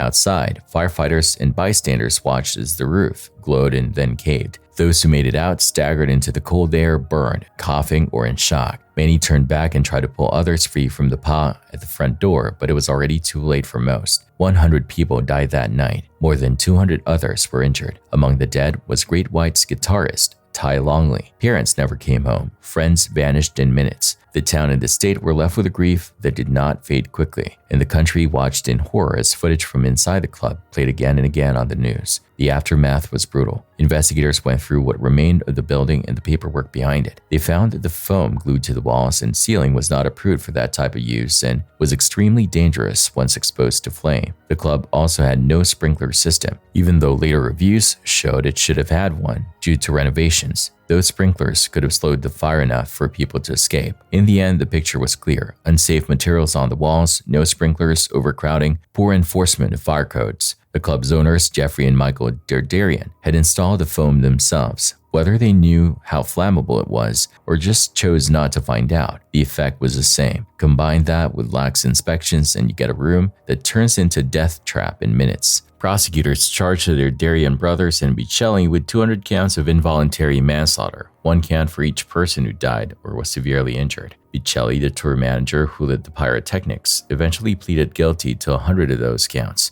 In court, he openly apologized to the families, fighting through tears as he listened to victim impact statements. He was sentenced to 15 years, with 4 to serve and the rest suspended, followed by probation. He ended up serving a bit more than 2 years before being released, in part because many families asked for leniency, saying they believed he was remorseful. The Darians later changed their pleas to no contest. Michael received a sentence similar to Bicelli's on paper, with most of it suspended. Jeffrey received a fully suspended sentence in community service. Civil lawsuits followed, eventually reaching settlements that totaled close to $180 million spread across survivors and families. Money could not replace those lost, but it was one part of acknowledging the chain of failures that led to their deaths. The station fire did more than destroy a building. It forced the country to confront how fragile safety really is when shortcuts pile up. Fire codes for nightclubs and similar venues were tightened in many states. Inspectors and owners started taking sprinkler systems, occupancy limits, and building materials a lot more seriously. Today, the site where the station once stood is a memorial park. The burned shell is gone. In its place are stone markers with the names of each person who died. Families walk the paths. Flowers sit at the base of plaques. The quiet contrast with chaos that once consumed that ground speaks louder than any speech. The footage from inside the club is still used in training for fire investigators and safety officials. Many say it's almost unbearable to watch. Fire moves faster than people expect. Panic spreads even faster. All of it started with a few seconds of sparks that hit the wrong wall. One small decision, one overlooked material, and an entire room full of people ran out of time. This clip was recorded by a YouTuber who goes by the name JoelZX6, a creator who usually posts bike-related content. In late September 2024, he's riding late at night, camera rolling as always. The road is dark but not empty, and everything seems under control. Then in an instant, another driver changes his life.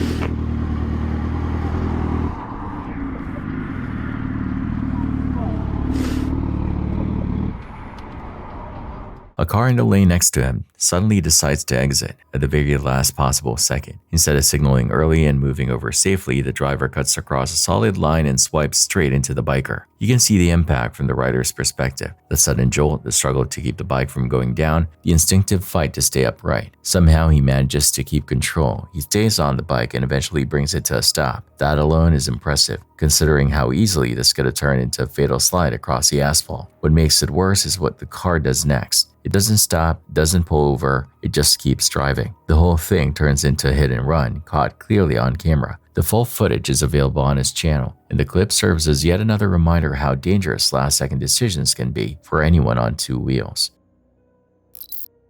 Teenager shoplifting isn't exactly surprising, but this thief doesn't fit the stereotype. Walking through the store in flowing robes is either a Buddhist monk or someone pretending to be one. The entire belief system of Buddhism strictly forbids stealing, so seeing someone dressed in those robes taking items off the shelf is a bizarre sight. He picks things up slowly, checks over his shoulder, and tucks the items away like he's done this before. If he is a real monk, he's ignoring one of the most fundamental teachings he should be living by. And if he is not, then he's purposely wearing the clothing of a peaceful faith to throw off suspicion. Either way, it's deception layered on top of theft. Train videos usually get attention when something is stuck on the tracks. Cars, trucks, or even people making terrible choices near crossings. This one is different. Here, the train itself is moving through danger.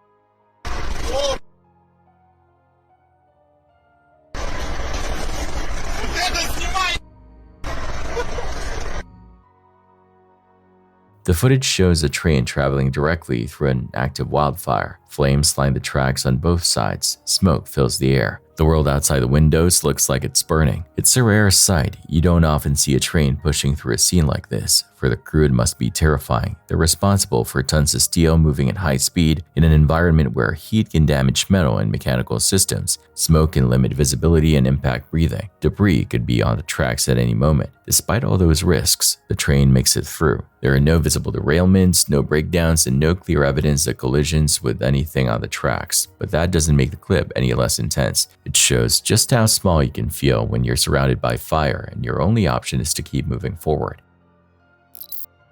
It's rare to hear about a 10-year-old outsmarting a stranger, keeping himself safe, and handing police clear video of a possible abduction in progress. But that is exactly what happened in Pottstown, Pennsylvania on January 10th, 2024. For Sammy, it was supposed to be a normal walk home from school, backpack on, familiar streets, the routine path he knew by heart. Security footage shows him walking along the sidewalk when a woman starts trailing behind him. She does not rush or grab him. She simply matches his pace. To someone passing by, it might look like nothing. Two people walking the same direction. Sammy did not see it that way. His dad had talked to him many times about what to do if a stranger made him feel unsafe. Stay calm, trust your instincts, get to a safe adult, and speak up. So when he noticed the woman staying behind him for too long, his alarm bells went off. As he approached a small neighborhood store he knew well, Danny's Funky, he made a decision. He walked straight inside, went right up to the clerk, a 17-year-old named Hannah, and quietly said, "Act like you are my mom. This lady is following me." That one sentence changed everything. Hannah did not hesitate. She stepped between Sammy and the door, treating him like he was her own. She locked eyes with the woman outside and then shut and locked the door. The stranger tried to push her way in, but the door held. A few seconds later, the woman gave up and walked away.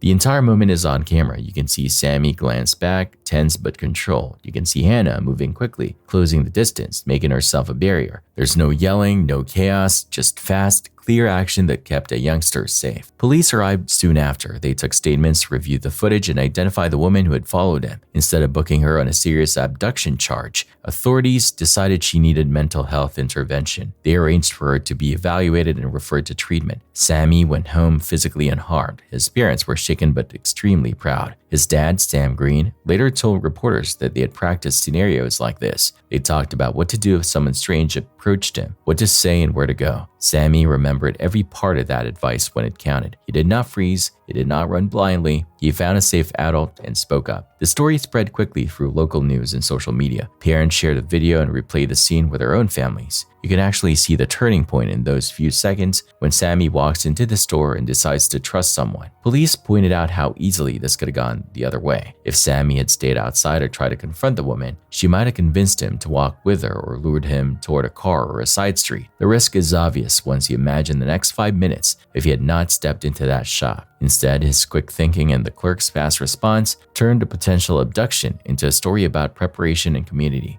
For investigators, this became a textbook example of teaching young ones what to do before something happens, making sure they know which stores and adults are safe, showing how calm behavior can stop a threat without violence. The FBI and other agencies study cases like this because they highlight prevention, not just response. Sammy's actions and Hannah's instinct to protect are now used in safety talks and training as a real-world example. When asked how he felt about it, Sammy stayed humble. He said he just did what his dad told him to do and did not want to get tricked. That simple line says a lot. He was prepared, he paid attention, he acted. That combination is what kept him walking home to his family instead of becoming another missing poster on a wall.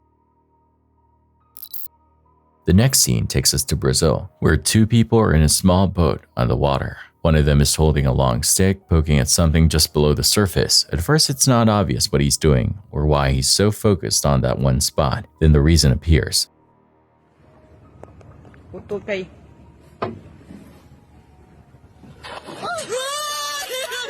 Deus do céu! Vem, Jane. Eu penso que ele não pula e não te pega, é tua. Meu Deus do céu, olha o tamanho desse jacaré. Misericórdia.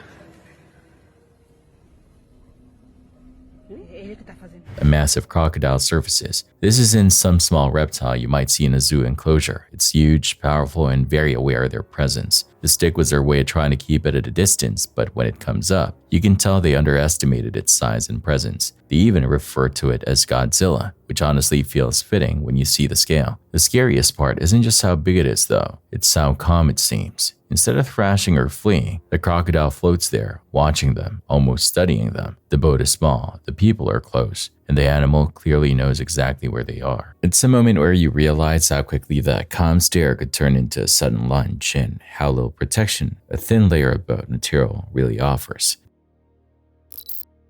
Police were called to a hotel after management reported a disturbance involving a heavily intoxicated guest who had been yelling, banging on doors, and causing ongoing issues with other patrons. When officers arrived, the manager explained that the male who initiated the commotion had already driven off, leaving behind a woman who continued arguing and refusing to leave the property. The hotel requested a formal trespass order against both individuals, and officers approached the woman in her room to begin the process. All right, just give me a few minutes. I'm gonna go get her and tell her she needs to start packing, so. Yep, thank you so much. Yep.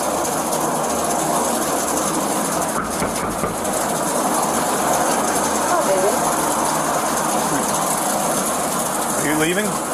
No, hell no. All right, well, they just asked you to leave. You need to leave. No. The owners. As soon as they made contact, she immediately denied any wrongdoing and insisted she had no reason to leave, despite being told repeatedly that management wanted her removed. She contradicted herself constantly, claiming she lived there, then claiming her employer paid for the room, then insisting she hadn't even rented it. A night on the town for his little island friends. I'm not doing it here. Let's restart it. I'm sorry.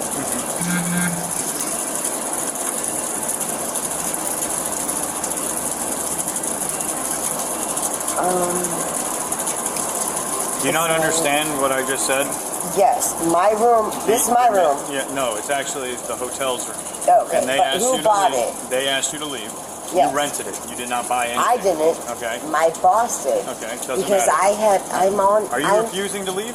No, hell All right. no. All right, well, I'm not. Hold on. Stop I'm talking. gonna call Stop. this guy. Ashley, Please stop. listen to me.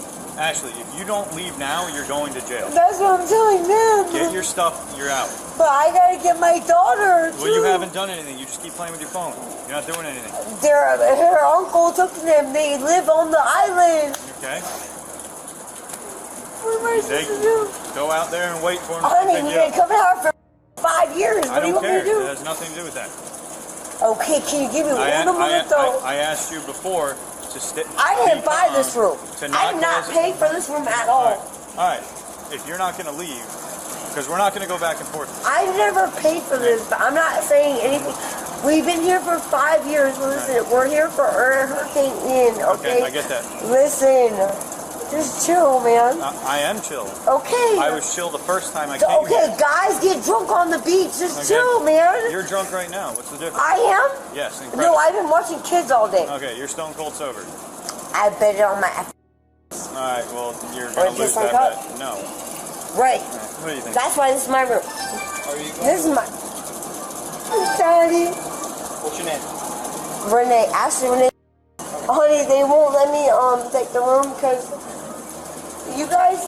Everything up for you guys. The officers tried multiple times to explain the situation calmly, but the woman became increasingly emotional and incoherent. She rambled about hurricane relief work, insisted she had been sober and caring for a young one all day, and began referencing family members on an island, none of whom were present. Her behavior escalated further when she called someone she described as the person who booked the room. She tried to hand the phone to the officer, demanding he speak with a man on the island, insisting he had authority over the situation. I need you to hang up the phone. We are at the hotel. Yes, honey. Talk to the officer. He's right here.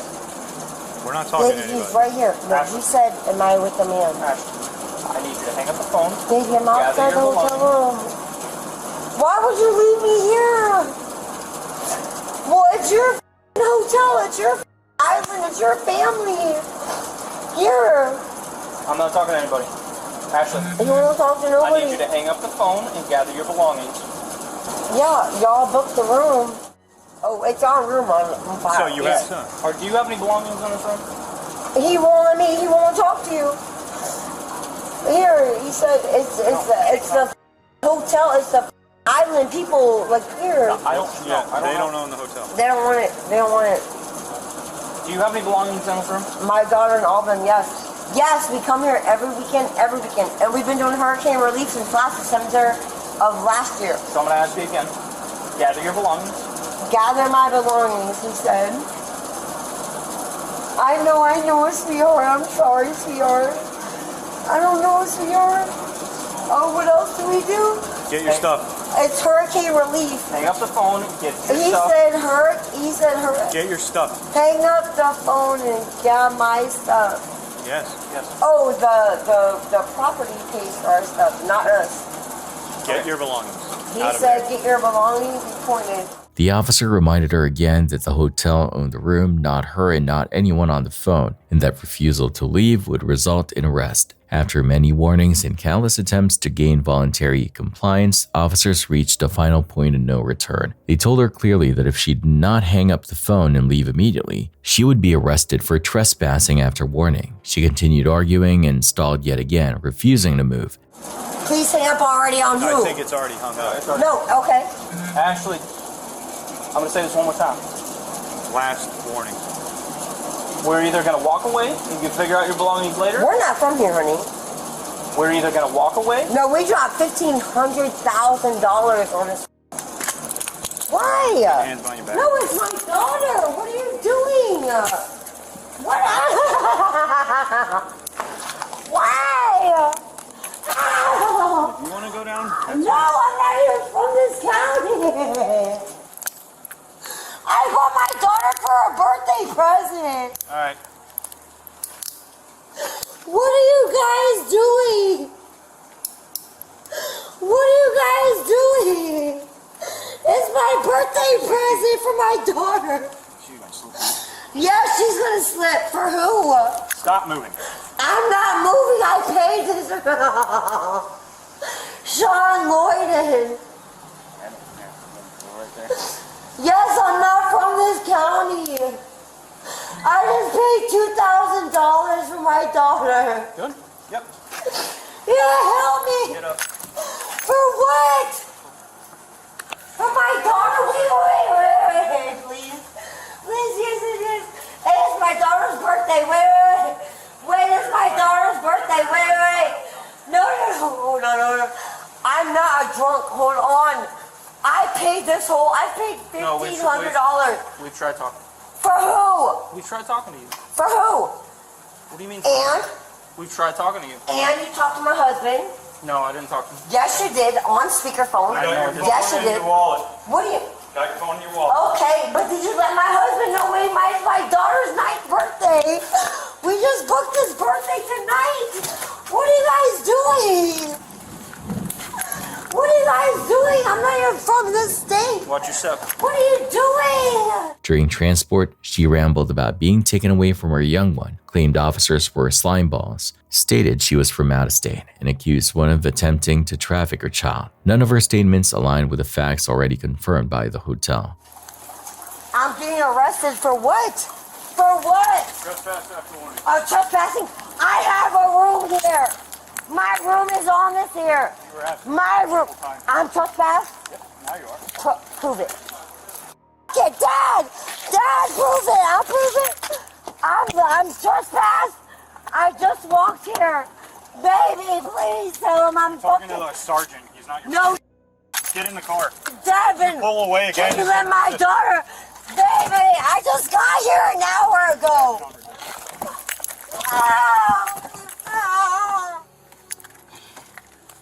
Sit up. Gia, it's her 9th birthday. I'm sorry, Gia. Gia. Sit up. Gia. No, I come here every week. A week for what?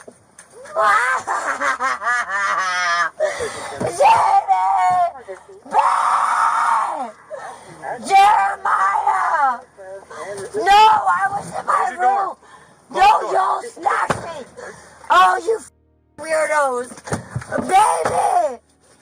Baby!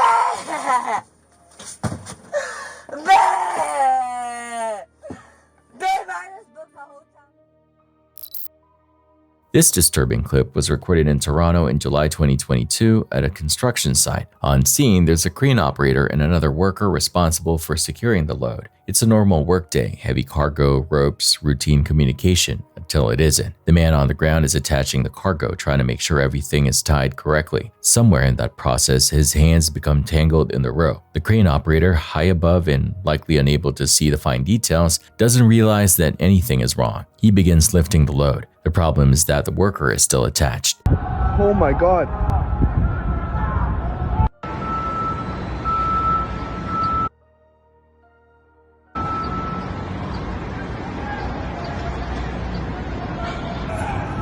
Oh my God, oh my God. Hang on! Hang on!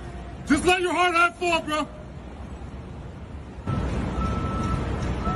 Holy Jesus Christ. Is there a swamper there? Like, somebody tell him to stop now before he gets crushed by the... In seconds, the man is yanked off the ground, dragged upward along with a pallet. You can hear the panic in the voices of the people nearby as they scream for the operator to stop, begging him to lower the load before the man is crushed or dropped. But by the time everyone understands what's happening, the worker is already high above the ground, hanging under the cargo. He is pulled all the way up to around the 23rd floor. The fear he must have felt in that moment is hard to imagine. One mistake, one missed signal, and now his life hangs on a rope in the hope that nothing slips. He ends up injuring his arm, but somehow he survives. As of the last update, an investigation is underway to figure out exactly how such a dangerous error was allowed to happen in a professional site with trained workers. Elliot Eastman was a 26-year-old from Heinsberg, Vermont, a small, quiet town with fewer than 600 residents. Life there was peaceful, but for someone like Elliot, it felt too uneventful. He had a passion for nature and adventure, and in late 2023, he finally set out to pursue it by traveling to the Philippines. His goal was to explore the country slowly, soaking in the culture and beauty firsthand. Not long into his travels, Elliot met a local woman named Carisha Jayla. Their relationship moved quickly, and they tied the knot just a few months later in July 2023. By early 2024, Elliot began sharing his new life on YouTube. His videos were simple, stripped of flashy editing or music, but that authenticity helped him build a modest but loyal following. Things took a sharp turn in May 2024 when Elliot and Carisha moved to her hometown, a remote beachside village in the Cebuco municipality. What seemed like a deeper step into a peaceful life would soon reveal itself as a dangerous miscalculation. The region, known as the Red Zone in the Philippines, is considered one of the most hazardous areas in the country, especially for foreigners. In the past decade alone, over 40 Westerners have gone missing there due to kidnappings, robberies, and violence. Elliot was fully aware of this. His YouTube bio even read, "I'm Elliot Eastman. I came to the Philippines about a year and a half ago, where I met the love of my life deep in the mountains of the Red Zone. I'm the first and only foreigner to have lived in Cebuco for an extended time." He mentioned the risks in some of his video titles, but that didn't stop him from building a life there. He rented an apartment, opened a small grocery shop by the beach, and continued documenting everything. There were moments when he felt unsafe. He spoke about hiding from aggressive locals to avoid conflict, yet he kept pressing forward. Slowly but surely, he was carving out a life until a tragedy struck on October 17, 2024. That evening, after streaming a few short videos throughout the day, Elliot had dinner with Carisha and her parents. Not long after, 4 armed men stormed into their home. They were dressed to resemble local police, likely trying to trick Elliot into cooperating. But he realized something wasn't right and tried to flee. One of the men opened fire, hitting Elliot in the leg and abdomen. Despite his injuries, they dragged him out and onto a speedboat waiting nearby. That was the last time Elliot was seen alive. Police responded quickly, launching a search operation, but by the time authorities reached the area, the boat was gone. The investigation stretched into mid-November. Eventually, the suspects were located, but a shootout ensued. 3 of the 4 were killed, and 1 was taken into custody. Sadly, by then it was too late. The surviving kidnapper confessed that Elliot died from his injuries while on the boat. To cover their tracks, the men had thrown his body overboard. His remains were never recovered, and Elliot was officially declared dead in December 2024. What remains unclear is why Elliot was targeted. The most straightforward theory is ransom. Carisha herself recalled a similar case during her school years. One of her Canadian classmates was kidnapped and held for $50,000. But there's also another theory. While running his grocery shop, Elliot reportedly began lending money to locals at 20% interest. That likely didn't sit well with an existing local loan shark, who may have seen Elliot as a threat and orchestrated the attack. Regardless of the motive, the outcome was the same. A young man's life cut short while trying to build something meaningful in a place he'd grown to love. His YouTube channel now stands silent, the remaining videos serving as haunting reminders of the life he once lived and the risks he ultimately could not escape. On July 17, 2025, shocking surveillance footage from Paris HMRI Hospital in Patna, India, revealed a cold-blooded execution that stunned the nation. The video shows 5 armed men confidently walking through the second-floor ICU corridor, heading straight to room 209 with disguises or hesitation. They moved with purpose, as if they belonged there, giving no sign of panic. Upon reaching the room, they pulled out pistols hidden in their clothing and stormed inside, where they opened fire on 36-year-old Chandan Mishra, a convicted murderer on parole, recovering from liver surgery. The gunman remained inside for about half a minute, then quickly exited, weapons still visible, while one lagged briefly before casually walking off. All 5 escaped without resistance, meeting a 6th accomplice outside and fleeing on 2 motorcycles. Mishra, who was due to return to jail the following day, died from multiple gunshot wounds. He had been serving a life sentence for the 2011 murder of businessman Rajendra Kasari, a killing he had openly threatened the day before it happened. Beyond that, Mishra had a long criminal record with over 24 charges, including extortion, kidnapping, and murder. Police suspect the hit was part of an ongoing gang feud. Mishra had once formed the Chandan Sheru gang with fellow criminal Aman Karnath, aka Sheru Singh, but the alliance collapsed over disputes about power and money. The fallout led to violent clashes, even behind bars. Authorities now believe the assassination was carried out by Taif Khan, aka Badshah, a known contract killer already wanted for illegal weapons possession. Though some suspects have been detained, no official arrests had been made when this footage emerged. The killing ignited widespread anger across social media, with many criticizing the lack of security and deteriorating law enforcement in Patna, especially in the wake of several recent killings. In March 2024, 22-year-old University of Missouri student Riley Strain traveled to Nashville with his fraternity brothers, ready to experience the city's famous nightlife. On the evening of March 8th, the group ended up at Luke Bryan's 32 Bridge Food and Drink, a popular bar in the heart of downtown. I'm good, how are you? Good. But around 9:45 p.m., the night took an unexpected turn. Riley was asked to leave the bar for being too intoxicated. He told his friends he would head back to their hotel, but he never made it there.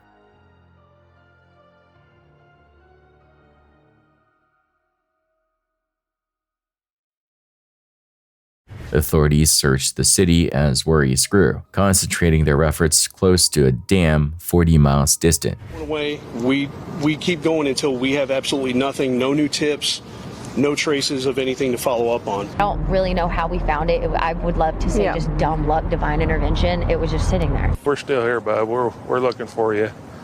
We want to take you home for graduation. 2 weeks after Riley went missing, the search came to a heartbreaking conclusion on March 22nd, when his body was recovered from the Cumberland River. The first autopsy found no evidence of foul play, but a follow-up examination revealed that he had drowned, with high alcohol levels contributing to his death. His blood alcohol content was 0.228, nearly triple the legal limit for driving. Authorities ruled this death accidental. Riley's story now serves as a sobering warning about the risks of heavy drinking and the importance of sticking close to friends during a night out. Colombian adult film actor Yustin Mosquera was caught on surveillance footage dancing inside a couple's home just moments after brutally killing them. What happened next horrified even the most experienced investigators. Mosquera dismembered their bodies, stuffed the remains into suitcases, and fled. Every disturbing step was captured on camera.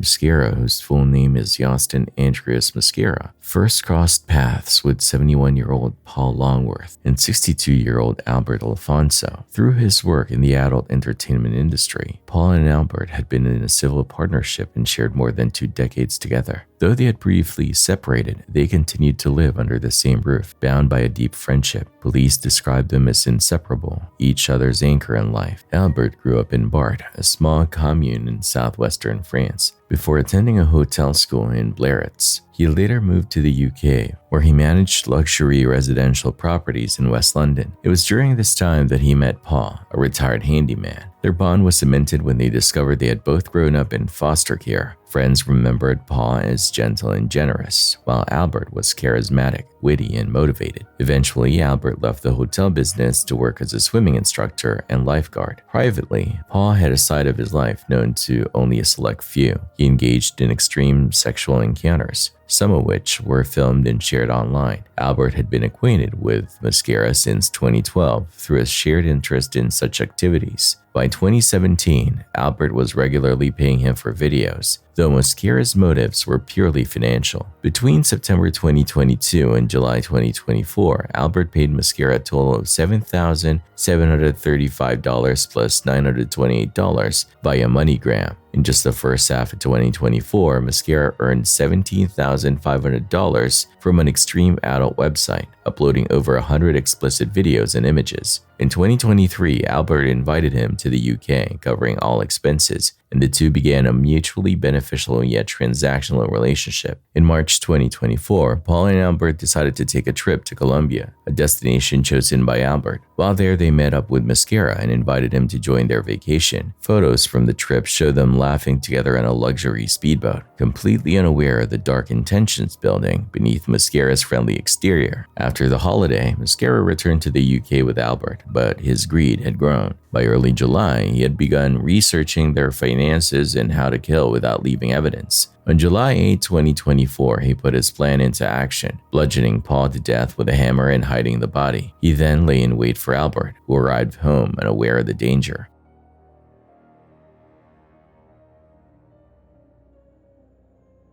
While the two were engaged in sexual activity on camera, Mosquera stabbed Albert repeatedly until he died. With both men dead, Mosquera went to the bathroom, washed away the blood, and began dancing and singing, disturbingly calm in the aftermath of his double murder. Somebody's just snapping. That's somebody that has planned to kill one of them at a pool, hide his body, wait for Albert to come home, then go on to have sex with Albert in quite an extreme fashion. And then at the point that he decided to then take Albert's life as well. This was immediately after murdering two men inside their London flat. With both victims dead, Mosquera began searching for money. He first tried and failed to transfer funds from Albert's computer. Then he headed to a cash machine, withdrawing money directly from Albert's accounts. But instead of fleeing, he stayed. What followed was among the most disturbing sequences imaginable. Mosquera dismembered the couple's bodies and brought in a chest freezer to store portions of their remains. Detective Chief Inspector Ali Stride later described it as probably the most traumatic, harrowing murder investigation I've dealt with, by virtue of that video and the fact that it took place during their sexual activity in their own home. The rest of the remains were packed into several suitcases. Mosquera then enlisted outside help. One man he hired had a van, which he used to drive Mosquera and the luggage more than 116 miles to Bristol, near the Clifton Suspension Bridge. There, Mosquera dumped the suitcases and fled. Not long after, a passing motorcyclist filmed him running away from the scene. Meanwhile, one of the suitcases began leaking blood, prompting horrified bystanders to call emergency services immediately. Suspension Bridge. What's the emergency? Right, we're going to need some police up here quite urgently, I think. We had a gentleman up here who was dragging a case behind him. The case of the wheels are broken and what have you. He says there's car parts and what have you. It's got to be funny, the case is broken and it looks like it's really heavy and there's blood coming out of it. The guy with the case has run off. We're now with the case, it's blood. We're convinced it's blood. The address on one of the discarded suitcases quickly led police to Albert's flat in the Shepherd's Bush neighborhood. Inside, investigators uncovered all the evidence they needed to tie Mosquera directly to the murders. After 2 days on the run, he was financially tracked down and arrested. Following a trial at Woolwich Crown Court, Mosquera was found guilty of double homicide. Benjamin Partardoon, known online as Warner the Goobermeister, was a popular creator in the niche world of YouTube poops, a form of internet humor where existing clips, often from cartoons, are remixed into chaotic, surreal, and absurd edits. Over time, his work gained him more than 8.7 million views and a loyal following within the YTP community. But after uploading what would be his final video on December 21st, 2021, Benjamin disappeared from the internet without explanation, leaving fans to assume he had simply moved on. The reality was far more tragic. On January 27, 2022, his older brother Chris tried repeatedly to reach him but couldn't get through. Concerned, Chris contacted police around 8 p.m. to check on him and their parents. When officers arrived at the family home, the lights were on but no one answered the door. After knocking several times with no response, they forced entry and walked into a nightmare. Inside, they found Benjamin and his parents dead from gunshot wounds. What at first could have seemed like a robbery gone wrong was soon revealed to be a murder-suicide. Investigators determined that Benjamin's father, Gregory, had shot both his son and wife, Deborah, before taking his own life. The news stunned Benjamin's audience. He had never spoken publicly about problems at home, making the discovery even more shocking. Later, Chris launched a GoFundMe to help cover expenses and to share more about the family's struggles. Born in 2005, Benjamin was diagnosed with autism early in life, making it difficult for him to socialize in person. Homeschooled from a young age, he began uploading videos to YouTube at just 8 years old in search of friendship and a sense of belonging. Behind the scenes, the family was dealing with mounting hardships. Deborah lived with nerve damage from an accident, while Gregory had been left barely able to walk after his own crash. On top of that, they faced worsening financial problems. Chris believes his father's pride and reluctance to ask for help may have played a role in the tragedy. Though Benjamin's videos appealed to a specific niche, his humor and editing style left a lasting mark on those who discovered his work. In the wake of his death, fans have honored him by creating new content in his style, keeping Warner the Goobermeister's legacy alive. On February 8, 2013, in the quiet town of Bunburn, Victoria, Australia, 42-year-old mother of 5 Lauren Whitehead walked into the local Woolworths around 4:55 p.m. She picked up a bottle of water, a pen, and a card, then seemingly vanished without a trace. CCTV captured her final moments in the store, but what happened afterward has puzzled investigators for more than a decade. Witnesses claim they saw Lauren getting into a red Ford four-wheel drive shortly after leaving, one she was known to own. The same vehicle was later spotted near her home over the following weekend, quickly becoming a key focus of the investigation as authorities worked to identify and question the driver.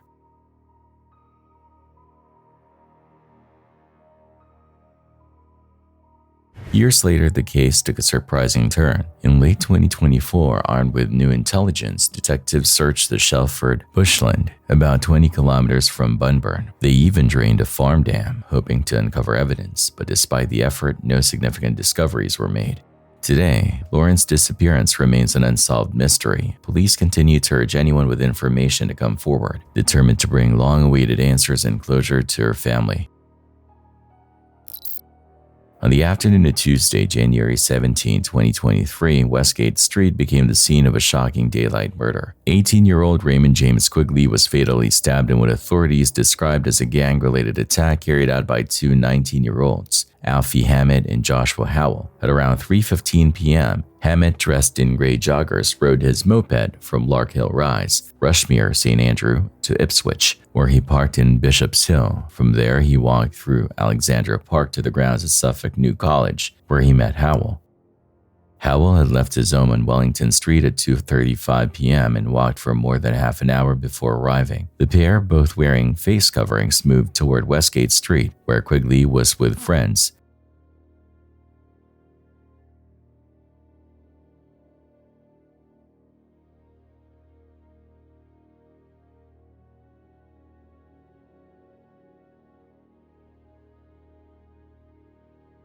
Surveillance showed the two searching through the busy street crowd before closing in. Hammett went straight for Quigley, stabbing him repeatedly, 4 times in the torso, twice in the chest, and once in the abdomen.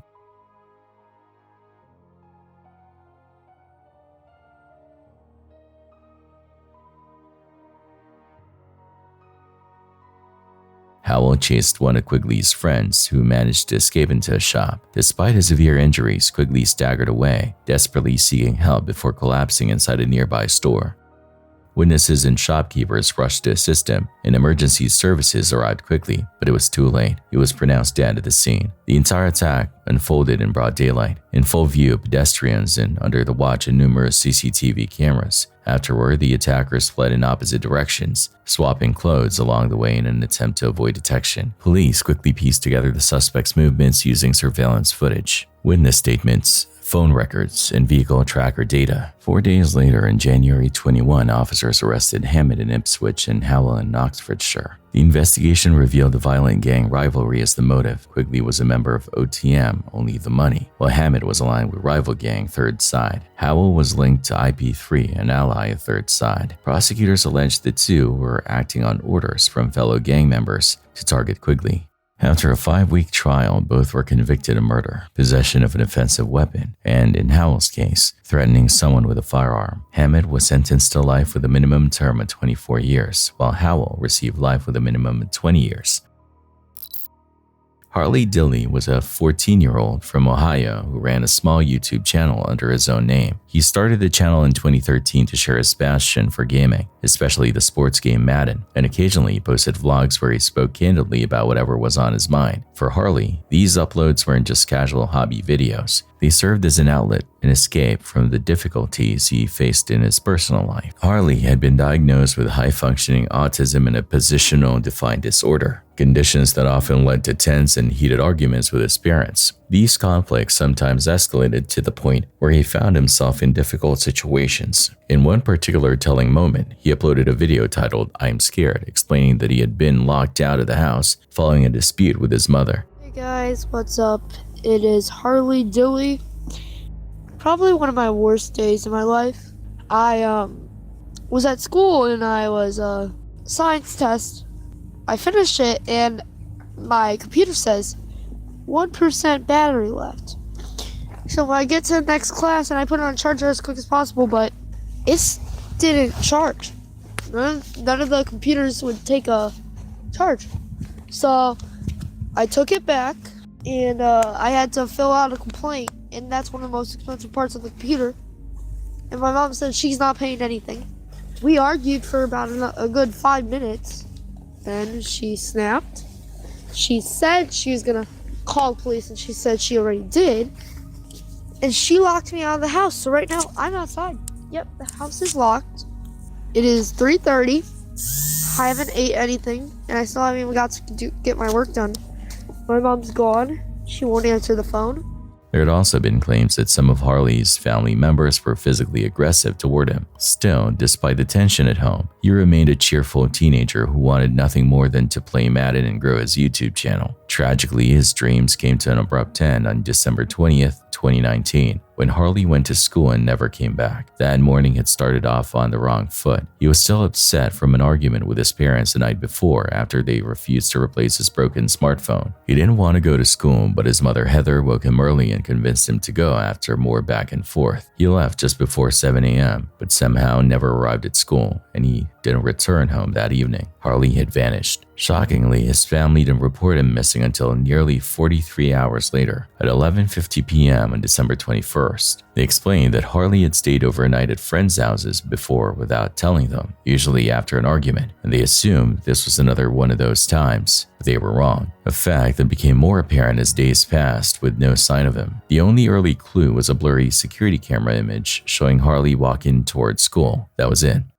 As the investigation stalled, the FBI and other agencies joined the search, distributing posters nationwide and offering an $18,000 reward. Tips came in, but none brought results. Until January 13th, 2020, over 3 weeks after he went missing. Investigators were recanvassing the area near his home when one decided to check a vacant summer house directly across the street from the Dilley residence. The home was locked and showed no signs of forced entry, but with every other lead exhausted, they obtained a key and went inside. The ground floor was empty, but upstairs they spotted a maroon puffer jacket, identical to the one Harley was last seen wearing, lying on the floor, along with his glasses. Both were coated in dust, suggesting they had been there for weeks. Above them was a small chimney vent used for heater exhaust. When an investigator reached inside, his hand brushed against human hair. Officers quickly dismantled the wall, revealing Harley's body wedged inside, arms raised above his head. The autopsy indicated he had died the same day he disappeared. From the position of his body, police concluded Harley had likely skipped school and tried to hide inside the vacant home until afternoon. Unable to find a way in through the ground floor, he climbed the roof using an antenna tower, spotted the chimney, and saw a short drop inside. What he didn't realize was that chute didn't lead to a fireplace. It narrowed into small vents. Once inside, his chest was pressed against the walls, making it impossible to breathe. His jacket and glasses likely slipped or were pushed through the vent in an attempt to free space. He slowly suffocated, trapped with no way out. While authorities ruled it a tragic accident, some of Harley's online followers weren't convinced. They pointed to supposed inconsistencies, like his jacket being photographed hanging from a door in one image, and questioned whether his shoes matched the ones recovered. Police explained that the jacket issue was due to an inexperienced investigator accidentally moving evidence, but conspiracy theories persisted. Regardless of the speculation, the loss was devastating. The YouTube community had lost a kind, passionate creator whose life ended far too soon.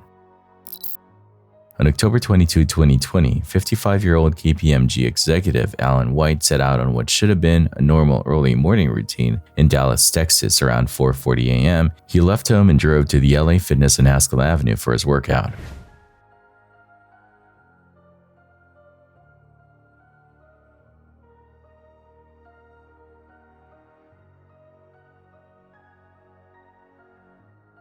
An hour later, surveillance cameras recorded him leaving the gym and stopping at a nearby racetrack gas station. At roughly 6 a.m., he filled up his black Porsche SUV and briefly went inside the store. This would be the last confirmed sighting of him alive.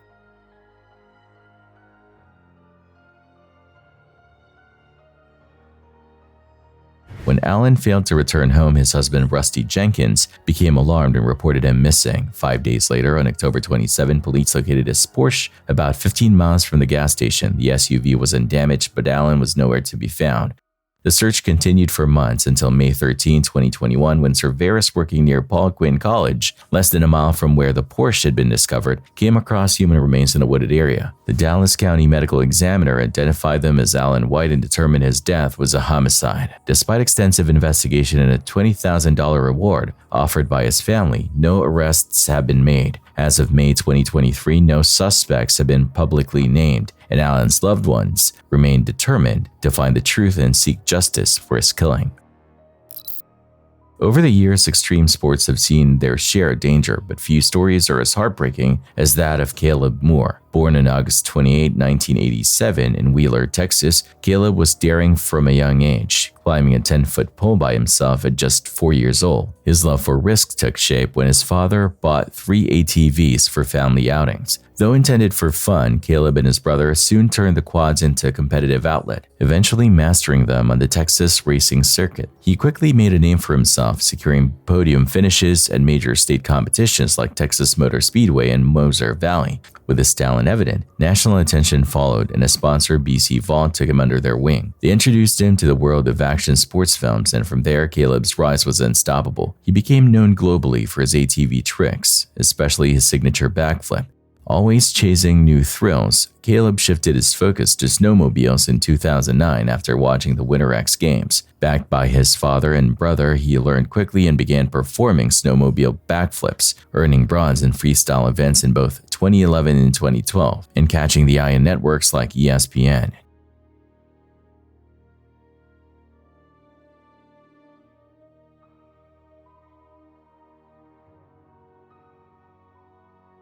Just before the 2013 Winter X Games, Caleb was preparing for a whirlwind year of competitions across the US, Argentina, France, and Russia. In January, he arrived in Aspen, Colorado, ready to go for gold. On competition day, he felt confident and eager to impress a crowd of 15,000. His performance was thrilling. He nailed multiple stunts, including a double backflip, and with only 30 seconds remaining, he prepared to finish with a Tsunami Indy flip, a complex trick that had secured him high scores before. Everything seemed in place, and Caleb had executed this maneuver countless times. But in a heartbreaking turn, the stunt didn't go as planned.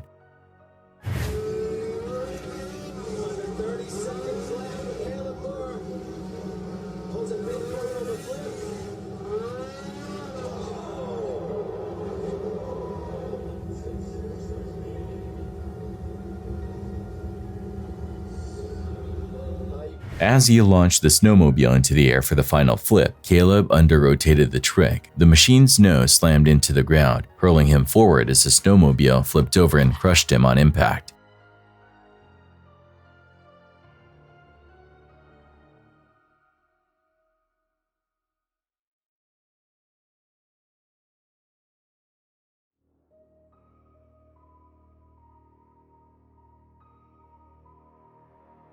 He lost consciousness instantly. Though he managed to stand up with assistance and assured everyone he was okay, he collapsed shortly after being taken to the medical tent. Doctors discovered internal bleeding near his heart that caused irregular rhythms. He was rushed to another hospital for emergency surgery. Tragically, just minutes after the transfer, Caleb experienced respiratory failure. His brain went without oxygen for 20 minutes, leaving him in a coma. On January 31st, 2013, he was declared brain dead. That same day, his family made the devastating decision to remove him from life support. In August 2021, the quiet town of MYUU, Utah, was shaken by the tragic murders of newlyweds Kylan Schulte, 24, and Crystal Turner, 38. Known for their adventurous spirit and love of the outdoors, the couple was last seen on August 13 at Woody's Tavern in downtown MYUU. That night, they told friends about a creepy man camping near them in the wilderness.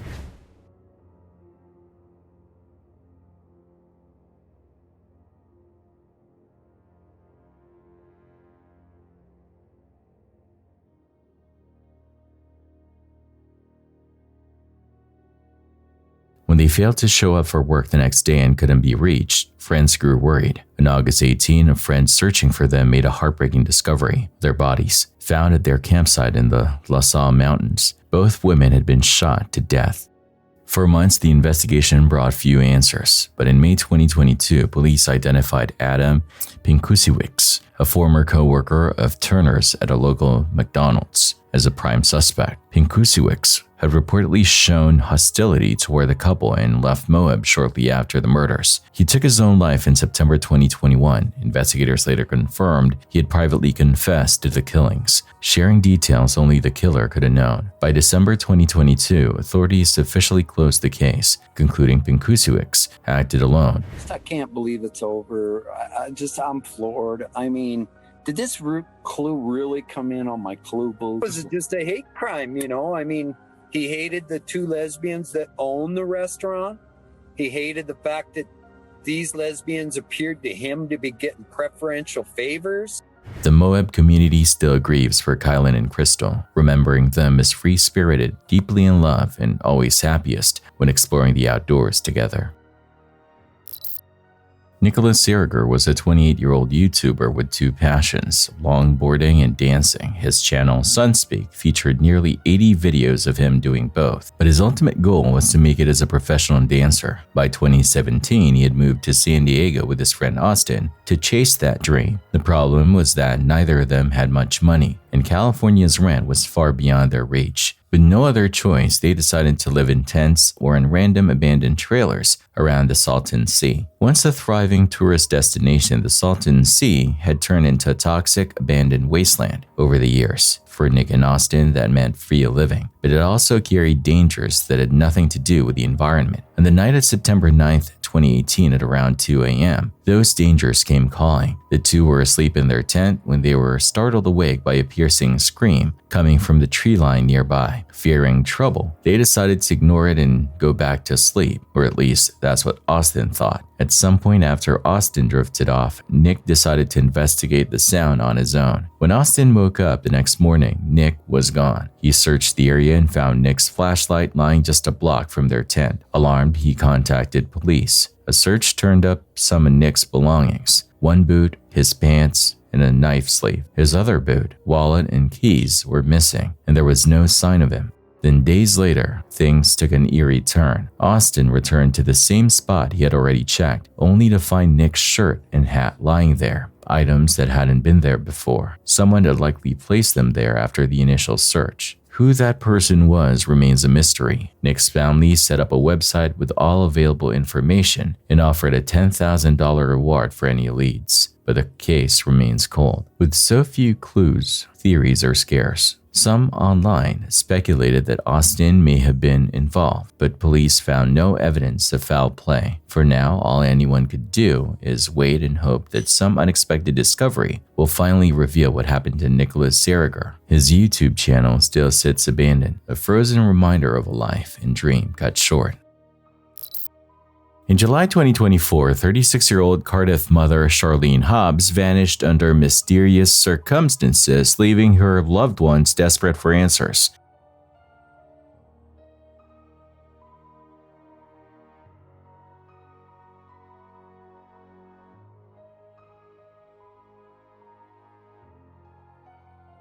To spark new leads, South Wales Police released CCTV footage showing Charlene shopping at a Morrison's local in Adamstown on July 23, 2024, just one day before she disappeared. The investigation has been exhaustive. Over 1,000 hours of CCTV footage reviewed, more than 250 addresses visited, search carried out in derelict buildings, waterways, and open terrain. 3 people were arrested in connection with the case, but have since been released on bail. As of August 2025, Charlene is still missing. Local residents continue to hold weekly searches, urging the public to stay involved. Her family and friends remain hopeful, pleading for anyone with information, no matter how small, to come forward.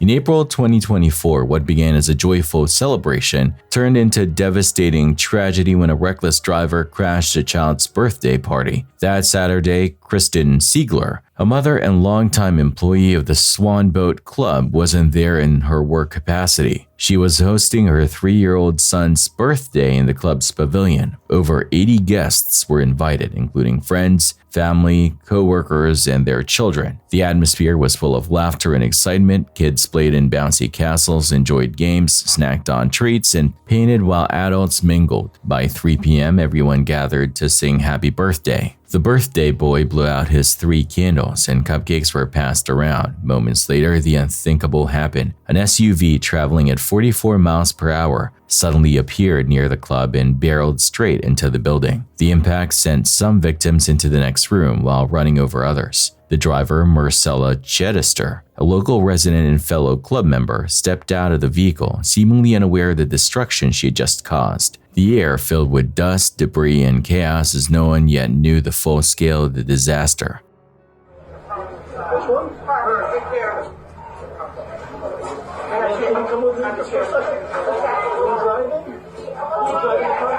Can you come with me just for a second? Okay?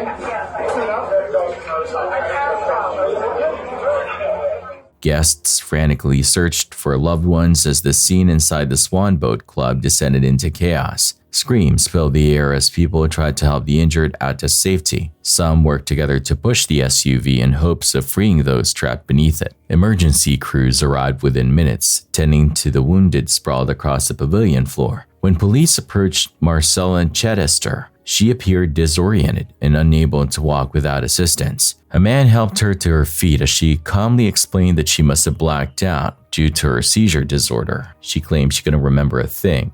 But behind the officers, the devastation was plain to see. Paramedics working on victims in critical condition. 15 people were rushed to the hospital with severe injuries. Among them, Diane Medina, a Swan Boat Club employee, Leah Stiff, the birthday boy's cousin, Mariah Dodds, her 12-year-old son, and another 14-year-old boy. Several required multiple surgeries and remained hospitalized for weeks to months. Then came the most heartbreaking discovery. 2 of Mariah's children, 5-year-old Zane and 8-year-old Alana Phillips, had not survived. Mariah's last memory before the crash was walking the children toward the bouncy castle. The Swan Boat Club had been a cherished gathering spot for decades. Marcella herself had deep ties to it. She and her husband had wed there, and she had once served as the club's commodore. But on the day of the crash, her actions told a different story. Earlier that afternoon, Marcella visited a local bar with friends, having what she claimed was just a single glass of wine before returning home. CCTV showed her leaving her house, clipping a neighbor's car, then accelerating toward the club at 44 miles per hour. During questioning, she insisted she had parked and gone inside the club's bar before the crash. However, a breath test at the scene told another story. Her blood alcohol content was 0.18, more than double the legal limit. Further investigation revealed she had purchased alcohol that morning, and home surveillance footage captured her carrying bottles into her kitchen throughout the day. Marcelo was arrested and charged with multiple counts, including second-degree murder for the deaths of Zane and Alana. Even while out on bail, she stuck to her seizure story in interviews, but the evidence was overwhelming. A jury found her guilty on all charges, and she was sentenced to 25 to 50 years in prison. Guilty of murder in the second degree of Zane Isaac Phillips. Count 3. Guilty of operating while intoxicated or operating while visibly impaired, causing the death of Alana Grace Phillips. I never meant to harm those children or anyone that was involved in the accident. And the only thing that I can say is, I'm so very sorry. When a young woman called 911 in January 2021 to report that a man was trying to break into her Ohio home, police arrived on the scene and 2 cops were shot. 911, where's your emergency? Hi, can you check my location? Do you know where you are? I'm on Summit Street. You're on Summit Street? Yeah, by the Kent State building. Wait, are you? Okay, man, are you on campus or at a house? No, I'm in an apartment. There's I was on babysitting. Okay. I need to transfer to the city of Kent. Okay, if you're in an apartment, stay on the phone with me. Do not hang up. Okay. Okay.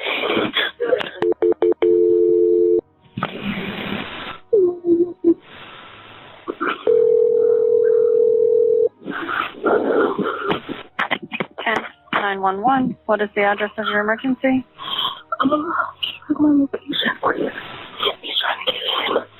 Okay, what's your address? This is Kent State. All she can tell me is she's in an apartment on Summit Street. She's not sure her address. Okay. Somebody's trying to get in. What'd you say? You said somebody's trying to get in?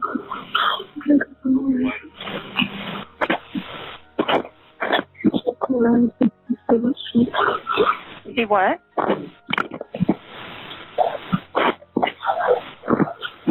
Ma'am, are you able to tell me where you are?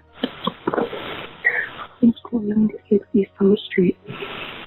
East Summit Street, what was the number?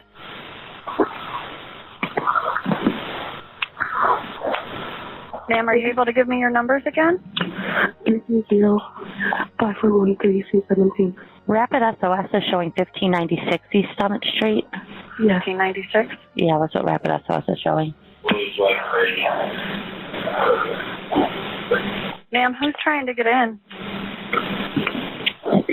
Please, thank you for waiting. Please help me. 200-250.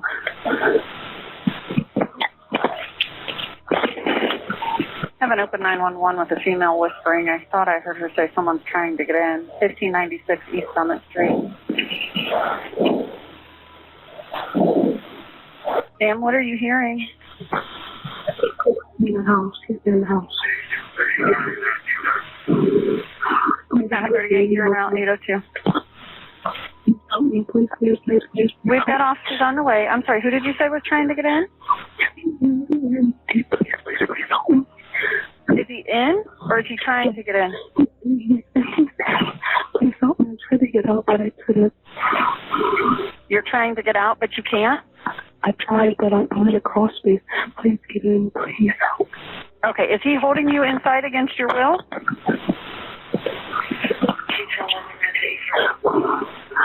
Please. He is? And what is your name, ma'am? Please help me. Okay. Ma'am, I have officers on the way. Give me the guy's name again. I could hear you a little better that time. Yes, Dave. Dave? Yes. Are there any weapons? No. I'm sorry, you faded out. Say that again. I can't talk. Here's my name. Okay. Just keep the line open, okay? Is he still in the room with you, Kenzira?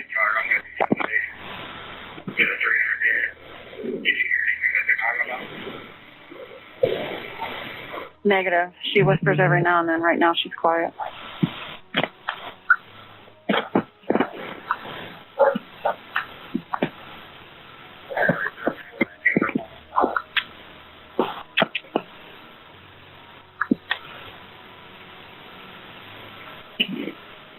Kenzaya, is he still in there with you? Are you able to hear me? Yeah. Okay. The officers are there.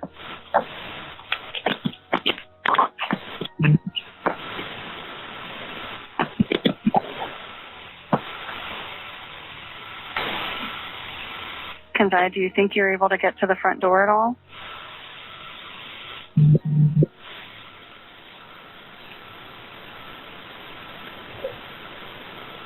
Can you hear me? Yes. Is he in the garage? Are you guys downstairs or upstairs? Downstairs in the bathroom. Door's locked. You're in the bathroom? Is he downstairs as well? Yes. Is he downstairs?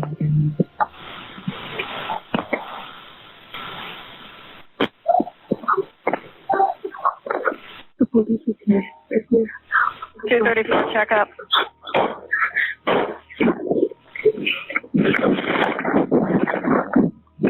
Copy. Shots fired. 200 calling 96 traffic. Copy. We need everyone. Ma'am, are you there?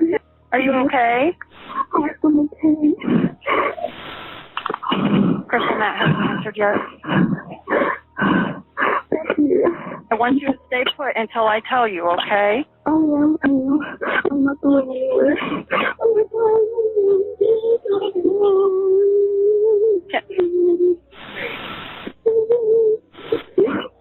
Copy 300, you copy for 1400.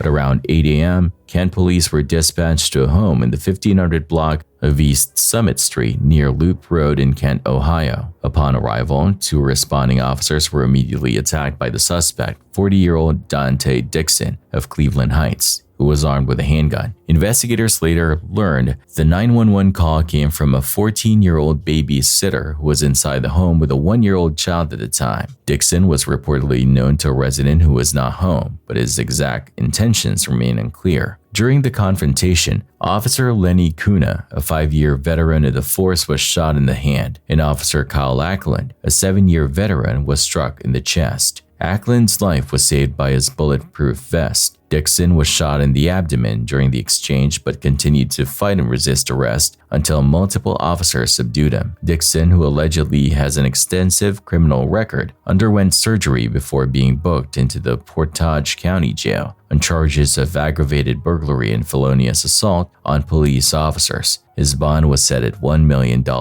Both officers were released from the hospital, though the full extent of Kuna's hand injury is not yet known. In a statement, Kent police praised their bravery.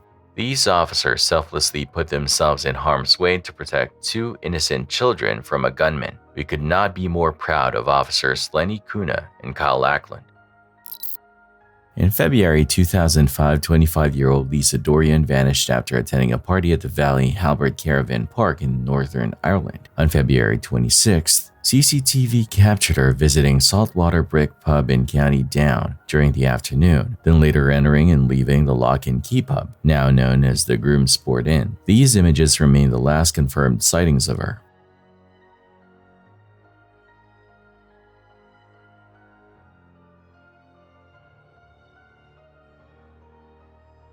The case quickly escalated from a missing persons report to a murder investigation. Despite extensive searches and repeated public appeals, Lisa's body has never been found. Her handbag and other personal items were recovered at the caravan park, but there was no trace of Lisa herself. In February 2025, marking 20 years since her disappearance, the Police Service of Northern Ireland released previously unseen CCTV footage in a renewed bid for information. At the same time, Crime Stoppers announced £20,000 £1,000 reward for any details leading to the discovery of her remains or the conviction of those responsible. 2 decades on, Lisa's loved ones remain without answers. Investigators believe someone still holds vital information, and they continue to urge the public to come forward, hoping to finally bring closure to a mystery that has haunted the community for years.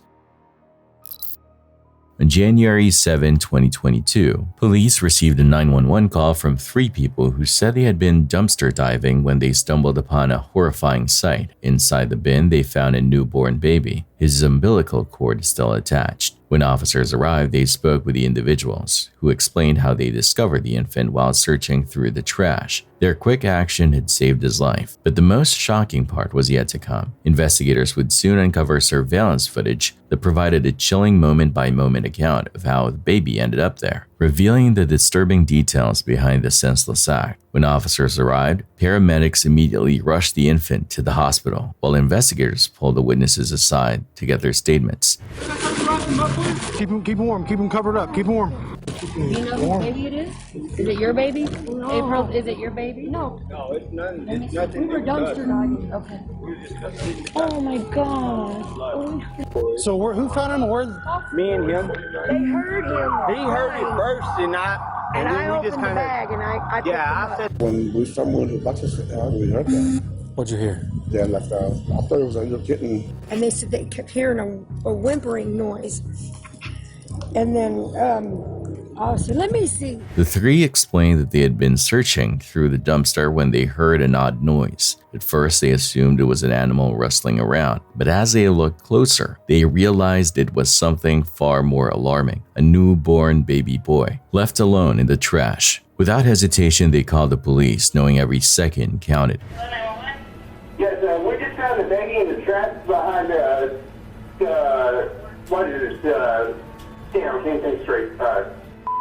The hogs. Hey, Pickler, where we at? The hogs. Hogs, Broadway.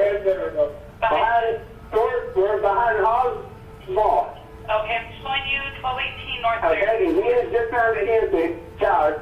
Is it breathing? Yes, ma'am. Okay. The middle of the mall, behind the mall, the hogs are okay. Okay. Is it clothes? Doors continue. Does the baby have any clothes on? Yes, it is making noise. Okay, do you have a blanket? It is a boy, and he is still alive, I believe. He looks pretty good. Okay, do you have a blanket or something you can wrap him in? Do you have a blanket or something you can wrap him in? Yes, ma'am, he was in a blanket. He still got his umbilical cord, she said.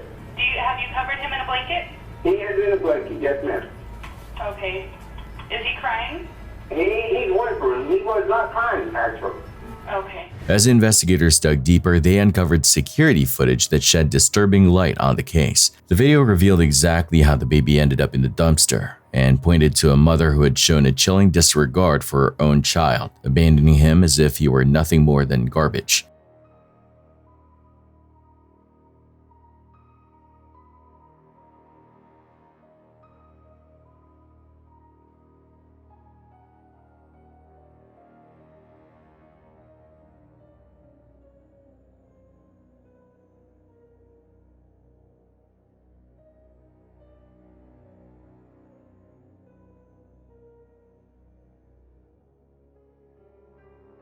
In the footage, 3 people are seen pulling what appears to be a black trash bag from the dumpster and peering inside. Moments later, they make a shocking discovery: the fragile body of a newborn baby. Without hesitation, the dumpster divers spring into action, freeing the infant from the bag and holding him close to keep him warm before immediately calling 911. But the security cameras revealed far more than the rescue. Hours earlier, another angle showed a white car pulling up to the very same dumpster. Behind the wheel was 18-year-old Alexis Ayla. Chillingly, the footage captured her wrapping her newborn in a towel, sealing him inside a trash bag, and discarding him in the dumpster as if he were refuse. Even more disturbing, the cameras recorded Alexis driving away without a second glance, leaving her helpless child alone in the freezing darkness for 6 long hours. Armed with this evidence, investigators now had a clear suspect, and their next step was to track down Alexis and bring her in for questioning. I don't know what you're going through. If you're going through anything, we're all humans. You know, before me being a detective, I'm a father, son and stuff like that. We're all human. It doesn't matter what rank we have or how old we are. All right, and that's why, I asked you to come out here and give me your side of the story.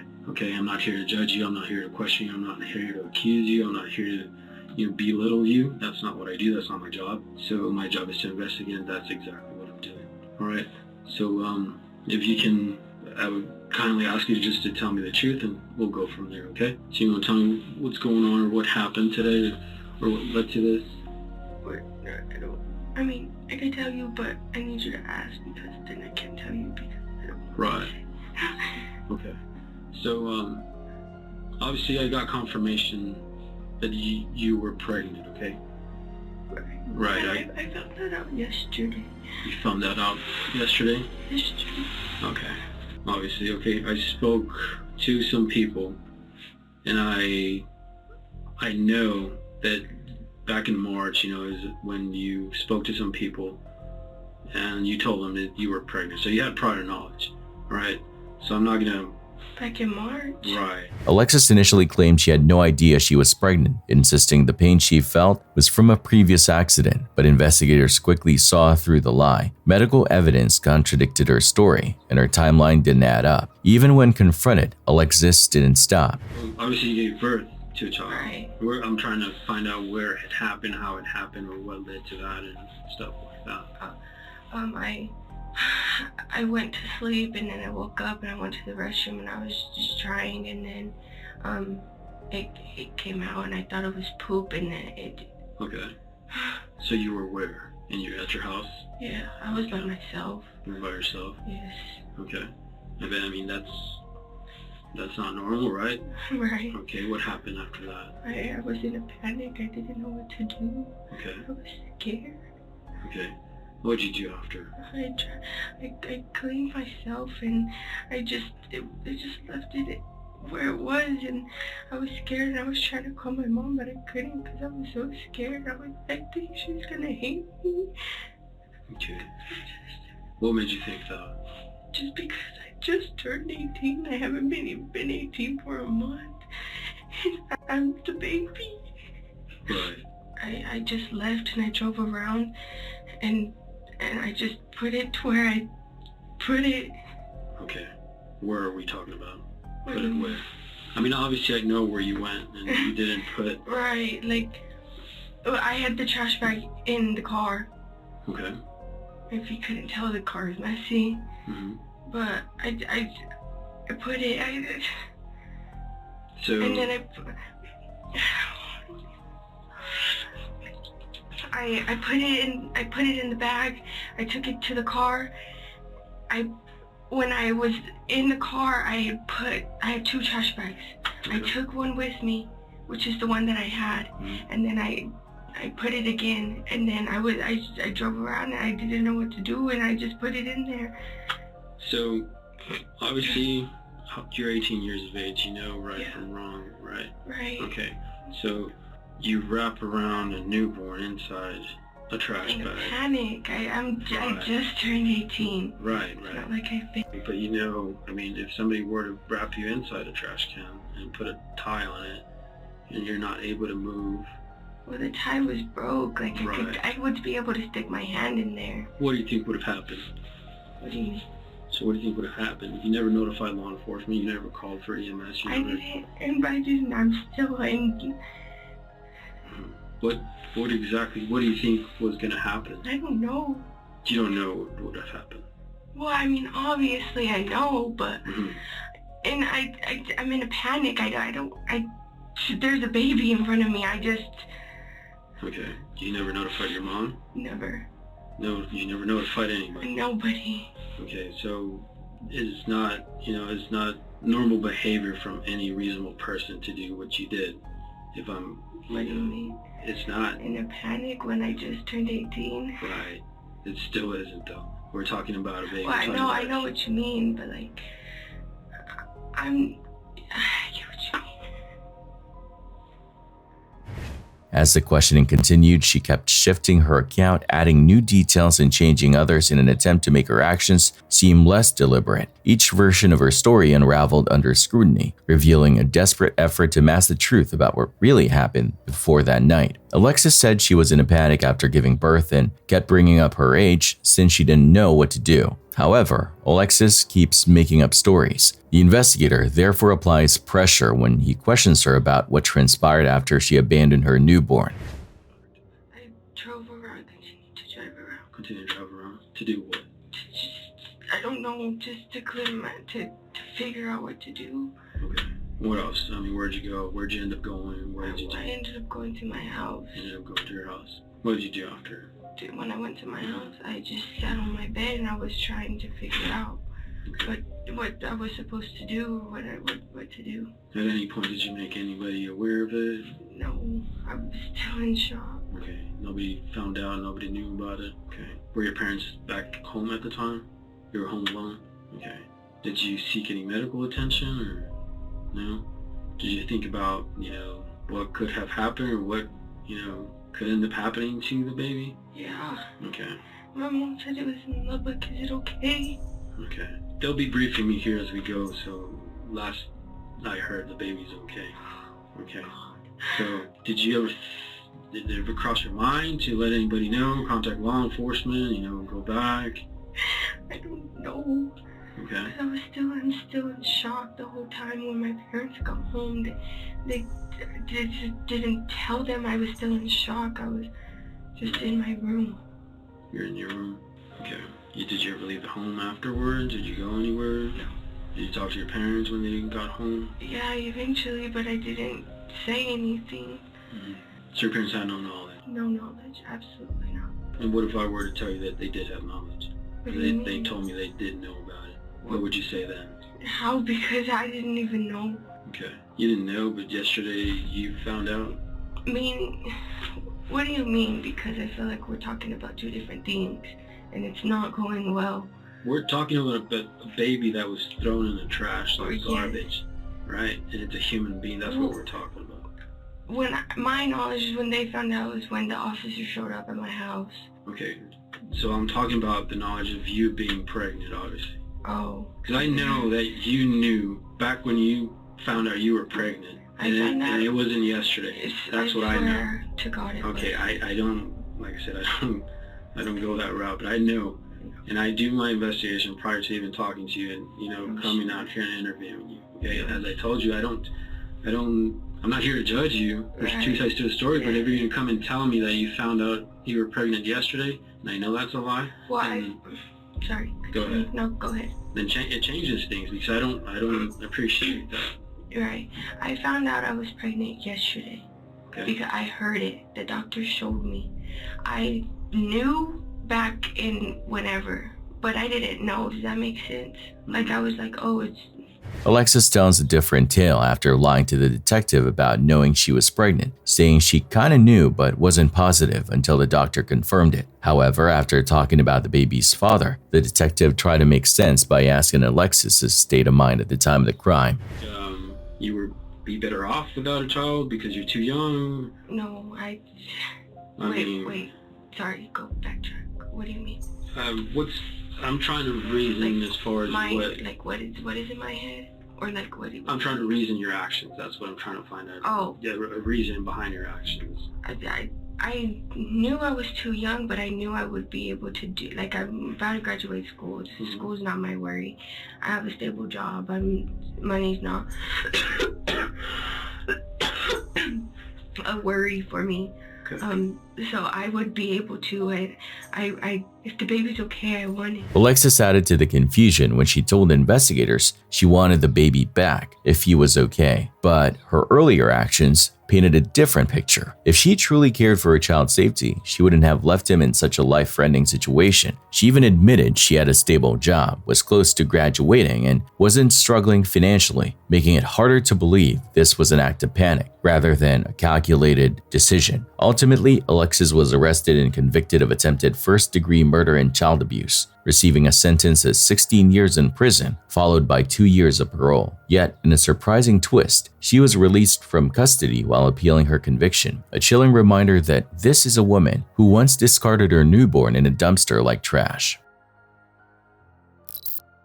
The Munich massacre stands as one of the darkest moments in sports history. In August 1972, during the Summer Olympics in Munich, members of the Palestinian militant group Black September infiltrated the Olympic Village, targeting the Israeli delegation. What began as a hostage-taking quickly escalated into a horrific standoff, ending with 12 people dead, 11 Israeli athletes and coaches, along with a German police officer. The tragedy sent shockwaves far beyond the games, forever altering the way international sporting events approached security, politics, and global relations. The attack not only claimed innocent lives but also shattered the image of the Olympics as a purely peaceful celebration of athletic unity. In the lead-up to the 1972 Munich Olympics, concerns about safety were raised repeatedly, yet Germany's leaders, determined to shed a lingering image of the 1936 Berlin Games under Nazi rule, pushed for a welcoming, relaxed atmosphere. The event was intended as a global showcase of peace, unity, and modernity. Visible security was kept to a minimum, creating an environment that felt open and friendly, but dangerously unprepared. Reports later revealed how easy it was for outsiders to access athletes' quarters, and when a forensic psychologist warned organizers about 26 possible threats, including the exact scenario that would later unfold, no precautions were taken. Black September, a Palestinian militant group formed after King Hussein of Jordan expelled Palestinian fighters in 1970, saw this vulnerability as an opportunity to make a global statement. On September 5, 1972, at around 4 a.m., 8 armed members slipped into the Olympic Village. Some of them had previously worked there, learning the layout. They scaled the fence with the help of unsuspecting Canadian athletes and headed straight for the Israeli team's apartments. Wrestling referee Yosef Gutfried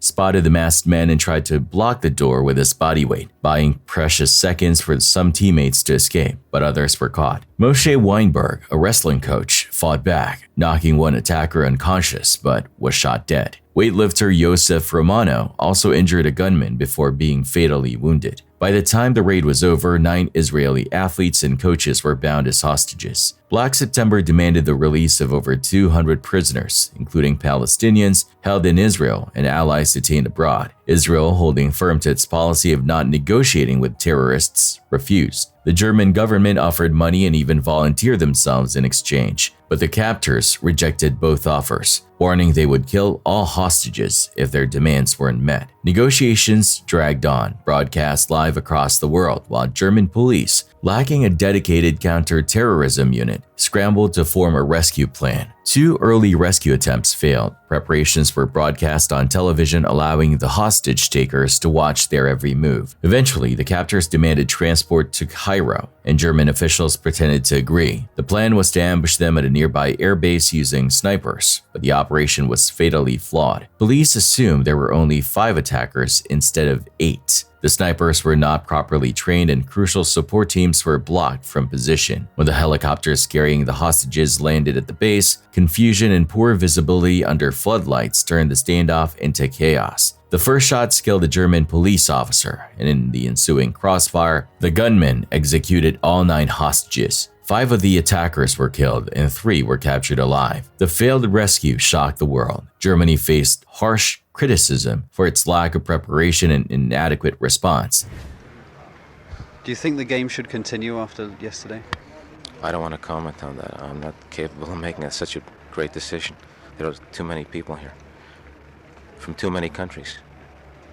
In the aftermath, countries worldwide began forming specialized counter-terrorism units. Israel retaliated with airstrikes against Black September targets in Lebanon and Syria, and launched Operation Wrath of God, a covert mission to track down and kill those responsible for planning or assisting in the massacre. The Munich massacre not only left 12 dead, 11 Israelis and 1 German police officer, but forever changed how international events approached security, turning the Olympics into a symbol not just of unity, but also of vigilance against terrorism. This footage was recorded on July 22, 2025 in Udaipur, Rajasthan, India, and shows a tragic workplace accident involving a 40-year-old truck driver. After unloading his cargo, the man climbed onto the top of his truck to adjust a tarp. As he stood up, his head made contact with a high-voltage power line overhead, triggering a powerful electrical arc that caused him to collapse on the vehicle.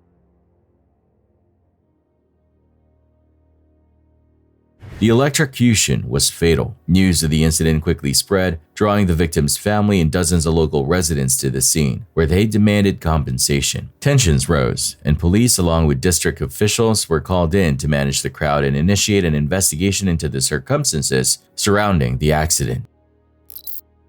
This chilling clip comes from New York City and captures the unsettling moments before a brutal crime. The grainy footage shows a homeless man loitering near the entrance of a building, his attention fixed on a young woman approaching the door. He lingers just long enough to ensure she unlocks it, then slips inside right behind her. What the video doesn't show, but investigators later confirmed, is that he would go on to stab her to death. The quiet, calculated way he shadowed her makes the footage all the more disturbing, serving as a grim reminder how quickly an ordinary moment can turn deadly.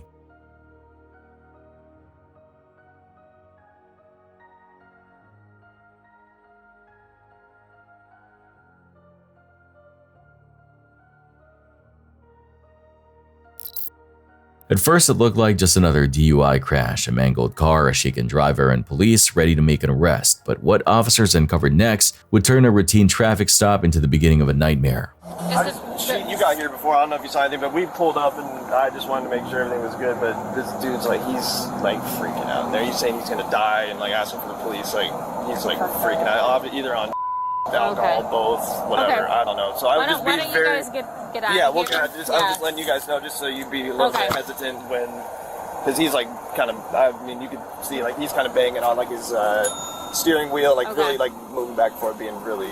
Okay. Why don't you get out of here? We'll get out of here. Yeah. So. Why don't you get out of here? Okay. There we go. Thank you. Sounds like the driver's acting pretty erratically. I'm gonna get the witnesses out of here. Witnesses told police the man behind the wheel was acting strangely, slamming his head against the steering wheel, rocking back and forth, muttering about dying and begging for police to arrive. What did witnesses say? They said that when they got here, he was acting very erratically and saying how he was going to kill himself, and he wanted the cops to get here so they could kill him, and he was going to die. And then he started banging his head against the car. Driver, we have medics on the way, and they're going to want to see you and make sure that you're okay from this crash. Can you call out to us so we can start talking, figure out what's going on tonight? When officers approached, the man stumbled out of the car with his hands raised. His name was 35-year-old Eric Abrams. Stop! Get on the ground! Stop! Get on the ground! Cross your legs! Cross your ankles to your legs. Yep. Okay, go ahead and bring your feet up to your butt. Bring your feet up to your butt, just like that. Stay like that. Okay? At first, they thought he was drunk, but then Eric muttered a phrase that sent a chill through everyone on scene. I shot somebody. I shot my mother. Okay, do not move. I might be Lisa over here. Hold. Do not move. I'll go. I surrender. I surrender. I won't do anything. I'm sorry. I just want to know if you're okay. I'm sorry. Where are you injured? You crashed pretty hard. No, I'm not injured. You don't have any injuries? Okay, we just want to start. Please arrest me. There. Are you arresting me? Well, right now we're just detaining you so that you're safe and we're safe. Okay? Stop. I need to die. Hey, what's your name, man? Can I die? No, what's your name? Eric. Eric what? What's your name, Eric? Abrams. Eric. I want to die. Let me roll you on your Police. side, okay? Please let me die. Let's double block it, yeah. You're going to shoot me? No, Eric. No. Hi there. No. What's your last name? Yes. How old are you? It doesn't matter. I'm a Jesus Christ. You got ID on Eric? No. It's in the vehicle. Where were you born? 1983. Hey, Eric, where's your pistol at? It's in the vehicle. I tried to take it out of my pocket, but I couldn't find it. Are you good to have medics come you just want to come check Can I out? come up or? No, we're good. I'm just gonna leave you right here, and they'll have to come Sorry. look at you. I didn't mean to do anything. I shot somebody though. Hey, I shot somebody. Hey, my name's Marcus. I'm with the fire department. I up and I shot somebody. Yeah. Hey, I want to make sure you're medically okay. I'm okay. You don't have to do anything. Well, I shot somebody and I'm a up. Could you just tell me what your name is? Can you shoot me? You have to shoot me. What I've done. I want to make sure you're medically okay. I'm okay. I just drank a whole bunch. I live in 1. I shot someone there with a 9mm handgun. You need to go there. They need an ambulance. What's your name, bud? Eric Abrams, and I need to be shot and killed. Hey, Eric, what's your birthday? It doesn't matter. The person you just shot there real quick? What? You said somebody shot? I shot, my mother. Shot your mother? Yes, I did. On West Maplewood? Yes, I did. What's the address there? Is that her apartment? Yes. I want to die. I was going to commit. Should I commit? Dave, I'm going to go there. Yeah, I'll go with you. Officers froze. Was he bluffing, delirious, or telling the truth? With sirens racing across the city, a second team was dispatched to the address Eric gave them. What they found inside the apartment confirmed the horror. His mother, Marian Abrams, lay motionless on the floor, blood pooling beneath her. Spent shell casings scattered around the room told the rest of the story. She had been executed in her own home. Pistol. Marianne, police department. You okay? Nope. See her? Yep, she's gone, I think. We'll pull up for them.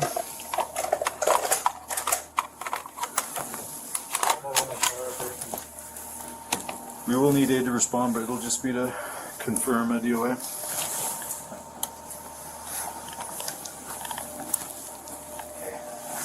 Alright, so I just want to make sure that I'm not missing anything here. She's not breathing.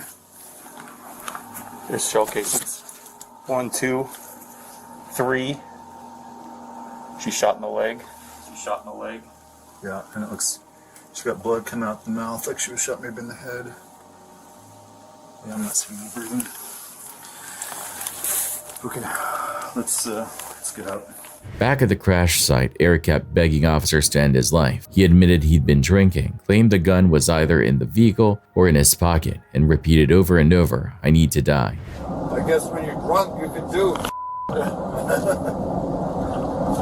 don't know if you can hear me, but I'll admit it. I will admit. I'm not gonna deny it. Later in custody, his statements grew even darker. Eric calmly explained that he shot his mother because she had ruined his life by gossiping to others in the community. He claimed thousands of people were gang-stalking him. He even admitted that in jail, he planned to attack other inmates, showing he was far from remorseful. But once I get to the other prisoners, I will attack those people. Hey, Eric, just so you know, like I told you before, everything's audio and visual recorded, so in this room it's Yes, as well I as two, understand okay? that. I So I'm going to already get you some assumed water, that. and my partner's going to stand here with That you. would be rice with water. Once I'm with the other prisoners, I will fight those people. I'm big, as long as I'm bigger than them, that is. What happened this afternoon or tonight that you decided you were going to shoot your mom over? I feel like my mother's destroyed my life. Okay, explain that to me. That's why I shot her. Okay, explain that to me. Why do you think your mom's destroyed your life? She's told gossip and stuff to other people. Okay. So that's why I shot her. How old are you, bud? 35 years old. I felt like my mother was sabotaging me. And why do you feel like that? Because she was talking me to other people in the community. Like behind your back or in Yes, front of your face? behind my back, yes. Okay. So tell me about this afternoon, okay? Your mom sabotaged you, and you started drinking, and so then where was this gun at? I've owned the gun for a few months now. Okay. I purchased the gun legally. And so when you bought these guns 6 months ago, what did you buy them for? I didn't buy them for this situation, if that's what you're saying.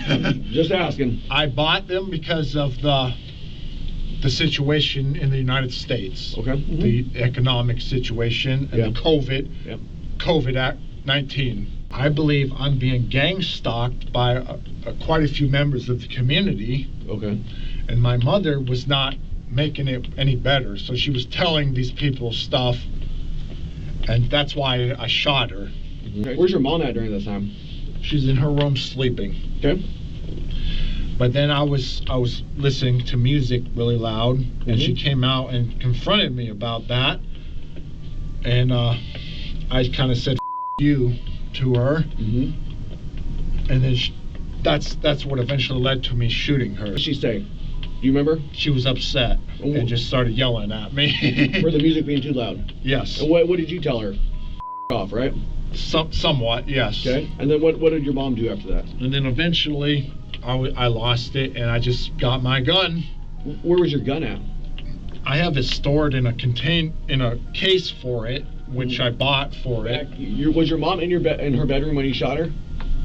Somewhat, yes. Okay. And so were you guys yelling back and forth? Was she laying in her bed? What was she doing? We were yelling before that, but I didn't hesitate. I just went instantly in there and shot her. And she was laying on the floor, and I saw blood coming out of her mouth. So I'm pretty sure she was killed instantly. Investigators later recovered the murder weapon at the residence. A blood test revealed Eric's alcohol content was nearly twice the legal limit. In the end, Eric Abrams was charged with first-degree murder and DUI. He pleaded guilty the same day he was sentenced, receiving 21 years and 6 months in prison, followed by probation. What began as a suspected DUI revealed a man carrying a far darker secret, a secret that ended with a cold-blooded murder of his own mother.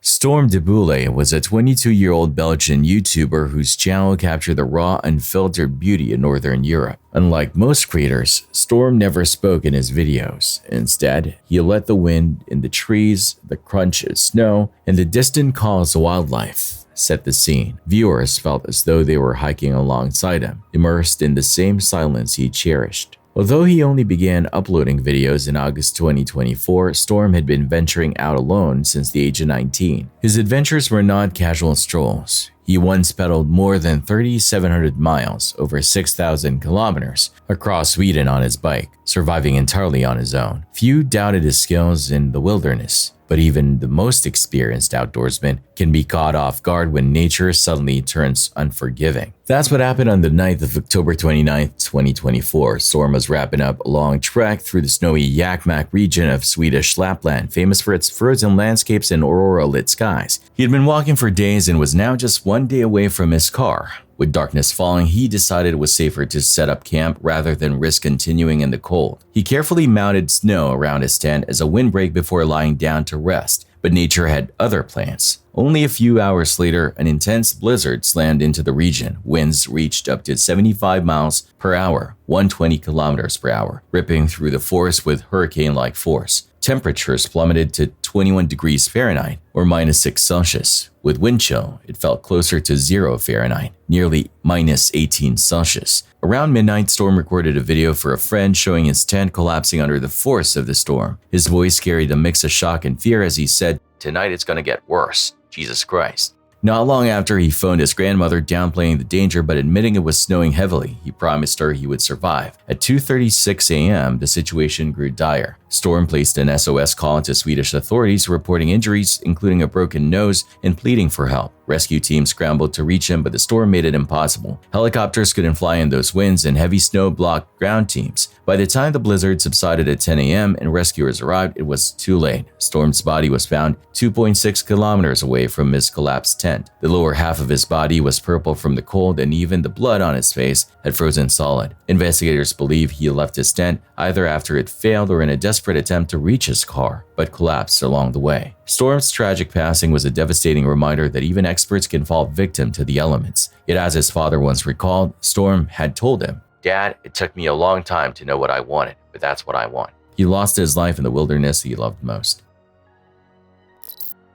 Hannah Rose Moody was a 31-year-old YouTuber and influencer from Scottsdale, Arizona. On YouTube, she shared her Christian faith. On Instagram, however, her passion was hiking. She frequently posted photos and reels from trails across the Sonoran Desert, each one showing her love for nature and adventure. Hannah had only moved to Arizona 6 months earlier, but hiking quickly became part of her routine. Several times a week, she set off into the rocky desert terrain. On May 21st, she drove out early to Gateway Trailhead in the McDowell Sonoran Preserve. Reserve, ready to take on the 7-kilometer loop. It was a moderately challenging hike with steep sections, but nothing she hadn't conquered before. Confident she could finish in under 3 hours, she even made plans to meet friends for lunch afterward. But that lunch never happened. Hannah's friends grew worried when she didn't show up, never texted, and wasn't answering calls. By evening, their worry had become fear. When they stopped by her home around 7:50 p.m., they noticed her car wasn't in the driveway. The house was dark and locked. They contacted police immediately. Her car was soon located still parked at the trailhead, and a search began with helicopters, drones, and search dogs. But after night fell, the effort had to be called off. At sunrise, more searchers joined the hunt. At 12:05 p.m., a helicopter pilot spotted something just 600 years from the trail. It was Hannah's body. She was found face down in the desert, lifeless for hours. Investigators quickly ruled out foul play. There were no injuries from a fall, no signs of an assault, no intoxicants in her system. The only explanation was heat. That day, the desert hit 102 degrees Fahrenheit, or nearly 39 Celsius. Hannah likely succumbed to heat stroke, growing disoriented and wandering from the trail before collapsing. Her videos and posts remain as a bittersweet reminder of her adventurous spirit. What began as an ordinary hike ended in tragedy, showing how unforgiving the desert heat can be, even for those who love and respect it.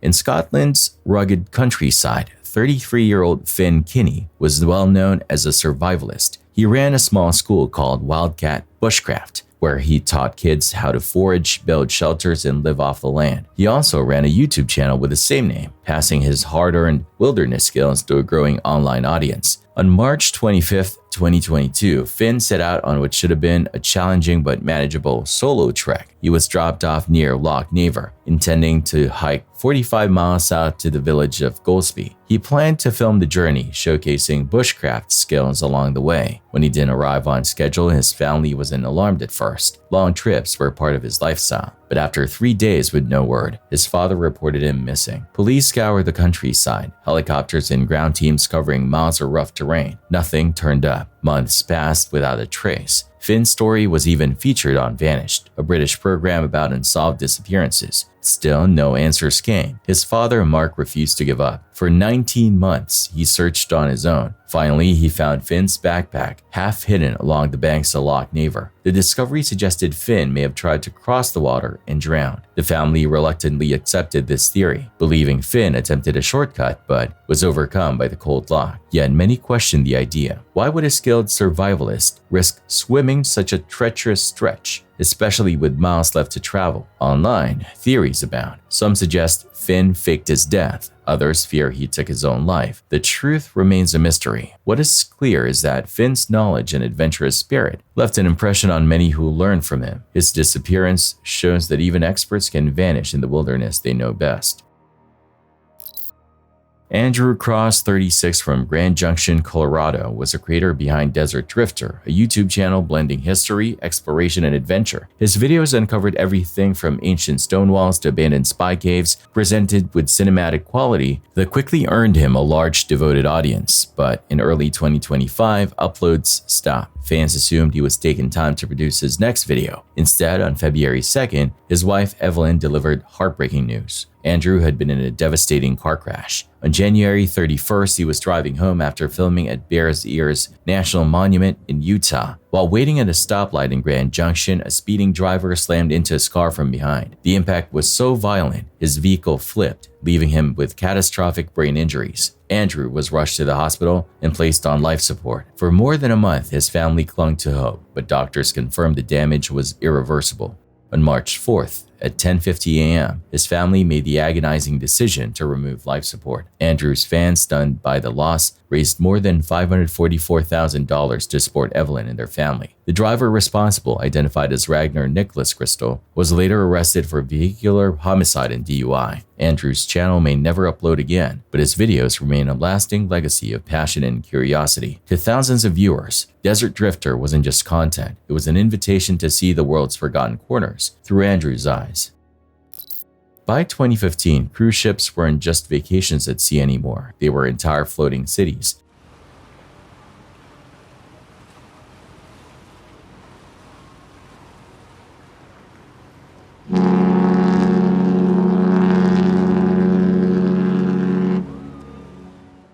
thousands of people packed into a single vessel, eating at buffets, gambling at casinos, swimming in rooftop pools, all while drifting across endless blue water. For most, these trips were nothing but relaxation, but for one couple on the oasis of the seas, their Caribbean anniversary getaway turned into a nightmare. On November 6th, in the early hours of the morning, the massive ship came to an abrupt stop in the middle of the ocean. At first, most passengers were asleep. By sunrise, whispers rippled through the decks. Someone had gone overboard, and there was footage. Security rushed to the scene after spotting a man on camera climbing over his balcony onto the roof of a lifeboat. He appeared to have been in a heated argument before. By the time officers reached him, he was gone, swallowed by the black water below.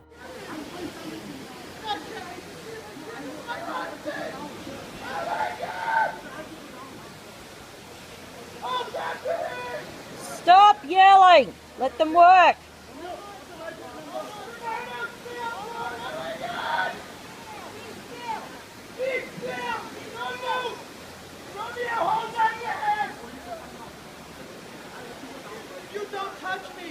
Because of you this happened, because I stepped out the door. Let go of me. Until he's on board, I'm not going anywhere. Let go of me. Let go of me. Get off me. Get off me. I'm not going anywhere until he's on board.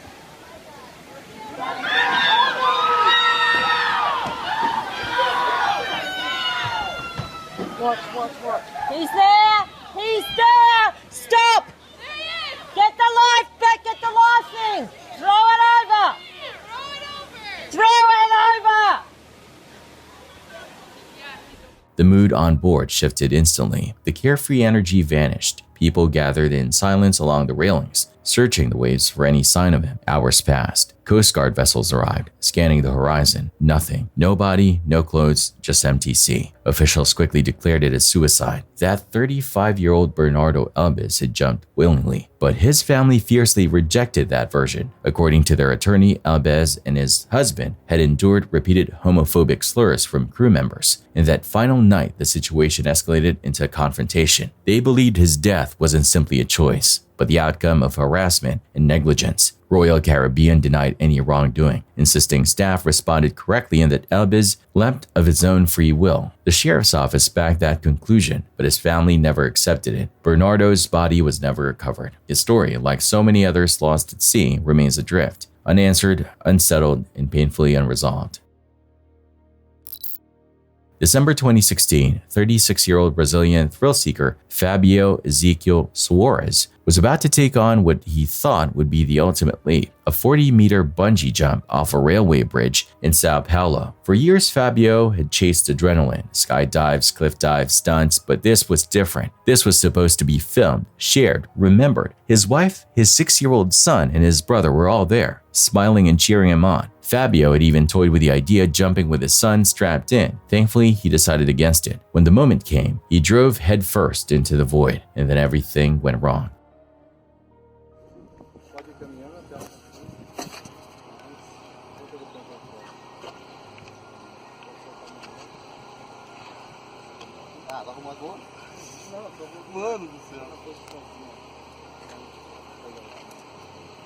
Vai quando eu falar, tá?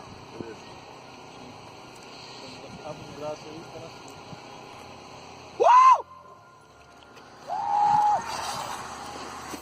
Nossa senhora, falei, caralho. Sabia que ia dar merda. Ah, não acredito, gente. O que que aconteceu? Vai tomar no caralho. Ah, não, gente. O que aconteceu? The cord tied to his ankle never recoiled. Instead of bouncing, Fabio plummeted all the way down. The professional crew who set up the jump had miscalculated the rope's length. With no resistance to stop him, Fabio hit the ground with catastrophic force, right in front of the people who loved him most. He was rushed to the hospital, but the impact had been instantly fatal. The very footage he recorded, meant to capture triumph, became evidence in the investigation. It showed without doubt that negligence, not fate, killed him. Fabio's life was cut short not by the thrill he craved, but by the fatal error of those entrusted with his safety. Vai quando eu falar, tá? Beleza. Abre o braço aí e fala assim.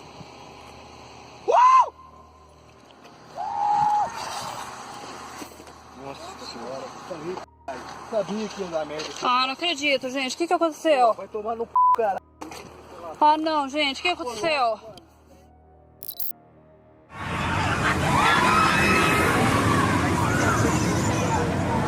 It was supposed to be just another evening of thrills at a Chinese amusement park. Teenagers lined up for a ride called Travel Through Space, a spinning attraction that hurled its riders upside down through the air. For a few moments, it was laughter, screams, and joy. But then, tragedy. A 13-year-old girl named Guanjin slipped from her seat mid-rotation. As the ride swung her upside down, her restraints failed. She was flung into the air and slammed against the steel railings below. Witnesses screamed. Phones recorded the horrifying scene.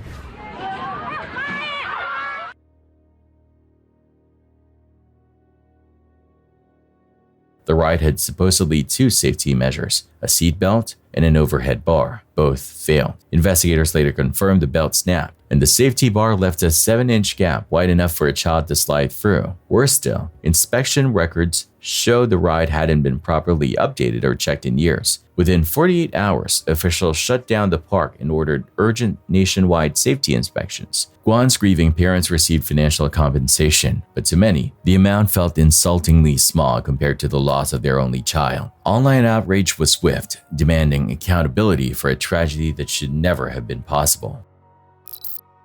In broad daylight outside a church, 2 teenagers were gunned down by a gang member. The victims were just 16 and 18 years old. What followed was chaos, desperation, and a trail of evidence that would eventually expose the shooter's identity. This is the body cam footage from that day and the investigation that unfolded. When officers arrived, they found Gavin, just 16 years old, already deceased. His friend Daniel was critically wounded. Both had been shot multiple times in front of horrified witnesses. The shooter fled in his pickup truck, leaving behind bullet holes in the church wall, tire marks, and a red bag dropped in the street. Here, hang on. Let's pull this up. Where's the VIN? Oh man, I don't even fucking know, fool. I just feel shit, man. Is that a shit, man? Did you blow my balls or something? I can't find it, man. There's an entry wound right there. Do we have any suspect vehicles? Really bad? Oh no, it's right here in the penis. Negative, I don't believe any police saw anything. Please don't fucking make me lose my balls, man. So you guys were just driving by? We lived on the block. We were leaving our home and we were about to get in the truck to go to work early, and we heard like 6 or 7 shots. And then we came this way, and if the kid, if he didn't stick his hand out, I wouldn't have seen him. So what do you mean stick his hand out? He stuck his hand out like this. Like, okay, waving you down? Yeah, and then we stopped right there and backed up, and then he started calling. All right, man. I'm sorry, but we're gonna have to pull your shorts down now. All right, go ahead, man. Okay, you ready? Yeah, go ahead. When you ready? Do it. Yeah. Just do it. Okay. Code 6. Do you see an exit? Is that hella bad, homie? You gotta fucking tell me, man. Negative. Let's roll him on the side. See if there's a exit wound. There is right here. Okay. On this left, right. Okay, and then you guys called? Yeah. Okay. There's a cigarette, there's this bag. Hey, we have a shooting. We have one down, possibly DOA right now, working on him. One shot in the groin. It sounded like the echoing, it could have been coming from back that way. Okay. So it looks like, yeah, the footprints come this way through the stuff, at least my impression of where we're at. I think he's done. Yeah. Do you have a pulse? Hey, let's try at least compression. 1, 2, 3. As officers canvassed nearby houses, one young man, Lewis, stood out. He claimed he was in the shower and didn't know what happened, but his story quickly started to unravel. Detectives grew suspicious. The DVR system had been tampered with, wires yanked out, witnesses gave inconsistent answers, and it became clear Lewis wasn't telling the whole truth. Sounds like 2 pickups pulled up, a white one and a blue one. Okay. They were right in here, so he says there's no one else inside, but they got good cameras. Can you start working on getting the video footage from him? They're not involved? No, well, we don't know. Did you see what happened? I don't know. I was taking a shower because, I just got a haircut. Okay. Yeah, and I just heard that shit. I was like, what the fuck? I seen these 2 little guys running that way. Okay. What'd you hear or see? Or? Oh, I just heard the gunshots. How many? I don't know, man. You're not sure how many? No. Okay. Did you see anyone over here in your yard or anything like that? Nah. As far as your cameras, did they work? No, they don't. We just set them up. Wires got messed up from the wind and shit. My brother moved out, so he took the system with him. I don't know. So there's no system in there? No, okay. It's just wire ran to his room. Yeah. Do you mind if we just check to verify that? Officer Welsh. Oh, hold on. We'll go in there. Okay, because we don't know. We just had big old So what's your first name? Luis? Okay, that's right. So why don't you wait right over here? Where's your brother's room where the system was at before? Straight to the right. Okay. Moses Lake Police Department, if you're in the home, get out now. We probably won't open that door till a little bit. I apologize. What was your name, sir? Luis. Luis. I'm Adam. Nice to meet you. I'm a detective with the police department. You said that nobody else is in here with you? No. No? Okay. Okay, did you hear anything out here? No, I was in the shower, man. You were in the shower? Yeah. Okay. Showering, just got back to my haircut. Okay. Where's the camera system you said? It was in the room. Which room? No, right. To the right. This one right here? No, behind me. Left. Yeah. Okay. All right. And is it easy to find? No. Well, it's gone. So there's no system left here? It's just wires. Just wires? From what I know, yeah. Okay. I don't know if they've been bringing shit back, so. Gotta work. Okay, we just had a shooting here nearby. So I understand that you have a recorded video surveillance here? It doesn't, your video surveillance doesn't work? No? Why not, man? We need to know. Okay. Did you see a DVR in there? Yeah. There is one? Yeah. Supposedly brother moved out and took it with him. The cameras don't work. Okay. Dad was saying they do work earlier. Okay. Do you want to take him to the station and you and Adam start interviewing him? Yeah. I think that's going to be critical. I'll start processing the scene. We've got at least 8 cases here. Okay. And that's what witnesses heard, 7 to 8. Did they come to your house looking for a confrontation? They were just walking by, man. Okay. Literally. I had nothing to do with it. Came out, boom. That's what I see. What was what with the red bag? I seen the red bag on the floor on the ground. That's all I seen. Okay. When we review the recorded video surveillance, it's not going to show you out here whatsoever engaging with these people. It'll show whatever. Okay. That's it. Took a shower and that was it? Yeah, that's my statement, man. I don't want to say anything else. You're just trying to finesse me. No, I'm not, man. I'm just trying to. Yeah, you are. What do you mean? No, I'm saying is you're in the shower for 20 minutes and then what happened then? Did you hear gunshots? Yeah, I told you at my house I heard gunshots. I look at the window, red fucking bag right there. Okay. Alright? You guys told to my house, questioned me like, what the fuck, you know? Or just engage a general conversation with you. That's all. Now you guys, every single one of you asked me the same question, like, damn. You know? I feel weird like that. Okay. I'm not used to being around you motherfuckers. Okay. Eventually, investigators recovered the actual surveillance footage. It showed the confrontation that led up to the shooting.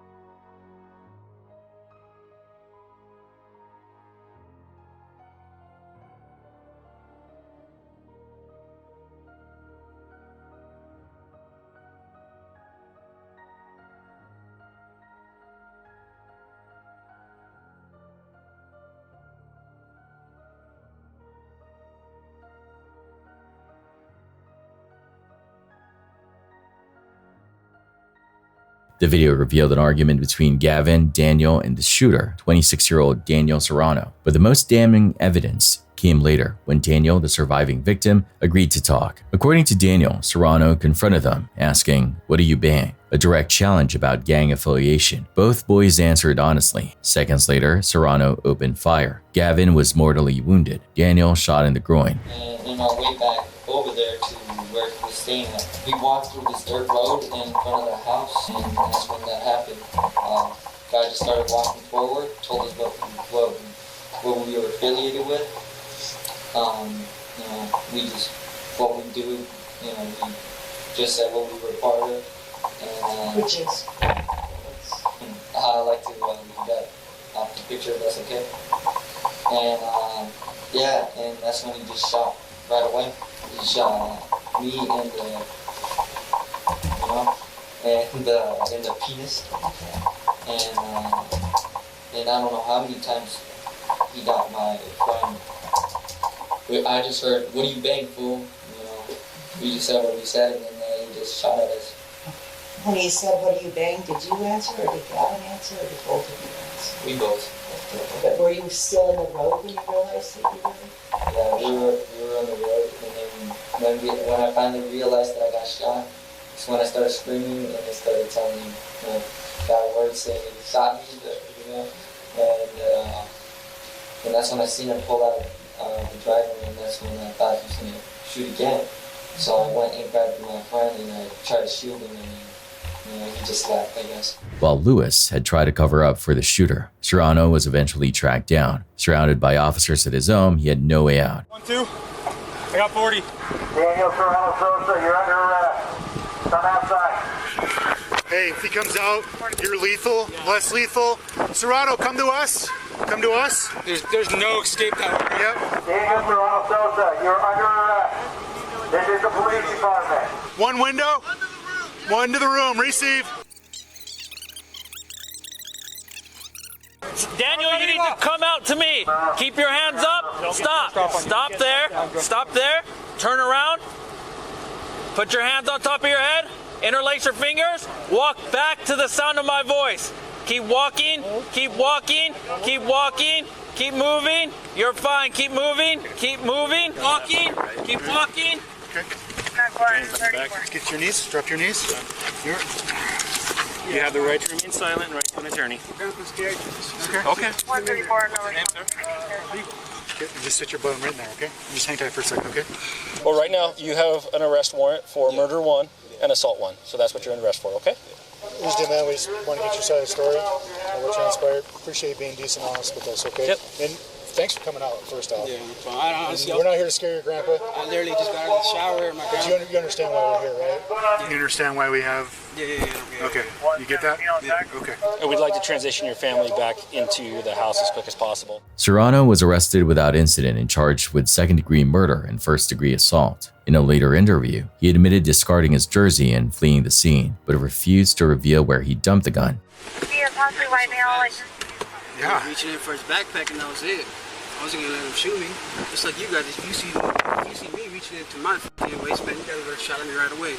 Hey, would you be willing to take us where you dumped your shit?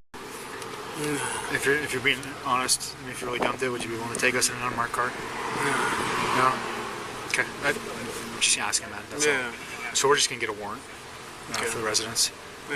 Yeah, it's easier and clearer that way. In court, Serrano pleaded guilty and was sentenced to 15 years in prison for murder and 10 years for assault with a firearm. But for Gavin's family, the sentence could never bring back their son. Gang violence continues to claim young lives in the area. Just this year, a 14-year-old was killed in another drive-by shooting.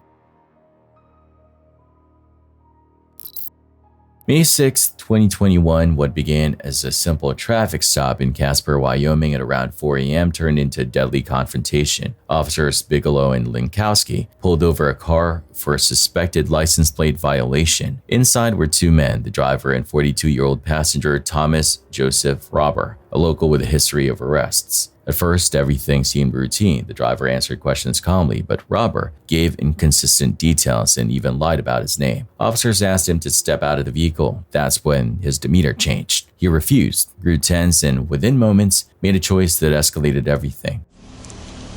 How's it going, guys? Hey, he's coming up on that side. He'll talk to you. Still awake or getting ready for bed? What's up? Still awake or getting ready for bed? What do you mean? Like, you just wake up and you're going to work, or you've been up all night? No, we actually just got off. We've been working on this bike. Oh, okay. Nice. What are you working on? It's just a little mini bike back there, actually. Is it? Did you get it running or what?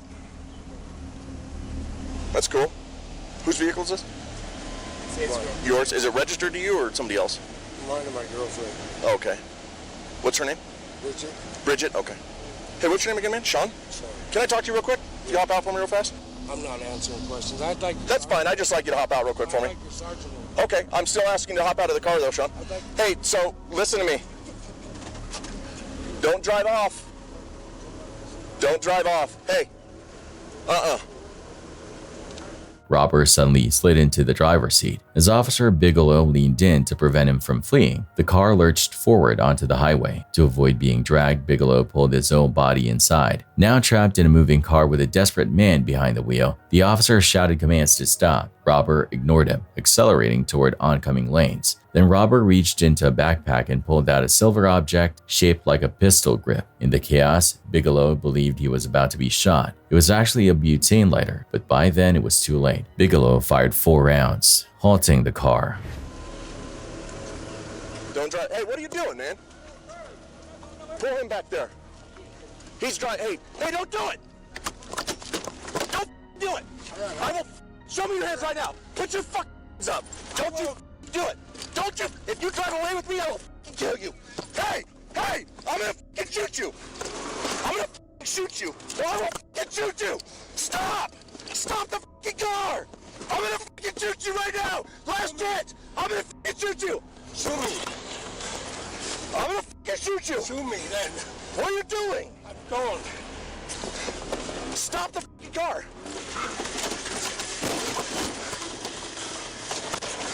Go! Stop reaching! Stop reaching! Stop reaching! 329 shots fired!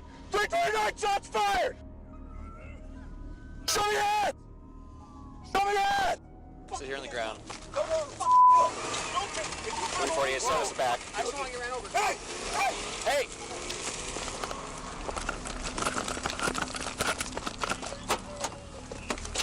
348, expedite. 25.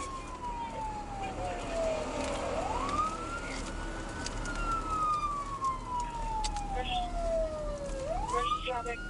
Come right to traffic 111. All traffic. Other traffic.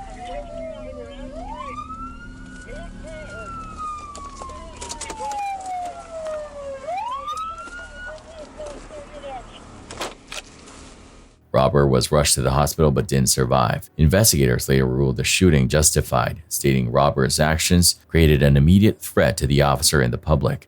I waited so long, like, man. I begged him to stop the car. He wouldn't stop. I was in it. I finally was like, he's going with me.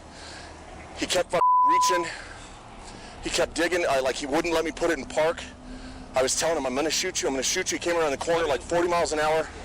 I finally got it slammed in the park, and the car started skidding. And then he lunged into the back. He started reaching. He grabbed something. I don't know what it was he grabbed. I couldn't see his hand. He reached over to the other side. I told him, I'm going to shoot you. And finally, I think I shot him like 3 or 4 times.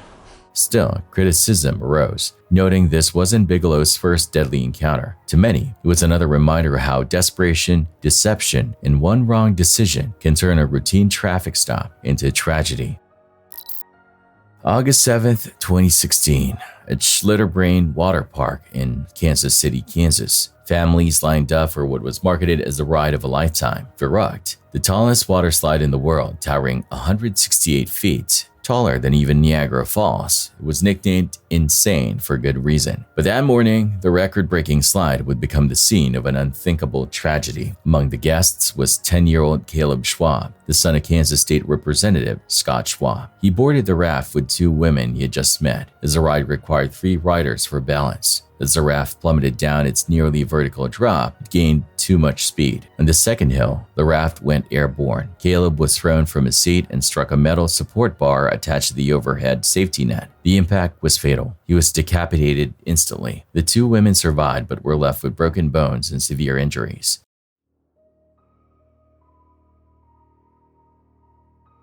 The investigation revealed disturbing truths. Verrückt had been designed in a rush, built in just 36 days without certified engineering oversight, all to meet a television deadline. Even before its public opening, tests showed rafts going airborne. 13 people had already been injured on the slide. Safety warnings were ignored. Internal emails later revealed a culture of negligence. Ride operators hid incidents. Deadlines were prioritized over safety, and the braking system had failed multiple times, including just 10 days before Caleb's death. In 2017, Caleb's family reached a $20 million settlement. The following year, prosecutors charged the designers and park operators with murder and reckless endangerment. But in 2019, a judge dismissed the case, ruling that prosecutors had relied on misleading evidence, including dramatized TV footage. The decision sparked outrage. Many believe the people responsible had escaped accountability. The slide was demolished in late 2018. Today, the site is being redeveloped, but Caleb's death was no accident. It was the result of greed, ignored warnings, and reckless decisions. His father later said the thing he missed most was simple: giving his son a hug. One child lost, not because of chance, but because the adults failed to protect him.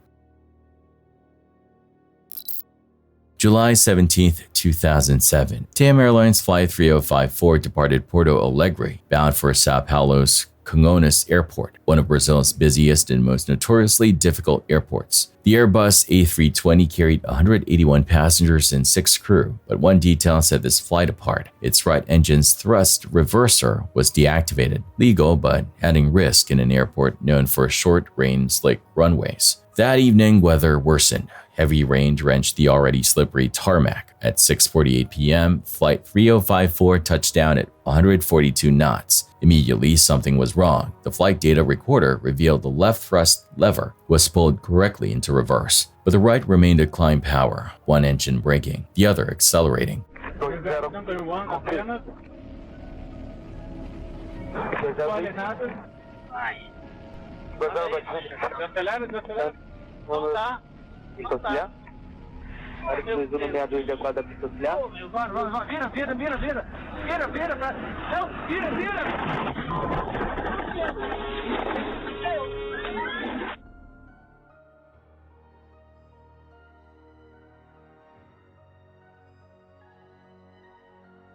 The plane surged down the runway uncontrollably. Auto brakes never engaged. Ground spoilers never deployed. The A320 tore across the tarmac, veered left, careened off the runway, crossed a busy highway, and slammed into TAM's own cargo building beside a Shell gas station. The resulting explosion consumed everything in a fireball that burned for hours. All 187 on board and 12 on the ground were killed instantly. 199 lives lost in Brazil's deadliest aviation disaster. Investigators ruled pilot error as the primary cause, but the blame didn't end there. Critics highlighted Congonhas' poor infrastructure, a slippery runway with no grooves, and inadequate overrun zones. Others questioned TAM's decision to operate with a disabled reverser in such conditions. In 2011, executives faced criminal charges, but by 2015, all were acquitted. Lawsuits against Airbus also went nowhere. In the end, experts agreed it was not one single failure, but a chain. Poor weather, risky airport design, a deactivated system, and one fatal mistake in the cockpit. Together, they produced catastrophe. The runway was rebuilt. Safety rules were revised, but for the families of the 199 victims, no legal ruling or policy change could undo what was lost, a flight that never made it home.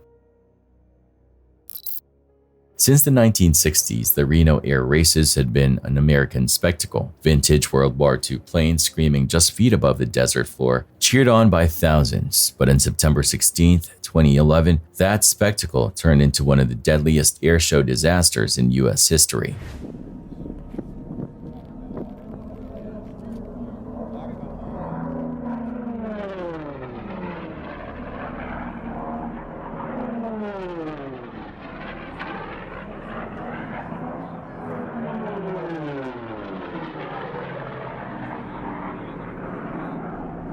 Veteran pilot Jimmy Liebert, 74 years old, was at the controls of a modified P-51D Mustang known as the Galloping Ghost. That afternoon, he was pushing 500 miles per hour, locked in competition with the leaders. From the ground, the silver warbird looked flawless, sleek, fast, and under control. Within seconds, it all unraveled.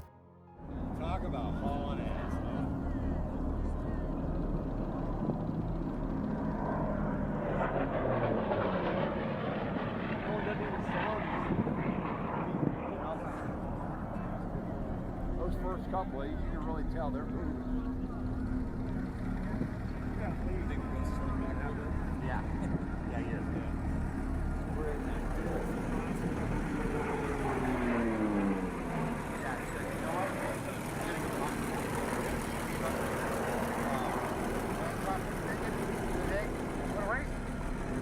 Valley. Talking on the radio, so I went over yesterday to talk to him. He wasn't right there.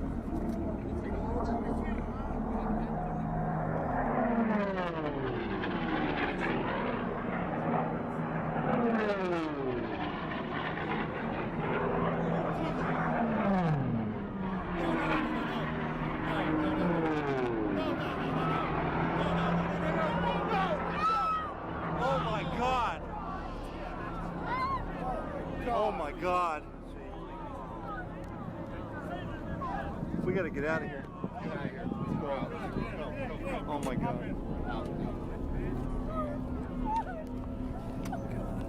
Spectators gasped as the plane suddenly pitched upward, rolled, and then nosedived straight into the tarmac in front of the grandstands. There was no firebomb, just twisted metal folding in on itself as silence spread across the crowd. Leeward died instantly, along with 10 people on the ground. 69 more were injured, many critically. The investigation by the NTSB revealed chilling details. The galloping ghost had been heavily modified for speed, but those changes came with a cost. The elevator trim tab system, a critical piece of pitch control, was already weakened. Its lock nut inserts had loosened over time, leading to aerodynamic flutter, violent vibrations at high speeds. During the race, the stress overwhelmed the system. The left trim tab linkage failed, rendering the plane uncontrollable. The very modifications that made the Mustang competitive had doubled the stress on an already compromised part. In the end, it wasn't just pilot error, nor was it simple bad luck. It was a result of pushing an aging machine past its limits without fully understanding the risks. On that hot Nevada afternoon, cheers turned to screams, and the roars of engines gave way to silence and sirens. A tragedy that should have never happened, born of human ambition colliding with mechanical limits.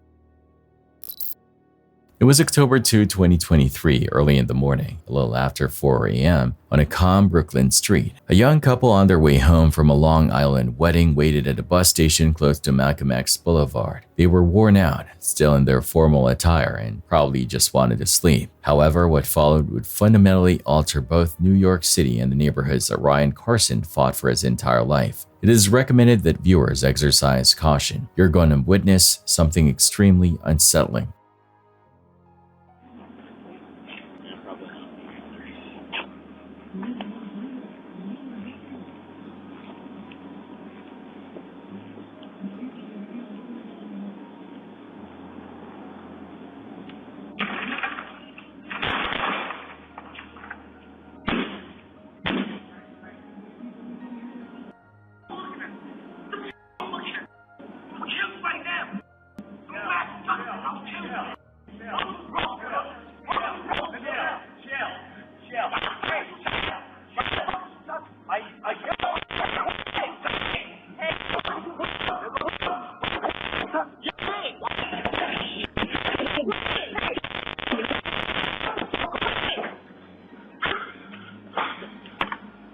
I'm so sorry. Are you Are you Go watch him. Go watch him. I'm so Look. Ryan Carson was just 32 years old, a social justice activist, a builder of communities, and a man known for his relentless compassion. On that October night, he was sitting on a bench beside his girlfriend in Brooklyn. The streets were quiet. Surveillance footage shows a man walking past. Nothing unusual, no confrontation. But within moments, the ordinary shifted into horror. The stranger lashed out, kicking a nearby scooter before turning back toward the couple. His words were sharp. "What are you looking at?" Ryan did what so many would hope to do in that moment. He tried to de-escalate. Calm voice, careful steps back, but the man's rage was already spilling over. In seconds, he lunged. A knife flashed in the dark. Ryan was struck again and again in the chest before collapsing onto the pavement. The attacker turned the blade toward Ryan's girlfriend, terrifying her, then vanished into the night. Paramedics rushed Ryan to Kings County Hospital, but the wounds were too severe. Shortly after arrival, he was pronounced dead. Days later, police identified the suspect as 18-year-old Brian Dowling, who was taken into custody. But for Ryan's loved ones, the arrest could never undo the loss. Because Ryan Carson was not just another New Yorker. He was a fighter, a dreamer, a voice that carried far beyond himself. For more than a decade, he championed social and environmental justice. He worked with the New York Public Interest Research Group, and he founded NODNY, an organization dedicated to ending the overdose crisis. His advocacy wasn't symbolic. Once, he walked 150 miles across New York State to raise awareness. Friends called him relentless, creative, and kind. Senator Chuck Schumer described him as an extraordinary activist. Assemblymember Emily Gallagher recalled how she had been planning to celebrate his birthday, only to stand at his funeral instead. In his final hours, Ryan was celebrating love. His life's work was about protecting others, lifting voices, and fighting for dignity. His death is a brutal reminder how fragile life can be, even for those who dedicate theirs to justice. Ryan Carson's story does not end in that moment of violence. It continues in the movements he built, in the voices he inspired, and in the people who carry his fight forward. at the Paradise Bali Gym, a place normally filled with positivity, personal records, and post-workout smoothies. Silence fell on July 15, 2023. That morning, Justin Vicky, a respected fitness coach, bodybuilder, and online motivator, stepped under the bar for a back squat loaded with 210 kilograms, about 462 pounds. Justin wasn't a novice. He was known for his perfect form, humble attitude, and relentless discipline. But on this day, things went wrong. As he lowered into the squat, his legs gave way. The barbell pitched forward, and in a split second, it came crashing down onto the back of his neck. His spotter couldn't catch the weight in time. The impact fractured his neck and damaged vital nerves. Despite surgery and desperate efforts at the hospital, Justin died the following day. He was just 33. Tributes poured in across the fitness world, remembering him as both an inspiration and a friend. Yet his death sparked difficult questions. Why weren't safety bars in place? Why only one spotter? And why didn't he bail sooner? The tragedy became a haunting reminder that in the gym, even for the strongest among us, gravity always wins. On February 10, 2023, South Africa lost one of its brightest stars. Kieran Jared Forbes, better known as AKA, was a 35-year-old rapper and producer celebrated as one of the country's most successful hip-hop artists. That night, he was in Durban, promoting his new album and celebrating his birthday with friends. AKA visited a popular restaurant called Wish on Florida Road, sharing updates with fans on social media throughout the evening.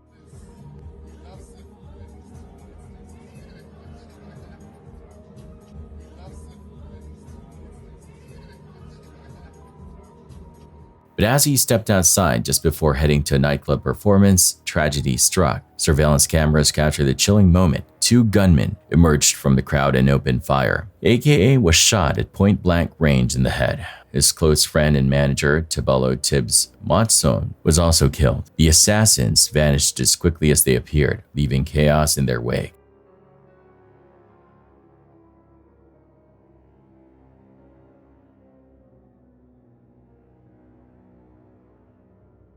Within weeks, police discovered the getaway vehicle and began piecing together the plot. By 2024, multiple suspects had been arrested, including alleged shooters, organizers, and financiers of the hit. For fans, the loss was devastating. AKA had defined a generation of South African music, blending local sounds with global hip-hop and inspiring countless young artists. His murder remains under investigation, but the legacy of his music endures. The question of who ordered his killing and why still lingers, a haunting reminder of how fragile even the brightest careers can be.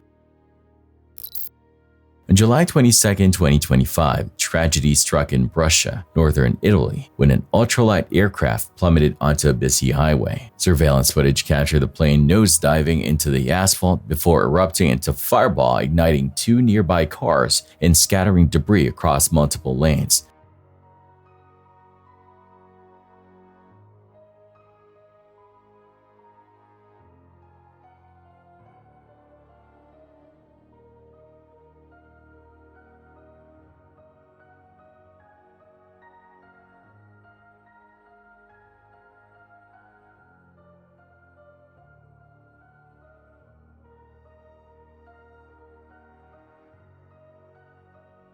Both people aboard the aircraft were killed instantly. Two motorists were also injured in the chaos, though their wounds were not considered life-threatening. Authorities quickly cordoned off the area and launched an investigation into what caused the crash. Early speculation points to either mechanical failure or pilot error, but as of this recording, no official findings have been made public. When encountering clear signs of child abuse in public, people respond in very different ways. Some choose to ignore it, not wanting to interfere in another family's affairs, while others feel compelled to step in, often finding creative ways to help without escalating the situation. On New Year's Day 2021, fate put Orlando, Florida waitress Flavian Carvalho in exactly that position. She wasn't even supposed to be working that day, but stepped in after a coworker called in sick. The shift had been busy but uneventful, until late in the day when only a few tables remained occupied. One of those tables held a family of four, two adults, an 11-year-old boy, and a 4-year-old girl. Although she wasn't serving them, Flavian noticed troubling details while passing by. Acting quickly but discreetly, she scribbled a small sign with a message asking the boy if he was okay and if he needed help, holding it in a way that only he could see. Police 911, this is Fahad on a recorded line. What's the address of your emergency? It's 4550 South Kirkman Road. 4550 South Kirkman Road? Alright, do you need the police or the paramedics there? I don't know. I need you. I don't know what to do. I'm a manager of a restaurant, and we have some customers here with 2 kids. One of the kids is with a lot of bruises on his arms and on his face. Okay. And the parent is not done giving food for him, but is giving to the another kids that are with them. And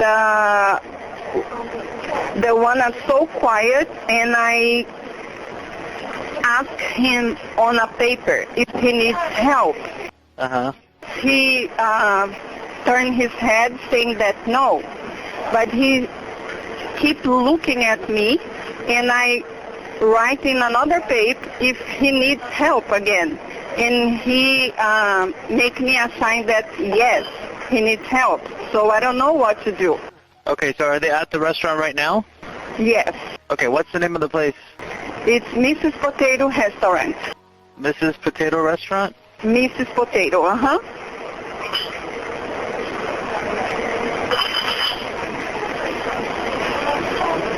All right, and the family that's there, is it, how old is the child, first of all? How old does he look to you? About 8 years old. It's a couple with 2 kids, a little girl and the boy. The boy is the one that a parent is in trouble.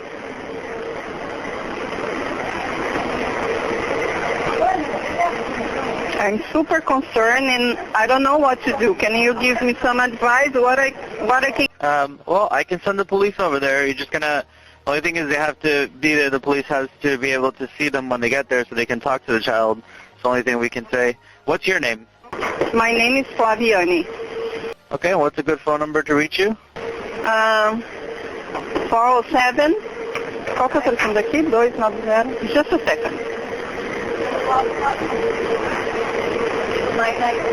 407. Just a second. I need to confirm. I'm so nervous right now.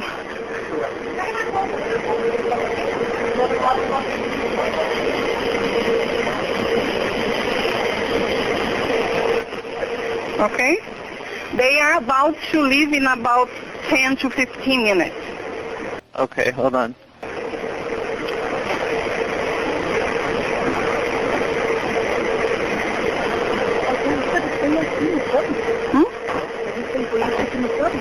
Mas o povo já está fechado. Não, mas aqui fora. Não. Localiza. Quem tá perto.